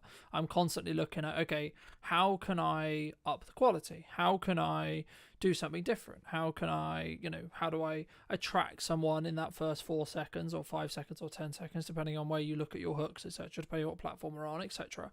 But from your perspective, I mean, is it just about having those consistent reminders going out and having that consistent content to show up for your ideal audience? Or is there actually more to being consistent? And then if so, how would you recommend from your experience people actually are consistent when it comes to video or when it comes to marketing as a whole?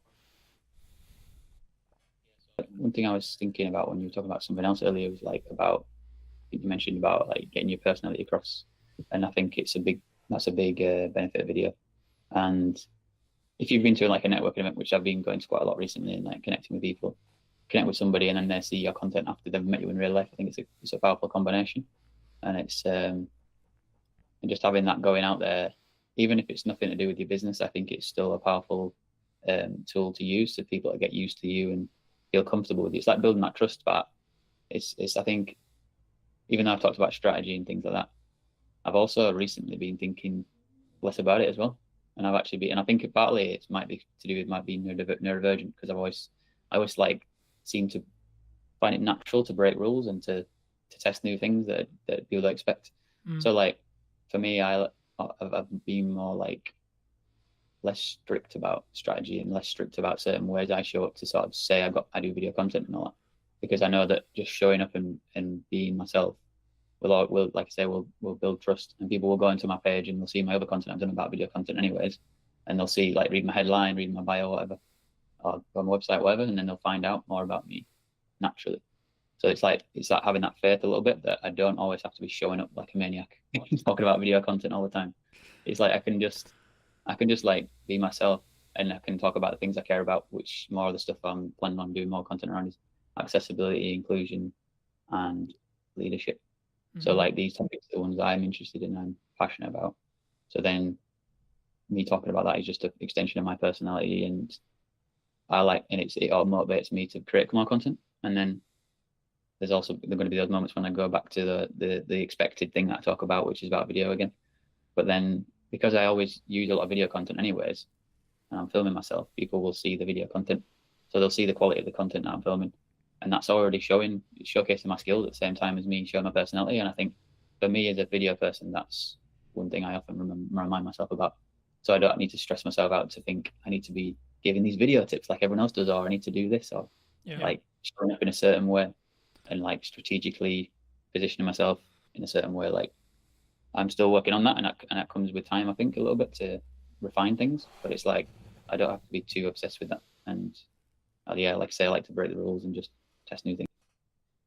I think, the things I'll just pull out of that I completely agree with. I think sometimes when we look to either do video, we look to do content, it has to be in this model of like loads of people online, Gary Vaynerchuk, etc., like people who I follow a lot, like they constantly talk about add value, right? But I get where they're coming from, and yes, you should, right? Is the answer, but the caveat is, actually, if you're looking for long-term sustainability and long-term growth, and it's kind of a cliche now, but people do buy from people, right? So when I'm looking for a supplier, when I'm looking for whatever it may be, I'm looking for a position where I can get to know the person behind the brand, right? Yes, I need to know that you're a good, in your case or my case, yes, I need to know you're a good videographer. Yes, I need to understand that you're good at X, Y, Z. Sure. So personally, yes, you should have some of that content out there. Yes, you should be sharing your knowledge. Yes, you should be sharing. But I think for me, it comes back to, and this is something I touched on last week with Chris,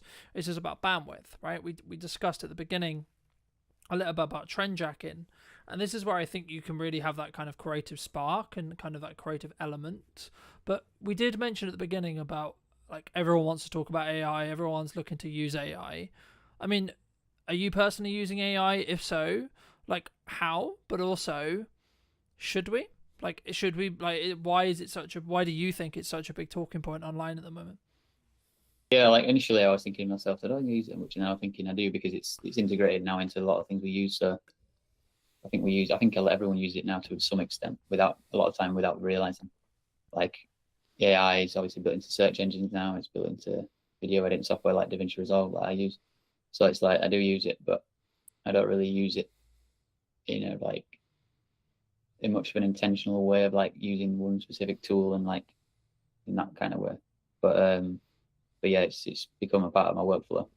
Like definitely some useful features in DaVinci Resolve, like move background removal of noise and things like that. Do you think it can go too far? Do you think people can use it too much? A tool that's used for this, for like I say, go back to the strategy and really, because I think you mentioned earlier, like sometimes it's about what you don't do in your strategy, and you just think of like, as long as I'm clear of like what I'm not doing, it'll become clearer what I will do, because it's like I have less options and the choice overload is reduced, and you become more clear, you have more clarity, and you're like, I'm not going to do that or that or that or that. Yeah. And especially if you're thinking like as a default perspective, not to jump on hypes and just think about your strategy, then you're going to be like more grounded and be like, what's going to be best for the strategy? Yeah. And then you make that decision. And then if it is one of the hype things, you can go, okay, I can use that and test that out as part of it. But it's not like a crutch. I think you have to experiment in marketing. Like that's the first thing I would say, and then the second thing though would be everything I put through that I'm thinking of doing, spending money on a trip, whatever it is, a piece of gear, so on, right? Or even nowadays, to be honest, looking at some client jobs and looking at some projects that I'm like maybe asked to consult on, or asked to help with, or asked to produce, or whatever. And I think, is this going to make my boat go faster? Is this money worth the time, energy, resources? A. B, is the client the right fit?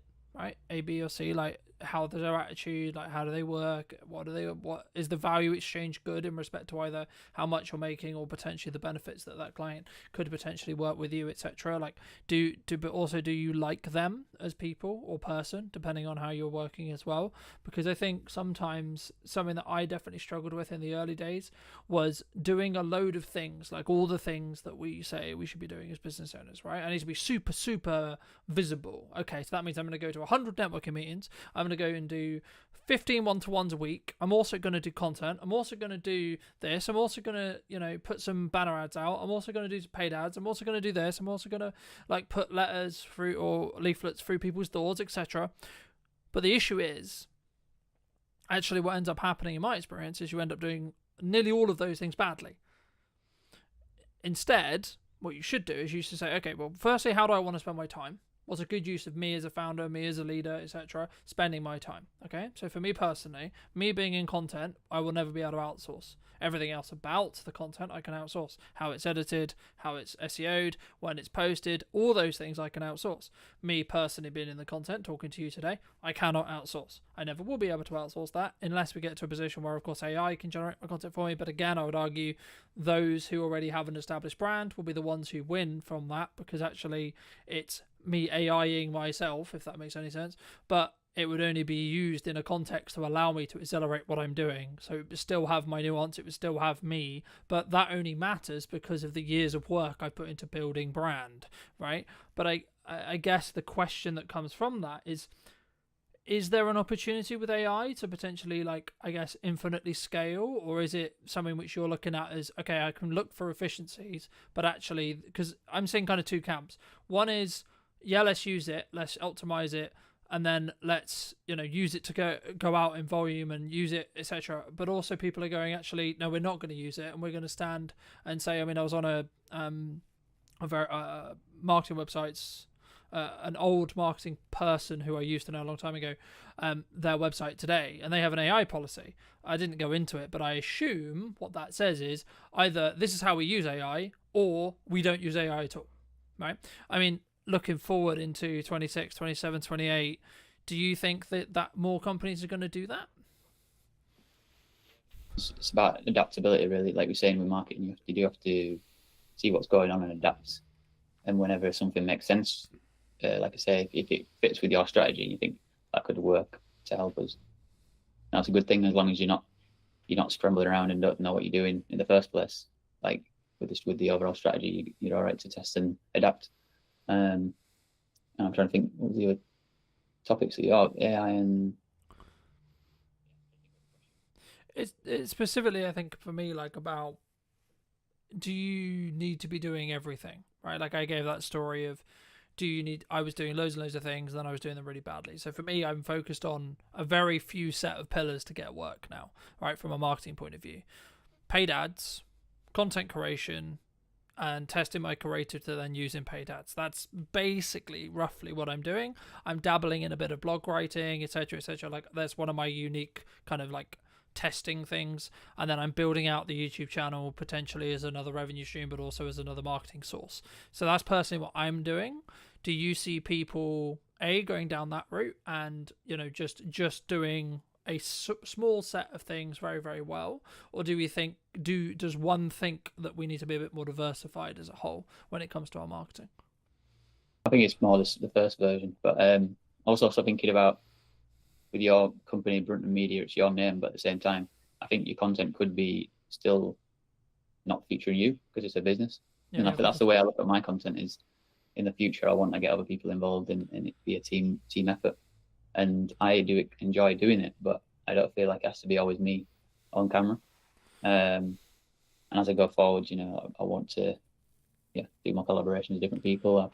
I'm going to be like putting more events together and things like that. That's definitely a part of my journey going forwards in the vision of what I've been putting together. And different communities I want to target and create those movements together in a way that gives back, and then also where to get my name out there and promote myself. I think it's a good thing when you can find ways to do both those things together. You're having a positive impact and you feel satisfied by the interactions with people, networking and being creative together and things, collaborating. But then you're also obviously putting your name out in the brand building side of things. And that's what I'm thinking about, is like things like podcast episodes, but also like creative sketches, like comedy sketches is something I want to do more of. And I'm going to be working more actors and things like that, and it kind of goes into the filmmaking path, which something I've always found tricky to actually execute on, because you kind of need like a bit of a team generally to make that work. Especially obviously you're working with actors or whatever to really bring a story together, and it's something I want to experiment more with, and at the same time like be building my brand and stuff like that. So yeah, excited to do that.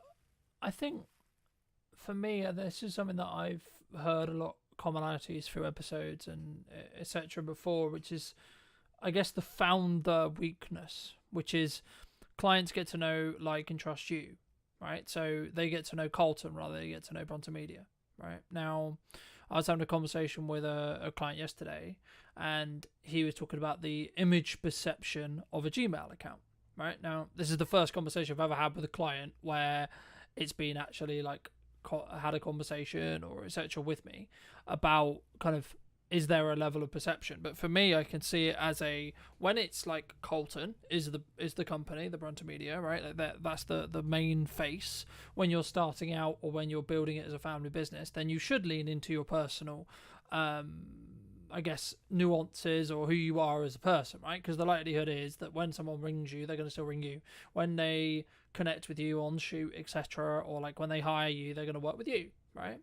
The interesting step will be what potentially I do or you do or one does when they step beyond that, right? So first employee, second employee, third employee, etc., and getting to a position where, yes, Colton is the quote managing director or the person who is the top of the company, but actually it's how you, I guess, manage that risk from like if they're speaking on behalf of Brunton Media in videos, for example, like how would one, because I know there would be a side of my head from like a comms manager point of view, which would be like, can I trust this person to represent the company, right? And I guess, would it be as powerful as me saying it in a video, like just building off your point, or is there a risk for that? So I guess the question that kind of, is that something you're thinking about? Is that like a risk that you can see other companies potentially run into? And if so, how do we maybe eliminate that risk or maybe bring that risk lower? Would you say? So the risk, what's the risk again? The risk. So I guess the risk, I guess, like in crux is me as a founder. I have to be in the content. I have to be on the shoot. I have to be on the sales call, right? Which then can be, and also as a founder, I was just thinking when you're talking, as a founder, you create the kind of blueprint of the company and brand and everything because of your personality. So all your values become the company values, which then, and you're the leader. So then what you stand for and what you care about is how you create a culture. And then that's something that I've become more interested in, the idea of creating cultures, and become more passionate about. I wanted to step into that and be a leader and stuff. And like in my past, I never saw myself as a leader. And over time, I've seen like what leadership really is and understood it more. And now I see how I already am a leader, because we all are a leader in some way. Like a leader of yourself is one part of it. A leader in your family, because you influence everybody, whoever you interact with, friends and family. Like you are leading situations, or sometimes avoiding leadership decisions, and you know that you can look out for the opportunities and to step into that. So I think if you have that blueprint of your business and brand and stuff, and the values, it just ends up coming across in your content if you speak. But then if you clearly communicate with the people that you work with in the business, and they're already in the business and understand the culture and everything, then when you point a camera at them, hopefully it's going to come through. And if it's not, you can. I think it's a new skill set. That's something that I've found as I've got to work with new people, and whether it's freelancers or whether it's internal staff, etc. And this is also true when you work with clients as well, right? Like you'll become, to an extension, especially if you're handling their marketing, handling their socials, etc. You'll become an extension, and you need to at minimum understand their tone of voice, how they come across, what their maybe prestige is, what their understanding, like how they want to be perceived in the world or in the market. And I think, for me, that's maybe where that deep work, like building off what we discussed earlier, like that strategic side, where sometimes people get stuff wrong, right? We don't go into depth enough into understanding who's my ideal profile, who's my ideal customer, but also what market, quote, sectors are we looking to target, are we looking to talk to? But for maybe, those who are maybe watching this and listening and saying, well, okay, I'm a small business, right? And I don't have like 100K or £1,000 or £10,000 or whatever it may be, right? They don't have that nominal, what they would perceive as a large figure or a large budget to get ahead. I mean, how would you recommend they either start or, quote, get ahead without necessarily just throwing money at it? Yeah, there's always something you can do, like I mentioned before, with that idea of starting with, you've got a strategy and you've got a bit of a plan and a map and everything, but then you just find like a simple thing out of that and think, is there something in there that we could move towards the vision, or something that's, I don't know, just anything really that you think in a way we could just start, and it can just be simplified and not overthink it, just to be like, let's just make a video about, even just a video about making a video, because it's the actual process that matters, not the actual results so much, because that'll happen eventually over time. And I think a lot of people too obsessed with the idea of being professional and stuff, and it's like sometimes people's content feels like AI, even if it's not AI, because it's trying to be overly professional all the time, because AI thinks in a structured way of like, very specific structured way of like, this is the way it has to be. So then it's like, it seems like people have that as well, like locked into it, these ideas rationally, rather than something beyond that could be more emotional, or could be more authentic and intuition going on and things like that. We step out of the fear and we just take action, and we just see how it goes, and showing up in a way that's not, that you're not scared, and you're just empowered to take action. People will resonate with that, and they'll respect you for it. Yeah, I agree. I mean, I think I just what I was thinking while you were talking. I mean, I think for me, it's about what do you want to optimize for, right? Are you trying to optimize for the algorithm, right? So getting that click-through rate, getting that high watch time, etc., or are you actually trying to, quote, optimize for the human, right? For the connection, for the person who you're likely to connect with, even if it's one or two or three.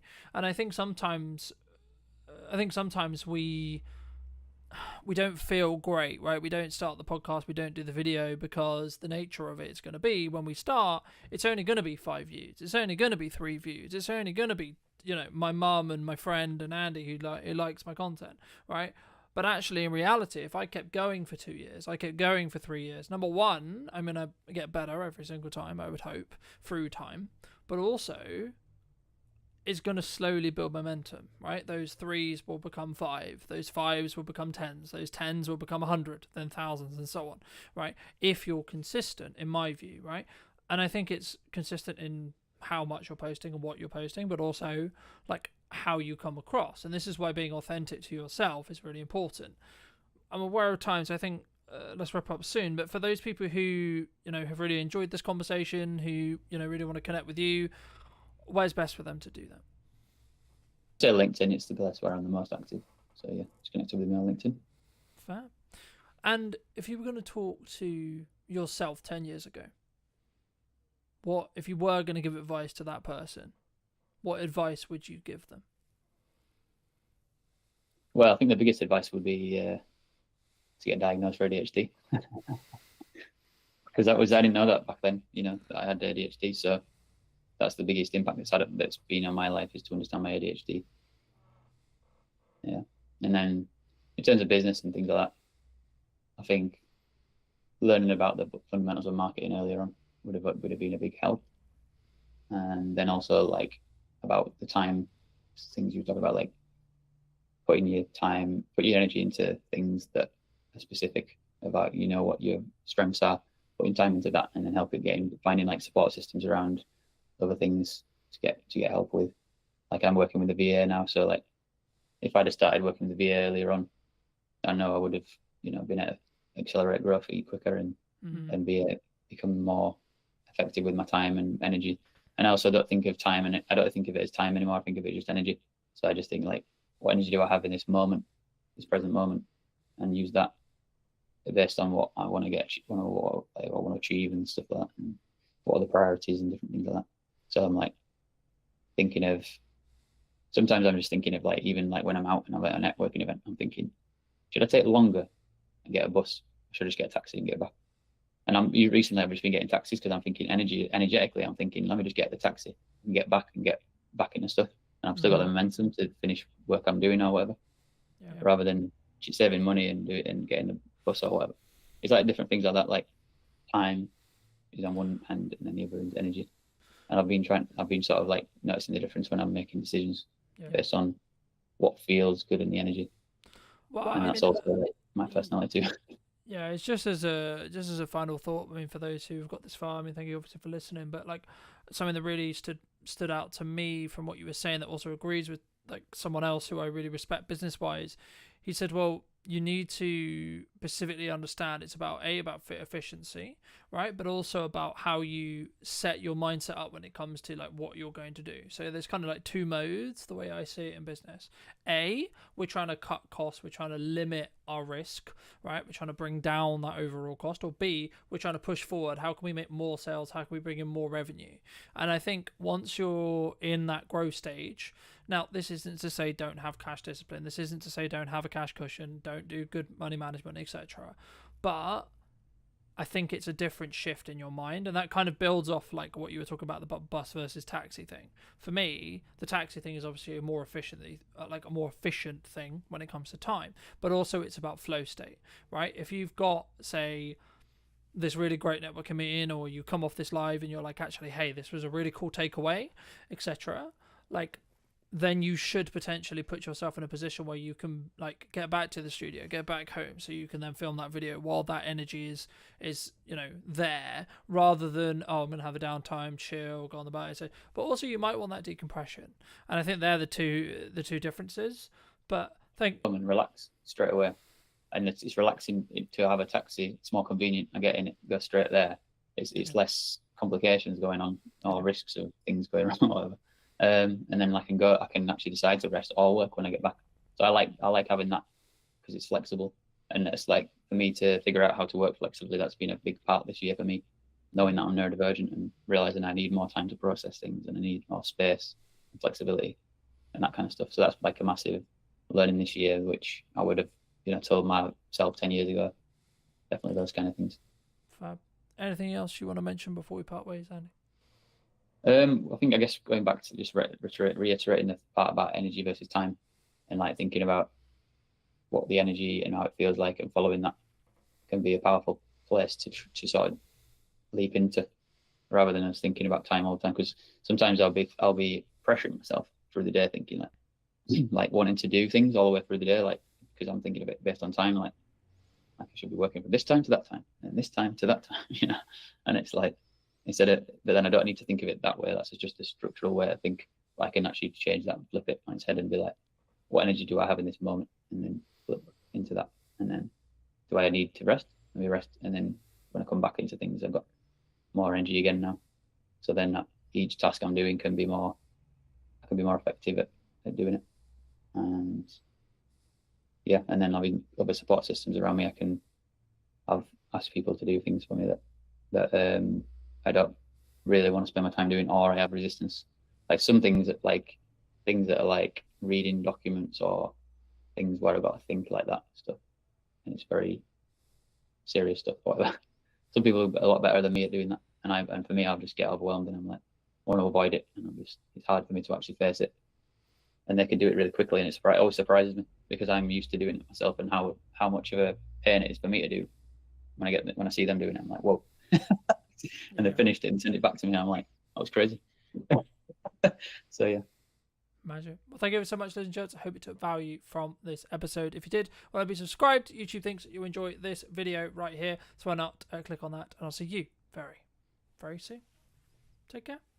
I've got my video goggles on as well, and I'm completely biased towards video because it is the most impactful content on social media. Full stop. End of. Key question for you. What do you think is missing in marketing today? What's missing in marketing today is emotion, authenticity, and consistency. If you were going to talk to Chris 10 years ago and you were going to give advice, what advice would you give him? The more that you are unashamedly you on social media, the more impact you will have in terms of reach, in terms of engagement, in terms of sales, everything. Hello, my friends. I hope you're well. I hope you had a good day, video night, wherever you are. Today, we're back with a brand new What's Missing in Marketing Today episode. Today, I'm going to be talking to Chris. I imagine all things about social media and all of those wonderful places to put our content. But first, Chris, welcome to the show. Thank you so much for the time, and thank you so much for coming on, of course. But key question for you: what do you think is missing in marketing today? Thanks for the invite. Really appreciate you hosting me today. What's missing in marketing today is emotion, particularly emotion, authenticity, oomph, and consistency. When you say oomph, what do you mean? Because I think sometimes some people will take that as energy, right? Some people will take that as how we show up. Other people will take that as, I guess, like the amount or volume or energy. Like that's why, if you don't mind just unpacking that briefly, I think it'd be really helpful for the viewers.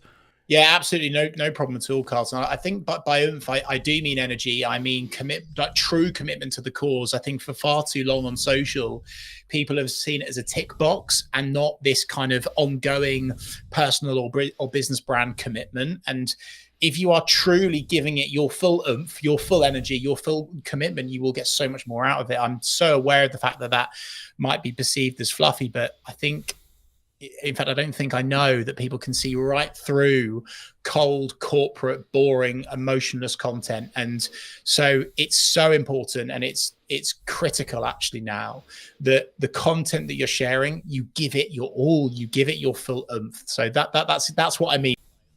Magic. I mean, you're very seasoned. You know, you've been on social media for over a decade, starting out as a side hustle, creating your own agency.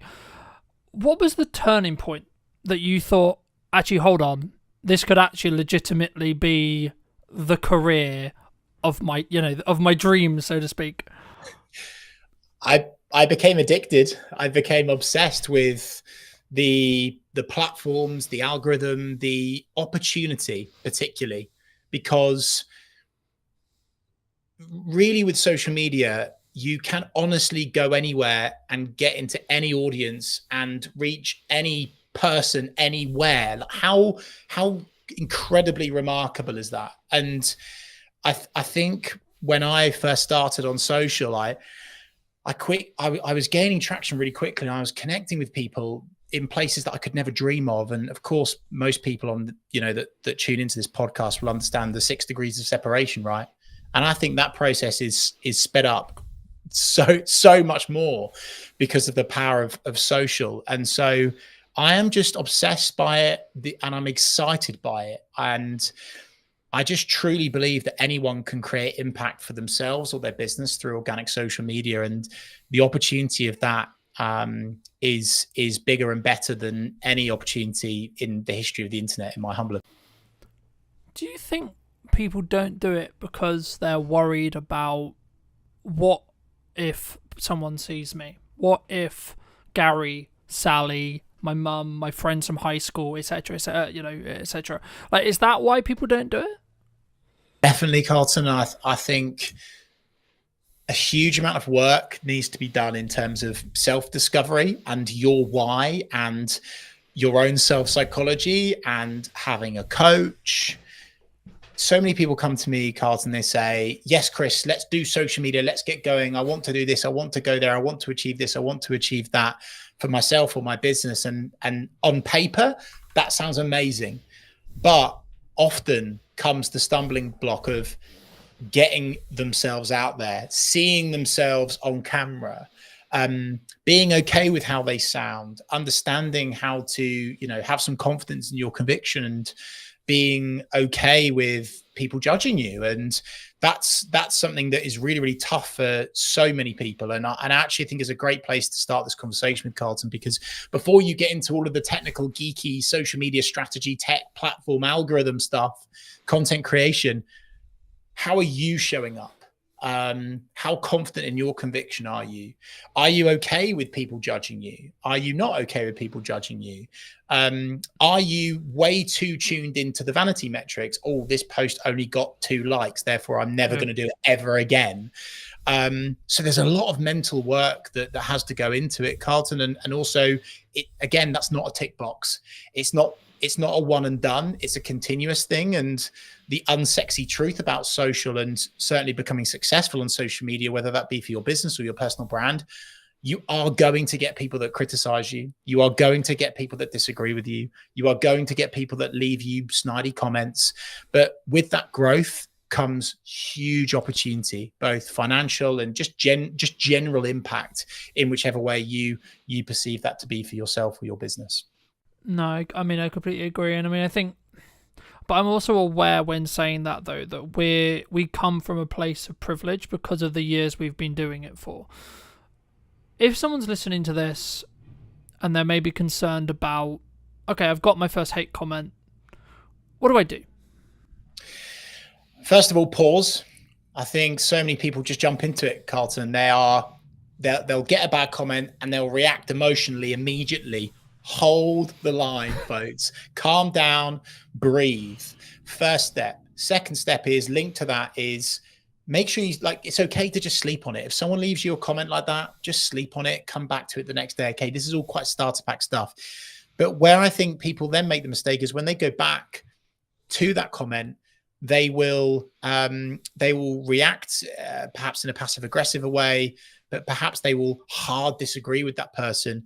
But the thing that's always worked for me, both personally and professionally, given what I do in the media world as well, is that I always respond with empathy, with kindness. And I understand that the reason why that person is leaving a comment on your business page or on your personal page, they're going through some stuff right now. Okay. So coming at it from a genuine place of empathy and killing them with kindness. And from a business side of things, it's an opportunity for you to show off your exceptional customer service skills by going back to that angry, frustrated customer or someone within your network or your audience with genuine kindness and empathy and care. And it can only help your brand, and understanding that actually, if you respond to that comment, it's going to help your post perform better and stay in the feed for longer anyway, right? So there's a whole lot of stuff on that, and I could go deeper into that, Carlton, but that's what I'd say to begin with is sleep on it.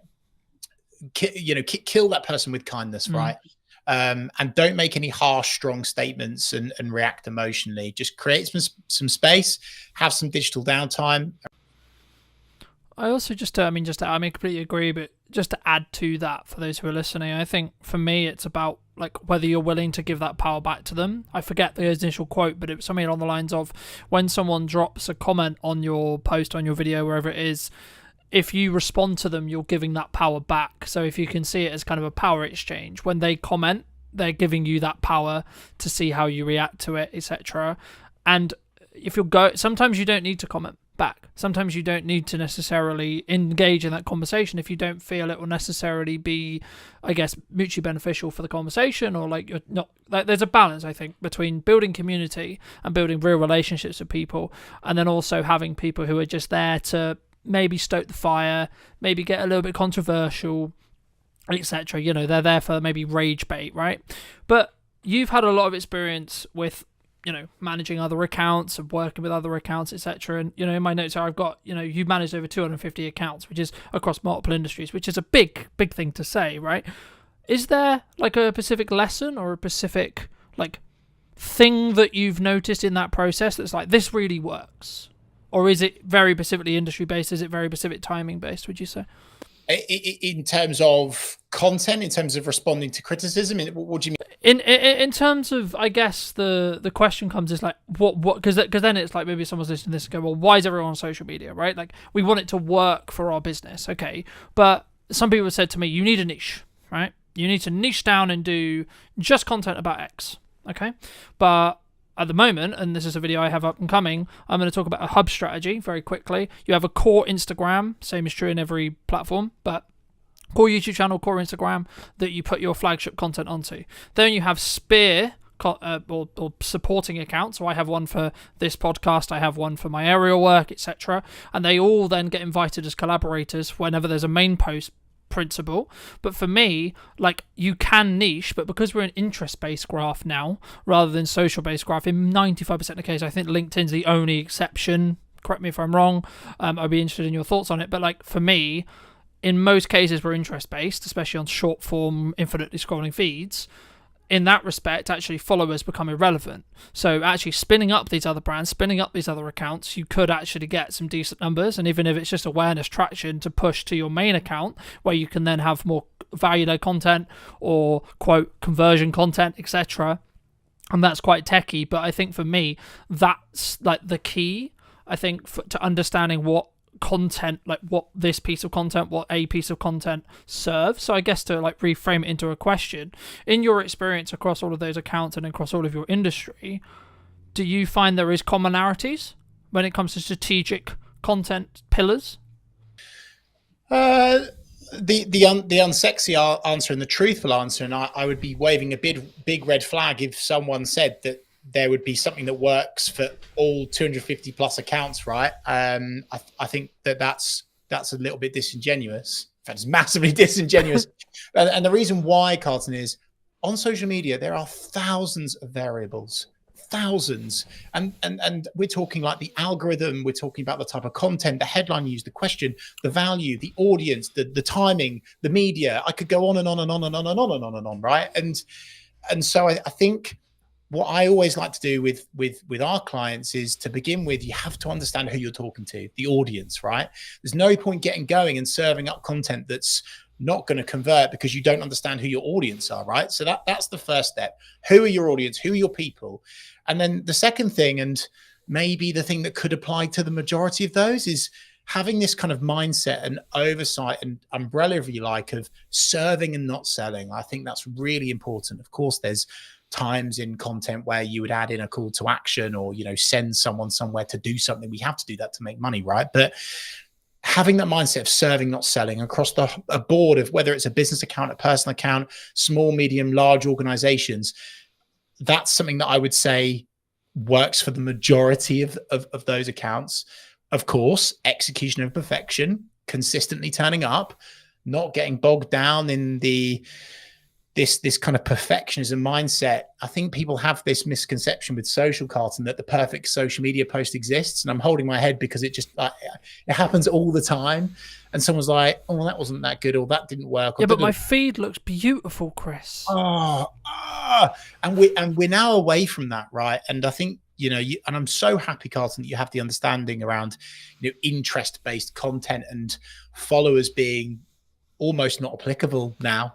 Like they look good, they make you look more credible, but ultimately, if you are leaving a consistent digital footprint, I'll call it, across a variety of platforms where your audience are hanging out, using keywords within your copy that people can hang on to and find you via, that is where the impact comes with social. I think across the board, some other things in terms of actual, you've mentioned, I think they're content pillars, Carlton. I always like to add in storytelling. Tell a story, because people can connect with that. Brands don't do that enough. Make sure that at some stage you are telling someone to do something. If not, they will not do anything. Okay, so that's important to add in. Social proof is always good. So adding in, again, like what's worked, why has it worked, someone else talking about how good you are rather than you.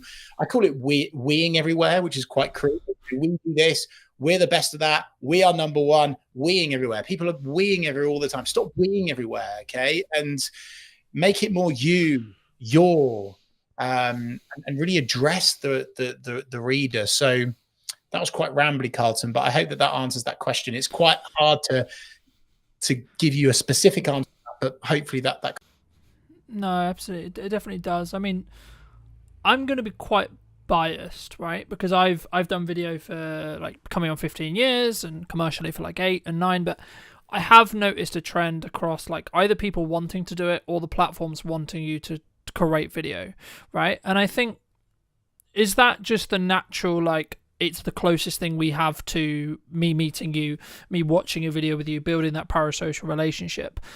Or from your perspective, I mean, is there like other reasons or other things why someone should consider video as a format, and or why they maybe shouldn't?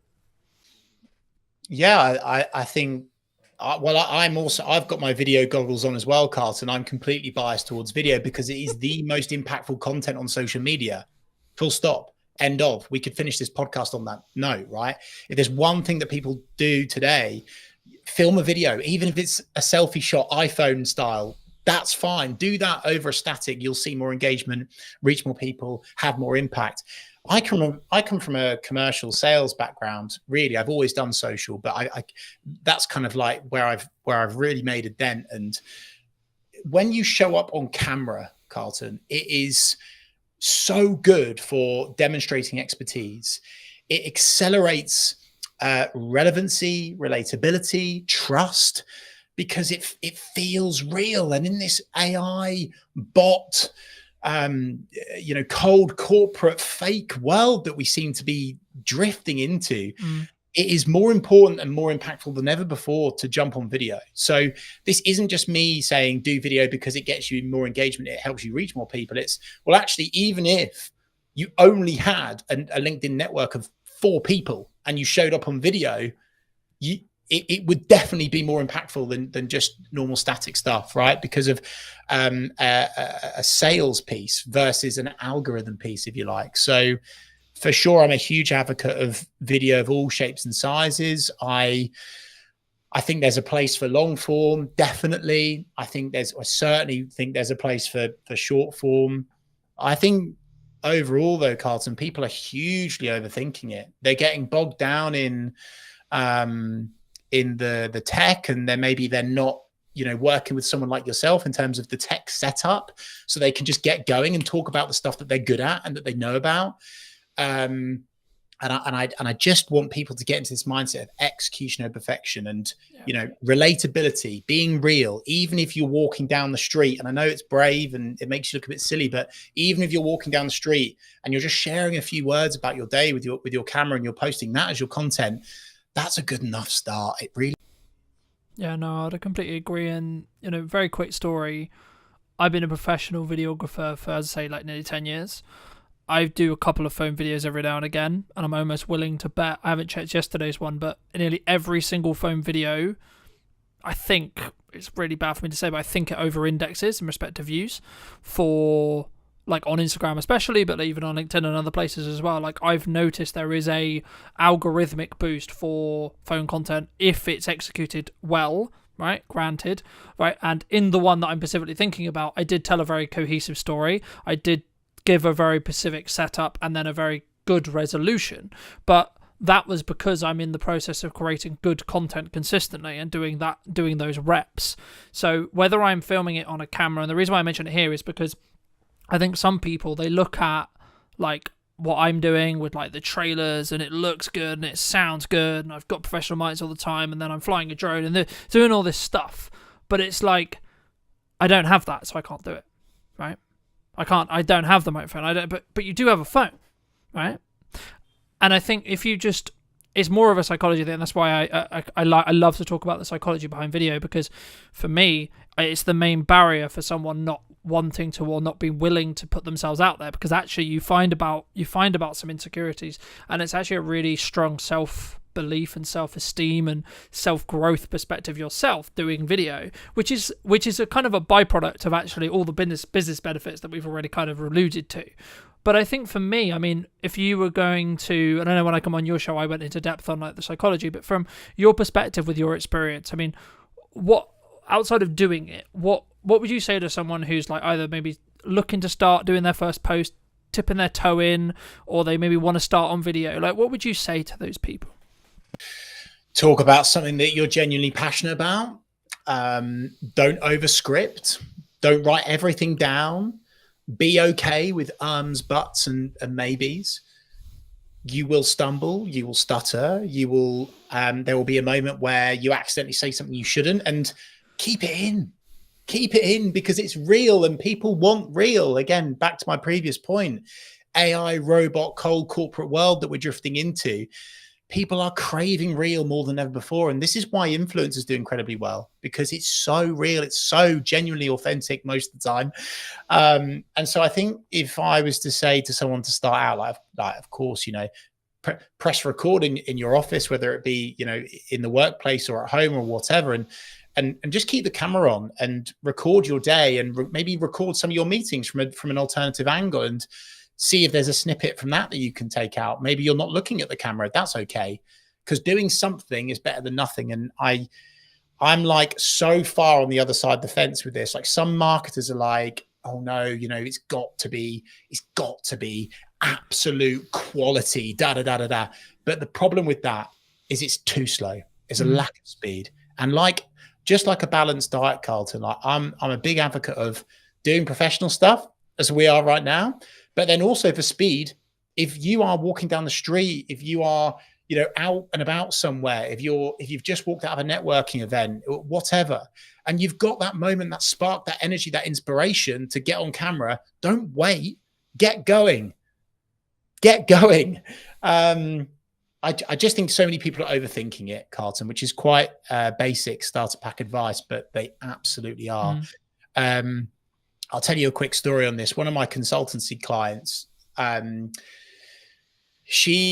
was going through this process with her. We were running through various static. We'd established our top line strategy. We had images, we had graphics, we had design, we had some polished video. And I was saying, hey, look, Cassandra, I think we should really shift more towards this kind of real, relatable portrait, selfie shot style content. And she sent me a couple of videos. One was her at home, and one was her at the beach.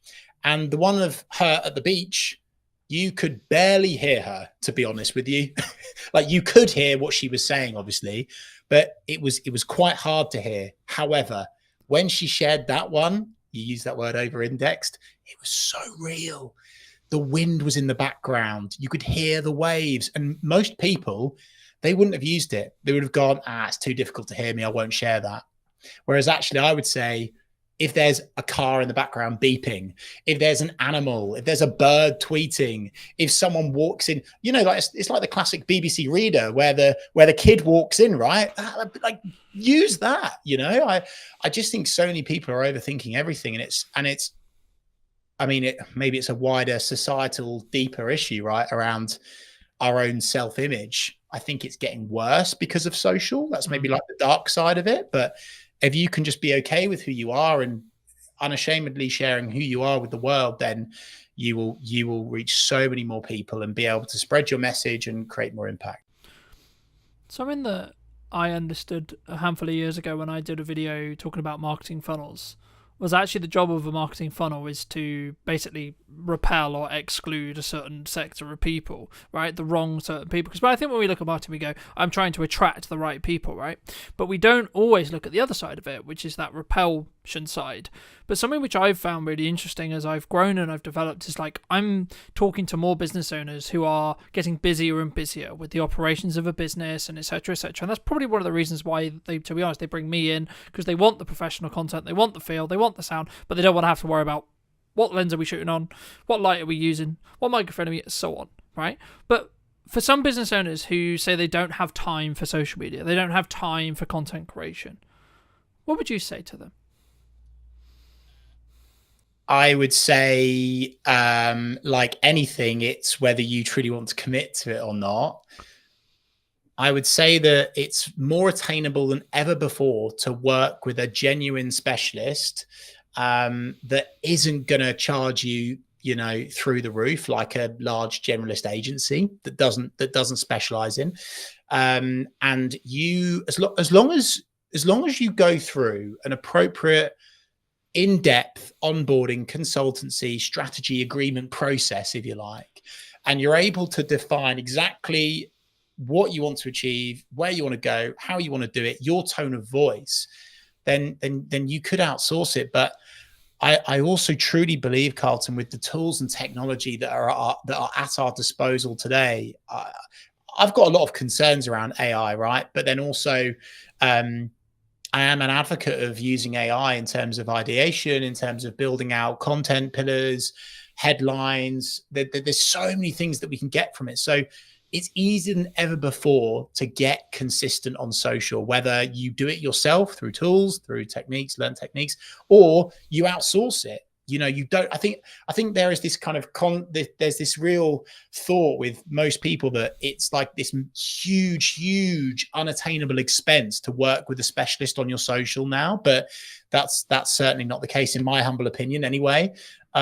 So again, not maybe a one and done answer there, but an honest answer, which is that you can absolutely commit to it, whether it's yourself or whether it's through a. I think for me, my answer would be like leverage, right? Like it's what are you leveraging? How are you leveraging your time, assets, resources, etc.? Like you could, using like what I did for a long time, hire someone to follow you around with a video camera and document rather than create in a Gary Vaynerchuk style, and or actually, like as you've already mentioned to it earlier, record what you're saying in a meeting. And this does one of two things. A, it gives you infinite content opportunities, especially if you're going to use things like ops clips to do the editing for you, because you're only doing it for short form. But also, it actually means you're going to show up better for that person in the meeting, because you're not going to spend time talking about how's the weather, how is the dog, etc. You're going to go, okay, how tangibly can I add value to you? Right? How can I tangibly add value in that hour? Because A, you're creating content from it, so you want to add kind of generalized information, and you want to create the most valuable content you can. But also, I've found personally, people take more value from the meeting because you are kind of in that performance mode, I guess you could say, right?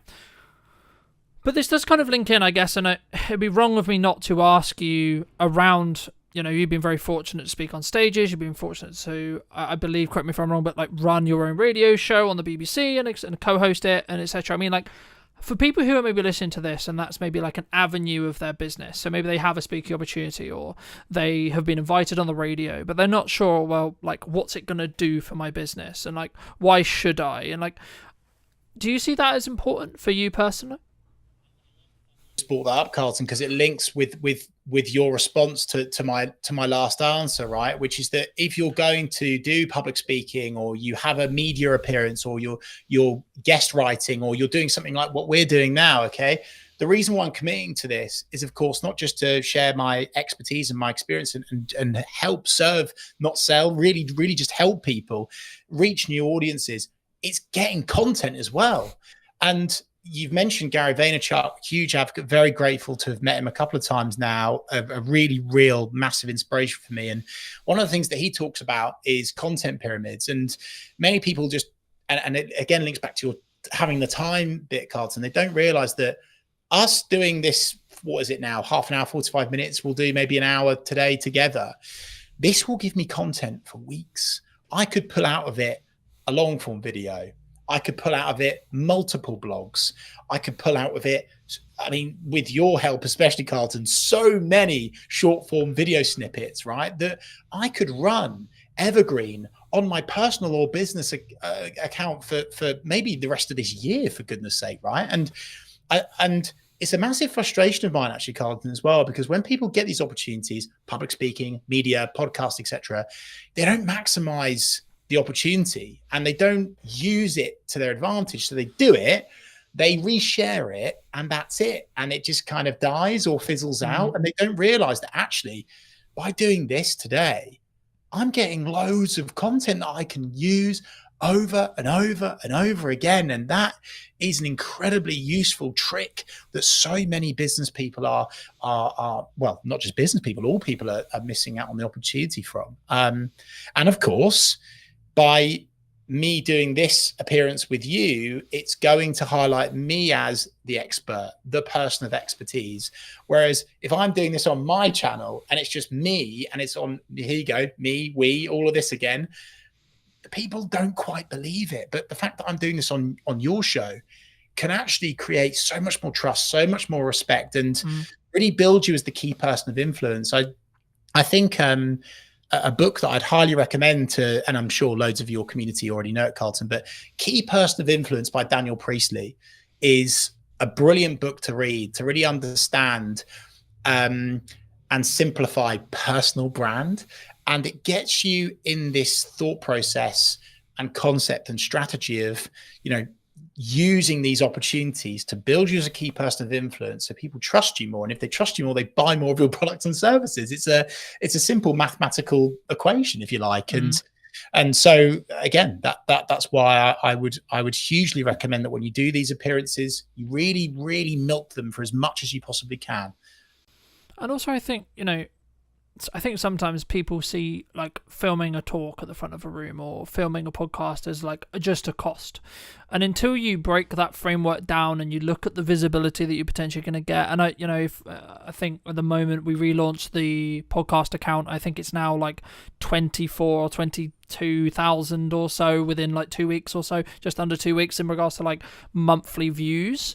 Now, yes, we're using a strategy which involves a level of volume to create that, right? Each reel is maybe only getting 300 or so views at the time of filming, sure, but the point is, how many people, even if we take 1%, okay, that's close to 2,000 people that potentially could convert in my business within the next 3 months, right? And that's just on Instagram alone. You then add the potential revenue opportunities that come from having a monetized YouTube channel and etc., and like building side revenue, especially if you're in what I would call a up down business, so like you're very project by project based.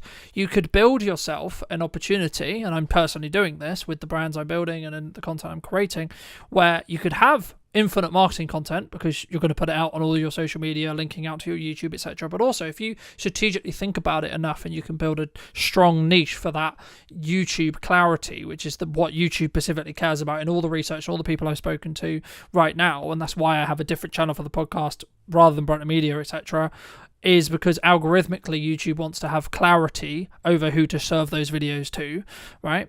But the key there is once it gets to the point where the YouTube channels are big enough, they will become their own revenue stream. And it might be £100 a month or etc. Sure. But you know, that what does that do to your business? That changes your baseline revenue. So if you are project by project based, that means you can potentially pay for another SD card, or you can pay for another microphone, or you can pay for a bit of lighting, or you can pay for a bit of consulting, etc. Or just hold on to the £100, right? And it's about, I think for me, how you think about that from a longer term. But do you think people sometimes underestimate like the other opportunities that could come from like either that or the lurkers that could come on social media from creating content, Chris, do you think? Yeah, for sure. I was going to say, though, something that you've brought up there, which is a huge gap for the majority of people. Unbelievably, they are not using and making the most of the second biggest search engine in the world, which is YouTube. And YouTube Shorts right now are so hot. They are absolutely flying. They are getting so much organic reach. And so even if you were to set up your own personal YouTube account under your name, right? And you just share all of these little videos that you do from various appearances, public speaking gigs, talks, meetings, whatever, wherever, however, getting your name on YouTube and giving these AI tools, hey, by the way, something to grab onto, because then you're the expert, boom. And that is a massive gap for so many people. So again, link back to your previous question, Carlton, we're doing this in a funny order today. That will hugely help people. So definitely jump on YouTube and really, really capitalize on that opportunity by using that video content. And the great thing is with YouTube is by tweaking, tailoring, optimizing, making something, amending something, is that it can go viral like that. Okay. So with LinkedIn, with Facebook, with Instagram, if you edit something, if you edit a social post, it will penalize you, right? YouTube is phenomenal because by simply adding a new thumbnail, changing the headline, adding more to the description, all of a sudden your video can blow up and it could completely change your business forever. And that's not pie in the sky, blue sky thinking stuff, right? That's very real and it's happening for so many people. And so again, another takeaway for people listening to this is please jump on YouTube. Please start publishing to YouTube.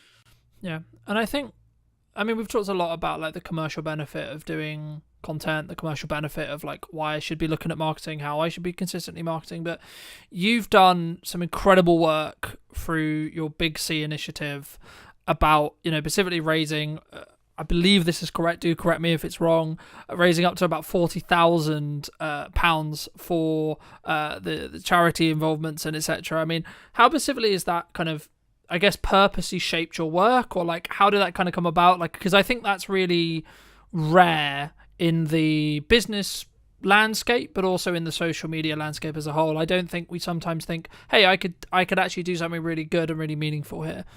Love that, Carlton. And we're talking here about business and doing all this, but hey, actually, what charities are you passionate about? What do you want to change in society? What legacy do you want to leave? You can use social as a tool to support with that. I'm so proud to say that we've now got up to over 50,000. I think we're almost knocking on the door of 51,000, right? For a cancer charity that supported my mum before she sadly passed away in 2007. And my mission is I want to get to 100 grand before I retire, right? And I will get there. But the takeaway and the learning from that is all of that money was raised because of the power of social media, specifically the power of building a engaged community. And we jumped on YouTube lives. We were talking to our subscribers. We did a 24-hour watch along, which was phenomenal. And we raised, I think it was like annoyingly, it wasn't 24,000. It was 23,000 in 24 hours. And that was on YouTube, one platform. So again, like, if it's not enough to already jump on social media for your business, what about the stuff that you're passionate about? What about the charities that you want to help and support? It's definitely the right thing to do. Do you think AI is going to change this? Yeah, I do. I think AI has already changed a lot of social media. And I think that it's one of those things that you can either lean into, you can sink or swim. And I think that many people are already swimming with it, but then also some people are unintentionally sinking because they're using AI. They are they're really rubbish with their prompts, Carlton, and they're just kind of spewing up stuff and throwing it out there. And the algorithm is understanding and picking up, that's AI content. And there's certain things that you see and you're like, you've swallowed a thesaurus overnight. You're using the rocket emoji on every single post. You're using multiple line breaks in weird orders. It doesn't feel like you anymore. So I think AI has changed it, but not just for the good, but for the worse as well. And honestly, not even just saying this because I'm on your podcast. It's why video.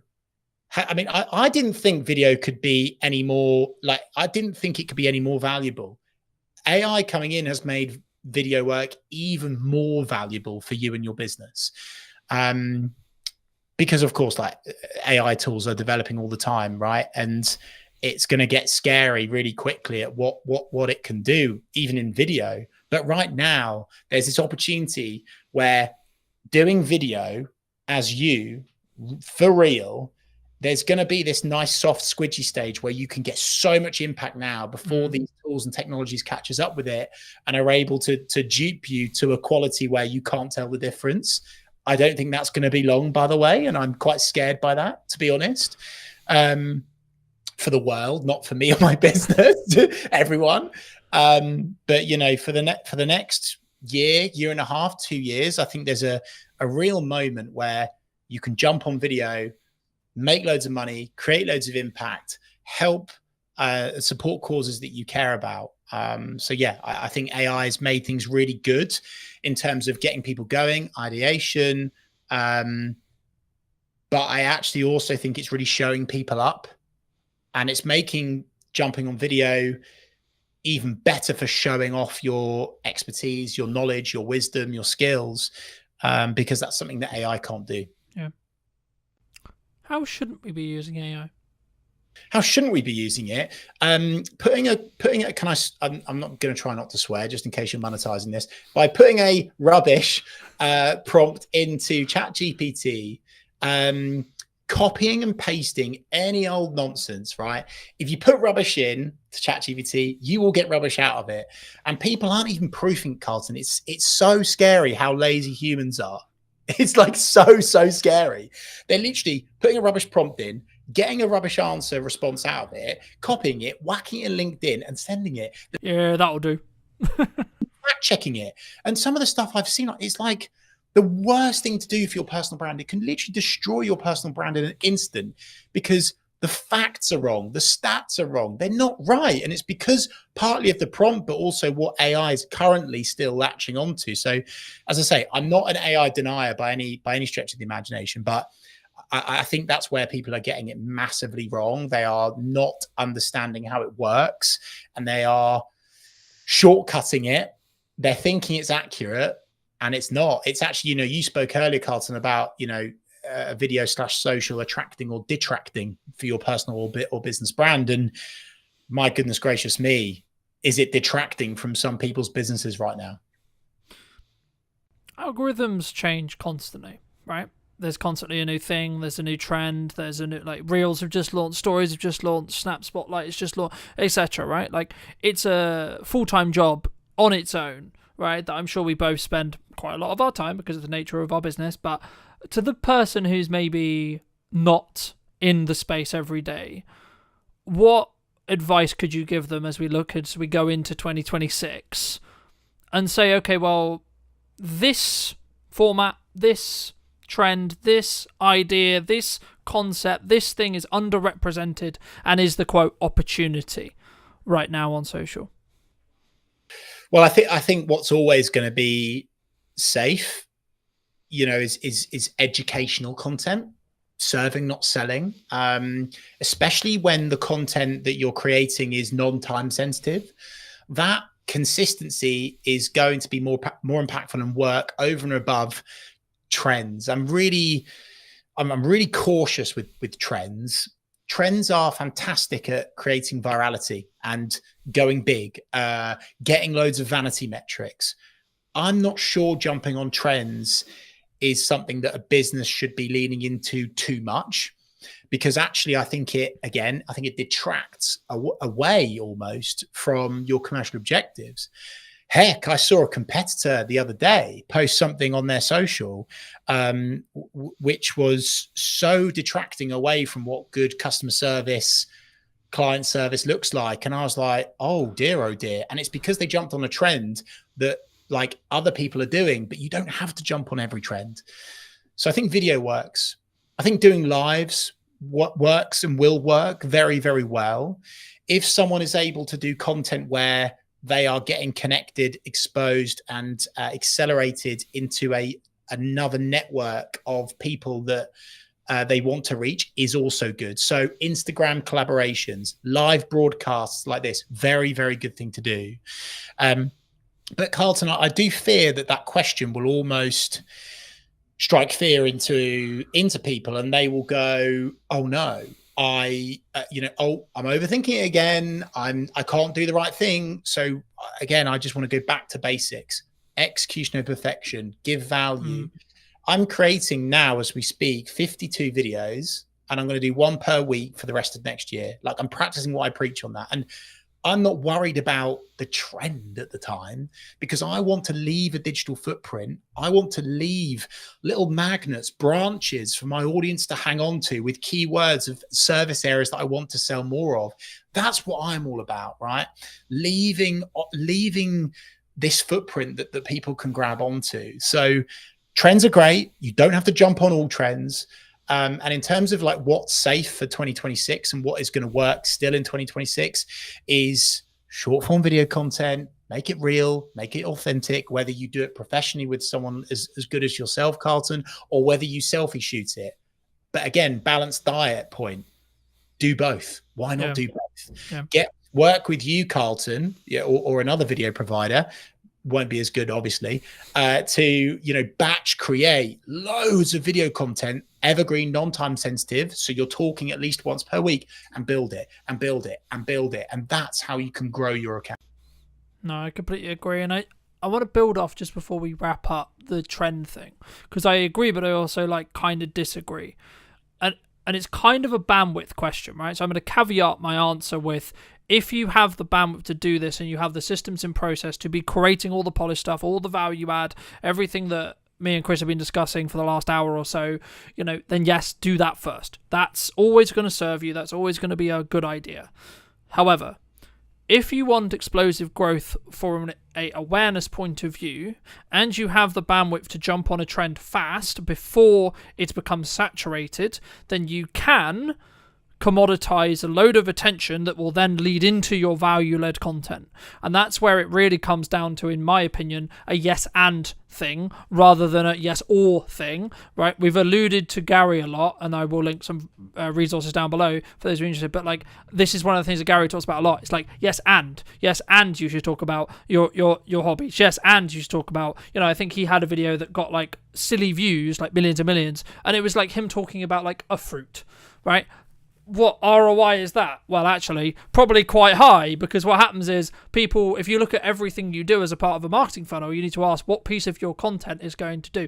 You can trend jack and get a strong piece of awareness content. No, it won't convert. No, it's not going to miraculously mean you get hundreds of millions of pounds in your bank because you've converted it. But what it will do is it could give you a boost in followers and or a boosted initial interaction. And if you have your leading to a book that's actually on Chris's bookcase behind him, where Gary talks about your profile hygiene, right? If you have your website, you have your email, you have your phone number easy accessible on those profiles, when you get something that gets 1 million, when you get something that gets 100k, there's going to be a percentage. Again, if you take 1%, you're going to be in a position where you're going to get some more work. You're going to get even 1 or 2 more people who potentially will become clients. So that's kind of my, counter argument to trend jack, and that's why I caveat it with the bandwidth thing. But Chris, for those people who, because I'm aware you've got to go very shortly, but for those people who want to connect with you, if you want to see more content, you want to see some of this video you've already alluded to, where's best for people to reach out to you? And do you agree with what, that strategy as a whole? Well, I was going to say, I just looked at the time and I went, oh, that's a shame, because I've got so much more to give. And for people that have kind of liked the cut of my jib today, I'm serving up a ton of value over on my Reeve REEVE social media YouTube channel. I'm doing live broadcasts, one of which is with this guy. Incredible value in terms of video psychology, which is the most important thing before you get going. We'll leave that alone for now. Connect with me on LinkedIn, Chris Reeve. I'm showing up there really consistently and just providing free value for people to use and jump on. And yeah, just back to your previous point to, I guess, sort of somewhat finish on, Carlton, in a funny old order again, is we could have done an hour-long Gary V loving, couldn't we, right? But this attention thing, right? And I think that's something else to tap into, is without attention, nothing else happens. And so I would just say, preach to your previous answer, Carlton, bang on the money. I'm saying yes, and I'm not saying only do proactive, non-time sensitive evergreen content. This is my tap, by the way, that I'm turning. But I'm also saying turn on the reactive tap, which is the trend tap, the reactive tap. Just don't do only one or the other. Do both, but it has to be attainable with you and your business, Carlton, which is where I think we're totally in the agreement of. I'm just so fearful that some trends that people are jumping on detract and they turn off your ideal customer profile rather than turn on. But I'm in total agreement with you. Do proactive, non-time sensitive, evergreen video content, do trend content as well. And hey, in that book, Attention by Gary Vee, his latest one, it's full of geeky social video, psychology of social content that can work incredibly well for you and your business. Carlton, I just want to say thanks for your time today, but also I want to take the time to say on behalf of your network and the audience and the community that you're building on your podcast, thank you, because this is really rare that someone is taking the time out of their day to genuinely share so much just purely because they're passionate and that they want to help. And I really wish that there were more experts in their field that committed the amount of time that you do to actually just helping people. So thank you, sir. No, that's so kind of you. And thank you so much for the time. If you were going to talk to Chris 10 years ago, right, and you were going to give advice, what advice would you give him? Be more you. You cannot be anyone else. Stop trying to be someone else online. Stop copying your competitors. Stop just doing what the other people in the industry are doing. Because actually, if they go yin and you go yang, if they go black and you go white, that is really, really impactful. And the more that you are unashamedly you on social media, the more impact you will have in terms of reach, in terms of engagement, in terms of sales, everything. It all comes back to the more you that you are, the more impact you will have on social media. Thank you so much for the time, Chris. And if you did enjoy this episode of What's Missing in Marketing Today, make sure to be subscribed and all that lovely YouTube stuff and etc. as well. But thank you so much for coming back and joining me. I'll see you very, very soon.